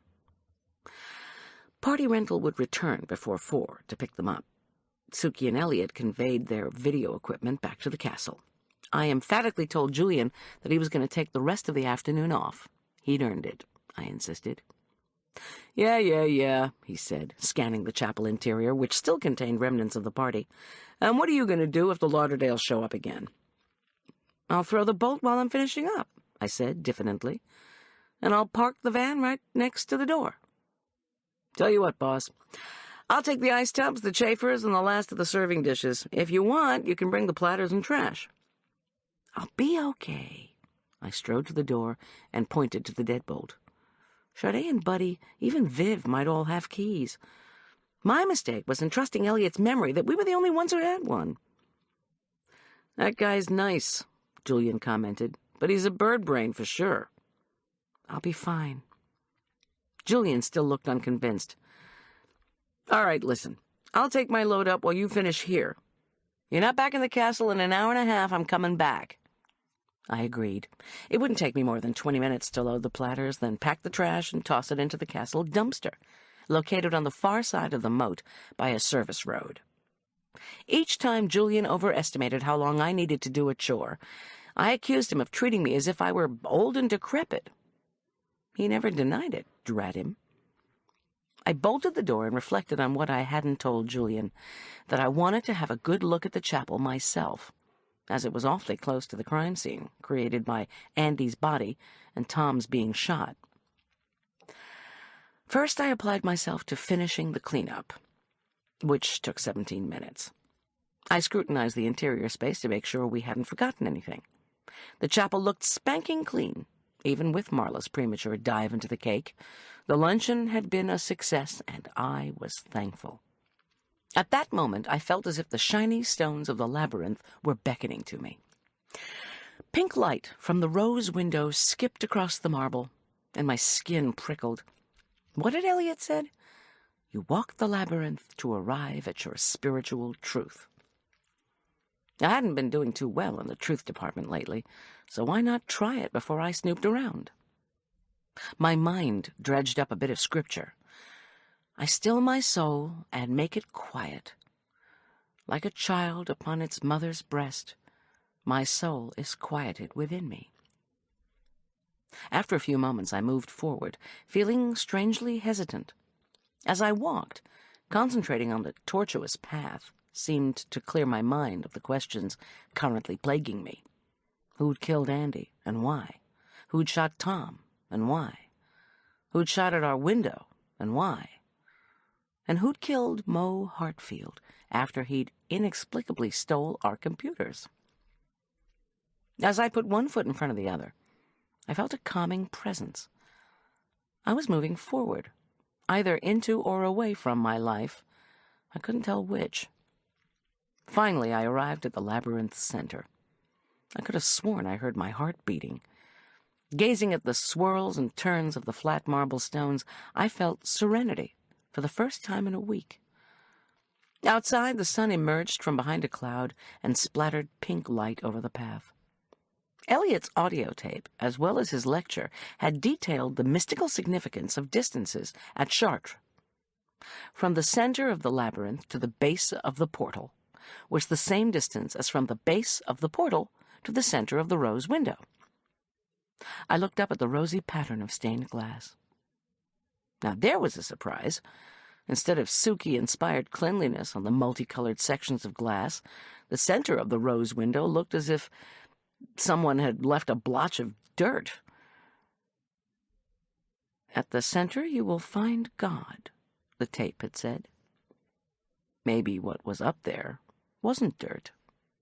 Maybe someone who knew the symbolism of the labyrinth had put something else there, something important. Or maybe my paranoia was kicking in again. I checked my watch. I had 30 minutes before Julian would start to worry. Undoubtedly breaking all rules of labyrinth walking, I sprinted across the tiles to the storage room and hauled out the ladder. It was one of those extension affairs that creak horribly and feel rickety as the devil. Nevertheless, after 5 minutes of struggling, I wrestled the thing open and laid the top just above the center of the rose window. I took a deep breath and started climbing. Outside, the wind whipped around the chapel walls. As I ascended, I could hear the cold air whistling through tiny cracks in the glass. Finally, I reached the 4th rung from the top. I peered into the center of the rose window, which was actually a pocket of pink glass soldered inside a metal circle. What I saw there didn't make sense. I was looking at torn tape, paper, and plastic. I reached in and gently tried to remove the paper and tape. It wasn't easy. The paper had become wedged underneath the soldering, and all my attempts to scoot it out were unsuccessful. At length, I had the bright idea to reach into the adjoining pocket of enclosed yellow glass and coax the paper the other way. 10 minutes of scraping and pushing later, the scrap of paper slipped free. I examined it, hoping against hope that it wasn't just an invoice from Bill's Stained Glass Repairs, left as a joke. What I held in my hands was not a bill. It was the torn half of an envelope. I reached into the envelope and pulled out a small plastic case. Inside the clear envelope was a stamp. I gasped and grabbed the rung to keep from toppling off the ladder. The color, red-orange. The printing around the sides, 1 penny, post office, postage, Mauritius. And in the center, the profile of a woman, chubby cheeks, severe hair, grand motherly eyes. Queen Victoria.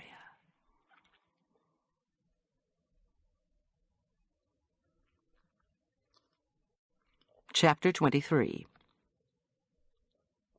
I hastily tucked the paper envelope with the plastic case and its $800,000 stamp deep in my apron pocket. After a few heart-stopping teeters on the ladder, I finally reached the bottom, rattled the ladder down, and scooted it back to the storeroom. Then I pulled out the envelope and dropped it into a clean brown paper bag. Tom had taught me a thing or two, such as, try not to muck up evidence, before serenely transporting it out to the van along with the trash. No one was in the Hyde Chapel lot, but I tried to act normal anyway, just in case I was being watched from somewhere. Anywhere. I relocked the chapel, deposited the key in the lockbox, and revved my van up the service road to the edge of the moat by the castle dumpster. I heaved in the lunch trash, hopped back into the driver's seat, and called Sergeant Boyd on my cellular. "Part of the loot, eh?" said Boyd, who sounded either amused or skeptical, I couldn't tell which. "In the middle of a stained-glass window, way up high?" "Uh-huh." Skeptical, definitely. "Listen, would you?" I gulped down the impatience in my voice, trying to remember Boyd was just doing his job. "The Lauderdales and John Richard and Viv Martini all came into the chapel this morning right after you guys pulled off your detail. Maybe this is what they were looking for." "That's an awkward place to check without a bunch of witnesses noticing. You know, how do you disguise the fact that you're pulling out a 20-foot ladder?" "Sergeant?" Yeah, okay. Stay where you are. I'll send somebody up to get the evidence from you." "I'm not staying on this service road, thanks. I just finished a catering event, and I've still got to prep for another one tomorrow. Tell your people to meet me at the Aspen Meadow Library in 20 minutes. "Gee, Goldy, our homicide guys will gladly work around your catering timetable, especially since we're dealing with evidence worth close to $1 million and connected to 3 homicides and a cop shooting." "One more thing," I said, unfazed. "Did your guys find anything in Hyde Chapel after you took Andy's body from the creek?" "Nope, it was clean. In fact, that chapel brought a whole new meaning to the word clean." He sighed. "I thought you were in a hurry to get to the library." I signed off, realized I'd neglected to close the lid on the dumpster, rushed out and whacked it down, then raced to the library to meet the deputy. A uniformed young man with red hair and a red mustache unceremoniously plucked the bag from my hand and roared away. I waved at Julian in the castle driveway. He was coming out as I was headed in. He rolled down his window and yelled that I was over my 90-minute limit. "I'm just an old lady caterer who can't move as fast as you young folks," I hollered back. "As fast as us young folks?" Julian yelled gleefully. "Check this out." He clanked the Rover into reverse and backed up the icy driveway. As if that weren't enough, he then gunned the SUV backward across the causeway over the moat. I watched from the far side, shaking my head. One error of steering and Julian would be sleeping with the fishes. When I caught up with him at the gatehouse, I said, "That's not a quick path home, Julian.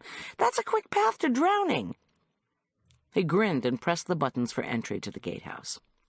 Once inside, I glanced overhead into the empty space above the murder holes. No one appeared to be in that empty room next to Michaela's kitchen.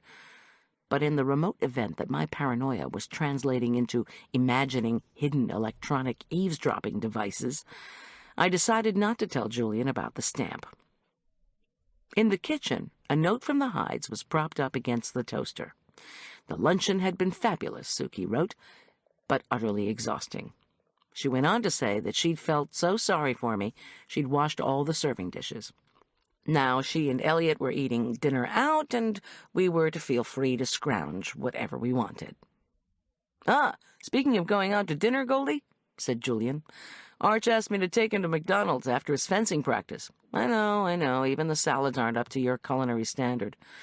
But I figured, what the heck, give the kid a break from the gourmet stuff for one night." I smiled, paid Julian for his afternoon of work, and gave him some extra money to treat Arch and himself.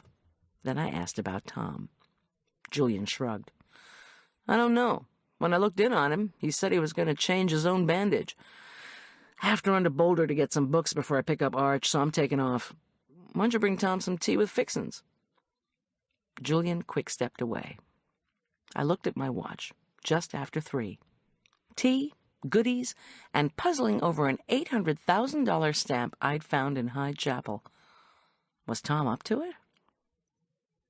Half an hour later, I had baked a fresh batch of steaming scones and set them on a tray next to a plate of dewy butter slices, a jar of Elliot's choke cherry jelly, and a pot of steeping English breakfast tea. Making my way up to our room, I noticed that the courtyard looked magical under its fresh blanket of snow. If I lived here, I decided as I disarmed our door, I'd turn it into a school, a cooking school, where we ate our cookies and cakes out in the courtyard, while black-suited butlers served tea and sherry. "I was just about to ring for all that," Tom commented, as I sashayed in with the tray. He was sitting in one of the wing-back chairs doing leg extension exercises. "I missed you today, Miss G." I set the tray down and gave him a careful hug. "Poor Tom. Sorry I had to work. Want to hear about it?" And so I ran through the whole thing for him, from the early intrusions of Buddy, Charday, John Richard, and Viv, to discovering the stamp from Mauritius in the center of the window. He whistled. "Tom," I said when I'd finished, "I think all the stamps might have been there. They were all in the chapel. Then they were moved by someone in a hurry. Or by someone who didn't know he'd left one behind." He gazed into the cold fireplace. "The chapel has that big storeroom. If you were a crook trying to hide something in the chapel, why not put it in the storeroom? Especially since Ray Wolfe was arrested while scoping out a storage area." "Because it's too obvious?" I replied. "There's something we're missing." I followed his line of sight to the hearth. "I keep thinking about Andy. Did he find the stamps after they were stolen and hidden away? He indicated to you that he knew where they were. So what's the deal? How was he electrocuted? If he was shot in the chapel, why couldn't the sheriff's department find any evidence there? The stamps were in the chapel, and he was dumped in the creek by the chapel, but the crime scene itself was clean." I paused, baffled. "I just don't get it." "Here's one more thing," Tom commented. "The ballistics report came in on the bullet they took out of me. It came from the same gun that killed Andy and Mo Hartfield. The bullet that shattered our window came from a different gun. No match." Now, for crying out loud, would anything in this case ever add up? Tom surveyed the tea detritus. "Know what? That just felt like an appetizer to me. Let's go see what we can find in that big kitchen." Delighted to see that his appetite was back, I followed him down to the kitchen, where we feasted on leftover meat pie, reheated green beans, manchet bread, and labyrinth cake. Arch and Julian came home, as did Suki and Elliot. My son joyfully announced that because tomorrow, Friday, was a half-school day, and this Saturday was Valentine's Day, the teachers were assigning no homework for tonight or the weekend. "That calls for a toast," decreed Elliot. "To our successful donor lunch and to no homework." He breezed out of the room and returned with a bottle of port. "I think we have something special in the refrigerator, too," murmured Suki. Suki brought out a chilled bottle of bubbly, non-alcoholic cranberry stuff. Arch rewarded her with a murmured thanks and one of his suppressed smiles. While we were sipping our drinks and nibbling on cake, I guiltily remembered Michaela. Shouldn't we have invited her to join us? But when I suggested it, Elliot waved this away. "Sometimes you see, Michaela, usually you don't." Suki added, "We don't try to force it." I nodded and didn't pursue the question. I wondered if I'd ever figure out the dynamic between Elliot and Suki on the one hand, and between Elliot, Suki, and Michaela on the other. Was she sort of an employee, sort of a tenant, sort of a neighbor, sort of a pain in the behind, or all of the above? I didn't know and was too tired to try and find out.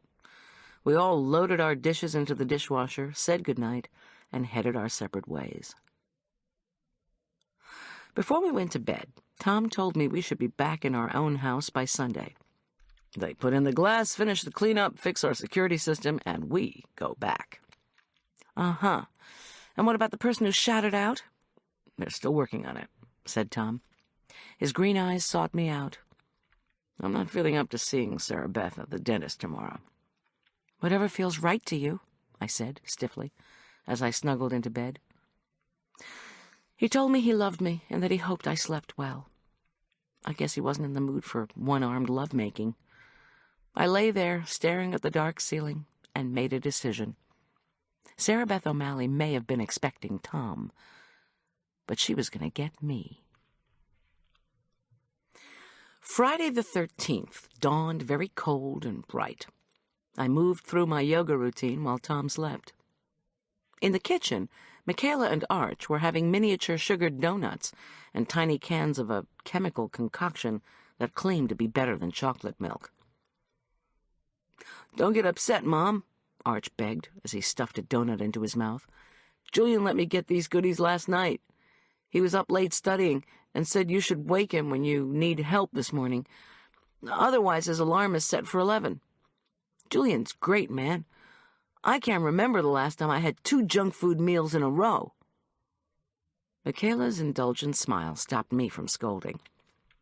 At least, Arch was amusing someone.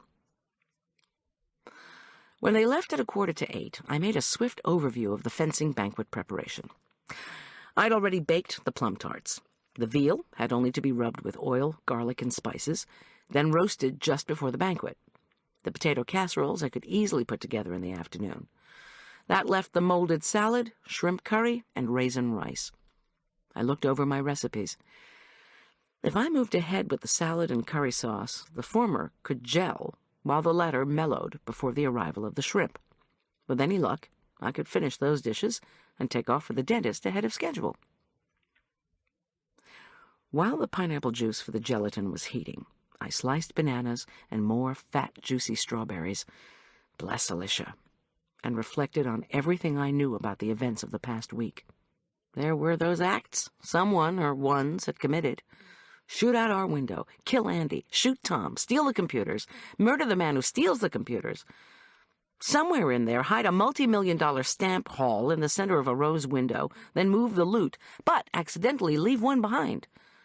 The sequence of those acts, I realized, had to be part of the solution to the puzzle. I wondered about Sarah Beth. If jealousy were the motive for all this activity, could you remove shooting out our window and shooting Tom as being related to the stamp theft? If so, then how could you account for those acts being done by 2 separate guns? You have to think the way the thief does, Tom was fond of saying. In this case, you had to start with the facts you knew, try to extrapolate the thinking behind them, and from all that, deduce the identity of the thief. Yeah, sure. My mind was as clear as, well, unmolded salad. I mixed the gelatin into the boiling juice, added chilled juice, then folded in all the fruits. Unlike my mother's generation, I never waited before mixing ingredients into gelatin. No one ever seems to notice if the fruits sink or float, do they? Sinking or floating in real life, on the other hand, is another matter. In an oversized Dutch oven, I gently sautéed chopped apples and onions in melted butter, then stirred in curry powder, flour, and spices. I shelled, deveined, and cooked the shrimp, then dropped the shrimp tails into bubbling chicken stock. Finally, I stirred the stock, vermouth, and heavy cream into the sauce. The mixture gave off a divinely pungent scent. Once the salad molds and shrimp were chilling in the refrigerator and the curry sauce was cooling, I powered up with a double espresso, 2 reheated scones, 2 thick pats of unsalted butter, and generous dollops of blueberry preserves. Yum. Why Arch preferred chalky store-bought donuts to homemade baked goods was one of the mysteries of the ages. At 8:45, I was seated in my van sipping another double espresso and eyeing the front of Aspen Meadow's endodontist office. What I was actually going to say to Sarah Beth O'Malley I had not worked out yet. Of course, then again, last time, outside my home, She hadn't allowed me to say much. Well, what was I going to say? Hey, Sarah Beth, why didn't you tell anybody you were alive? Why'd you come back to taunt your old fiancé and his family? Oh, and anonymously donated supplies notwithstanding, why didn't you go to a dentist closer to home? Was it because your supplies were from a big stamp deal going down here? So you decided to kill 2 birds with 1 stone? Or rather, 2 thieves with 1 gun? She came walking up the steps by the dentist's office, as stealthily as a cat and just as quietly. Had she acquired get-around-in-the-jungle skills? Her eyes scanned the upper lot for Tom. Her distinguished Jackie Kennedy face and dark hair streaked with gray once again gave me a frisson. I believed Tom when he said he hadn't met with Sarah Beth, or done worse in the last month. She was a woman from his past who'd just appeared out of nowhere. What I wasn't sure of was whether he still loved her. She was certainly one of the most striking women I'd ever seen, especially since, in 20-degree weather, she was dressed only in a clingy gray turtleneck and long gray pants. I look fat in gray and never wear it. Sarah Beth didn't look fat in anything. I sighed and wondered. The ability to survive cold, the ability to move stealthily. Despite my first impression that she was a non-shooting type, had she also learned the jungle skill of killing a target? Before I could chicken out, I assumed a friendly demeanor and walked up to her. "Please don't run away," were the first words out of my mouth. "I'm Tom's wife. Won't you just talk to me? I'm not going to turn you in. For anything." She lifted her chin. She wore no makeup and looked younger and better for it. "Stop it," I scolded myself. In her quiet, rusty from disuse English, Sarah Beth said, "I am sorry I ever tried to contact Tom." "You've got a few minutes, right? Please, just come sit in my van and talk. I need to talk to you about Tom being shot," I added, studying her face. She turned so pale I thought she might faint. Startled, she almost lost her balance. When she faltered, I tucked my arms in hers and led her to the van. Once I'd coaxed her inside, I turned the heat on full blast. She rubbed her hands and shivered. "I'm Goldy Schulz," I said. She gave me a slight smile. "That's what you said last time. What happened to Tom?" "Some bad guy shot him Monday morning.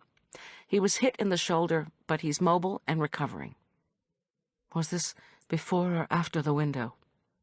"After. Do you know anything about either shooting?" Her face darkened and she stared at the windshield. "No. I just came here to get supplies and have my teeth fixed." "Here?" I asked calmly. I tried to make my voice soothing, the better to coax out information.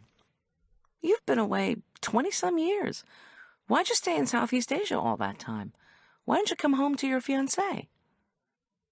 "Look, I attempted to let him know I'd survived. Not right away, of course. It was too dangerous. I was afraid of trying to get back." "So you became a village doctor?" "I did it for survival," she replied.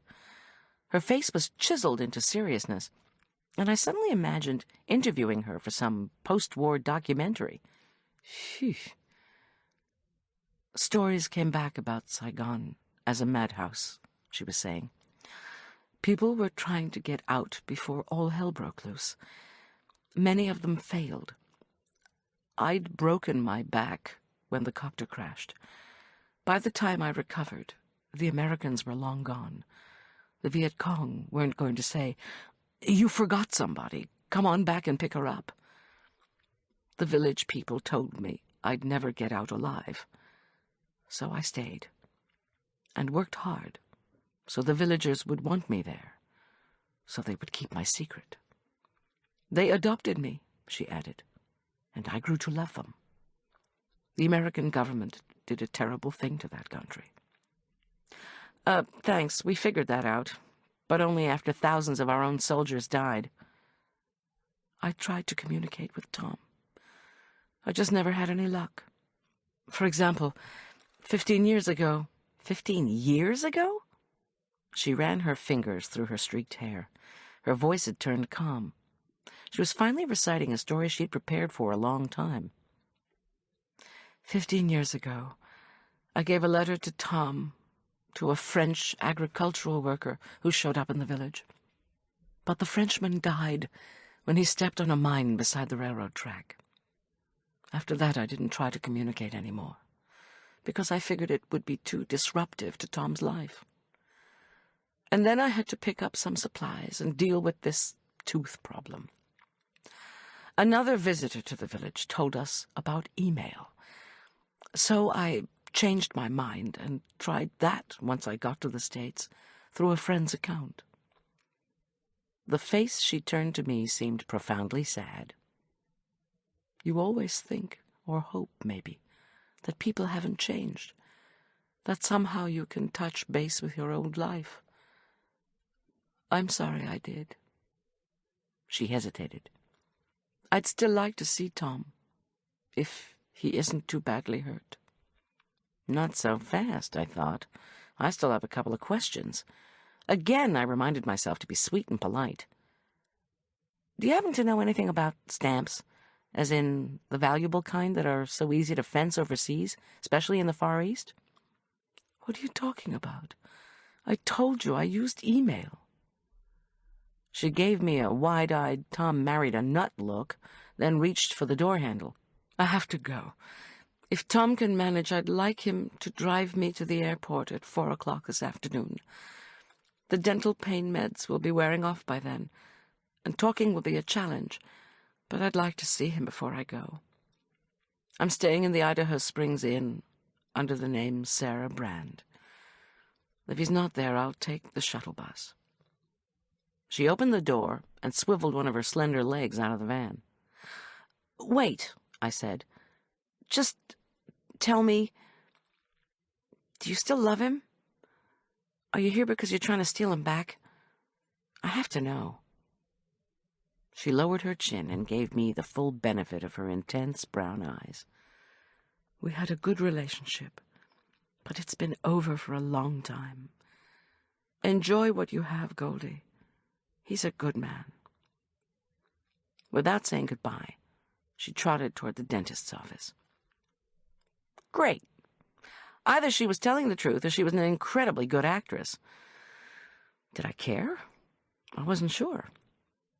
The maxim, when you feel really low, focus on the food, had always proved useful. This time would be no exception. I torqued the van out of the lot and drove to the grocery store, where I bought not 1 but 2 quarts of non-dairy lime sorbet for lactose-intolerant Howie Lauderdale. I knew he probably wouldn't eat all 64 ounces, even if he was a teenager. But a caterer's basic rule of dessert is that you must have plenty of backup food, even for a single special request treat. Then, if 8 more folks communicate a sudden desire for lime sorbet, they won't feel cheated when you say you don't have any. I hit the brakes hard halfway through the store parking lot. Behind me, a VW Bug beeped. What had I just said to myself? If 8 more folks communicated desire... I pulled into a vacant parking space. What had Sarah Beth said about my husband? I tried to communicate with Tom. I just never had any luck.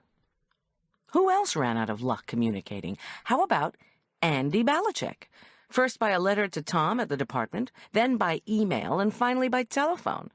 That young man had been obsessed with staying in touch. The last time we'd heard from Andy had been via cell phone from Central City. Or had it? You have to think the way the thief does. Trudy Quincy had been taking in our mail all week. Was it possible Andy had somehow tried to communicate, and we just hadn't had any luck receiving it? Hard in mouth, I threw the gear shift into drive, stepped on the gas, and thankfully only skidded once while racing over the snow-packed streets back to our house. I avoided looking at our plywood-covered window, leapt from the van, and hopped through the new snow to the Quincy's house. Please let my neighbor be home, I prayed. Please let her not think I've gone bananas. When Trudy opened her door, she was cuddling our cat on her left shoulder. Scout gave me that slit-eyed feline greeting, "Who the hell are you?" Then he snuggled in closer to Trudy. "Goldy!" Trudy cried. "Come in! This kitty thinks he's my baby. I fried him up some trout Bill caught and froze last summer, and now I don't think he's ever going back to your place." "Oh, well," I began, but got no further before Jake bounded around a corner, leaped up on me, and started slathering my face. "No way I'm staying at the Quincy's. Leave that stupid cat here and let's go home." I told him to get down, then patted him feverishly so Trudy and I could talk without further interruption. "Do you have our mail?" I said casually. "I'm looking for something in particular, something important." "Sure." She frowned and glanced down at Scout. "It's in a big pile on the dining room table. We can walk in there, but not too fast. Kitty doesn't like to be hurried." I sidled into the Quincy's dining room. Scout and Jake eyed each other, but I ignored them. I asked Trudy, who was no Suki Hyde in the organizational department, if there happened to be any order to the mountain of letters. She said the new stuff was on top of the old stuff. I turned the heap over and started going through it. From Monday there were 2 bills, 7 ads, 3 catalogs, the Sheriff's Department newsletter, and a postcard for Arch. From Tuesday there were 9 ads, 6 catalogs, a bill, notice of a cooking equipment sale, and a bulk mail fundraising letter from Elk Park Prep. And then his handwriting was uneven and loopy, the B's and L's tall and unevenly slanted, the I's dotted with tiny circles. The letter was addressed to Tom, with Gambler scrawled in the upper left-hand corner. Postmarked Monday. No return address. I snatched it, thanked Trudy, and sprinted out. Behind me, Jake wailed. Over my shoulder, I called, "I'll be back tomorrow, Jake." He raised his howl several decibels, unconvinced. Scout, also known as Kitty, took no notice.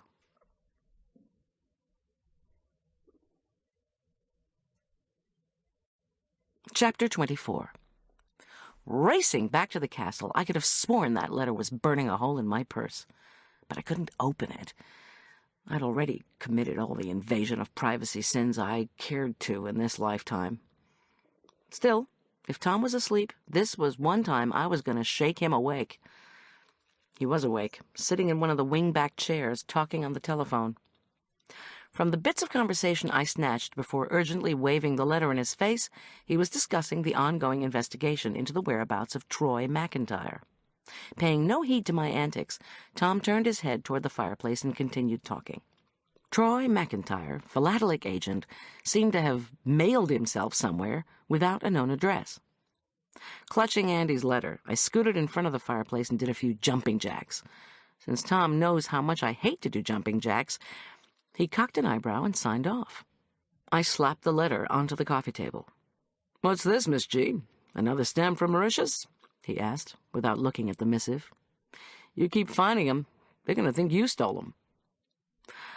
"I just learned that stamp you found in the chapel was part of the heist. No discernible fingerprints besides yours." I slipped into the chair across from him. "Tom, this letter's from Andy Balachek, mailed to you, postmarked Monday, which probably means he mailed it sometime Sunday, a day before he died, or rather a day before someone murdered him." Tom, who was seldom surprised, leaned over the envelope and frowned. "Is it Andy's handwriting?" I demanded, increasingly impatient. In addition to Tom's other skills, his ability to analyze handwriting means he's often called to testify in forgery cases. I held my breath. "Maybe. All I've ever seen is a signature. It's a long, skinny A. That's a scripted A, not a printed one. His A looks like the back of a bald guy's head, tilted to one side." He picked up the envelope and examined it on both sides. "Trudy picked this up with the rest of our mail? What day?" "My best guess is it came Tuesday." Tom whistled. "Could you get my tweezers out of my suitcase? Then you could use them to open the letter without getting your fingerprints on it, and put it down here for us both to read." "You trust me to open your mail?" "No, but do it anyway." And so I did. The struggle with the damn tweezers took an agonizing 8 minutes. "Tom," the letter read, "I'm getting scared now because I need to pay my dad back for his truck. If I don't, he's going to die in the hospital. So I'm going to get the stamps tonight.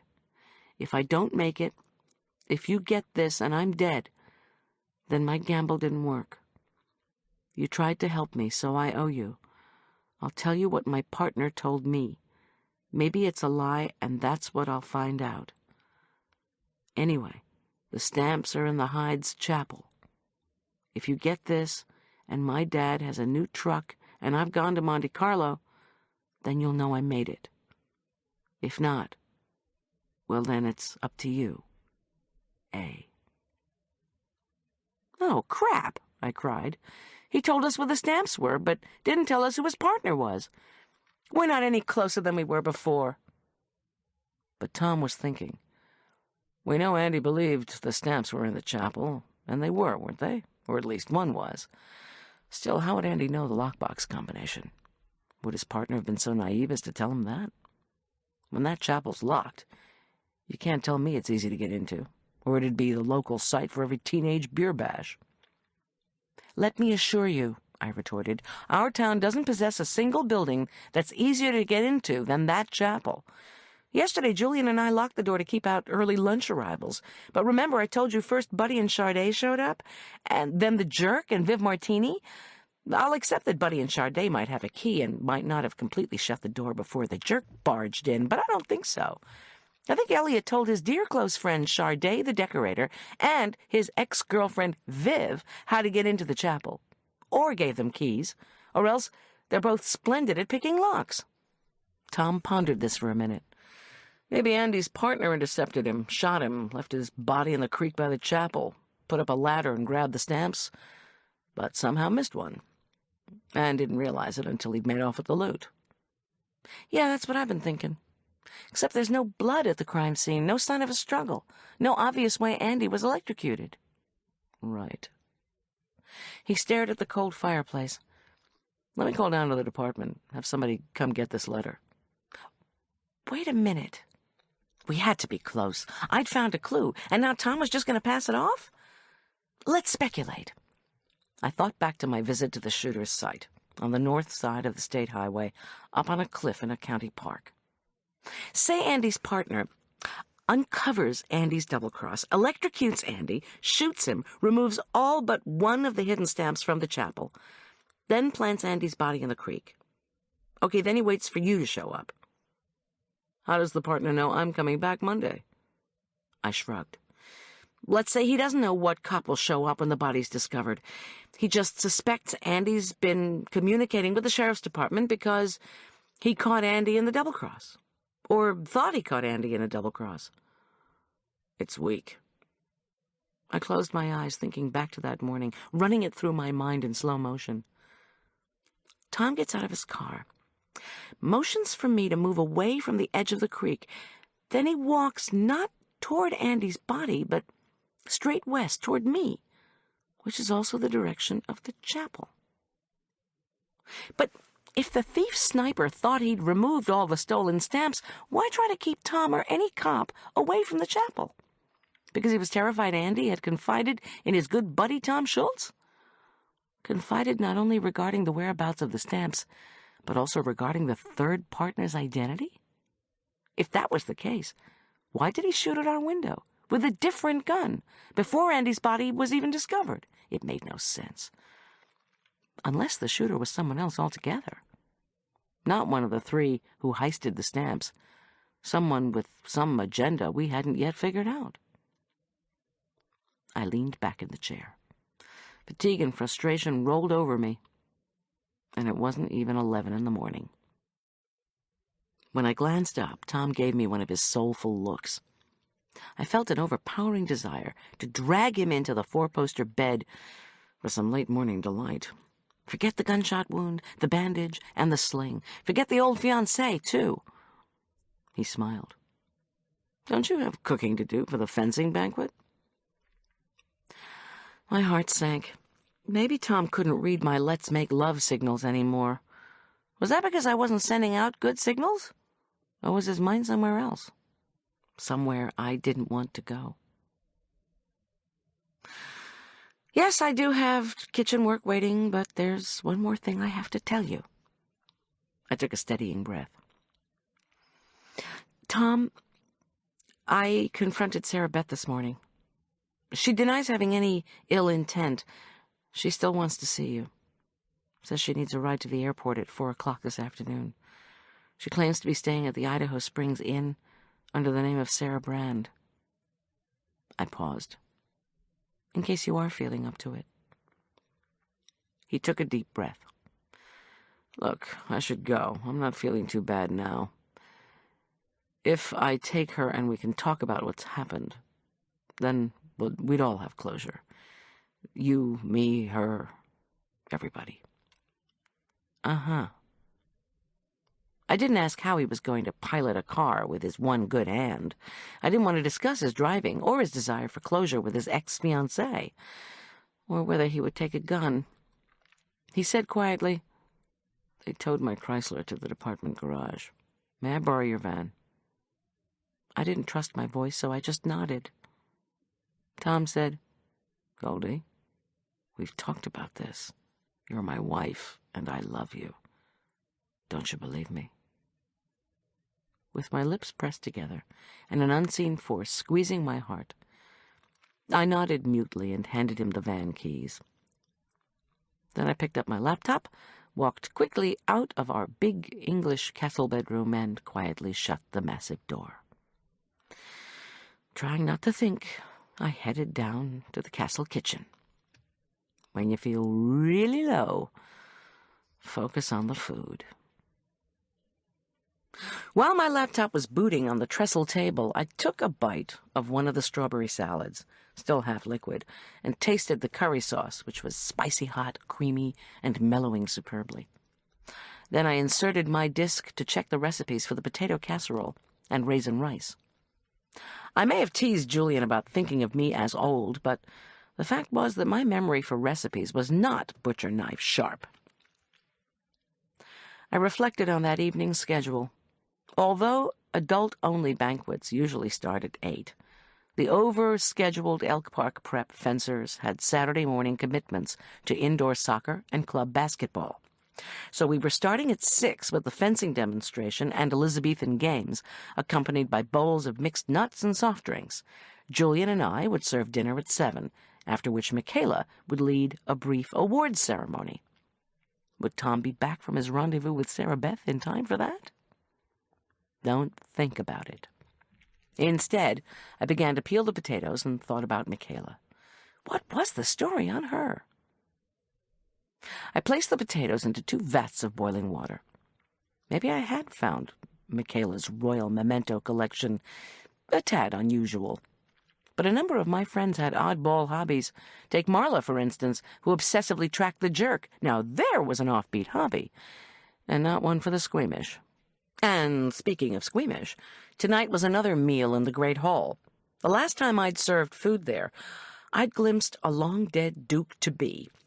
That ghostly fellow, dressed in what looked like a child-sized suit of armor, had been there, I was certain of it, and in an instant he'd vanished. Colorado was famous for ghost towns, not ghost dukes. Maybe I needed contact lenses.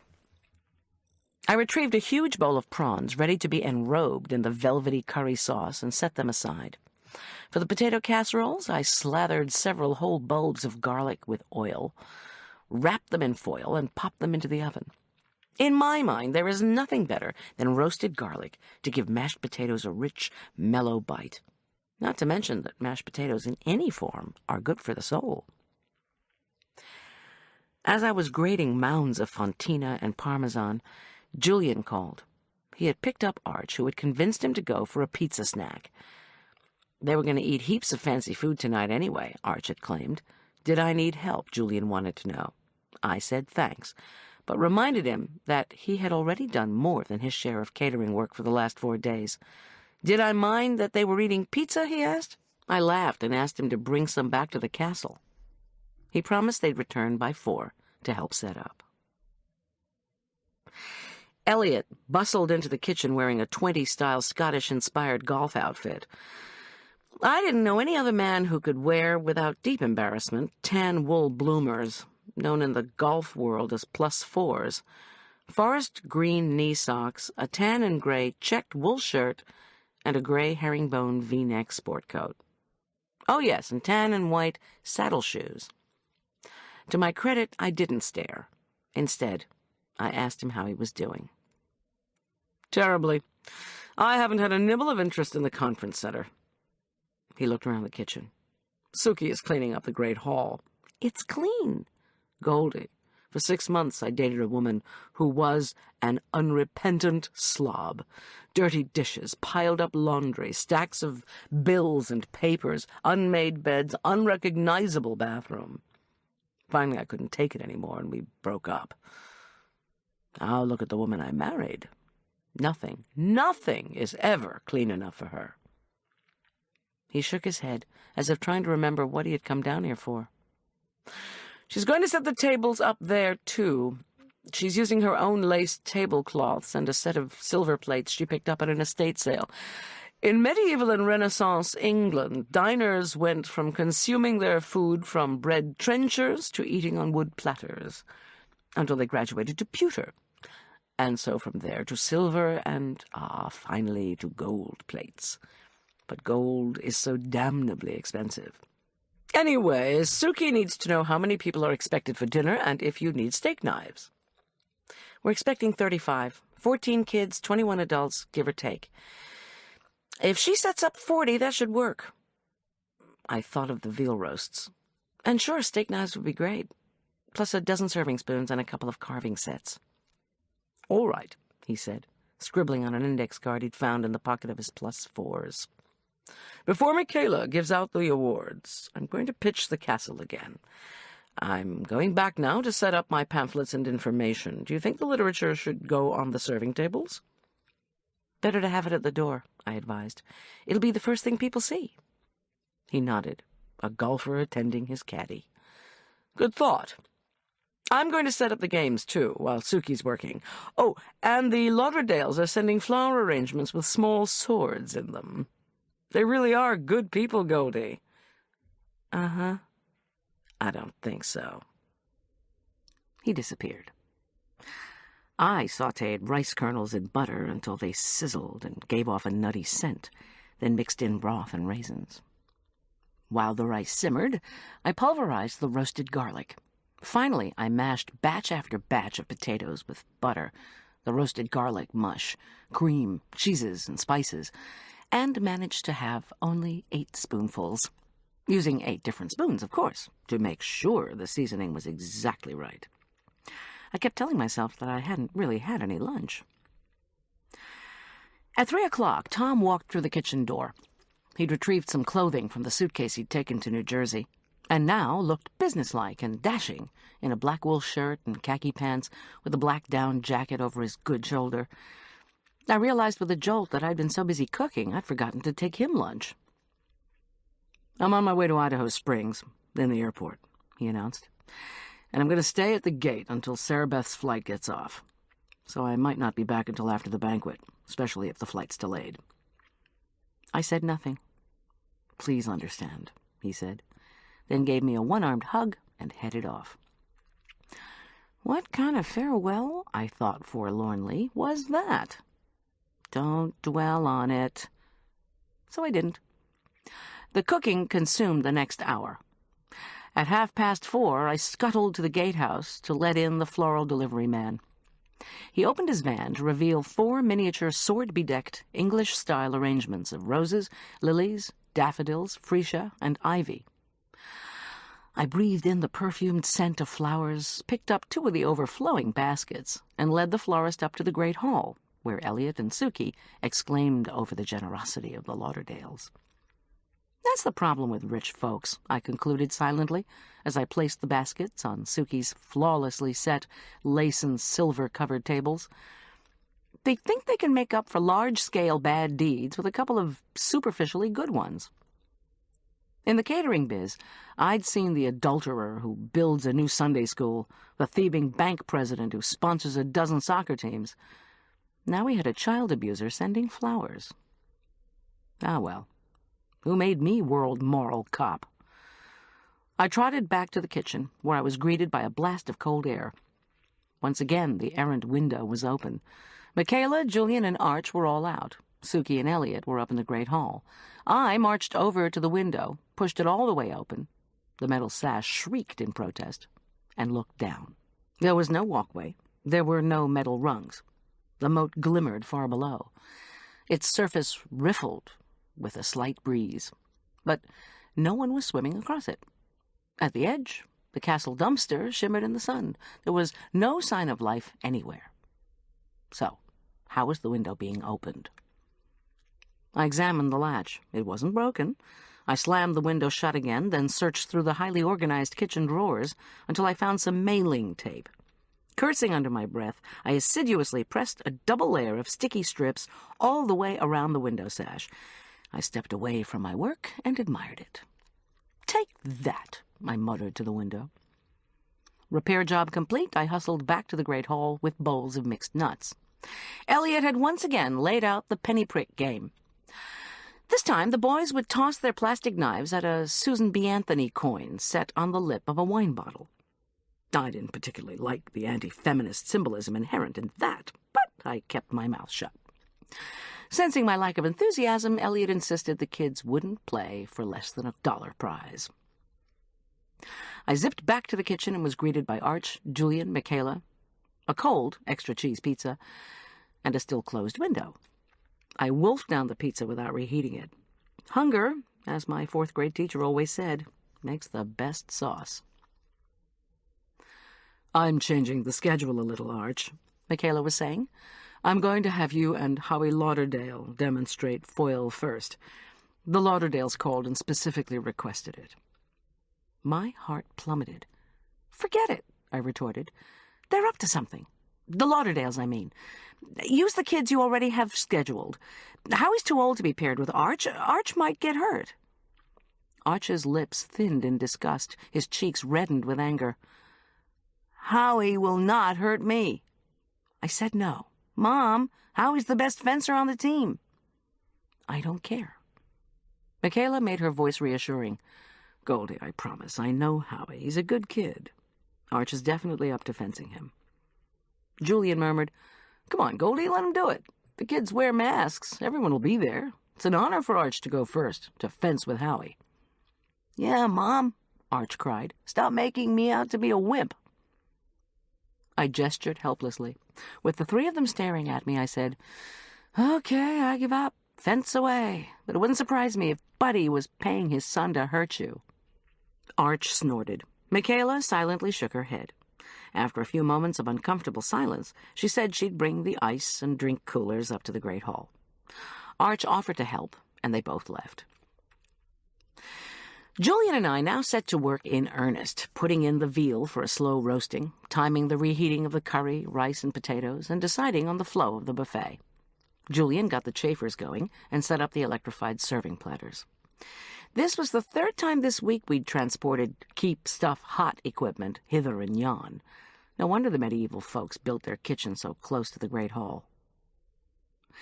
As my last culinary act before the guests arrived, I prepared the curry condiments. Americans rarely take more than a spoonful of chutney, raisins, or peanuts from that classic dozen side dishes known as a 12-boy. But they feel gypped if they can't at least survey lots of extra bowls containing chopped bacon, chopped hard-cooked egg yolks, chopped hard-cooked egg whites, shredded coconut, crushed pineapple, chopped green onions, sweet pickle, relish, orange marmalade, and yogurt. Just before 6, Elliot and Sookie breezed into the kitchen. Elliot had changed from the golf outfit into another dapper double-breasted suit, this one charcoal gray, and a snowy white shirt. Sookie's blonde hair was swept up in an elegant French twist, and she glowed in a long, bright red wool dress. She retrieved a silver tray, glasses, and napkins, while Elliot clanked bottles around in the dining room and proudly emerged with 2 bottles of vintage dry sherry. They announced that they were on their way to the gatehouse to greet guests in the grand fashion. Murmuring that the kids needed to be welcomed in style, too, Julian snagged 2 12-packs of soft drinks and hustled after the Hydes. I dashed up to the great hall with the covered curry side dishes and quickly checked the buffet, the tables, the makeshift bars, the ice, and the bottles of water and wine. Elliot had straightened the fencing mats and marked out the shuttlecock court with masking tape. Michaela had set up a small table for the trophies. Overhead, the chandeliers flickered. The golden trophies, silver plates, and crystal glasses reflected the glimmering light. Everything looked perfect. Always a bad sign.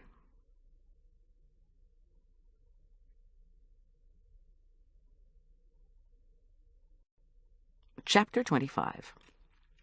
Tom was still gone on his airport errand when John Richard and Viv Martini sashayed in, the first to arrive. Standing alone behind the makeshift bar, I was unnerved by their appearance. They glanced in my direction, then sniffed and looked away. John Richard looked handsome in an open-necked blue shirt, charcoal vest, and black pants. His 29-year-old girlfriend, slinking along in a clingy silver dress with matching spike heels, made my stomach turn over. Her dress was slit so far up the side, she should have been doing jumping jacks. I, on the other hand, feared the worst, appearance-wise. Not only did I pale in comparison to Viv, I couldn't bear the thought of how Tom would assess my appearance vis-à-vis that of Sarah Beth, with her aristocrat and the Peace Corps beauty and moral high ground. I glanced at myself in the reflection of a silver tray. Working in the Hyde Castle kitchen had made my hair very curly. My makeup was long gone. My face shone with exertion.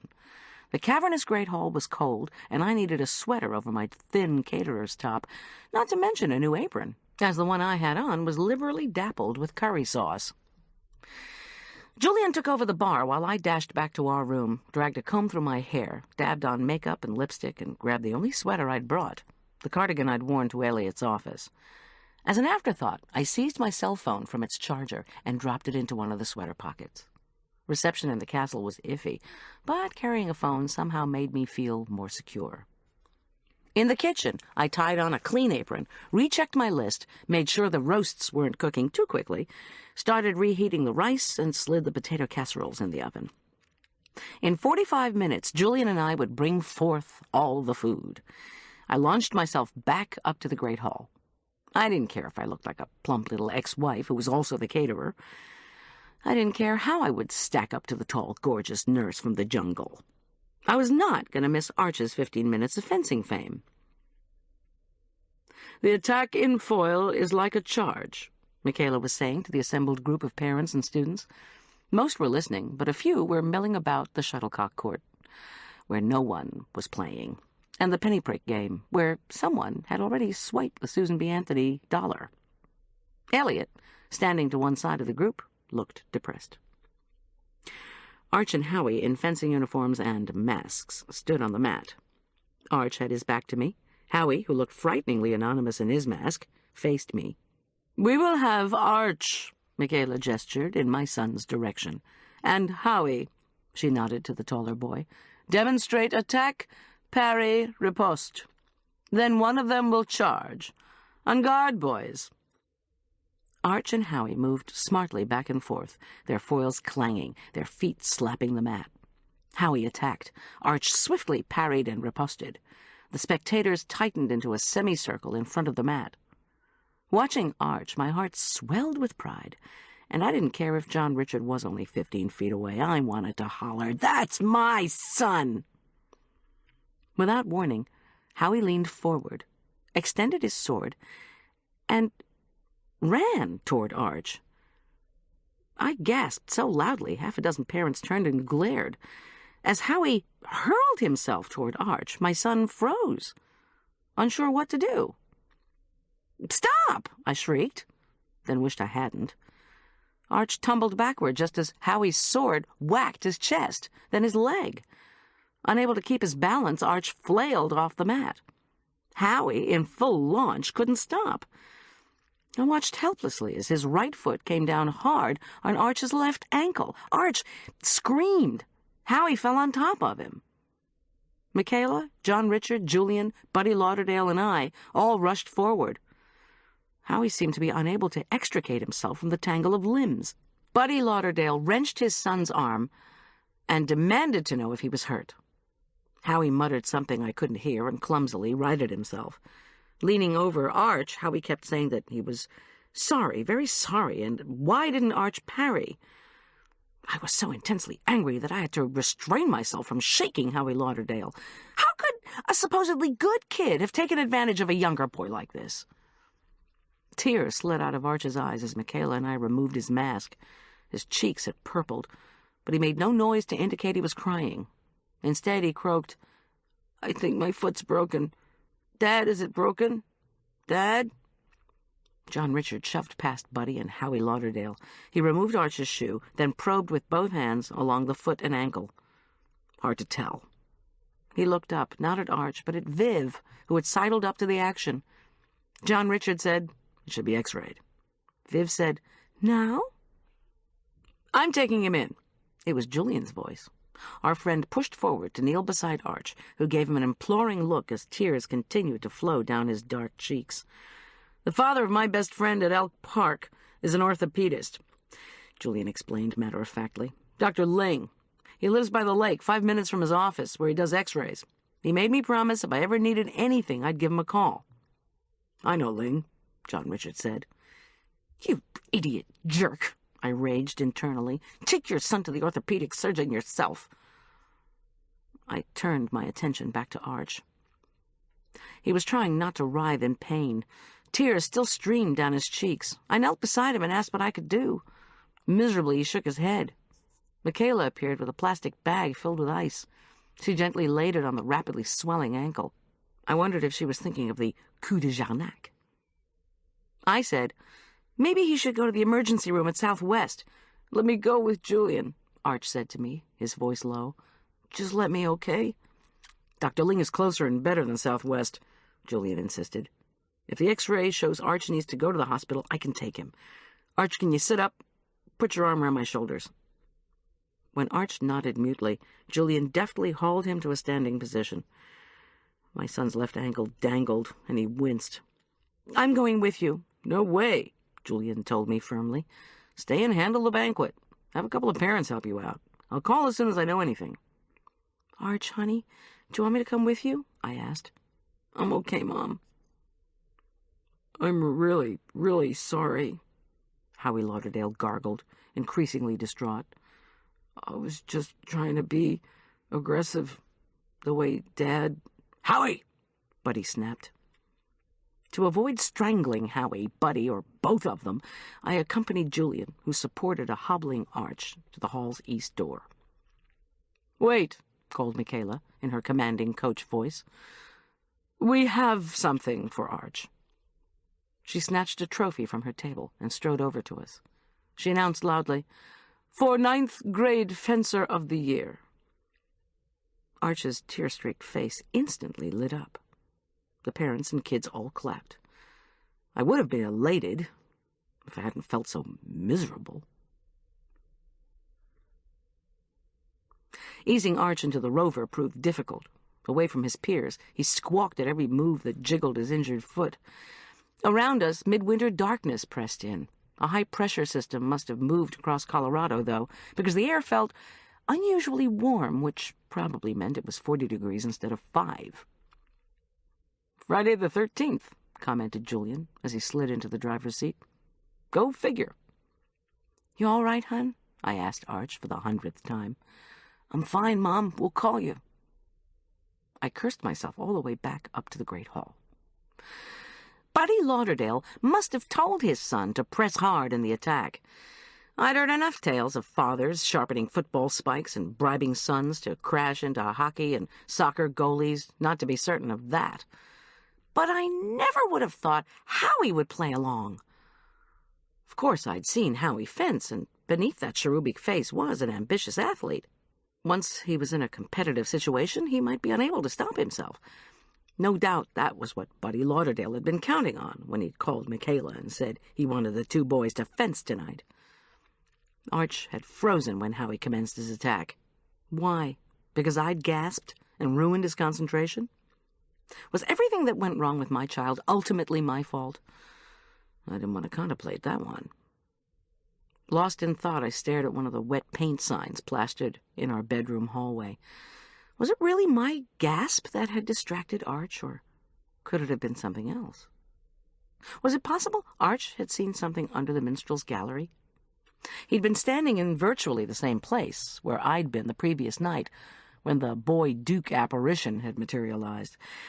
But if he had seen the ghost, why hadn't he mentioned it? Too afraid of looking like a wimp? In the castle kitchen, 2 team moms had somehow found Elliot's keyring, unlocked the cupboards, and were poking around.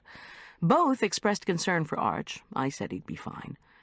The women told me they were trying to help with the buffet. They'd lit the burners under the chafers and plugged in the hot platters. They'd had to be as quiet as possible since Elliot was doing his castle as conference center monologue. At least I wouldn't have to hear that again. One of the moms said he was looking for clients and tossing in a little history. "Like croutons," the other one added, giggling. I smiled, thanked them for helping, and checked my watch. 6:45. The women gushed over the scent of the roasted veal and the garlic-laden cheesy potatoes. They were only too glad to carry trays with the molded salads upstairs. I gently stirred the pans of shrimp curry and rice. When my helpers returned, we turned the rest of the food into the serving dishes, then trooped back upstairs. "Ah, our feast!" Elliot cried when we made our entrance. He turned to his audience. "You are probably not aware that in Henry VIII's time one of the favorite meats was peacock, more for its glory than for its taste. So, in the kitchens of Hampton Court, a peacock would be skinned and roasted. The head, skin, and feathers would be set aside until the meat was cooked, and afterwards be replaced on the roast. The peacock's beak would then be gilded, and the roast bird in all its feathered glory would be carried forth to the great hall." Under the low sparkle of the chandeliers, it looked as if all the guests' stomachs had nutted and their faces turned chartreuse. By the time Elliot finished the peacock story, the students were mock-gagging. That would teach Elliot to discuss uncooked bird head, skin, and feathers. The exception was the Lauderdales, who were deep in a whispered conference. Howie Lauderdale, his head hung with guilt, would not meet my gaze. And then there was John Richard, who had refused to leave with his son because his girlfriend had demanded they stay and eat the Hyde-subsidized dinner for which they'd paid. Now the jerk sported his own plucked peacock look, an expression of embarrassed surprise I had come to associate with Viv massaging one of his nether parts. Sure enough, her hands had disappeared under the table. Elliot asked if there were any questions. The guests murmured. I didn't quite have the food set up, so I was desperate for someone to ask something. "Is it true chambermaids were sexpots?" Anything. "Does that woman with Dr. Corman count?" On second thought, maybe we could skip the questions. A parent called out, "Was this castle ever under siege?" "Ah," said Elliot, warming instantly to his topic. "Yes, but the siege ultimately failed. Now, when a siege succeeded, it was usually because there was a confederate within, or because the besieging army was able to bore underneath the castle foundations, or because the attackers had found another way to undermine the self-sufficiency of the castle, say by poisoning their well." "What about that high-priced letter from that king?" another parent called. "Found any more of those?" Elliot's chuckle was indulgent. "Alas, no. The toilets, or garderobes, have all been thoroughly cleaned and restored with no further finds. We got a royal flush the first time, what?" Only a few people laughed. I grabbed a silver spoon, tapped a crystal glass, and announced that dinner was served. I asked the guests first to thank Elliot for his enlightening presentation. The parents and students clapped with much relief, then made a beeline toward the buffet table. I had the 2 team moms go first, demonstrating the way lines should go down each side of the buffet. Once that was underway, I hustled back to the kitchen for the plum tarts with zirconia, 2 cartons of vanilla ice cream, and the first quart of lime sorbet. As I sped back up to the great hall with my rich cargo, I wondered if any of those self-sufficient castles had ever had to deal with melting ice cream. What? What did I just say to myself? I pushed into the great hall and was thinking so hard I almost upended the jerk, plate and all. He cursed under his breath. I sincerely hoped he'd served himself lots of molded salad. He was allergic to strawberries. I sandwiched the ice cream cartons between the ice cubes in the cooler, then began to cut the plum tarts. The castles were self-sufficient. All of the needs of the courtiers and servants were met within the walls: food, water, entertainment, and, oh, Lord, forgive me for not thinking of it before now, worship. Every castle had a chapel. Of course it did. But where was the chapel in this castle?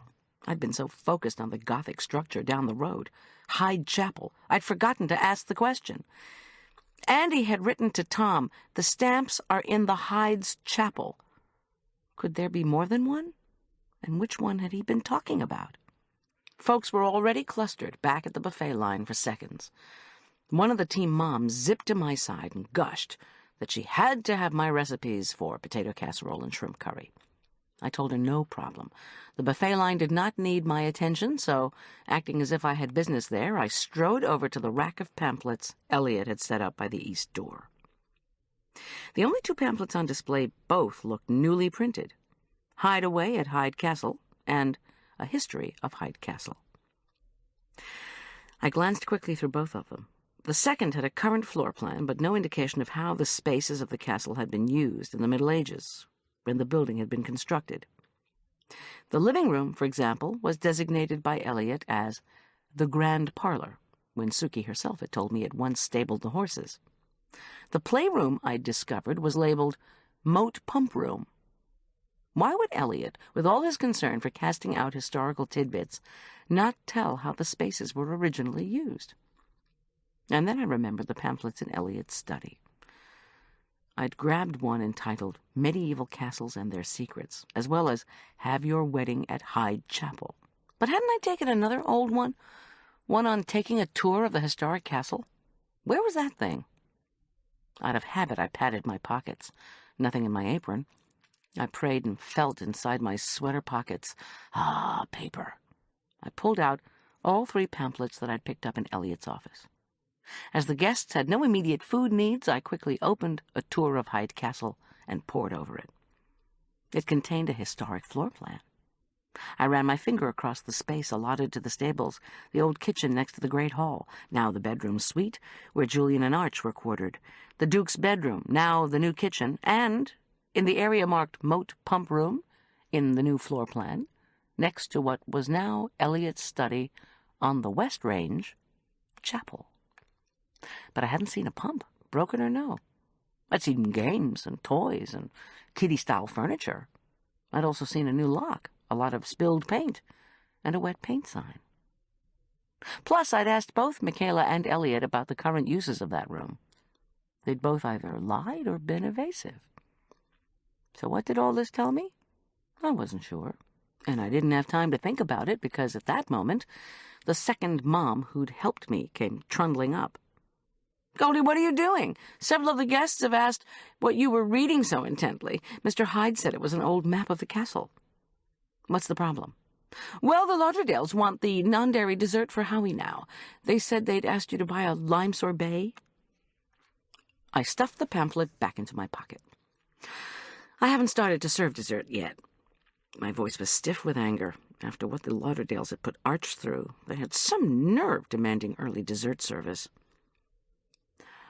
"I told Buddy that," the mom explained, "but he said he wants to get Howie home in case he was hurt in the collision.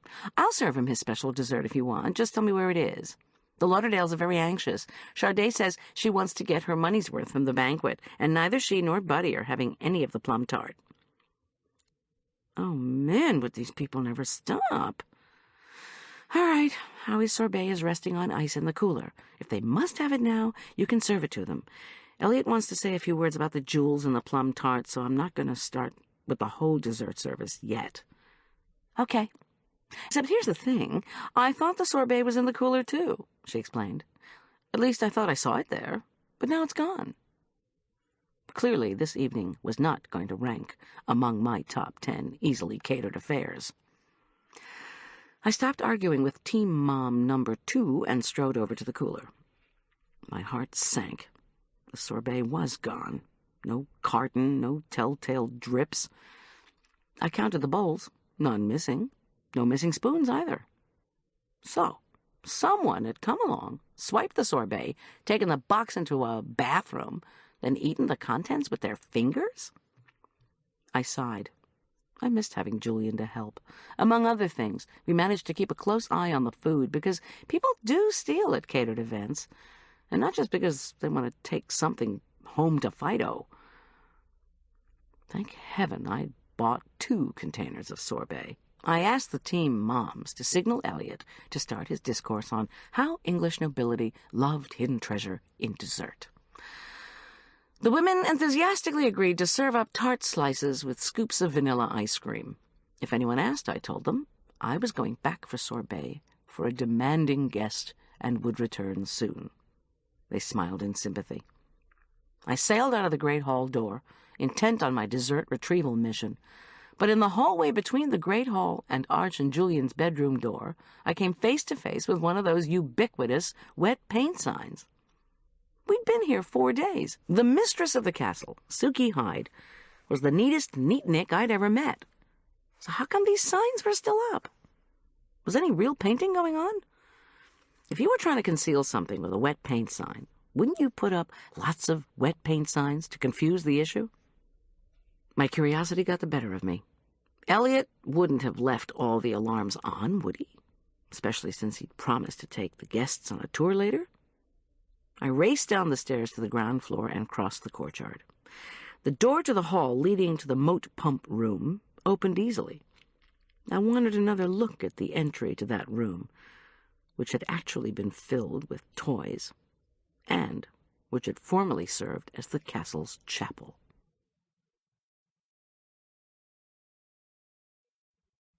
Chapter 26. The hallway glowed from the same overhead crystal fixtures and flickering wall sconces that were everywhere in the castle. Elliot had left on all the lights, probably because of the promised post-dessert tour. After his lengthy discourses and Arch's accident, however, I thought it unlikely anyone would stick around to explore. Unlikely for anyone except me, that is. By the entrance to the old chapel, I removed the wet paint sign and scraped the wall with my fingernail. Underneath the new splotch of paint was a dark spot. What was I looking for? Blood? If I found it, what would I do? And would the police accuse me of destroying evidence? All right, think, I ordered myself as I studied the empty hallway. What exactly was I looking for? When Andy Balachek had been getting antsy, I was willing to bet his partner in crime had strung him along with the information that the precious stamps were in the Hyde's chapel. Andy's father, Peter, had worked on the West Range after the flood of '82, according to Michaela. Andy had explored this side of the castle extensively as a child. So maybe Andy had figured in the Hyde's chapel meant in the castle chapel. Say he had broken into the castle looking for those stamps. What was the one thing that had most haunted Tom and me since the discovery of Andy Balachek? How he'd been electrocuted. Using my fingernails to scrape was going to be too slow. I unscrewed the thin brass base from the bottom of one of the wall sconces. With this brass disc, I began to scrape random spots on the splash-painted wall. At last I uncovered another dark spot. Following it from the base of the wall to the door of the chapel/playroom, I quickly scratched out a dark, smoked arc. This was it. It had to be. This was the arc left by a high-voltage bolt of electricity. Had Andy Balachek's body been a part of the arc? Had the electrocution been delivered on purpose, or had Andy made a deadly mistake in trying to penetrate security? Why would this door have its own electric lock anyway? I was getting the creeps in that deserted hallway. I still had to replace the sorbet and finish the banquet. I sprinted across the courtyard toward the kitchen. Andy Balachek had sneaked into the castle because he'd thought the stamps were hidden in the castle chapel. I doubted very much that the stamps had ever been there. I'd found where they'd been stashed, in the chapel by the creek. How had Andy gotten in here, anyway? But even as I moved into the kitchen, I knew the answer to that question. Michaela and Suki had given it to me. Michaela had mentioned that while Peter Belichick ran his excavation equipment to rebuild the moat dam, his little son Andy had been fascinated and had followed the reconstruction each day. What would the boy have learned during all those hours of watching? What Suki had told us that very first night. The same knowledge that attackers of Richard the Lionheart's castle on the Seine had cleverly employed to invade. That the way in and out of the castle was into the water and up through the garderobes. Instinctively, I glanced up at the taped kitchen window. Could someone have been coming up a garderobe and through the window into the kitchen? I couldn't imagine it, as there was no ledge on the outside wall. This had been a bedroom, that of the child Duke, and some of the garderobes were corbelled out from the living quarters, as in our suite. But Suki had shown me the closest garderobe to the kitchen. It was down past the dining room, in the drum tower with the well. Andy, on the other hand, had known exactly where the garderobe was that led to Eliot's study. Believing the stolen stamps were in the castle chapel, Andy had planned to cheat his partner by sneaking in through the moat, wearing a wetsuit, perhaps? The moat was aerated for the ducks, so it wouldn't freeze. Suki herself had told me she'd had mesh grills installed on the bottom of the garderobes to keep rodents from making their way into the castle. But grills could be popped off, I knew, and loosely bolted tops could be crashed through with a hammer. In this way, a garderobe could open a way into the castle, a way unprotected by security. I stared at the kitchen windows. Once in the castle, Andy had encountered some kind of electric force he hadn't expected. A lock, a light, a security guard box? What had I found when I'd burst into the former chapel, a space that clearly had been ruined by the flood and never remodeled? I'd discovered a cheaply furnished playroom with a new bolt that was missing one screw. The arc of electricity leading to the door seemed to point to an armed security device that had blown out when someone had unwisely tried to disarm it. Suki had told me the room with the moat's pump was the only dangerous place in the castle, but I'd discovered the moat pump room with no pump. Had the pump been in a closet I just hadn't seen? I doubted it. No, I was willing to bet several rare stamps that arc of electricity I'd just discovered was at the very spot where poor Andy had received his fatal or near-fatal shock. He'd been trying to break into the playroom and had failed, miserably. And then he'd been discovered by someone, and shot by someone, and moved to the creek. I stared down at the trestle table, almost forgetting what I'd come for. Oh, yes, the sorbet. But I couldn't concentrate. My mind raced. In Hyde Chapel down by the creek, where had the stamps been hidden? I'd found a solitary stamp in the one place that represented the mystical treasure, the very heart of the rose window. Who would have hidden an $800,000 stamp there? My first thought was Eliot. Eliot was the one who was big on labyrinth symbolism, but he was also loaded with money and didn't need proceeds from a theft. Still, he dearly wanted his precious conference center to be a success, and anyone, no matter how rich, could be greedy for more cash. On the other hand, even before he'd profited from Henry VIII's letter, he turned down Viv's gambling idea, which could have garnered oodles of cash, but that didn't account for the utmost importance of Eliot's name to him. Illegal gambling would have been very bad for his beloved reputation, if he'd been caught. I tapped the freezer door. You had to conclude that whoever hid the stamps in the center of the rose window knew Eliot's passions. You have to think the way the thief does. If the stamps had been found by the authorities, who would have been blamed? Why, Eliot, of course. He'd been my first suspect, and he'd surely be the cops, too. I snatched the second carton of sorbet from the freezer, but felt no compulsion to go rushing back to the Great Hall.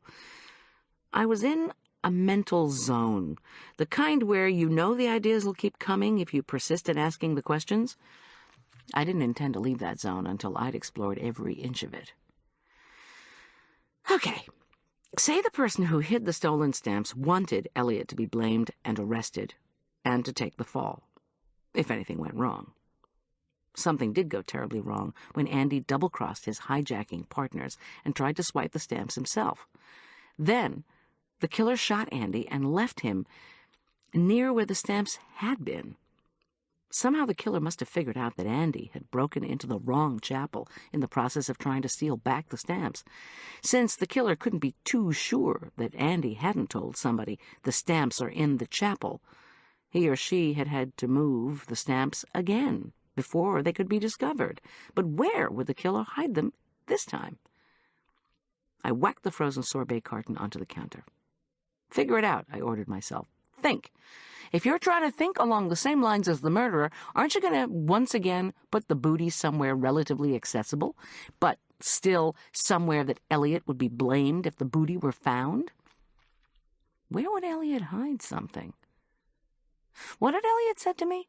The Elizabethans hid surprises in their desserts. Wait. I struggled to recall his exact words. A typical Elizabethan treat to bake treasure into something sweet, giving me cooking directions in a rhymed couplet, no less. But what something sweet was Elliot's special preserve? What place would he be likely to hide something extremely valuable, where it probably wouldn't be found? But if the loot were discovered, what place would point directly to Elliot as the culprit? Wait a second. Elliot's special preserve?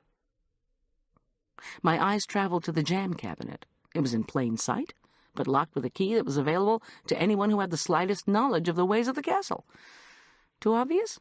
Still, like the labyrinth, the still-room products were Elliot's pride and joy. Was there any other place where he stored them? My mind cast up a memory.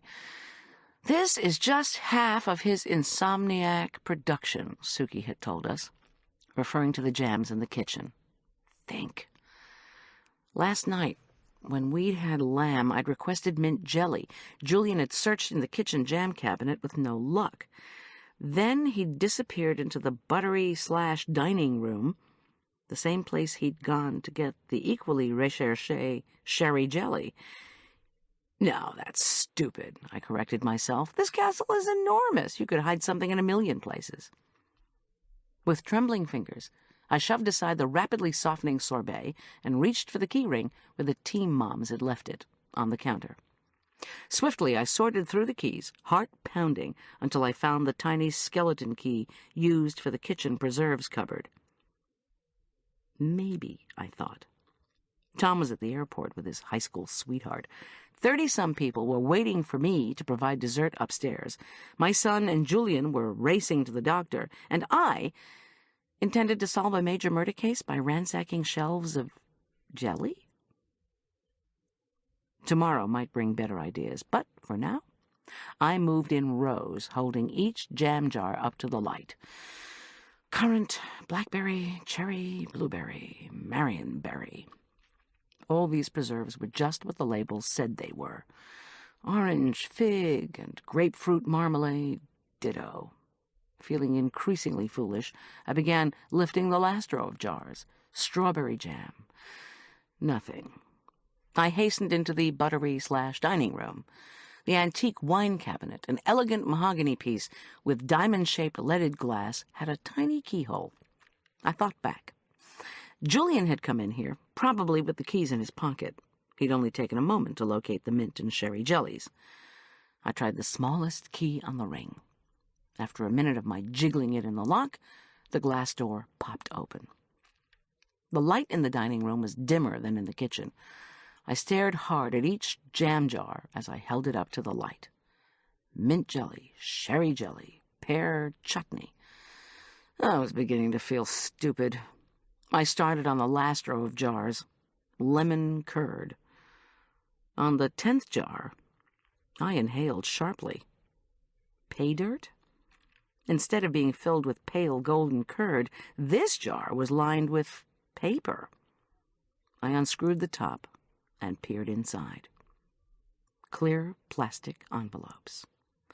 I pulled out one and detected the unmistakable homely profile of Queen Victoria. Unfortunately, before I could shout Eureka or even God Save the Queen, the floor in the hallway creaked ominously. The hairs shot up on the back of my neck. As I pivoted toward the sound, Michaela burst into the kitchen, then ran into the dining room. She was clutching a saber. "Where are they?" she demanded. She was enraged. Her white hair, lit from behind, made her look like a banshee. "Where are who?" Michaela's wild eyes fastened on the jar in my hand. "What is that? What are you doing?" "Trying to figure out why you put the stamps in here." I took a deep breath. "It's because you want Elliot to get caught, isn't it? I know you hate him. I saw you fighting." She burst into a humorless laugh that was more like a cackle. "You don't know anything. I don't hate Elliot. Quite the opposite." At that moment, the lights in the kitchen and dining room went out. In the hazy light cast by the hall sconces, I could see only the silhouette of another human form, holding a glinting sword aloft. I heard two people grunting, fighting, pushing furniture over, whacking each other, shouting whenever they were hit. "Time to scram," my brain screamed, and I obeyed. I shoved the precious jam jar in my sweater pocket, pushed blindly forward, fell onto the dining room table, then scrambled upright, knocking over a chair. The combatants in the kitchen barged into something. The crash of exploding glass shattered the darkness. "Run," I ordered my frozen legs. I groped out in the darkness. My knuckles whacked the china cupboard. Where was the door to the dining room? "Run!" I stumbled forward. Someone was in the dining room with me. A sword slashed the air with the sound of a cold wind. I screamed and reached out again. My hand closed around something, one of Elliot's wine bottles. Again the rapier hissed, this time closer. I whirled and parried hard with the bottle. It broke as it smashed on my attacker's shoulder. Whoever it was went reeling backward. I had seconds to move. I stumbled, found the edge of the dining room door, slipped through, and ran for my life. Down the hall, into the well tower, past the well and garderobe, into the spacious living room. "Run, run, run!" my mind screamed. The cell phone and jar of stamps bobbled around in my sweater pocket. I was still clutching the neck of the broken bottle. It would be little use against a sword. I had to get away from that slashing weapon, had to get out of the castle, had to escape. Behind me, footsteps pounded. Whoever it was could move. I'd give him that. "Run," I told myself. "Run faster." I slammed through the glass doors to the gatehouse, punched the code into the security keypad, and waited for the portcullis to rise. Panting, I grabbed the front door. Behind me, there were no more footsteps. Had whoever it was given up? Or had my attacker gone to get a Confederate? I stared at the front door, wheezing. What next? It was cold outside, and I had no car keys. I had no car. What was I going to do? Run all the way into town? Whoever was chasing me was in much better shape than I could ever hope to be. I whirled and looked across the courtyard. Just a couple of 100 feet away were parents who could help. Should I chance it? Or should I run out into the night over the causeway spanning the moat? Indecision is the enemy of mortality. Overhead, there was a clunk. Without warning, a splash of boiling liquid bit into my skin. I screamed as pain flared from my shoulder to my elbow. I jumped out of the way of the steaming cascade. "Help!" I yelled as I jumped aside. More boiling water poured implacably down. "Help!" The water was coming through the arched ceiling, through the ancient murder holes. My elbow and left arm were alive with agony. From the floor above came a woman's scream. I looked up and saw blonde hair, a pretty child's face. Then I heard a thwack and another, followed by more struggling and crashing. I was shaking, trying to open the front gatehouse door. My skin was on fire. I couldn't turn the knob. "Flee, cook!" a child's voice hollered over the din above me. "Flee!" There was the sound of whacking, followed by grunts. "We tried to warn you not to come." And so I ran, back the way I'd come, my arm on fire, my skin melting. Dear God, I prayed, help me. And then, like a miracle, I had a vision of pulling Suki to the sink when she'd burned her hands trying to rescue the scorched coffee cake. Water, cold water. I was slowing down, Could my attacker have made it back to the kitchen? I was going to faint. I was going to die from my burns. I'd never see Arch or Tom or Julian again. I was sobbing now. My body was a current of liquid fear and pain. Water. The top of the well was sealed tight with canvas. Water. I was going to die if I didn't find it. I unbolted the seat to the garderobe, yanked it up, and scrambled up on the ledge. Then I dropped feet first down the latrine shaft. My feet whacked a grill and it gave way. The shock of the icy moat was such an instant relief that I shouted with joy. Underwater. I was rewarded with a choking lungful of creek water. Heaving and gasping, I flailed my way to the surface. Just as I thought, grabbed the cell phone and jar of stamps. I felt them fall away from my sweater pocket and drop, along with my shoes, deep into the dark water. My head bumped against something, and I recoiled. A duck? A fish? A rat? What else was there in this damn moat? I blinked, moved my arms and legs, and shoved through the icy water. The spotlights from the castle revealed what I'd bumped into. The missing sorbet carton. Huh? Swim. Suddenly I was so deathly cold I knew I was going to sink to the bottom. Swim, paddle, kick, do some damn thing, I commanded myself, and, miraculously, my body obeyed. 100 feet away I could see the edge of the moat, a swimming pool length, no sweat. I lunged through the water. Swim, kick, move your arms. My scalded arm was numb with pain. My feet felt bruised from crashing through the grill. When I reached the side, what was I going to do? Was someone still after me? Wet and chilled to the bone, how would I get through the dark woods that surrounded the castle? I didn't have a clue. Swim, damn it! I raised one arm, then the other. The burnt arm wouldn't obey my mind's commands, so with great effort I turned on my side and started an awkward, slow side stroke. I gasped for breath. Swimming had never been so hard. Finally my fingers touched the slimy moat rim. The slippery rock wall covered with algae gave me no footing. Wheezing, I grabbed an overhanging aspen branch, only to slide backward into the icy water, gasping. With a huge effort, I hauled myself up on the rocks. 1 foot in front of the other, get out of the water, get through the woods, go back to town, call Boyd, call the police, get a grip. Flee. I heaved myself over the rock wall and tumbled hard into a bank of snow and leaves. All around, unseen trees rattled and swayed. I couldn't feel my feet. But I was in snow, I knew that. My burning skin began to sweat and scream with pain. I glanced back to the castle.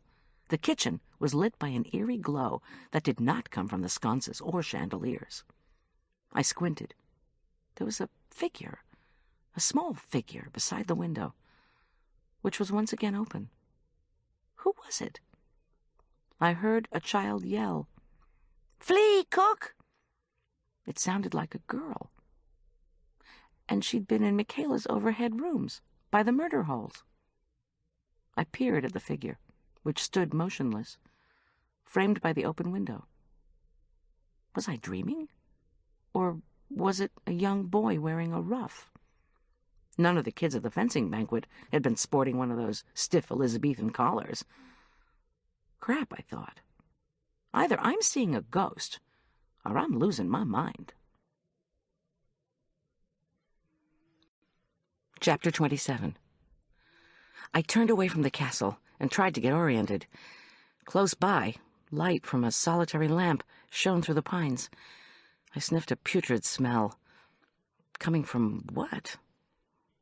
I steadied myself, knelt carefully, and whisked soothing snow up my left arm. I belatedly recalled hungry mountain cougars who did their hunting at night. Was I soon to become a feline hors d'oeuvre? I laughed aloud. Put that worry out of your head, dummy. The human hunter who stalked me was far more dangerous than any four-footed ones who might prowl through these woods. I staggered to my feet, almost overwhelmed by the smell of garbage. Suddenly I realized I stood about 6 yards from the castle dumpster, and the light beside it. I needed to get help, I knew that. But all my thinking of the evening hadn't brought resolution to the questions that kept cropping up. When I was very young, my mother's first act whenever she came home from shopping was to check the garbage. This was especially true if I looked guilty. Had I broken a glass? Burned a pan with popcorn? Eaten forbidden ice cream bars? All the evidence my mother ever needed was in the trash. I stumbled through the snow and threw open the top to the trash bin. Inside were my tied bags of trash from the labyrinth lunch. I leaned in, snatched them, and tossed them aside. Beneath those bags were 2 more black garbage bags, tied with yellow plastic ribbons. I ripped into the first one, and was rewarded with household trash, aluminum platters and sauce-splattered folding boxes from Chinese carryout. I leaned out of the bin and took a couple of deep, cleansing breaths. I heaved myself back up the side of the bin and savagely tore into the final bag. Paint cans, brushes, and below them a metal sign and what looked like metal attached to a bunch of wires. I grabbed both, pulled them up, and held them to the light. The sign said, "Pump room, high voltage, do not enter, danger, electric shock." The other was an electric lock, complete with dangling wires. One side was blackened. "Andy," I gasped, "you got yourself into a real mess, didn't you, kid?" I dropped the lock and the chain back into the trash and tried to figure out where to go. A small service road ran up to the dumpster. It was slick with ice, but traveling along it would bring me back to the driveway. "Think," I ordered myself. But I couldn't think. My burned skin felt so hot I flung myself back into the snow. I felt dizzy, swimming against the movement of the earth. After a few moments, I felt a bit better. I blinked. The blur in my vision had cleared. So what did I need to do? Pretend you're Dorothy and follow the yellow brick road, or in this case, the iced service road. My own spontaneous, half-hearted chuckle surprised me. Humor and despair. I heaved myself to my feet and lurched forward. How far was I from the driveway? A quarter of a mile? Half a mile? Overhead, through the swaying branches, I could just make out the Big Dipper, pointing to the North Star at the end of the Little Dipper. You can do this. Flee, I told myself. And I did, clutching my pained left arm. My stockinged feet had turned numb in the snow. I was going to make it, I told myself. Half a mile at the most. The pine boughs swayed and creaked. Who had done this to me? The answer remained tantalizingly elusive. Someone in the great hall. Someone who saw me read Eliot's pamphlet, perhaps. Someone who had followed me to the chapel and watched from afar as I'd scraped the new paint off the incriminating arc. The arc of electricity made where a young man had been electrocuted. Had it been Michaela? And if so, who had attacked her and rescued me? What had really happened back there? My mind spun. Flee, cook! We tried to warn you not to come. I'd looked up into a face with blonde hair. Andy had broken into a playroom guarded by an electrified lock. I don't hate him, Michaela had said. Quite the opposite. The electric-locked playroom had been cheaply furnished, and the toys had been old, but not covered with dust. The only dangerous place in the castle is the moat pump room, Suki had said. But don't worry, it's all locked up. Was the room without a pump truly dangerous? Or was it locked to keep Our Lady Swiss clean out? Tonight I'd seen the face of a child. A little girl, I was almost sure. I was almost sure I'd heard that girl attacking my attacker up in Michaela's apartment. There was a child, a living, non-ghostly little girl in Hyde Castle. The rumor of the baby drowning in the well had been just that, a rumor, started in a deliberate attempt to ward off the curious. And what about the screaming in Hyde Chapel? There hadn't been any ghost of a dead wife, I realized. The real child had been crying. Maybe she'd been hiding in the chapel storeroom when the ill-fated wedding had started. Eliot could have put together his whole tape and player show to cover up for it. So Eliot had to know. He had to know something. He had to know why and how Andy had been electrocuted. Did he also know who had murdered Andy? Or had Eliot murdered Andy? I was nearing the driveway. I had to be, but I couldn't hear cars from the state highway, only the moaning of the trees. Of course, Eliot knew. Poor Andy had broken into the chapel, not the chapel where the stamps were hidden, but the castle chapel where the child was hidden, in its playroom, behind an electric lock, and a sign saying that it was a pump room to keep Suki out. But whose child? Stories in town had him living like a hermit in one room of the castle. For how long had Elliot lived like that? From the time he lost his teaching position on the East Coast to the time he met Suki. Almost 9 years had passed. He'd had at least one girlfriend during that time, Viv Martini. That relationship hadn't lasted long, according to Boyd. The family of the original fencing master, meanwhile, had been given permission to live in a section of the castle rent-free. Almost 9 years in a desolate, falling-down castle was a long time. Before his relationship with Viv, I was willing to bet Elliot had found solace in the arms of his caretaker. I don't hate Elliot. Quite the opposite. I was also willing to bet Michaela had had a child she wouldn't give up, but whose existence had to be kept secret if Elliot was going to realize his dreams for the castle, with his reputation intact. The child, I wagered, occasionally wandered away from her playroom and made sudden appearances around the castle, perhaps even wearing a miniature suit of armor. Perhaps it was one of those appearances that had somehow provoked the nasty falling out between Elliot and Michaela I'd witnessed in the courtyard. Not only that, but the news of Andy Balichek's murder had brought the hard glare of publicity to the castle, a glare that might very well reveal a desperate secret that would undo all the owner's ambitious plans. The child. I'd heard her breathing. That night I'd stood in the drum tower by our room.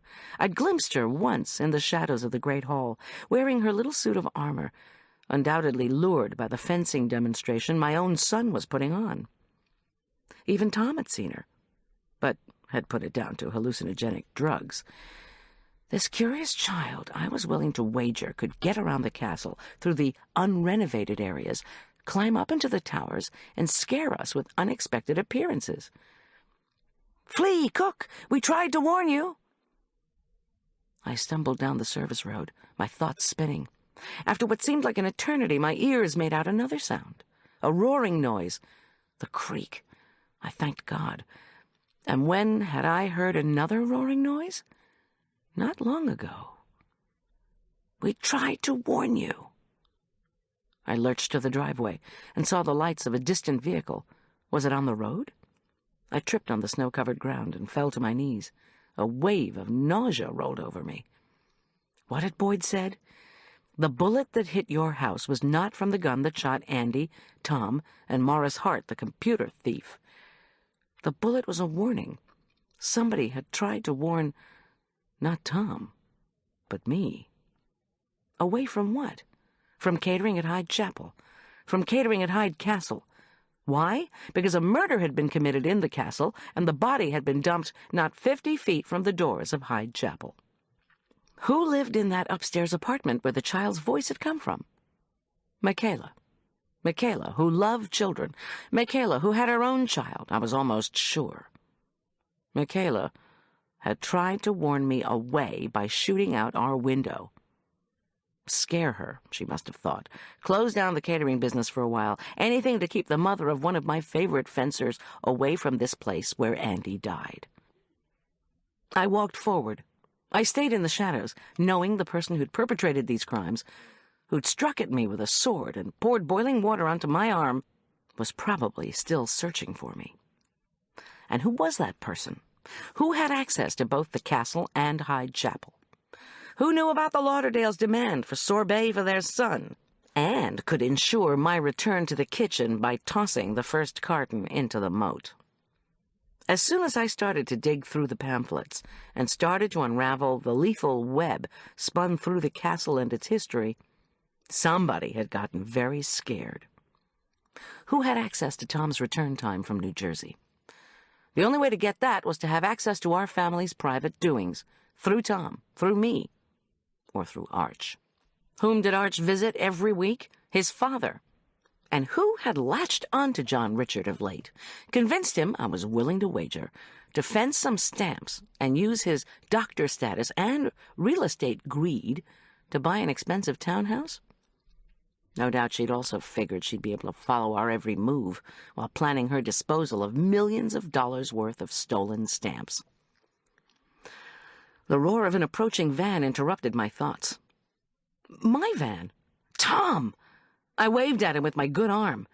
He braked, jumped out, and insisted on helping me into the passenger seat. Relief and love for him overwhelmed me. Miss G, look at you. His face was racked with worry. You're all wet. How did you ever— Listen, Tom, I interrupted him, shivering like a mad woman. You need to arrest Viv Martini.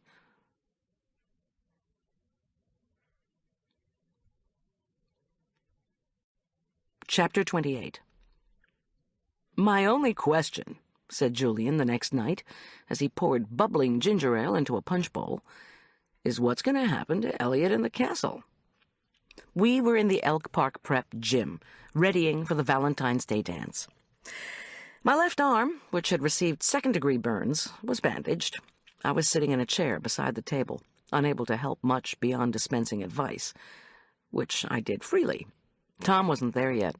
I hoped he would come, believed he would come.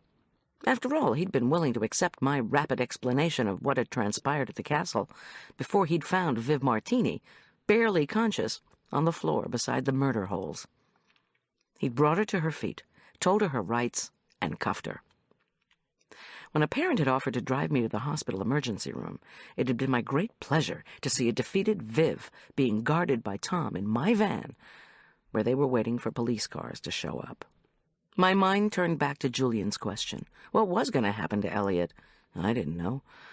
He'd had to tell first the cops and then Suki, who had been oblivious to his hidden life, the truth, that Andy Balachek had climbed through the West Side garderobe into the study, that Balachek had received a nearly lethal charge of electricity trying to break into the castle's former chapel, that the sudden loss of electricity had brought Michaela to the room, and that she had run to Elliot, working on jams in the kitchen, as was his wont in the wee hours.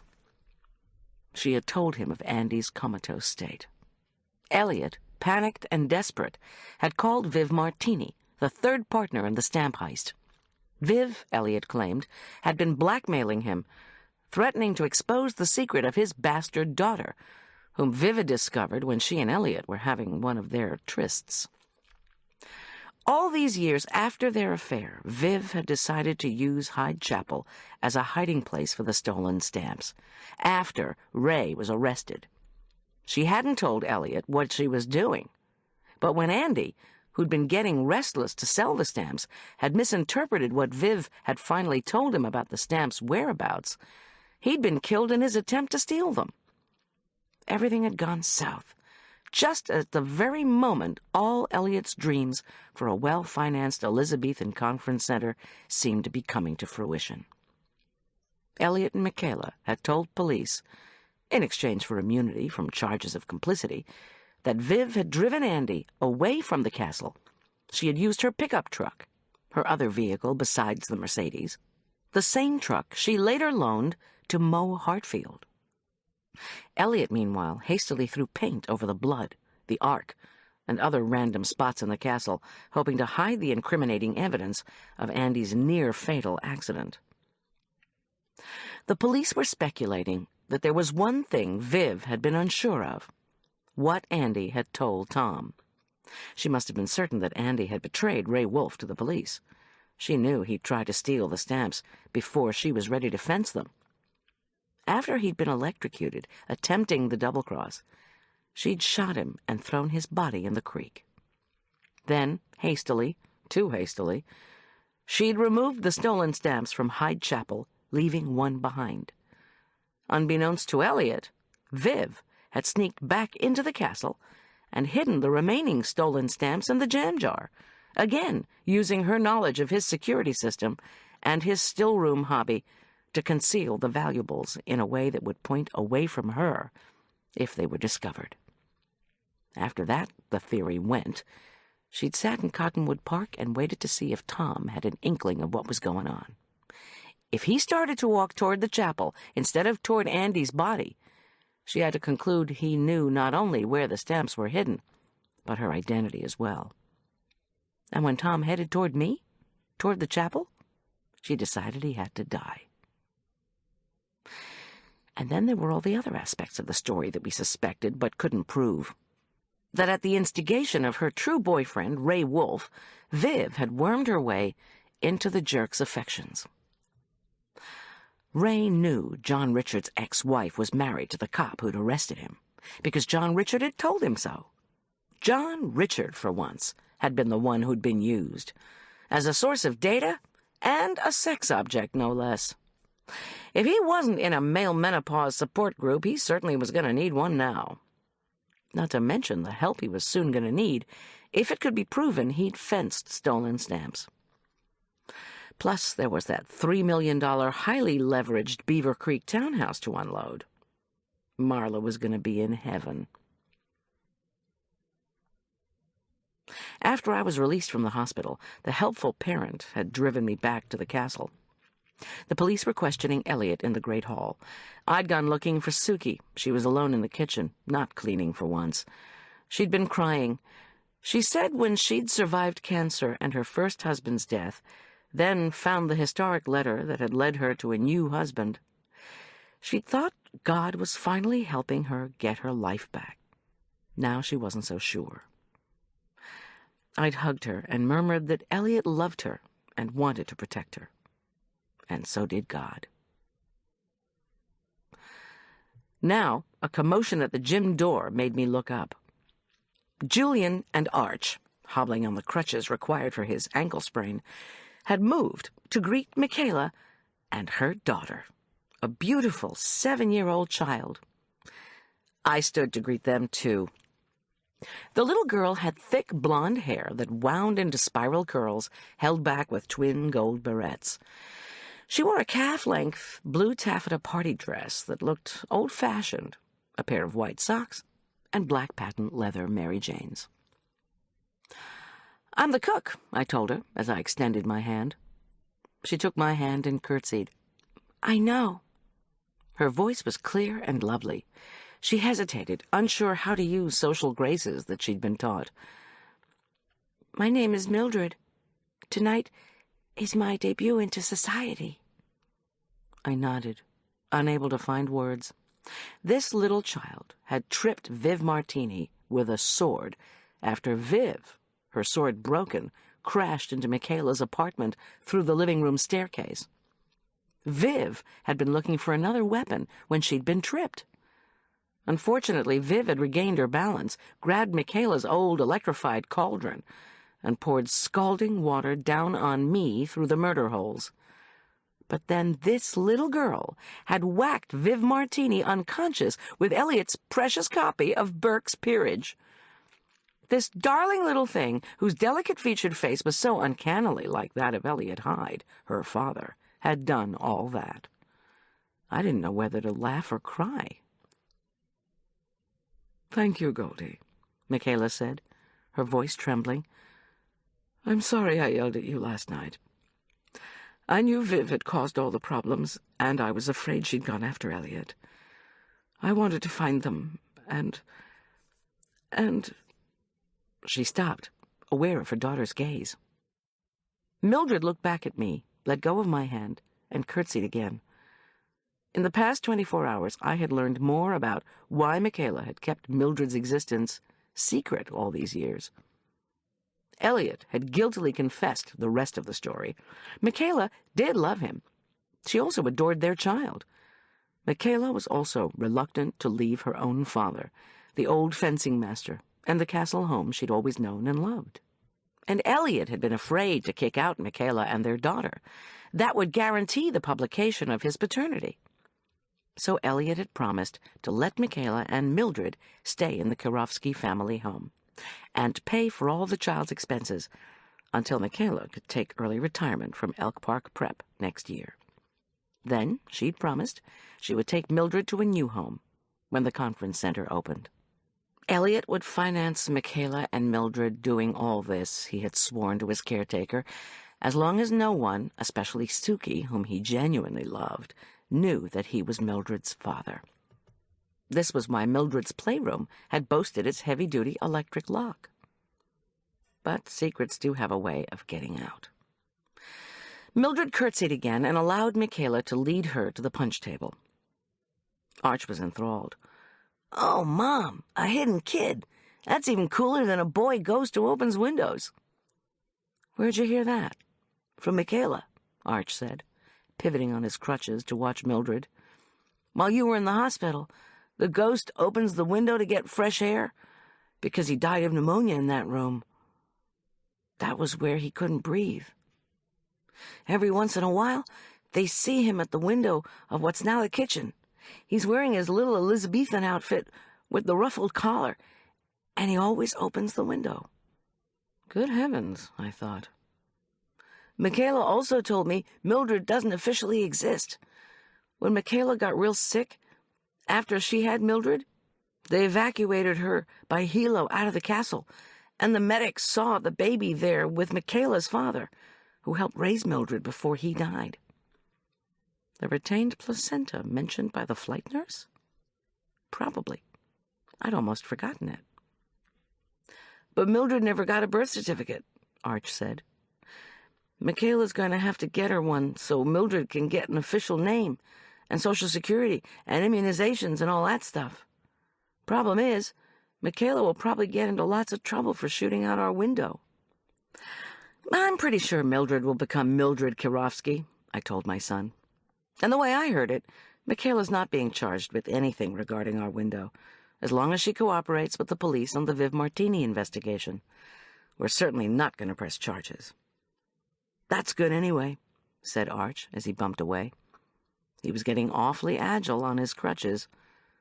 "The fencing team needs her back before the state meet." "Oh," he added as an afterthought, "Howie Lauderdale called and apologized. He said his father offered him $100 to win the bout with me. He felt really bad, and of course, he didn't take any money. I told him I forgave him." He smiled, and so did I. "Tom called on my cellular," Julian informed me when I reached the refreshments table, "since you lost yours in the moat. He's tying up some loose ends with Boyd and will be here as soon as he can. He says Elliot signed the immunity deal. Elliot has promised to cooperate fully." He served punch to the first 3 student couples to arrive. "And, it looks like John Richard's probation might have come to an end, although that's being debated, too. Oh, and they're draining the moat to try to find the stamps." I smiled. "How about our house?" Julian grinned. "Saving the best until last. The window's fixed, and so is the security system. You guys can go back there tonight." The music started. Overhead, rotating lights covered with red cellophane began to swirl, bathing the gym in a scarlet-tinted, festive air. Arch was hopping back and forth on his crutches. I looked more closely. He was dancing with Letty, she of the recent breakup. Incredible. But then again, it was Valentine's Day. The cookies and punch were a hit.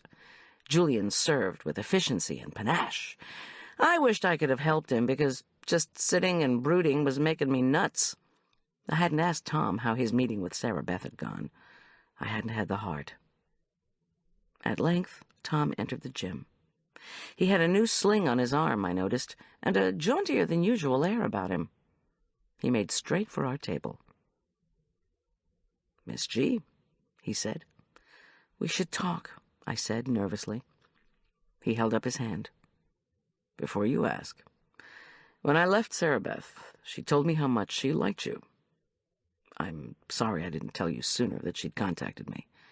Like right away, the 1st of January. "I'm sorry I didn't trust you," I replied. "Sticks and stones may break my bones, but keeping secrets can..."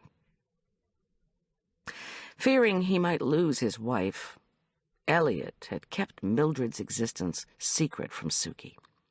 Suki, in turn, had kept her history of cancer secret from Elliot, fearing it would make her look flawed and undesirable. That's why she never mentioned knowing my ex-husband. Viv had deceived John Richard by blinding him with sex, and Andy Balichek's attempts to double-cross his partners had cost him his life.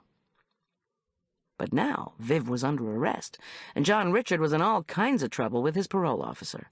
Suki had told me that she and Elliot were staying together, no matter what. She wanted to have a relationship with Mildred, and Elliot sheepishly admitted that he wanted to get to know his daughter better too, no matter how it would tarnish his reputation.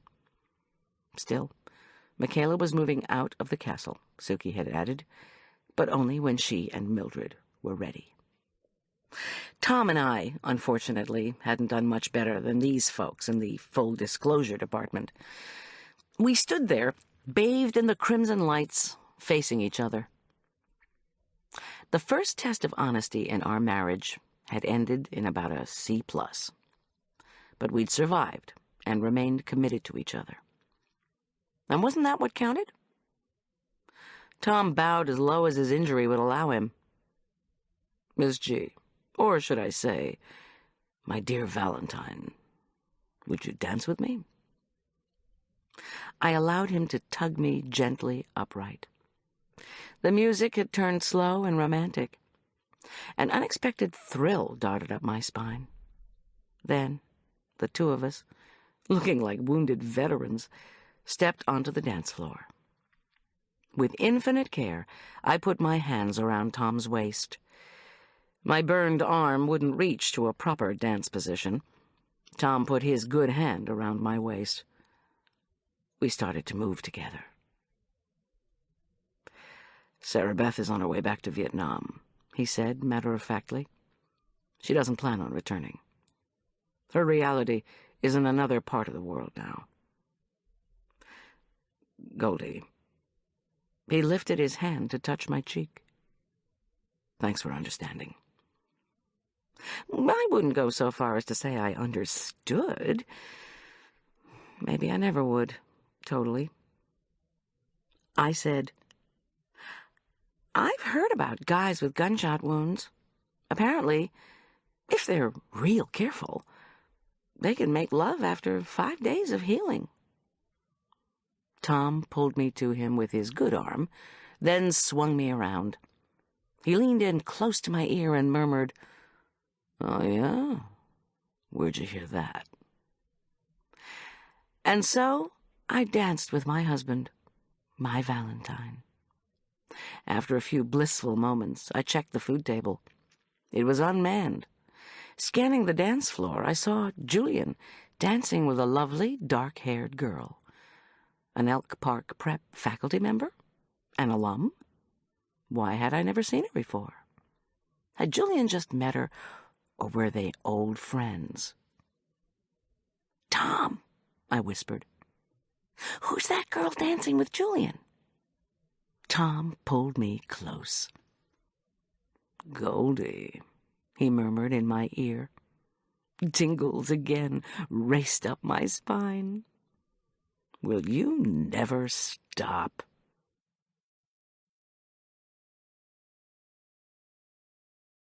You've been listening to Sticks and Scones by Diane Mott Davidson, narrated by Barbara Rosenblatt. As usual, Diane Mott Davidson has sprinkled the recipes featured in the story throughout the text of the book. We include them here. Hi, this is Barbara Rosenblatt, and if you've enjoyed this latest culinary thriller featuring Colorado caterer Goldie Bear by Diane Mott Davidson, perhaps you were equally intrigued with all those great recipes. Well, here they are. Let's start with Castle scones. You will need a 1/4 cup of currants, 2 cups of all-purpose flour, 2 tablespoons of sugar, 1 tablespoon of baking powder, 1/2 teaspoon of salt, 4 tablespoons of well-chilled unsalted butter, cut into 4 pieces, 1 large egg, a 1/4 cup of whipping cream, a 1/2 cup of milk, 2 teaspoons of sugar, optional, butter, whipped cream, jams, curds, and marmalades. Place the currants in a medium-sized bowl and pour boiling water over them just to cover. Allow them to stand for 10 minutes.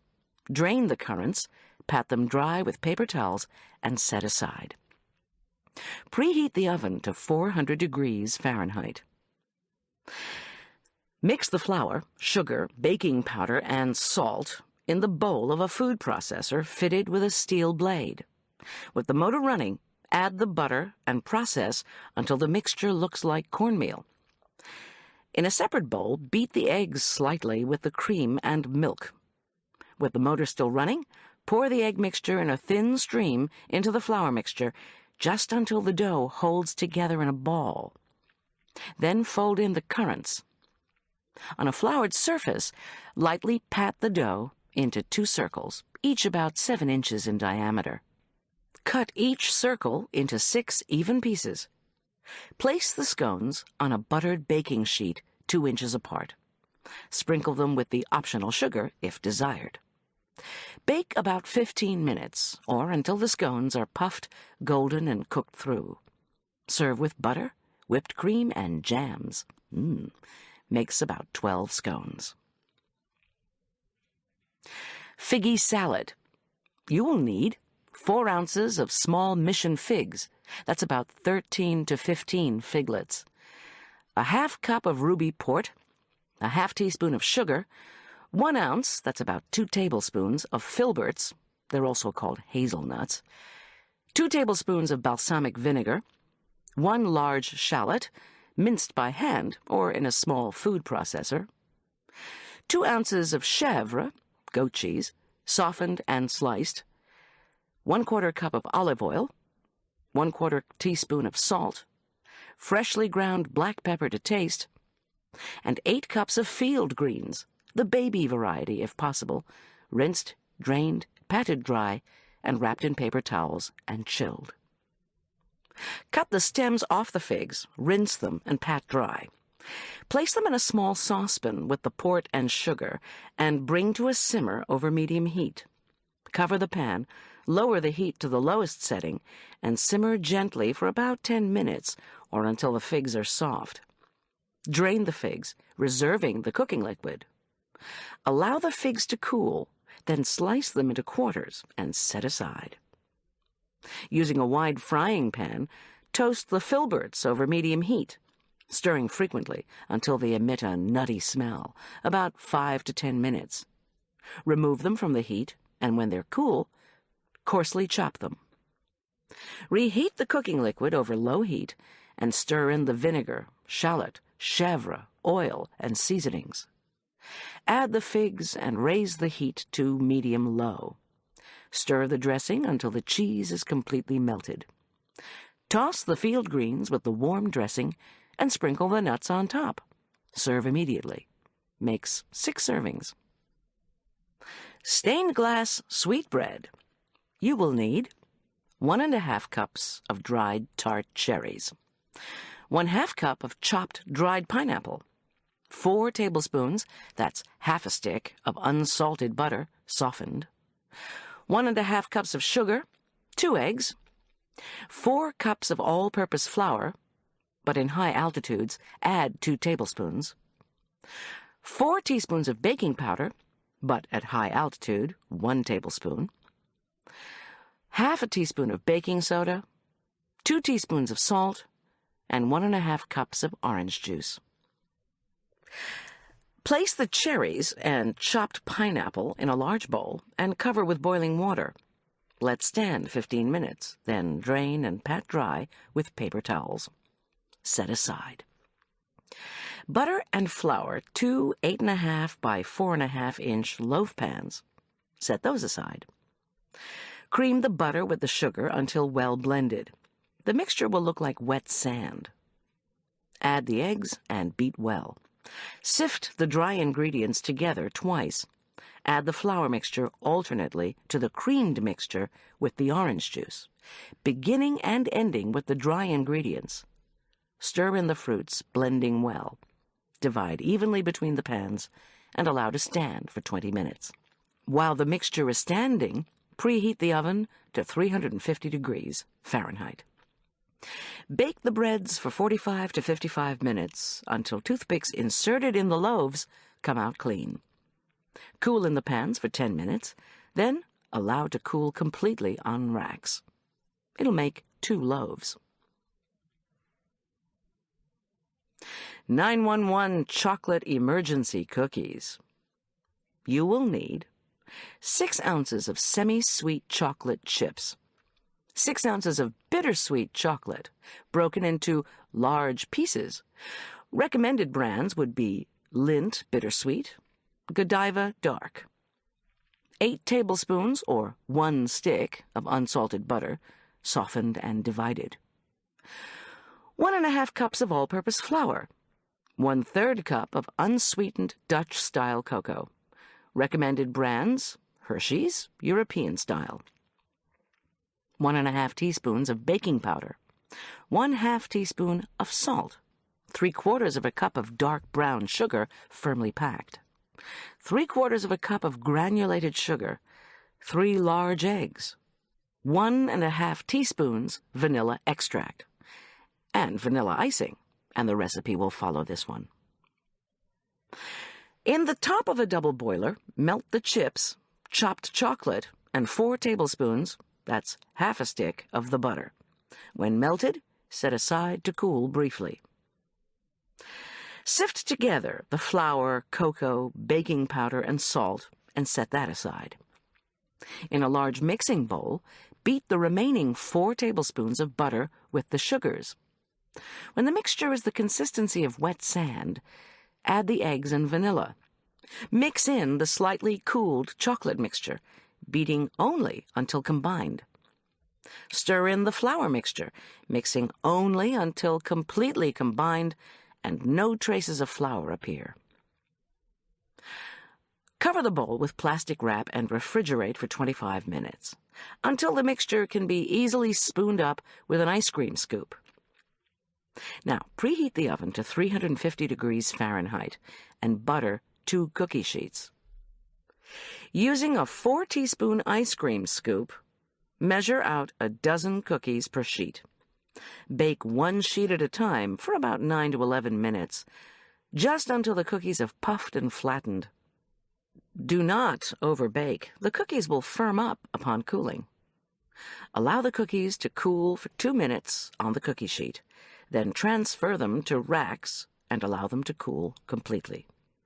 And frost with vanilla icing. This recipe will make 4 dozen cookies. Oh, and about that vanilla icing, here's that recipe. You will need 4 tablespoons, that's half a stick, of unsalted butter, softened, 1/3 cup of whipping cream, 3/4 teaspoon vanilla extract, 2 3/4 cups of confectioner's sugar, or more if needed. So, beat the butter until very creamy. Gradually add the cream, vanilla, and confectioner's sugar, and beat well. If necessary, add more confectioner's sugar to the icing. It should be fairly stiff, not soupy. Spread a thick layer of icing on each cookie, and enjoy. Queen of Scots shortbread. You will need 16 tablespoons, that's 2 sticks, of unsalted butter, softened. 1/2 cup of confectioner's sugar, 3/4 teaspoon of vanilla extract, 1½ cups of all-purpose flour, 1/2 cup of rice flour, which is available at health food stores, or you can use all-purpose flour, 1/4 teaspoon of baking powder, and 1/4 teaspoon of salt. Preheat the oven to 350 degrees Fahrenheit. In the large bowl of an electric mixer, beat the butter until it's very creamy. Add the confectioner's sugar and beat well, about 5 minutes. Beat in the vanilla. Sift the flours with the baking powder and salt. Then add them to the butter mixture, beating only until well combined. With floured fingers, gently pat the dough into 2 ungreased 8-inch round cake pans. Using the floured tines of a fork, score the shortbreads into eighths. Press the tines around the edges of each shortbread to resemble fluting, and prick the shortbread with a decorative design if desired. Bake for 20 to 25 minutes, or until the edge of the shortbread is just beginning to brown. Allow to cool for 10 minutes on a rack. While the shortbread is still warm, gently cut through the marked-off wedges. Using a pointed metal spatula or pie server, carefully lever out the shortbread wedges and allow them to cool completely on a rack. This recipe makes 16 wedge-shaped cookies. Damson-in-Distress Plum Tart. You will need 14 tablespoons, that's 1 3/4 sticks of unsalted butter, 2 1/2 cups of all-purpose flour, plus an additional 3 tablespoons for the filling, 3 1/2 tablespoons of sour cream, plus an additional 1/2 cup for the filling, 3/4 teaspoon of salt, 9 damson or other plums, and if using small Italian plums, you may need as many as 24, 2 eggs, and 1 1/2 cups of sugar. Preheat the oven to 325 degrees Fahrenheit. Butter the bottoms and sides of a 9 by 13-inch glass pan. Now for the crust, first fit a food processor with the steel blade. Cut the butter into chunks. Place it into the bowl of the food processor along with the 2 1/4 cups of flour and the 3 1/2 tablespoons of sour cream and salt. Process until the dough pulls into a ball. Gently pat the dough into an even layer on the bottom of the prepared pan.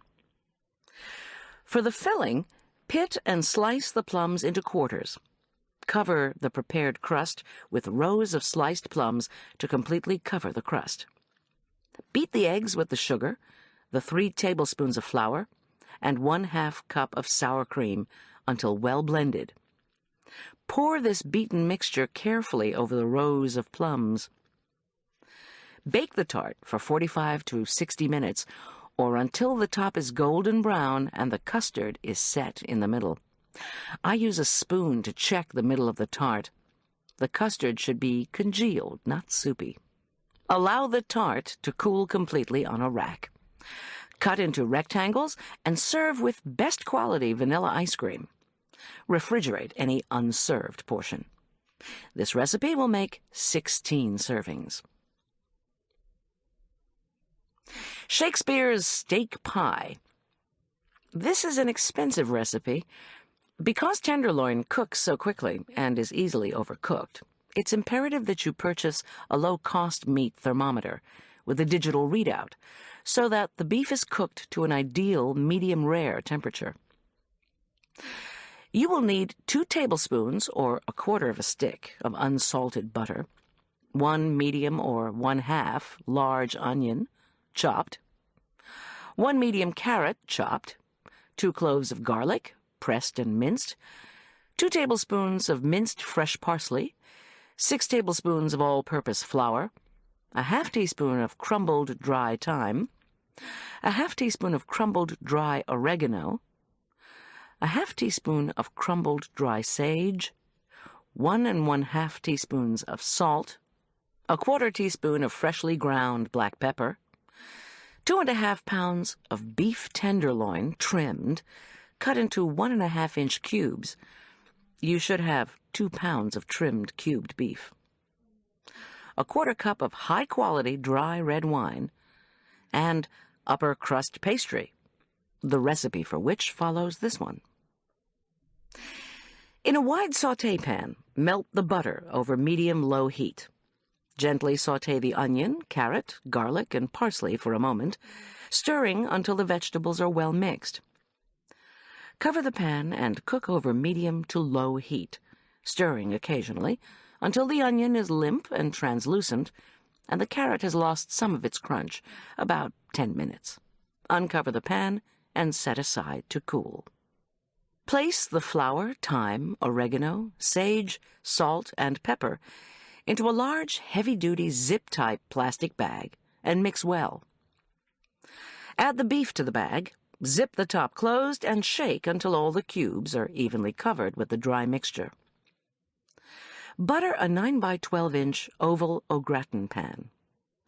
Place the floured cubes into the pan, along with the sautéed vegetables, mixing very lightly with your hands, just until the vegetables and meat are evenly distributed. Place the filled pan in the refrigerator while you prepare the crust. Or you can cover the filled pan with plastic wrap, place it in the refrigerator, and chill until you are ready to prepare the crust and cook the pie. It is best not to prepare the crust in advance. Preheat the oven to 350 degrees Fahrenheit. Remove the pan of meat and vegetables from the refrigerator and pour the wine into the pan. Gently fit the crust over the pan, fluting the edges and slashing the center in 3 places to vent, and decorating the top as directed in the pastry recipe.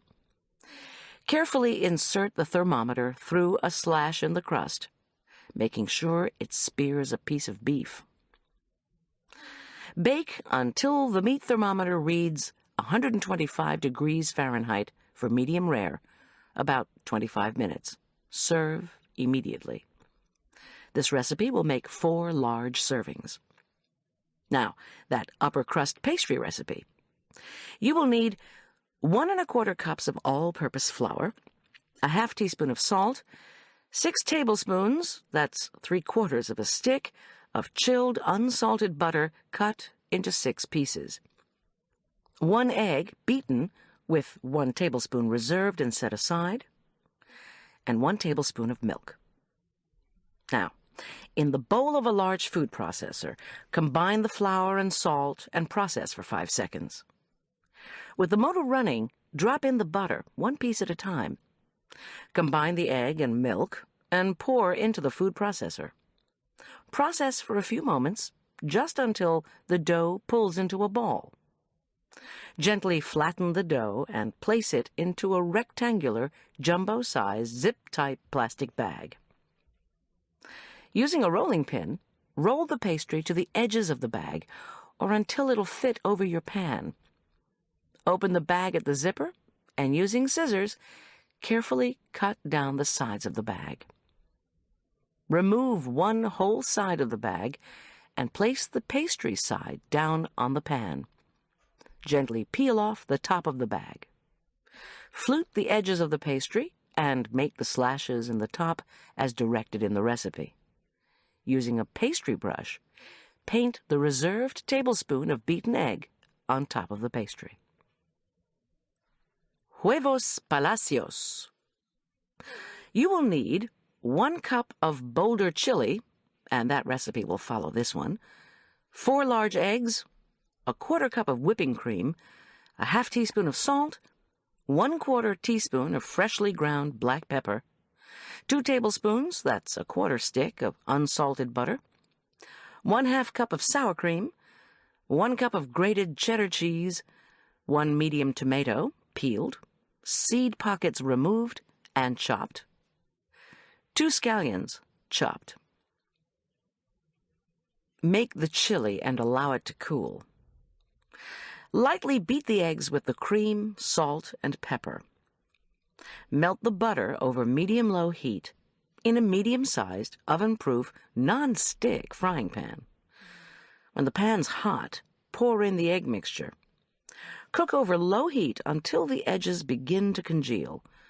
With a heat-proof rubber spatula, gently push the edges of cooked egg into the center of the pan, using a minimum number of strokes.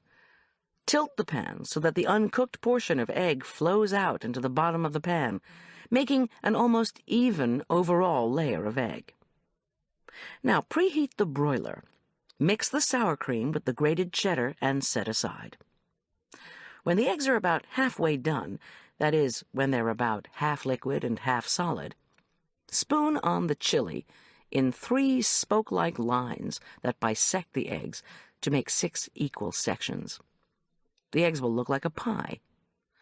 Scatter the chopped tomato and scallions between the lines of chili. Carefully spoon the sour cream cheese mixture on top of the chili spokes. Don't worry if some spreads off the chili. Place the pan 6 inches from the hot broiler and broil, watching carefully, between 5 and 7 minutes, or until the eggs are done and the cheese is melted and puffed slightly. Serve immediately. This makes 4 large servings.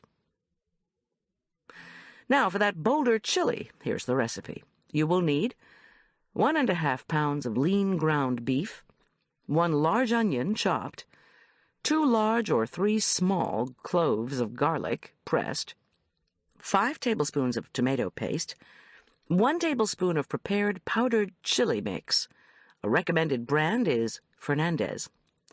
1 tablespoon of Dijon mustard, 1½ teaspoons of salt, 1 cup of plum tomatoes, chopped.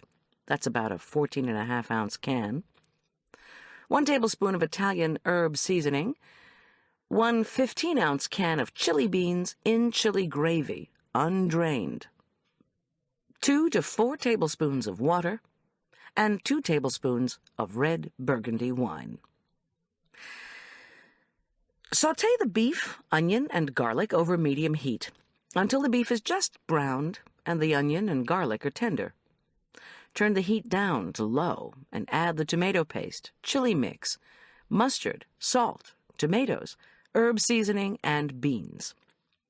Pour 2 tablespoons of water and the wine into the chili bean can and scrape down the sides.